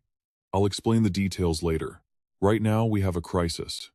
Within half a day, 3 incredibly powerful variants are going to storm this place. Meanwhile, Longhua is under siege by a massive horde. We need at least 2 Tier 4 evolvers specialized in large-scale combat to provide support. Suddenly, Luolan's legs gave out. She slumped to the ground, alarming Gao Fei. Miss Luo. She raised a hand to stop Yang Fei from rushing over. I'm fine. Then, her voice turned cold. Longhua doesn't need saving anymore. The only ones we need to save are ourselves. The two men looked at each other, confused. She sighed heavily. I am a variant. My biological structure isn't that different from the infected, which means I share their instincts. Usually my rational mind keeps it in check. But just now, I couldn't control it. Yang Fei frowned. Couldn't control it? What do you mean? She gritted her teeth, shame in her eyes. Just now, my instincts screamed at me to eat Tianchen, the energy from his breakthrough. I estimate it's affecting every single infected and variant within a 200-kilometer radius. That range covers half the province. We're talking millions. Our Lhasa. No, tens of millions. We're about to face a zombie tide on a scale of tens of millions. Yang Fei tried to stay positive. Okay, sure, the numbers could hit tens of millions. But maybe the situation isn't as catastrophic as we think. He snapped a twig in his hand and crouched down, sketching a circle in the dirt. This big circle is Tianchen's influence range. We're right here in the center. The infected aren't grouped together, they're scattered everywhere. Their distance, numbers, and strength vary wildly. So yes, the total volume of the horde is massive, but it won't be a single, concentrated explosion. They'll flood towards us in waves over the next few days. Time-wise, we have a window to prepare. Luolan shook her head, pessimistic. We might have time for the horde, but there are other things. Things I'm afraid we'll just have to grit our teeth and face. This time, it's not just high-level infected. There are countless variants lurking in the shadows. They operate alone, striking when you least expect it. Honestly, they're a bigger threat than the zombie tide itself. Yang Fei turned to Gao Fei. Hey, didn't you mention before that the major factions in the south are on pretty good terms with you guys? Define good terms. Good enough to help us out this time? Gao Fei thought for a moment. I think so. If we issue a command, most of the factions should step up and assist. Yang Fei nodded, formulating a plan. If that's the case, we can't handle this massive tide the old-fashioned way. We need to go on the offensive. Gao Fei looked confused. On the offensive? You mean like when Tianchen led us at the Silver Lake base? Yang Fei shook his head. No, not us. I mean the other factions. Here's what I'm thinking. First, get on the comms. Contact every faction you can reach. Tell them to mobilize their full strength to intercept the horde. Since the zombies are blindly rushing toward us, their flanks and rear will be exposed. That is our perfect kill zone. Second, get every trustworthy Tier 4 powerhouse here, now. We need quality, not quantity. The Angel's breakthrough cannot be disturbed, so whoever comes must be absolutely reliable. Regarding the third point about the aberrants you mentioned, Luo Lan listened closely.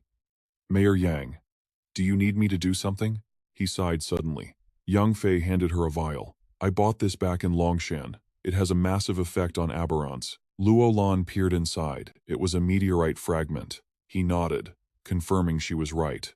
Meteorite is the main ingredient, but compared to raw fragments, this has much higher lethality against aberrants. Anyone who drinks this, their combat power as an aberrant will skyrocket 5 times over. She hesitated, guessing his intent. You want me to take it? Yang Fei looked helpless. You are an aberrant too, after all. Drinking it will cause massive damage to your body, but you're the strongest among us. You're the only one who stands a chance against those 3 little kings. It's a shame Shumie can't fight. If he were here, he could take it instead of you. Gao Fei interrupted, questioning him. Wait a minute, Yang Fei, be clear. What do you mean massive damage? What exactly happens if Teacher Luo drinks that? He looked helpless. I've never actually tested it on an aberrant. I honestly don't know what the specific side effects will be. Luo Lan snatched the vial decisively. Give it to me. He tried to stop her. Teacher Luo, don't be rash. Luo Lan replied. I'm not being rash. I'm perfectly calm. Gao Fei, follow Mayor Yang's plan to deal with the zombie tide. All our phones are broken. We have to rely on you to send the messages. As for the trustworthy people, I'll write you a list in a moment. Contact them. Tell them they must reach Lihua County before dawn tomorrow. He knew there was no better option. Fine. 3 hours later, the artillery line was ready. Da Fei reported, Sis, we've set up every defense we possibly can. Luo Lan nodded. Understood. She turned to Yang Fei, who was glued to his binoculars. You keep looking. Waiting for the tide? He replied. It just feels strange.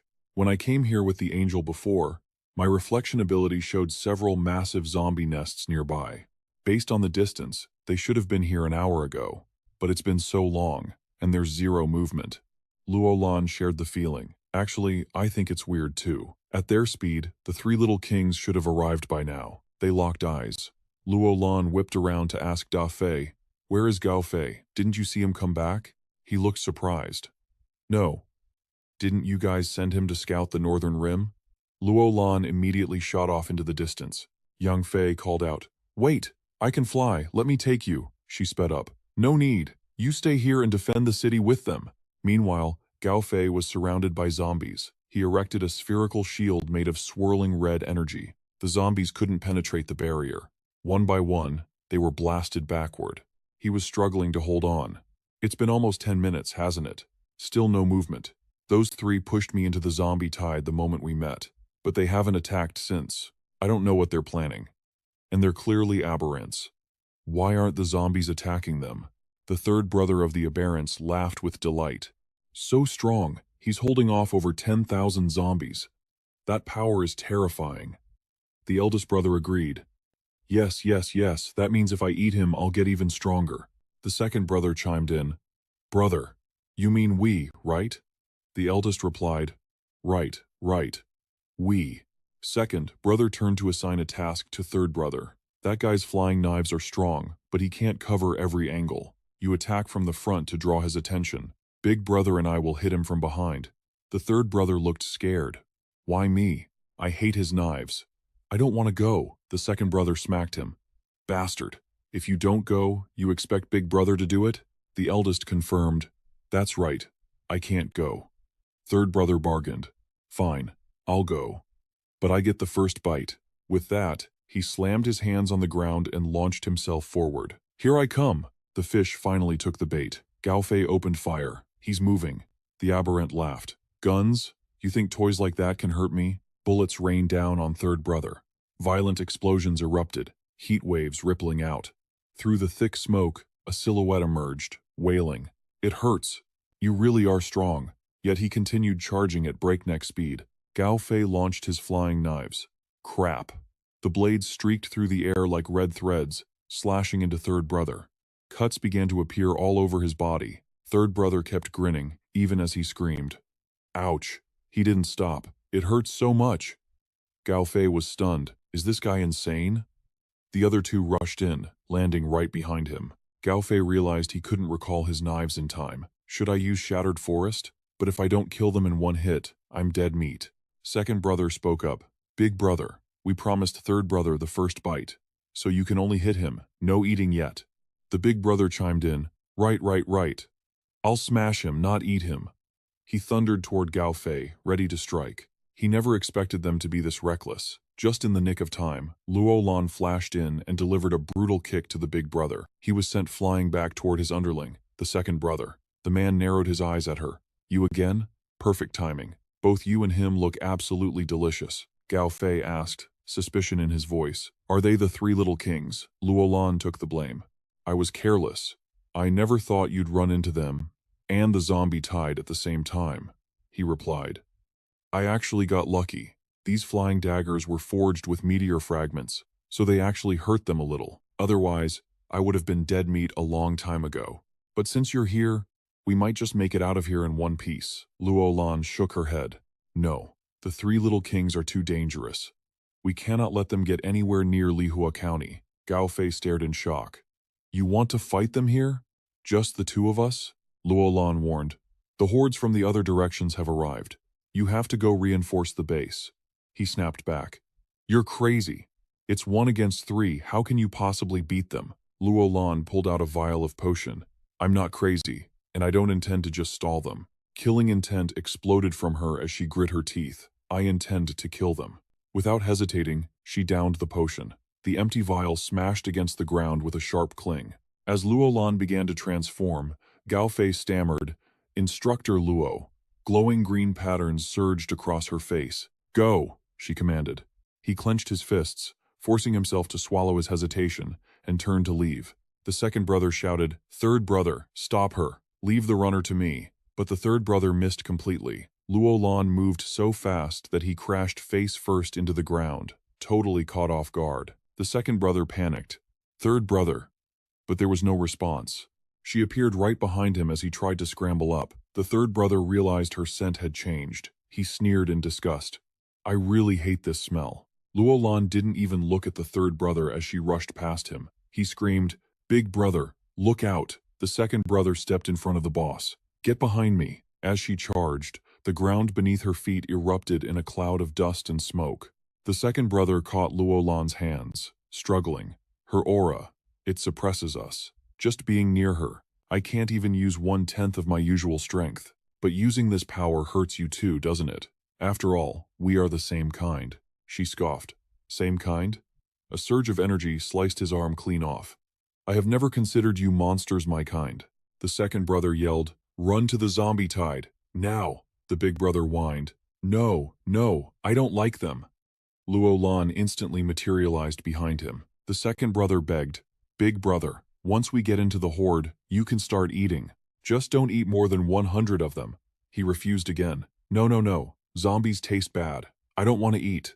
The second brother pressed on. Big brother, if you don't eat, all 3 of us are dead. Do you remember what Mom said? You have to listen to me. The big brother finally relented. Right. Mom said to listen to my little brother. Okay then. I'll eat 100. He rocketed toward the dense swarm of zombies ahead, ripping them apart one by one and shoving them into his mouth. A split appeared on his head, revealing a jagged, tooth-filled maw. The big brother's body swelled up, his new mouth gaping like a black abyss, demanding to be fed. As the zombies rushed him, he reverted to his human form, crying like a baby. It stinks. They stink so bad. I don't want to eat. Then he morphed back into the monster, forcing himself. Gotta eat. Mom said I gotta eat. Luo Lan panicked. Damn it. He's trying to use his ability to fuse their power. Suddenly, there was a strange movement nearby. She turned to see the third brother's body erupting with explosive energy. He screamed, Stop it now. Luo Lan stared at him in confusion. Meanwhile, back at the Manhwa base, the zombies suddenly stood still, looking dazed. Tingyu frowned, bewildered. We've been fighting this tide for half a day. Why are they retreating now? Does it have something to do with that pillar of light earlier? He ordered a subordinate to check with Dr. Niu at the lab. When can we get in contact with Tianchen and his team? Just then, a woman led a group in. Old Zhang, Look who's here. He looked surprised. Yingbao? Qiangzi? What are you two doing here? Yingbao replied, Brother Fei told us to come. He knew Longhua base had lost contact. Tingyu asked anxiously, Gao Fei sent you? Then where is Tianchen? How is he? He revealed, Brother Chen is breaking through to Tier 5, but zombie tides from half the province are closing in on Lihua County. We have to help. Tingyu realized the truth. No wonder the tide suddenly changed direction. Their target is Tianchen in Lihua County. Yingbao requested, Brother Zhang, send some men with me. We need to intercept the horde immediately. He nodded. Take whoever you want, as many as you need. But there is one thing you must leave behind. How many phones do you have? Yingbao answered, 2. Why? Give them all to me. Yingbao blinked. Say what? Tingyu explained. Dr. Niu found an anomaly with the third meteorite. We need to expand our computing power. They desperately need electronic components right now. Yingbao asked, What kind of anomaly? Is it serious? Tingyu's face was grim. Preliminary estimates say the third meteorite is arriving much sooner than predicted. Yingbao froze. What? Over on Luolan's side, that boss's massive mouth is still gaping wide, waiting for the zombie horde to walk right in. Second brother warned, Big bro, that's enough. Stop eating. He whimpered. It's too hard to swallow. I don't want to eat anymore. But that greedy mouth insisted, Eat. Keep eating. Mom said I have to keep eating, he pleaded. Stop it now. Third brother can't hold on much longer. The giant mouth suddenly turned its attention to second brother. His face went pale with terror as he stammered, Be big brother. Finally, that monstrous head chomped down on him. Delicious. You're tasty too. Did he even struggle? Luolan watched warily as third brother clutched his head, looking like he was in absolute agony. Save me. Somebody save me. She was confused. What the hell are they doing? His aura is clearly getting stronger, yet he looks like he's being tormented to death. Forget it. I'll just kill him first. Over at third brother's spot, cracks appeared on his skin like fragile pottery. Then, boom, his entire body exploded like a bomb. Luolan shielded her face to block the splattering blood. A deafening crash rang out. Standing there now was a gigantic monster. Panic set in for her. The boss of the 3 little kings. This guy has completely mutated. The boss looked furiously at the head on his shoulder. Scram, get away from me. You're the one who ate second brother. Third bro. It ate second bro. Help me. Kill it. Kill it. He screamed in despair. Third bro? Third bro? Where are you? Third bro. Luolan stared at him, stunned. The boss saw half of his brother's face lying on the ground, and he flew into a blind rage. Third bro, what happened to you? The boss noticed Luolan and pinned all the blame on her. It was you! He threw a massive punch at her. You bastard! You wretched bitch! Luolan agilely teleported behind him. Using extreme speed, she dashed forward, slashing at the boss's limbs. His body hit the ground hard. Luolan stayed alert. Dead? That fast? The monster head suddenly spoke up. Of course it wouldn't be that quick. It slowly rose to its feet. I have to thank you. If you hadn't helped me, I wouldn't have been able to kill those 3 so efficiently. Luolan was confused. Who are you? It seemed surprised. Who? Why would you think I'm a person? I am merely a tool that recently arrived in this world to prepare for the completion of my mission. And the fact that those 3 are dead brings me one step closer to my goal. She frowned the moment she heard it mention a mission. Behind them, a massive tide of zombies came rumbling in. Luolan exclaimed worriedly, We're screwed. The corpse tide is here. The monster raised a muscular arm, and the zombies instantly froze. Luolan realized this thing could control the corpse tide.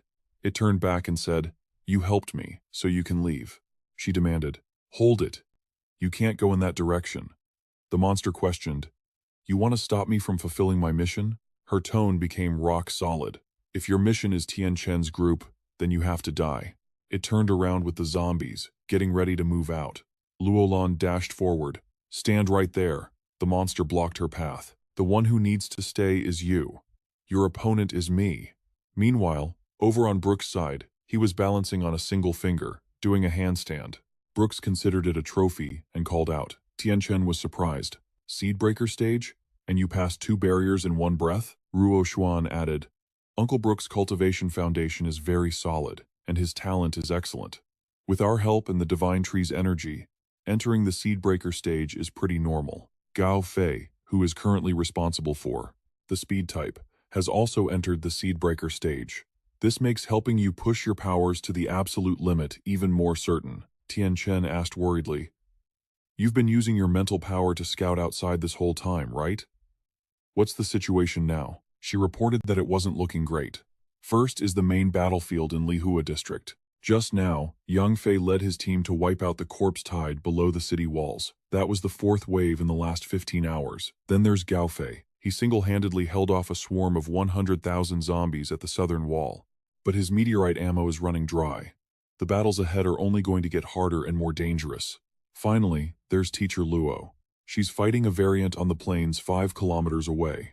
It seems she used a large amount of meteorite fragments, so her aura is very unstable right now.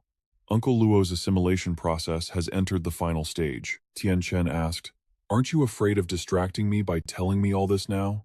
Ruo Xuan trusted he wouldn't lose focus after choosing to break through. Not just you, all of us are ready to fight against this adversity. Next, you'll have to face more danger than anyone else. You have no retreat, so you won't get distracted. You can't get distracted. Tianchen understood. You're telling me this just because you want to put my mind at ease.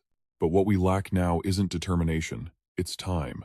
Uncle Luo's successful assimilation is just the beginning. How much time do I actually need to break through? Even I don't know. I believe in the abilities of A Fei and the others. 15 hours isn't their limit. But coming up, they might have to face 10 or even hundreds of 15-hour cycles. Suddenly, dazzling rays of light erupted where Luo Han was. He was surprised. The divine tree is fluctuating. Is there new progress on Uncle Luo's side? From its fixed spot, the tree released its grip.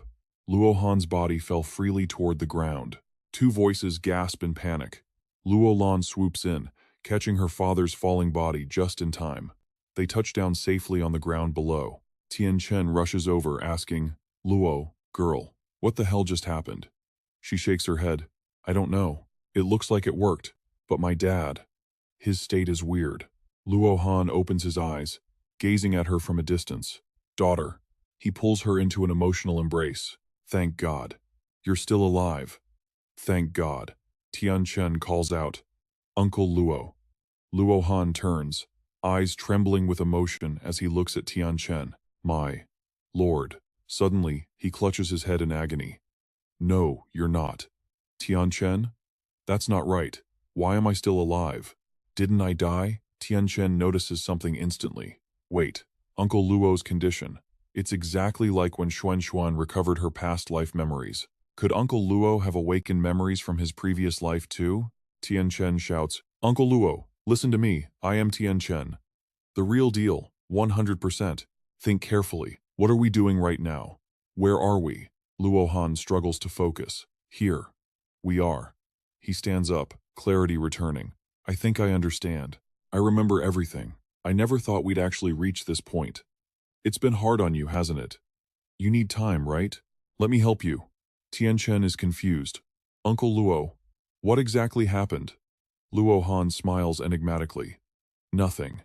I just remembered a lot of things. He stomps the ground and rockets into the sky, raw power erupting from Luo Han's body and flooding the area. Tianchen squints against the glare, awestruck. So strong. That is insane. Tier 3? Tier 4? No, he's transforming again. His aura is skyrocketing way too fast. Why do I feel like Uncle is even more powerful than Tianchen right now? Ruo Xuan looks down, her legs trembling uncontrollably. Lansha realizes the truth. Brother Tianchen, Dad is controlling the divine tree. The possession was a success. Look, but something is wrong. She looks bewildered. It's wrong. Where is it wrong? Tianchen answers grimly. The aura. The pressure. It's all off. He doesn't feel like an early tier 4. He's not even a peak tier 4. Tianchen gauges the power level. He's a tier 5. Meanwhile, outside Lihua County, a massive horde of zombies surges forward. Da Fei bellows orders. Attention! Any infected within 50 meters gets lit up. The rifle squad readies their weapons, aiming at the front line. The first wave of zombies is shredded, bodies piling up. Yang Fei sprints over, screaming, Cease fire! Stop shooting immediately! Da Fei! Tell them to stop. We have to fight this wave in melee. Fei looks at him like he's crazy. What? Melee? We still have plenty of ammo. Yang Fei snaps back. Bullshit. You think I don't know our ammo count? The barrels are overheating. Guns are exploding all over the wall. If we keep shooting, we'll lose all our heavy firepower. Fei freezes, realizing the barrels are glowing red. He barks into the radio. Cease fire. Reserve team to the wall. Melee combat. Gunshots still ring out. Fei curses. Did you not hear me, damn it? Stop shooting. Suddenly, winged creatures dive from the sky. Someone shouts, careful, mature mutants incoming. Yang Fei leaps into the air to intercept. He puffs up his cheeks, gathering power, and unleashes massive sonic rings from his mouth to blast the mutants back. A subordinate reports in panic. Brother Fei, we can't stop firing. There are too many mature mutants. They've breached the defense line. They're inside the city. We need reinforcements everywhere. Fei mutters in despair. It's over. We're finished. Someone shouts, Fei, organize the defense against the infected inside the city first. Hearing the voice, Fei steadies himself. That voice. Thank God. Fei calls out, Old Yang, go handle the ones inside first. Yang Fei is shocked. Are you crazy? The infected down there could rush us at any second. If I don't hold the line here, it'll be chaos. Suddenly, massive tree branches burst from the ground. Yang Fei stares in shock at the writhing wood. The zombies are instantly entangled by the branches. Fei is stunned. Aren't those corpse flowers? Luo Han appears behind them, calm and collected. After I took over the divine tree, I tamed the corpse flowers, growing inside it. With them here, the outer wall is safe for now. Fei prepares to run. Understood, boss, I'll go clear out the city. Luo Han grabs him. Wait. Among the Tier 4 revolvers in the city, who specializes in large-scale combat? Elsewhere, Gao Fei is exhausted, panting heavily as the corpse flowers battle the tide. Interesting. He senses a presence and glances over. Luo Han steps out. I remember your name is Gao Fei, right? Haven't seen you in years. You've grown quite a bit. Gao Fei smiles humbly. Uncle Luo, you're joking. I'm nobody. You're the real monster here. Luo Han reveals the truth. The corpse flowers are just a temporary fix. The tide will be endless. Even I can't hold it forever. I need your help. Gao Fei looks helplessly at his last remaining throwing knife. I've been fighting all day. I'm tapped out. This knife is my absolute limit. Luo Han places a hand on his shoulder. A surge of energy floods his body. Gao Fei shouts in pure ecstasy. Oh, that is good. The energy density is insane. It's charging faster than a meteorite crystal. I'm back, Luo Han smiles. I have plenty of energy to spare. I need you to wipe out every single infected within 100 meters of the wall. Keep it up for 20 minutes. Cao Fei grins with pure confidence. Piece of cake. He instantly wraps his energy around a military truck loaded with artillery shells nearby. Cao Fei levitates the shells one by one. He shouts, the higher the explosive yield, the more energy it takes to infuse them. I couldn't pull this off before, but I sure as hell can now. Time to teach these zombies a lesson in modern warfare. With that, Cao Fei launches the barrage. The shells slam into the horde, engulfing the entire zone in a blinding storm of fire and smoke. Even from a distance, Lalande spots the towering flames. It's been nearly 20 minutes. How can he keep up a bombardment like that? Did Cao Fei break through to the next level? The monster sneers, analyzing the blast. Not bad. But attacks like that only work on low-tier trash. We've been at this for a while, but I'm feeling generous. I'll give you one last chance. Move. Lalande clenches her fists tight.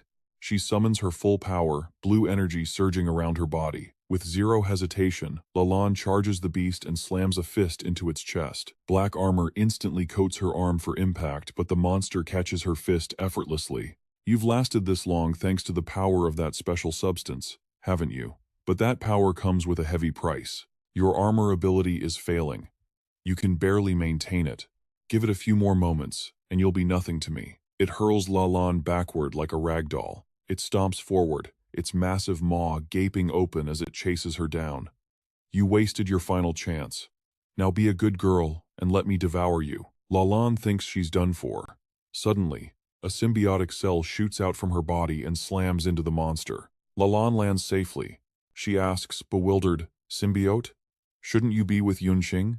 It replies, This is just a fragment of my core attached to you. It's not meant for combat, but if I hadn't acted, you would be dead. Lalan quickly asks. Tell me how to stop this infected, right now. It pleads, Master, we need to run. She refuses. No, this thing is too powerful. I can't let it get to the angel. The symbiote reveals the harsh truth. Master, that serum you drank is destroying you. Your genetic structure, your bones, even your cells. They're all critically damaged. Your black armor is about to collapse completely. You can't hold on any longer. The black armor fades from her arm, but Lalan grits her teeth. Even if she breaks, she has to keep fighting. If the armor's gone, I'll use my bare fists. As long as I'm breathing, it's not getting past me.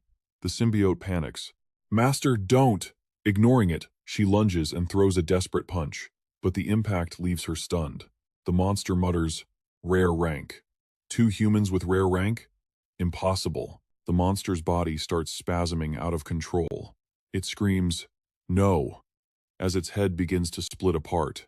The mission. I'm not enough on my own. Its massive maw tears itself in two. Lalan frowns at the grotesque sight. A new mouth bursts out of its arm. She gasps. 2 of them? How is that even possible? Suddenly, a ground-shaking rumble erupts in the distance. The monster shoots past her. Stop right there, she screams, but it flies off. Lalan is baffled. What the hell is going on? What is that noise? It's coming from Lihua district. Massive tree roots have engulfed the entire district, slowly lifting the foundations of Lihua into the sky. Her jaw drops. She can't believe her own eyes. Right in front of Lalan, Lihua district is flying. The entire town is being ripped out of the earth. Cao Fei looks down from the rising city, watching the zombie horde struggle uselessly below. He whistles.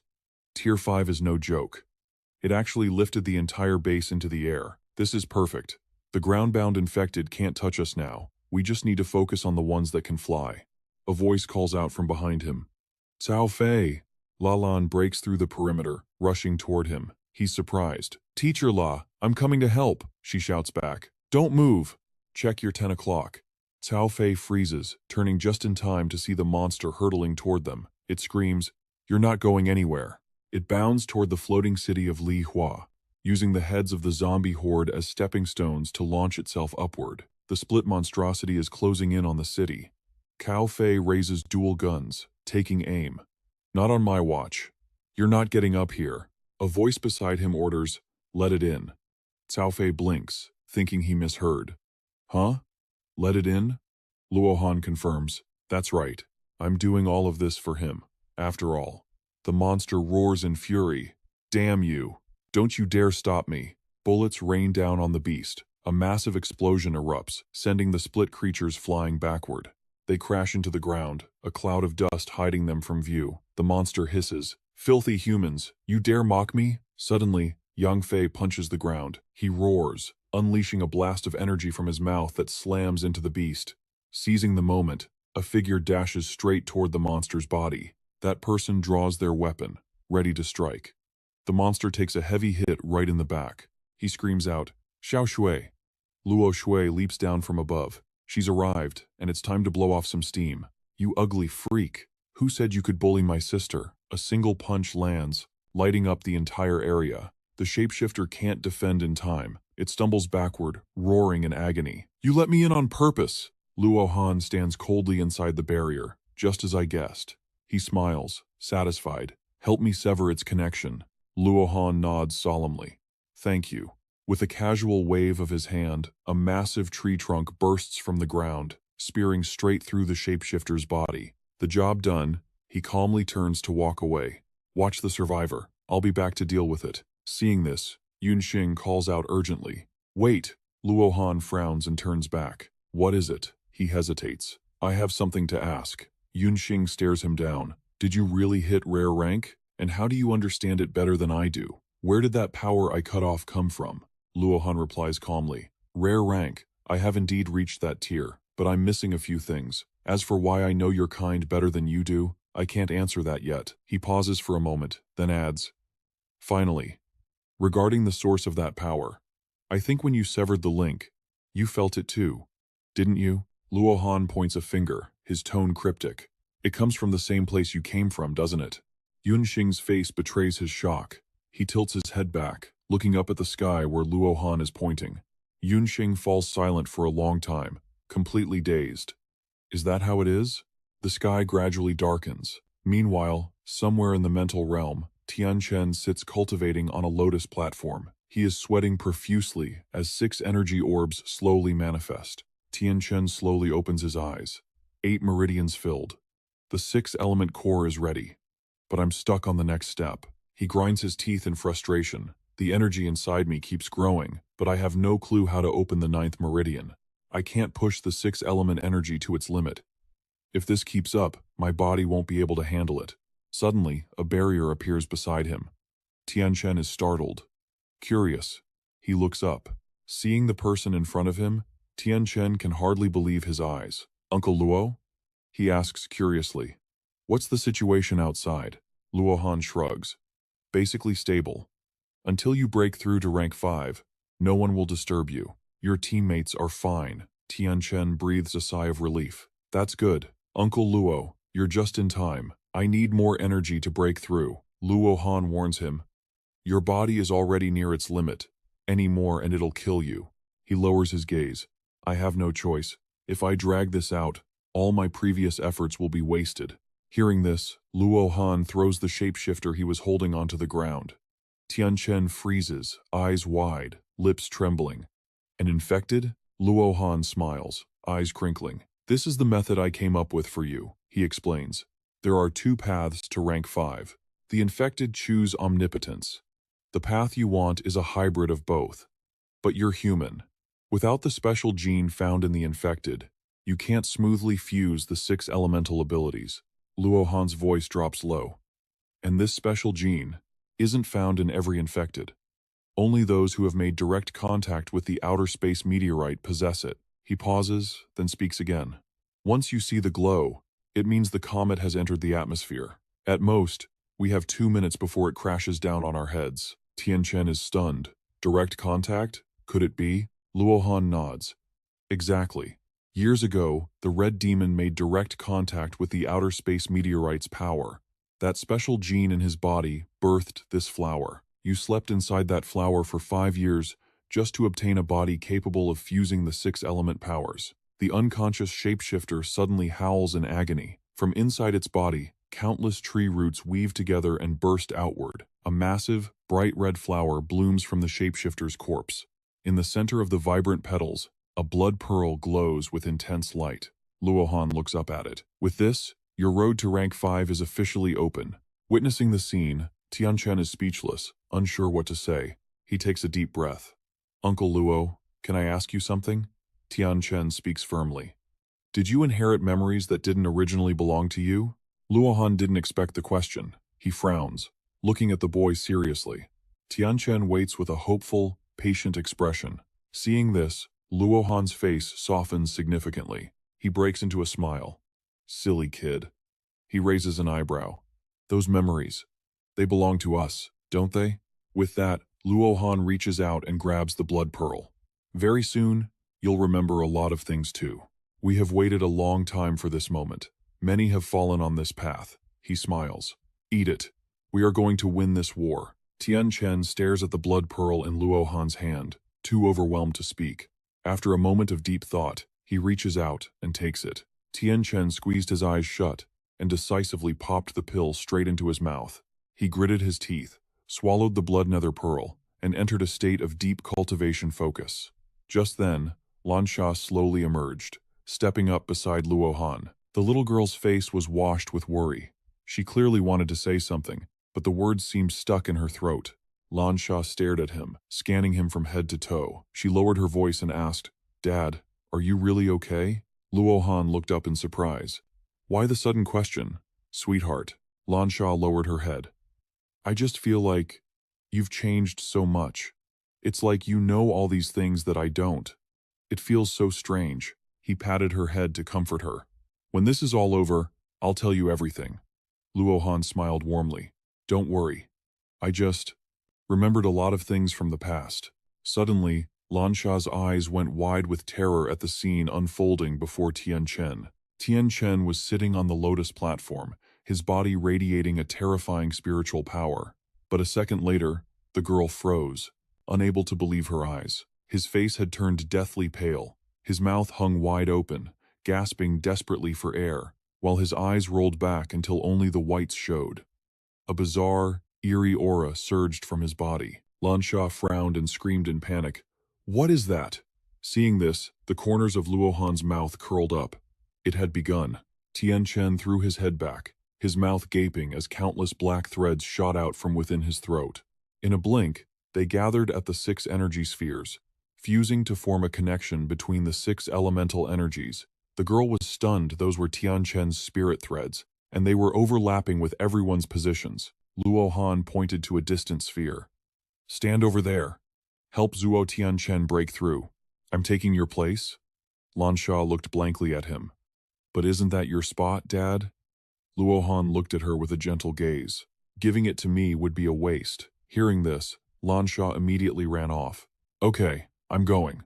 As soon as she left, he clasped his hands and formed a seal, his spiritual power surging. A moment later, Luohan's entire body was wrapped in a powerful aura of spiritual energy.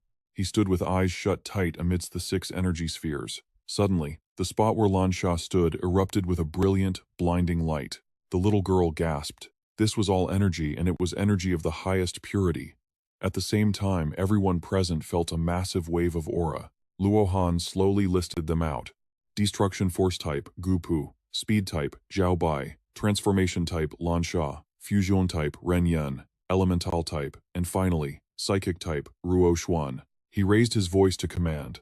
"Everyone, from now on, you will join Tianchen in entering the Tier 5 breakthrough state. The 7 of you will form a complete 6-system cycle. Zuo Tianchen is the very heart of this cycle. The divine tree will provide you with sufficient energy. You only need to do one thing.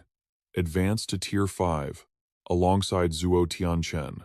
The 6 of them froze, completely stunned. Meanwhile, outside beneath the ancient tree, Ruo Xuan's group was waiting anxiously when suddenly, the trunk shook violently, and a fierce wind blasted against them. Gao Fei stumbled back a step. "What the hell is going on? Don't tell me something happened to them?" Suddenly, a voice echoed from the secret chamber below. "Zuo Tianchen and the others are fine. Their defenses are solid." Gao Fei was astonished to see the person walking up. "Uncle Luo?" Luohan spoke quickly. "Gao Fei, Zuo Tianchen's breakthrough has entered the final stage. We need to prepare for something." The boy looked confused. "Prepare?" Luohan handed over a slip of paper. "Do you know the people on this list?" Gao Fei took it, staring seriously at the row of names, and fell into deep thought. He finally spoke. "Some of the people on here are already dead. In fact, Tianchen was the one who killed them." Luohan pondered this. It seems many things have changed. Gao Fei asked curiously, "Uncle Luo, why are you looking for them?" He explained, "I have to go to a dangerous place. I need a few Tier 4 evolvers with strong abilities to help me." The boy froze. "You're already Tier 5. What kind of dangerous place requires such caution?" Luohan's voice dropped low. "The Demon City. Eastern Market." Gao Fei's eyes bulged in disbelief. Meanwhile, Tianchen was drifting on a vast ocean surface. Suddenly, his eyes snapped open. Tianchen immediately sat up, looking around in confusion. "Where is this? This place feels just like my mental space. Yet, somehow, different. Did the Tier 5 breakthrough cause a mutation in my mental space?" Suddenly, a cool, clear voice spoke from behind him. "This is not your mental space." He instantly activated his mutant power, spinning around with a shout. "Who's there?" Tianchen stared in shock at the person standing before him, someone who looked exactly like him. The figure in the sea of consciousness tilted his head. Tianchen frowned. This didn't look like an illusion created by a psychic type infected. The other boy explained, "This isn't the mental space, so illusions won't appear. To be precise, this is a location far deeper than the mental space, the very end of the sea of consciousness." Tianchen's jaw dropped. The end of the sea of consciousness? I've never heard of that concept. The figure in the sea of consciousness laughed. "It doesn't matter. We'll be leaving here very soon anyway." As he spoke, he gathered spiritual energy in his palm. The sea of consciousness is the ocean of human will. Every single droplet here is a convergence of senses, memories, and emotions. Control them. and you control everything that defines you, including your subconscious and the things you've long forgotten. The figure within the sea of consciousness waved a hand, and a water droplet drifted slowly toward them. Get familiar with it. Everything here belongs to you, so you should grasp the rules in no time. Tianchen blankly accepted the droplet. Mimicking the figure, he exerted a sliver of will, guiding the water to dance through the air. He stared at the liquid pooling in his palm, mesmerized. Just like that, the figure smirked. Not bad. We can begin. Without waiting for a reply, the entity waved again. Instantly, a massive waterfall crashed down beside them. Tianchen watched grimly as the torrent swirled into a perfect sphere. Curiosity piqued. He asked, "You said just now that every drop is my consciousness. So, where is this image on the screen coming from?" "My memories," the figure smiled. "To be precise, they are memories you haven't unlocked yet." Tianchen raised a skeptical eyebrow. "Haven't unlocked? So this is some kind of high-level hallucination inside my memory?" The figure explained clearly. "It is not just a hallucination. It is a special life form, or rather, a civilization." The entity continued. "This is a planetary-level superorganism, and the final product of the civilization it inhabited." He recounted, "About 2 million years ago, on that planet, life produced a primitive single-celled organism. But it was incredibly special. Its ability was unique: devour and mutate. Any cell it consumed would be assimilated and used as fuel for its evolution." The figure in the sea of consciousness shook his head. Its terrifying evolution speed meant that in less than 100,000 years, it drove every other species to extinction. Deprived of evolutionary fuel, these special life forms began a long, brutal civil war. In the end, all were conquered and assimilated by a single consciousness. The entire planet transformed into a colossal organism of flesh and blood. Tianchen frowned. "So, this special life form is related to the infected?" The figure nodded. "Correct. Evolution is its sole purpose for living. It requires more life forms for fuel. So, it tears off parts of its own flesh, attaches them to countless comets, and launches them into deep space." Suddenly, the figure in the sea of consciousness paused thoughtfully. "Among them was a comet designated in our language as C1521X.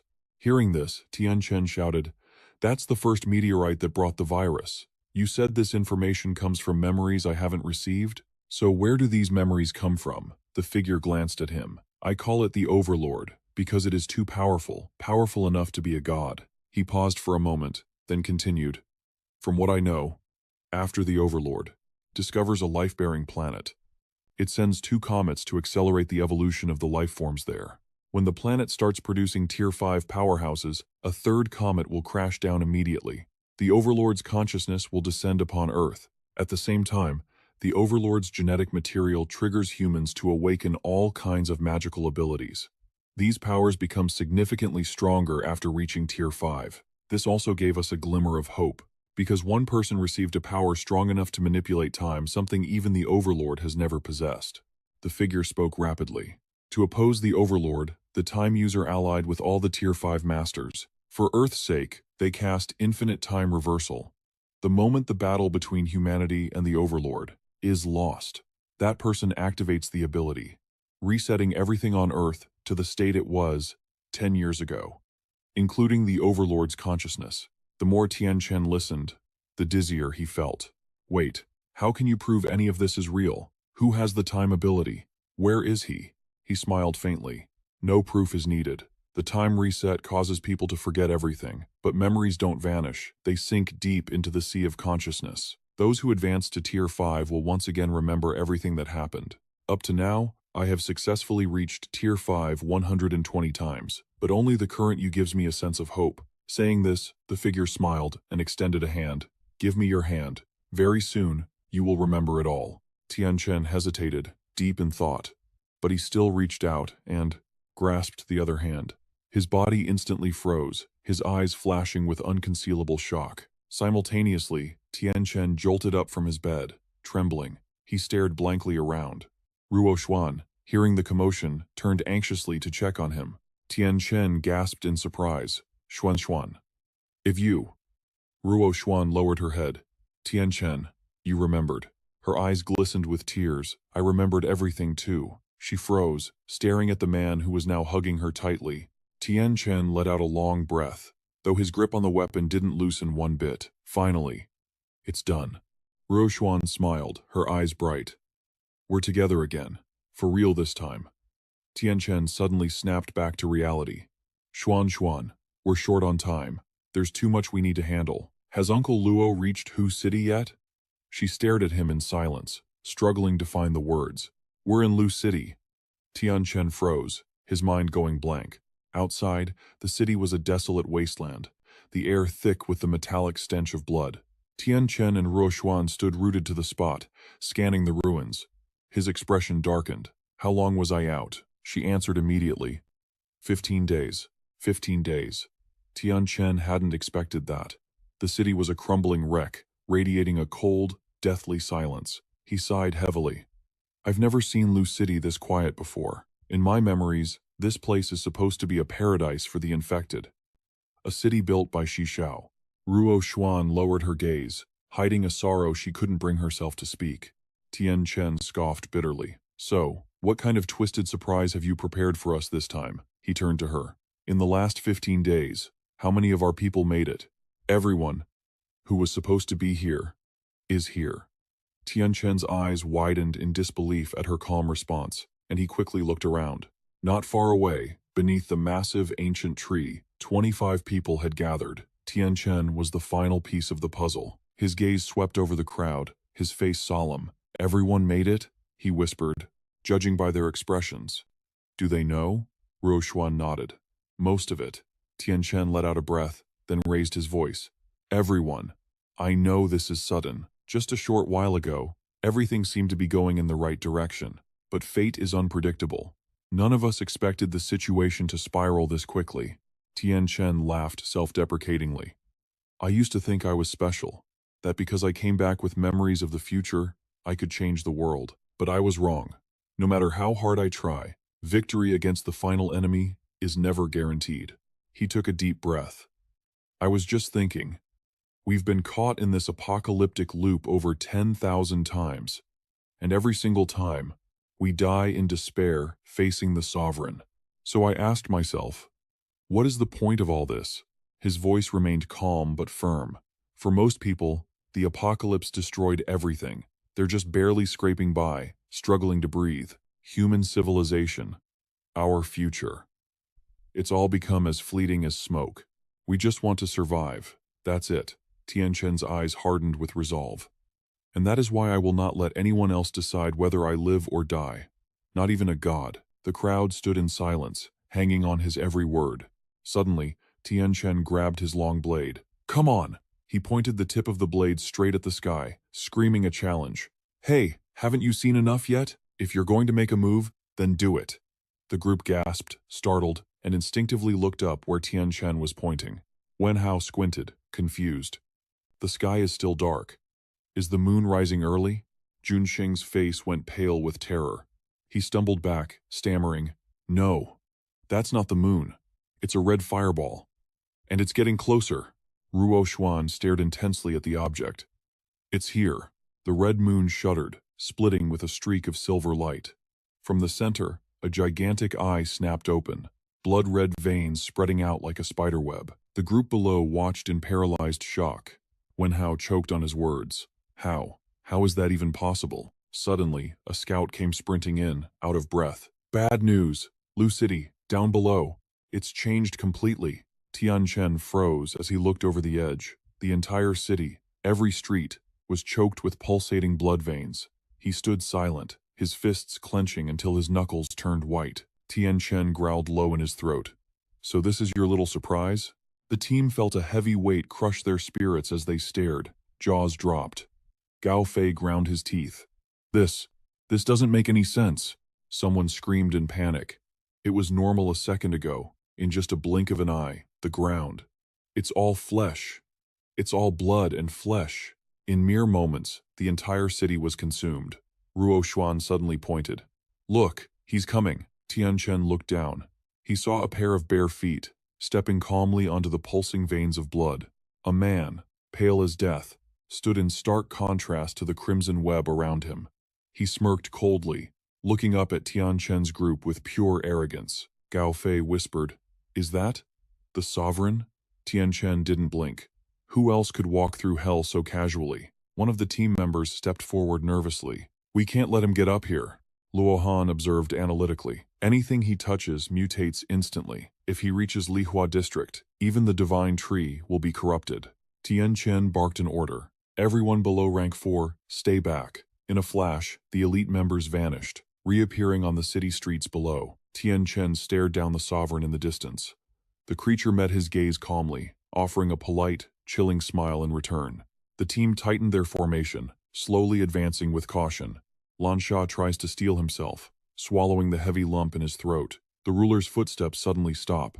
Silence hangs heavy as the two sides face off. The tension is suffocating. He tilts his chin up slightly, an aura of absolute arrogance instantly flooding the air. The ruler's eyes narrow with amusement. "Beautiful, handsome. If judged by your human aesthetic standards, surely you'd all rate me as such. I appear before you in such a flawless form, yet you're all trembling with tension and fear. I truly don't understand it." Tianchen points an accusing finger. "That monstrosity. Is that you too? Do you think that has anything to do with beauty?" He narrows his phoenix eyes and curls his lip into a sneer. "Foolish." A bone-chilling cold begins to radiate from the ruler. "You ignorant creatures. You have absolutely no concept of true beauty." His overwhelming aura slams into Ruo Xuan, forcing her to take a step back. "You only know how to fear the unknown. You've never once glimpsed the ultimate form of beauty." He looks almost amused. "Let's see here. 7 rare ranks? So many excellent specimens. It seems this game will be quite entertaining." The ruler scans the crowd, his gaze locking onto Tianchen. In the blink of an eye, he vanishes, reappearing instantly to seize the boy's wrist. "I didn't expect that after all this waiting, I'd finally meet you. I'm actually thrilled." Tianchen freezes, staring at his immobilized arm as the ruler begins draining his power. Panic sets in. How is this possible? I've already reached rank 5. Yet he completely neutralized me instantly. My body. It's even starting to mutate. Simie suddenly materializes mid-air, diving down with lightning speed. Eyes wide with rage, he grits his teeth and roars. "Let him go." Channeling all his power into his leg, he delivers a crushing kick straight at the ruler's arm, clamping down on Tianchen. The result is terrifying. The ruler doesn't bleed, doesn't flinch, doesn't move an inch. Tianchen stares in shock as the ruler simply offers a faint, mocking smile. Simie stammers in horror. How? How is that possible?" The ruler glances sideways, his voice cutting like ice. "You're Simie, correct?" he scoffs.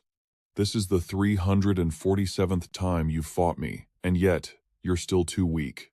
Suddenly, a small hand charged with explosive power clamps tight around the ruler's arm. Ruo Xuan stands silent. The ruler remains indifferent, not even deeming her worthy of a look. Her face grim, she tightens her grip and screams, "Explode!" A deafening blast rips through the air, catching everyone off guard and sending them flying. Luo Han catches Tianchen. She stares at his arm, which is rapidly mutating, panic rising in her eyes. He tries to stay calm, but the question hangs in the air. What do we do now? It's okay. As long as he doesn't touch me again, the mutation will reverse itself. Tianchen frowns, looking back at the blast zone. The others turn to look. As the dust and smoke settle, an imposing, terrifying silhouette stands tall within the haze. The ruler lifts his head, arrogant and untouched, looking down on them like a god. He offers a faint smile. Before the main course, one must have an appetizer. The atmosphere suddenly feels heavy, stagnant. The ruler lets out a cold snort. Tianchen realizes what's coming and screams, "Scatter! Now!" The ruler curls his lip. "Scatter? Do you really think running will save you?" Before the words even land, he vanishes, reappearing instantly among them, his hand casually piercing straight through Yuan Yansong's chest. Yansong freezes, unable to believe his own eyes, lips trembling silently. The ruler glances at him indifferently. "Ah, I believe this is our first meeting. Pity. You're far too weak." Yansong desperately grabs the arm, impaling him. The ruler looks down at him with utter disdain. Yansong screams, "Don't you dare look down on me. I am the North's greatest all-rounder." Yang Fei rushes forward, panicking. "Yansong, stop, don't!" But the warning comes too late. In a split second, Yan Song's body is sliced into ribbons. Yang Fei's jaw drops in horror. The ruler, his hand drenched in fresh blood, coolly flicks his wrist, shaking the gore off his pristine clothes. The ruler scans the group. I always have to wait so long for a decent game. Don't worry, I won't let you all die too quickly. His tone drips with sarcasm. So you see, scattering is entirely pointless. Yang Fei takes a deep breath, sucking in a vortex of air. The ruler just stands there, watching with a calmness that is absolutely infuriating. Yang Fei unleashes a roar, firing a blast of energy that tears through the wind like a pillar of fire. The ruler remains unimpressed. An elite tier attack. Not bad. He begins to walk forward, his pace slow and deliberate. The violent energy slams into him, but the ruler simply walks right through it. Yang Fei freezes, terrified, as the monster stops right in front of his face. Without a second's hesitation, the ruler raises his hand and brings it down in a crushing chop. Just inches from his skull, Yang Fei leaps upward, barely dodging death. The strike slams into the earth, splitting the ground open and sending dust flying. Ren Yan, Xiao Bai, and Yang Kong simultaneously launch their attacks, providing cover fire for Yang Fei to escape. Energy bombardments flood in from three sides, yet they fail to leave even a scratch on the ruler. He glances up at the figures, frantically attacking him. Suddenly, Tianchen and Simie lunge from another angle, aiming straight for his head. But the moment they make contact, a force field repels them, blasting them backward. Tianchen grits his teeth and screams, "A being of your level, sneaking around to ambush rank 4s? Have you no shame?" He lets out a cold laugh. "You couldn't stop me from killing. So now you call this a sneak attack? Forget it. These elites taste bland anyway. It's your flavor that I'm truly craving." The ruler suddenly pauses, a mocking smile playing on his lips. But then, his demonic aura explodes. It swirls into a violent vortex, shaking the very air around them. Just because I lack interest in them doesn't mean they do. A terrifying tremor rips through the city, vibrating through every single building. In the darkness, the corpses of the monsters twitch. One by one, they slowly crawl back to their feet. Someone screams out in horror, "It's a corpse tide! They're all grade 5 infected." In a split second, Cao Fei draws his gun and unloads a barrage of bullets into the horde. Buildings detonate violently, painting the city red in a sea of fire. The team scatters instantly, setting up a defensive formation to counter the corpse tide. The ruler watches with casual indifference. A perfectly fair fight. Elite against elite. He smirks. "Well then, you all need suitable opponents too." He swings his hand down, and threads of blood weave together into a dense, complex web. Ruo Xuan gasps, her body trembling uncontrollably. Standing right before them are clones, perfect replicas, in both appearance and power. The ruler laughs in delight. "I don't think there are any better opponents than themselves. Don't you agree?" Tianchen's entire team sucks in a cold breath.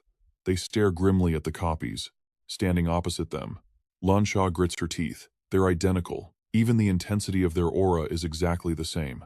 Ren Yan suggests a plan. When the fight starts, everyone handles their own clone. It's safer since they know their own abilities best. Simie frowns. "But what about the ruler? He can suppress all 7 of us by himself." The little girl glares at the enemy. He won't attack. Seeing the look of pure amusement on the ruler's face, Lansha is certain. He hasn't had enough fun yet. "Begin," he orders coldly. The clones instantly obey, launching themselves forward. Tianchen grips his blade tight, stepping back. He scans the chaos calmly. "Wait, Xiaobai's opponent is me." He sees the clone of Ruoxuan charging up an attack. "Our abilities, they're perfectly countered by our opponents." He struggles under the crushing weight of her power. No wonder she was sent to deal with him. Only Ruo Xuan can unleash such terrifying mental pressure to pin him down. He calculates his strategy. He has to end this quickly. Only then can he help the others. But while he's thinking, a streak of blood suddenly sprays right in front of him. The Ruo Xuan clone freezes, blood gushing from her chest. Tianchen gasps as he sees the attacker behind her. It's Xiao Bai. The Ruo Xuan clone loses all strength and collapses forward. He's confused. "Wasn't your opponent my clone?" Xiao Bai looks incredibly excited, giggling uncontrollably. The battle against the clones rages on. Tianchen and Ruo Xuan join forces to attack the clone of Simi. Meanwhile, Simi teams up with Brooks to take down the Ren Yan clone. As for the real Ren Yan, she's easily crushing the clone of Brooks. Lansha is furiously pummeling her own clone. The little girl screams in rage. "Who gave you permission to copy me? Who said you could?" The clone can't even fight back as Lansha beats it until blood splatters across its face. Disgusted, she wipes the blood off, then snaps her head around to look at the ruler. He offers her a faint smile. That was a little surprising. The ruler nods in appreciation. "You're just a rare rank. Yet I couldn't copy you? Truly the feast I've been waiting for." Suddenly, Tianchen's cold voice cuts in. "Does your head hurt?" The ruler looks confused by the question. Tianchen repeats himself. "I slashed your head earlier. It must be throbbing by now, right?" He chuckles dismissively. "Do you honestly believe you can still harm me?" Tianchen explains. "You're surrounded by a layer of massive energy. But the body beneath that layer is just a weak, ordinary human. From what I know, you keep that human form to exploit genetic similarities, all to complete your devouring process. Isn't that right?" The ruler growls low in his throat. 10,000 cycles of reincarnation really have let you gather quite a bit of intel. But even if you know the truth, what can you possibly do about it? Tianchen narrows his eyes, clenching his fists tight. Do about it? Instantly, he and the entire team launch themselves forward as one. Kill you, of course. He raises his blade high. A sharp silver light flashes. The ruler stands perfectly still, calmly watching Tianchen rush him. Just as the blade is a foot away, the ruler simply lifts a finger and effortlessly blocks the attack. He yanks the blade with immense force. Tianchen loses his balance, stumbling backward. The team sees the opening and immediately rushes in to support him. The ruler doesn't even move his feet, yet he dismantles every single attack. Ruo Xuan, Ren Yan, and Xiao Bai combine forces for another strike, but with a single kick, he blasts all three of them backward. Ren Yan asks with genuine curiosity, "Don't you find this a little strange? I can't seem to draw any energy from the atmosphere."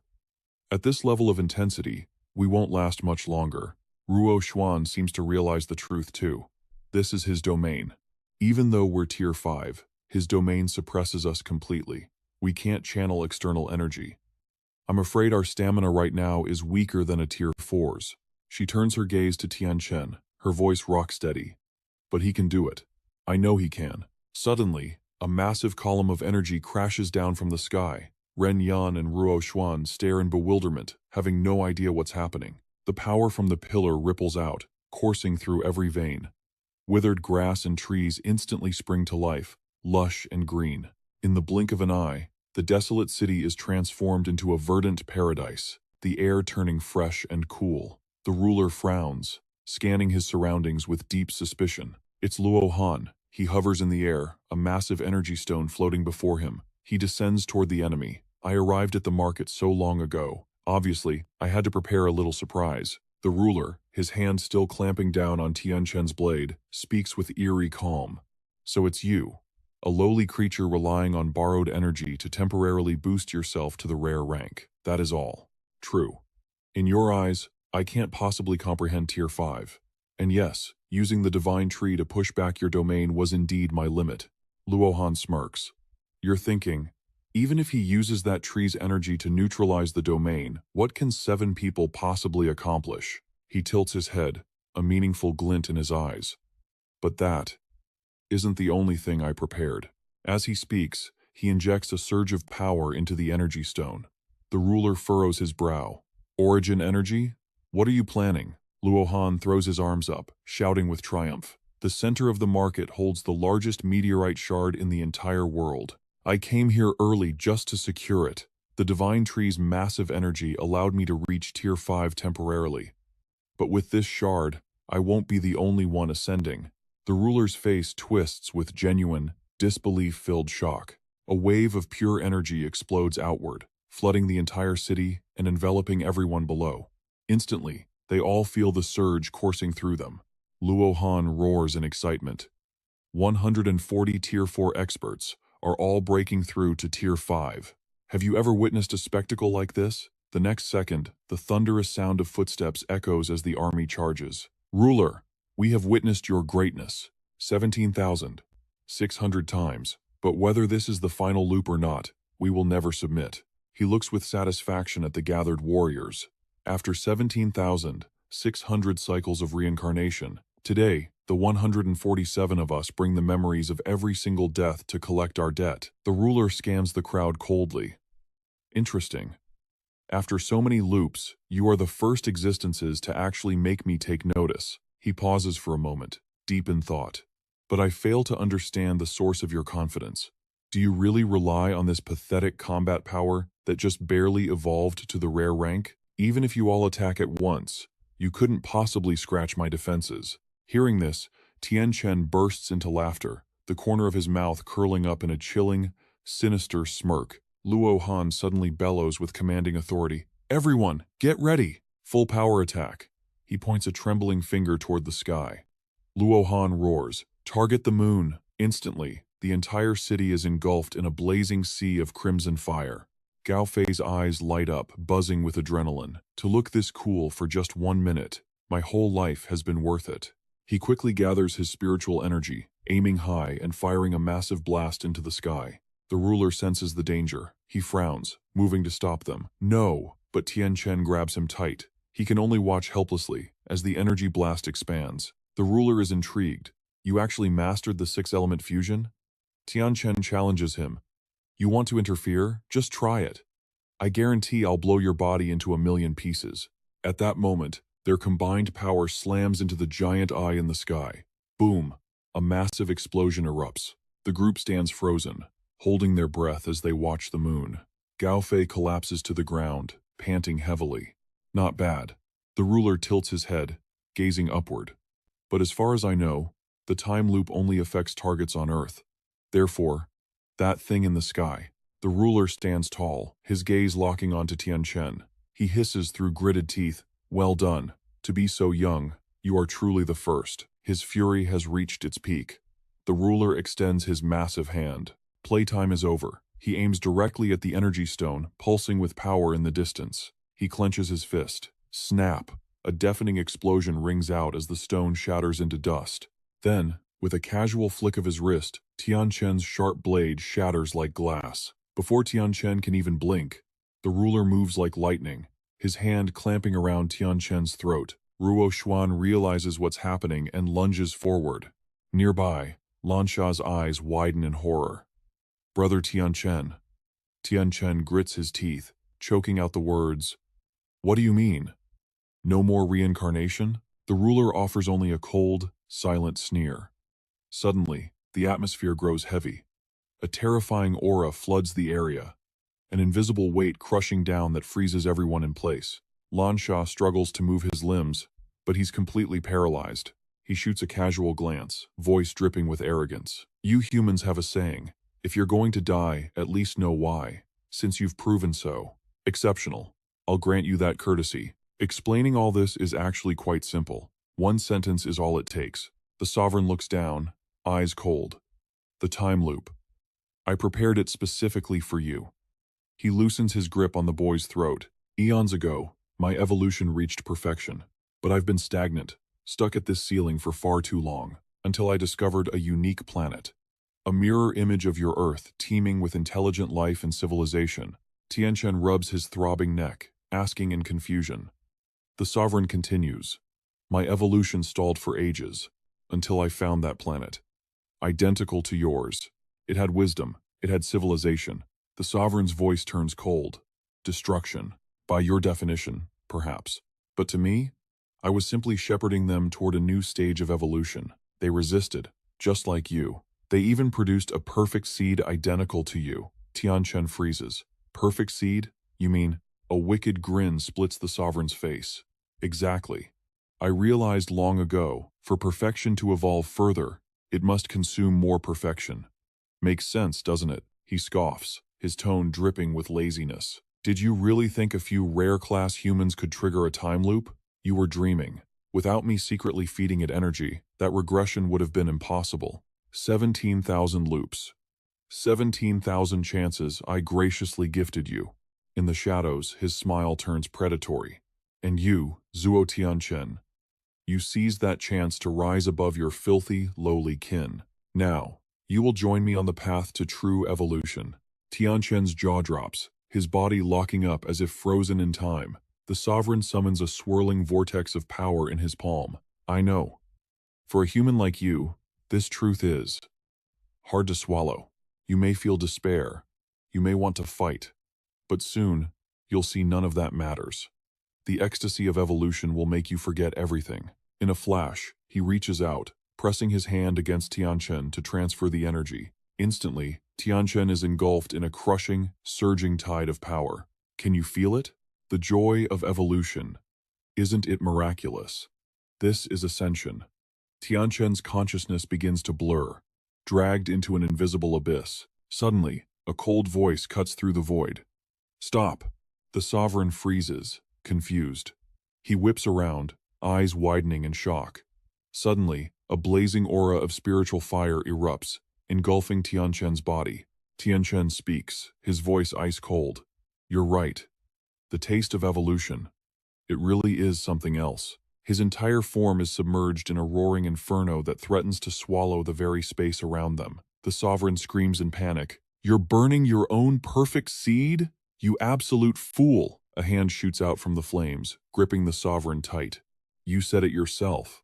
Only perfection can consume perfection. So to destroy perfection, I must use its own power against it. With eyes full of resolve, he roars. Our powers are bound now. This irreversible fire is going to ignite you along with me. Either we both die right here, or you abandon your perfect power and regress back to Tier 5. The sovereign waves his hand, screaming in fury. Lunatic! You're a lunatic. You think your insignificant life can halt my evolution? Suddenly, a familiar silhouette appears behind the flames, one he never expected. Ruo Xuan. The sovereign orders coldly. Begin. Reset this planet. Tianchen stands paralyzed, his face a mask of disbelief. Ruo Xuan. How could you? She stares back at him, eyes filled with contempt. That's right. She is the mysterious time user from your memories. But what you didn't know. She has been obeying my orders from the very beginning. Tianchen freezes, his pupils trembling. He never saw this coming. No. Impossible. Ruo Xuan. Why? Ruo Xuan remains silent, stepping closer with a chilling aura, while the sovereign watches with indifference. Zuo Tianchen. I spent 17,000 years creating a perfect seed. I do not mind spending another 17,000 years waiting for the next Zuo Tianchen. I have eternity to wait. But you? As a human, you only get one shot. Isn't that right? Energy gathers into a blinding orb in her palm. Ruo Xuan strikes with lightning speed. Tianchen's eyes widen in shock. No, the sovereign sneers arrogantly. Weak, lowly species, truly pathetic. The words choke in his throat. The sovereign's expression twists as Ruo Xuan's strike slams squarely into him, not Tianchen. Tianchen stands dumbfounded, confusion swirling in his eyes. The sovereign is equally stunned, his face a mask of pure shock, unable to process the betrayal. What are you doing? He hisses. Tears silently stream down Ruo Xuan's face. She bites her lip, trembling, unable to hold back the emotion. Zuo Tianchen, I'm sorry. In that fleeting moment, countless old memories came flooding back. Ruo Tong calmly recalled everything. Back then, she didn't have a name, because she was born different from everyone else. She looked so lonely.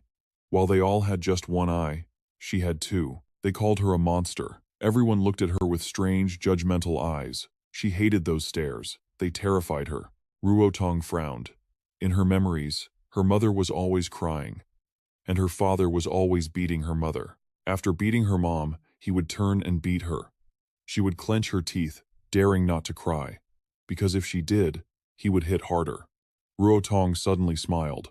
Then, one day, her mother stopped crying. Her mother smiled and took her to a very interesting place, even giving her something delicious to eat. It tasted sweet and cool. She had never eaten anything so good in her entire life, but when she turned around to look, her mother was nowhere to be found.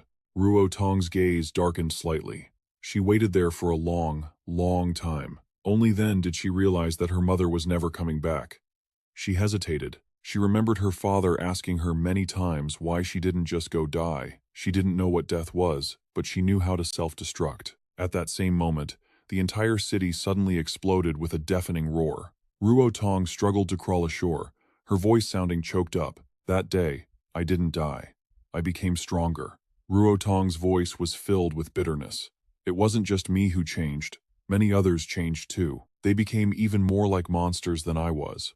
She only remembered grabbing a knife and attacking them, but it felt like it had nothing to do with her. After becoming powerful, she only wanted to make those hateful, staring eyes disappear. Ruo Tong recounted how she killed many people. So many, so many. She grew stronger and stronger, until no one around dared to look at her like that again. Remembering that part, her eyes wavered slightly. That day, she heard a voice. It told her it knew she was the lucky survivor left on the planet.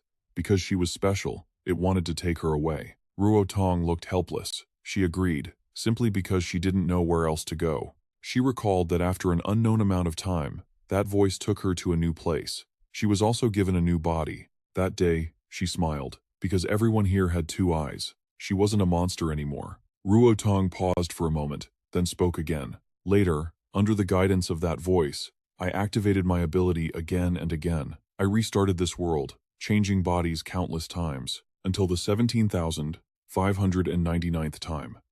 I descended into the body of this dead girl. She let out a faint, hollow laugh. Her name was Ruo Xuan. Tianchen listened, completely stunned. You aren't Xuan? Her voice trembled. I am not. The power in Ruo Xuan's hands continued to erupt, launching attacks at the master.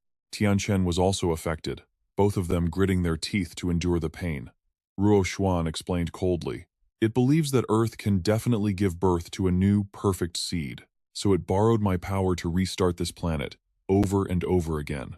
At first, I was very willing, because with every reincarnation, I could choose a new body, to experience a new life. The master's body gradually shrank, withering away as if something was sucking it dry. Gradually, I discovered that humans are very complex. They can be kind, but also evil, united, yet selfish. Over time, I grew to like living as a human more and more. Sometimes, I thought that maybe I could actually help everyone. The master's skin turned dark and gray rapidly, losing all flesh and blood. I knew that even for me, killing the master was nearly an impossible mission. So, I started stealing a little of the master's power during each reincarnation. Just seconds later, only a lonely, dry skeleton remained in front of everyone. This accumulated power is enough for me to create an opportunity. One chance to kill the master. Finally, his entire body vanished, leaving behind only a gloomy mass of red blood. Tianchen asked in amazement, "This is the master?" Ruo Xuan nodded once. I applied single target time reversal on him. Now, he has returned to his original state. She used her spiritual power to restore his broken blade to its original state. The shining blade soared up, radiating sharpness. Tianchen stood dazed, then raised his hand to catch it.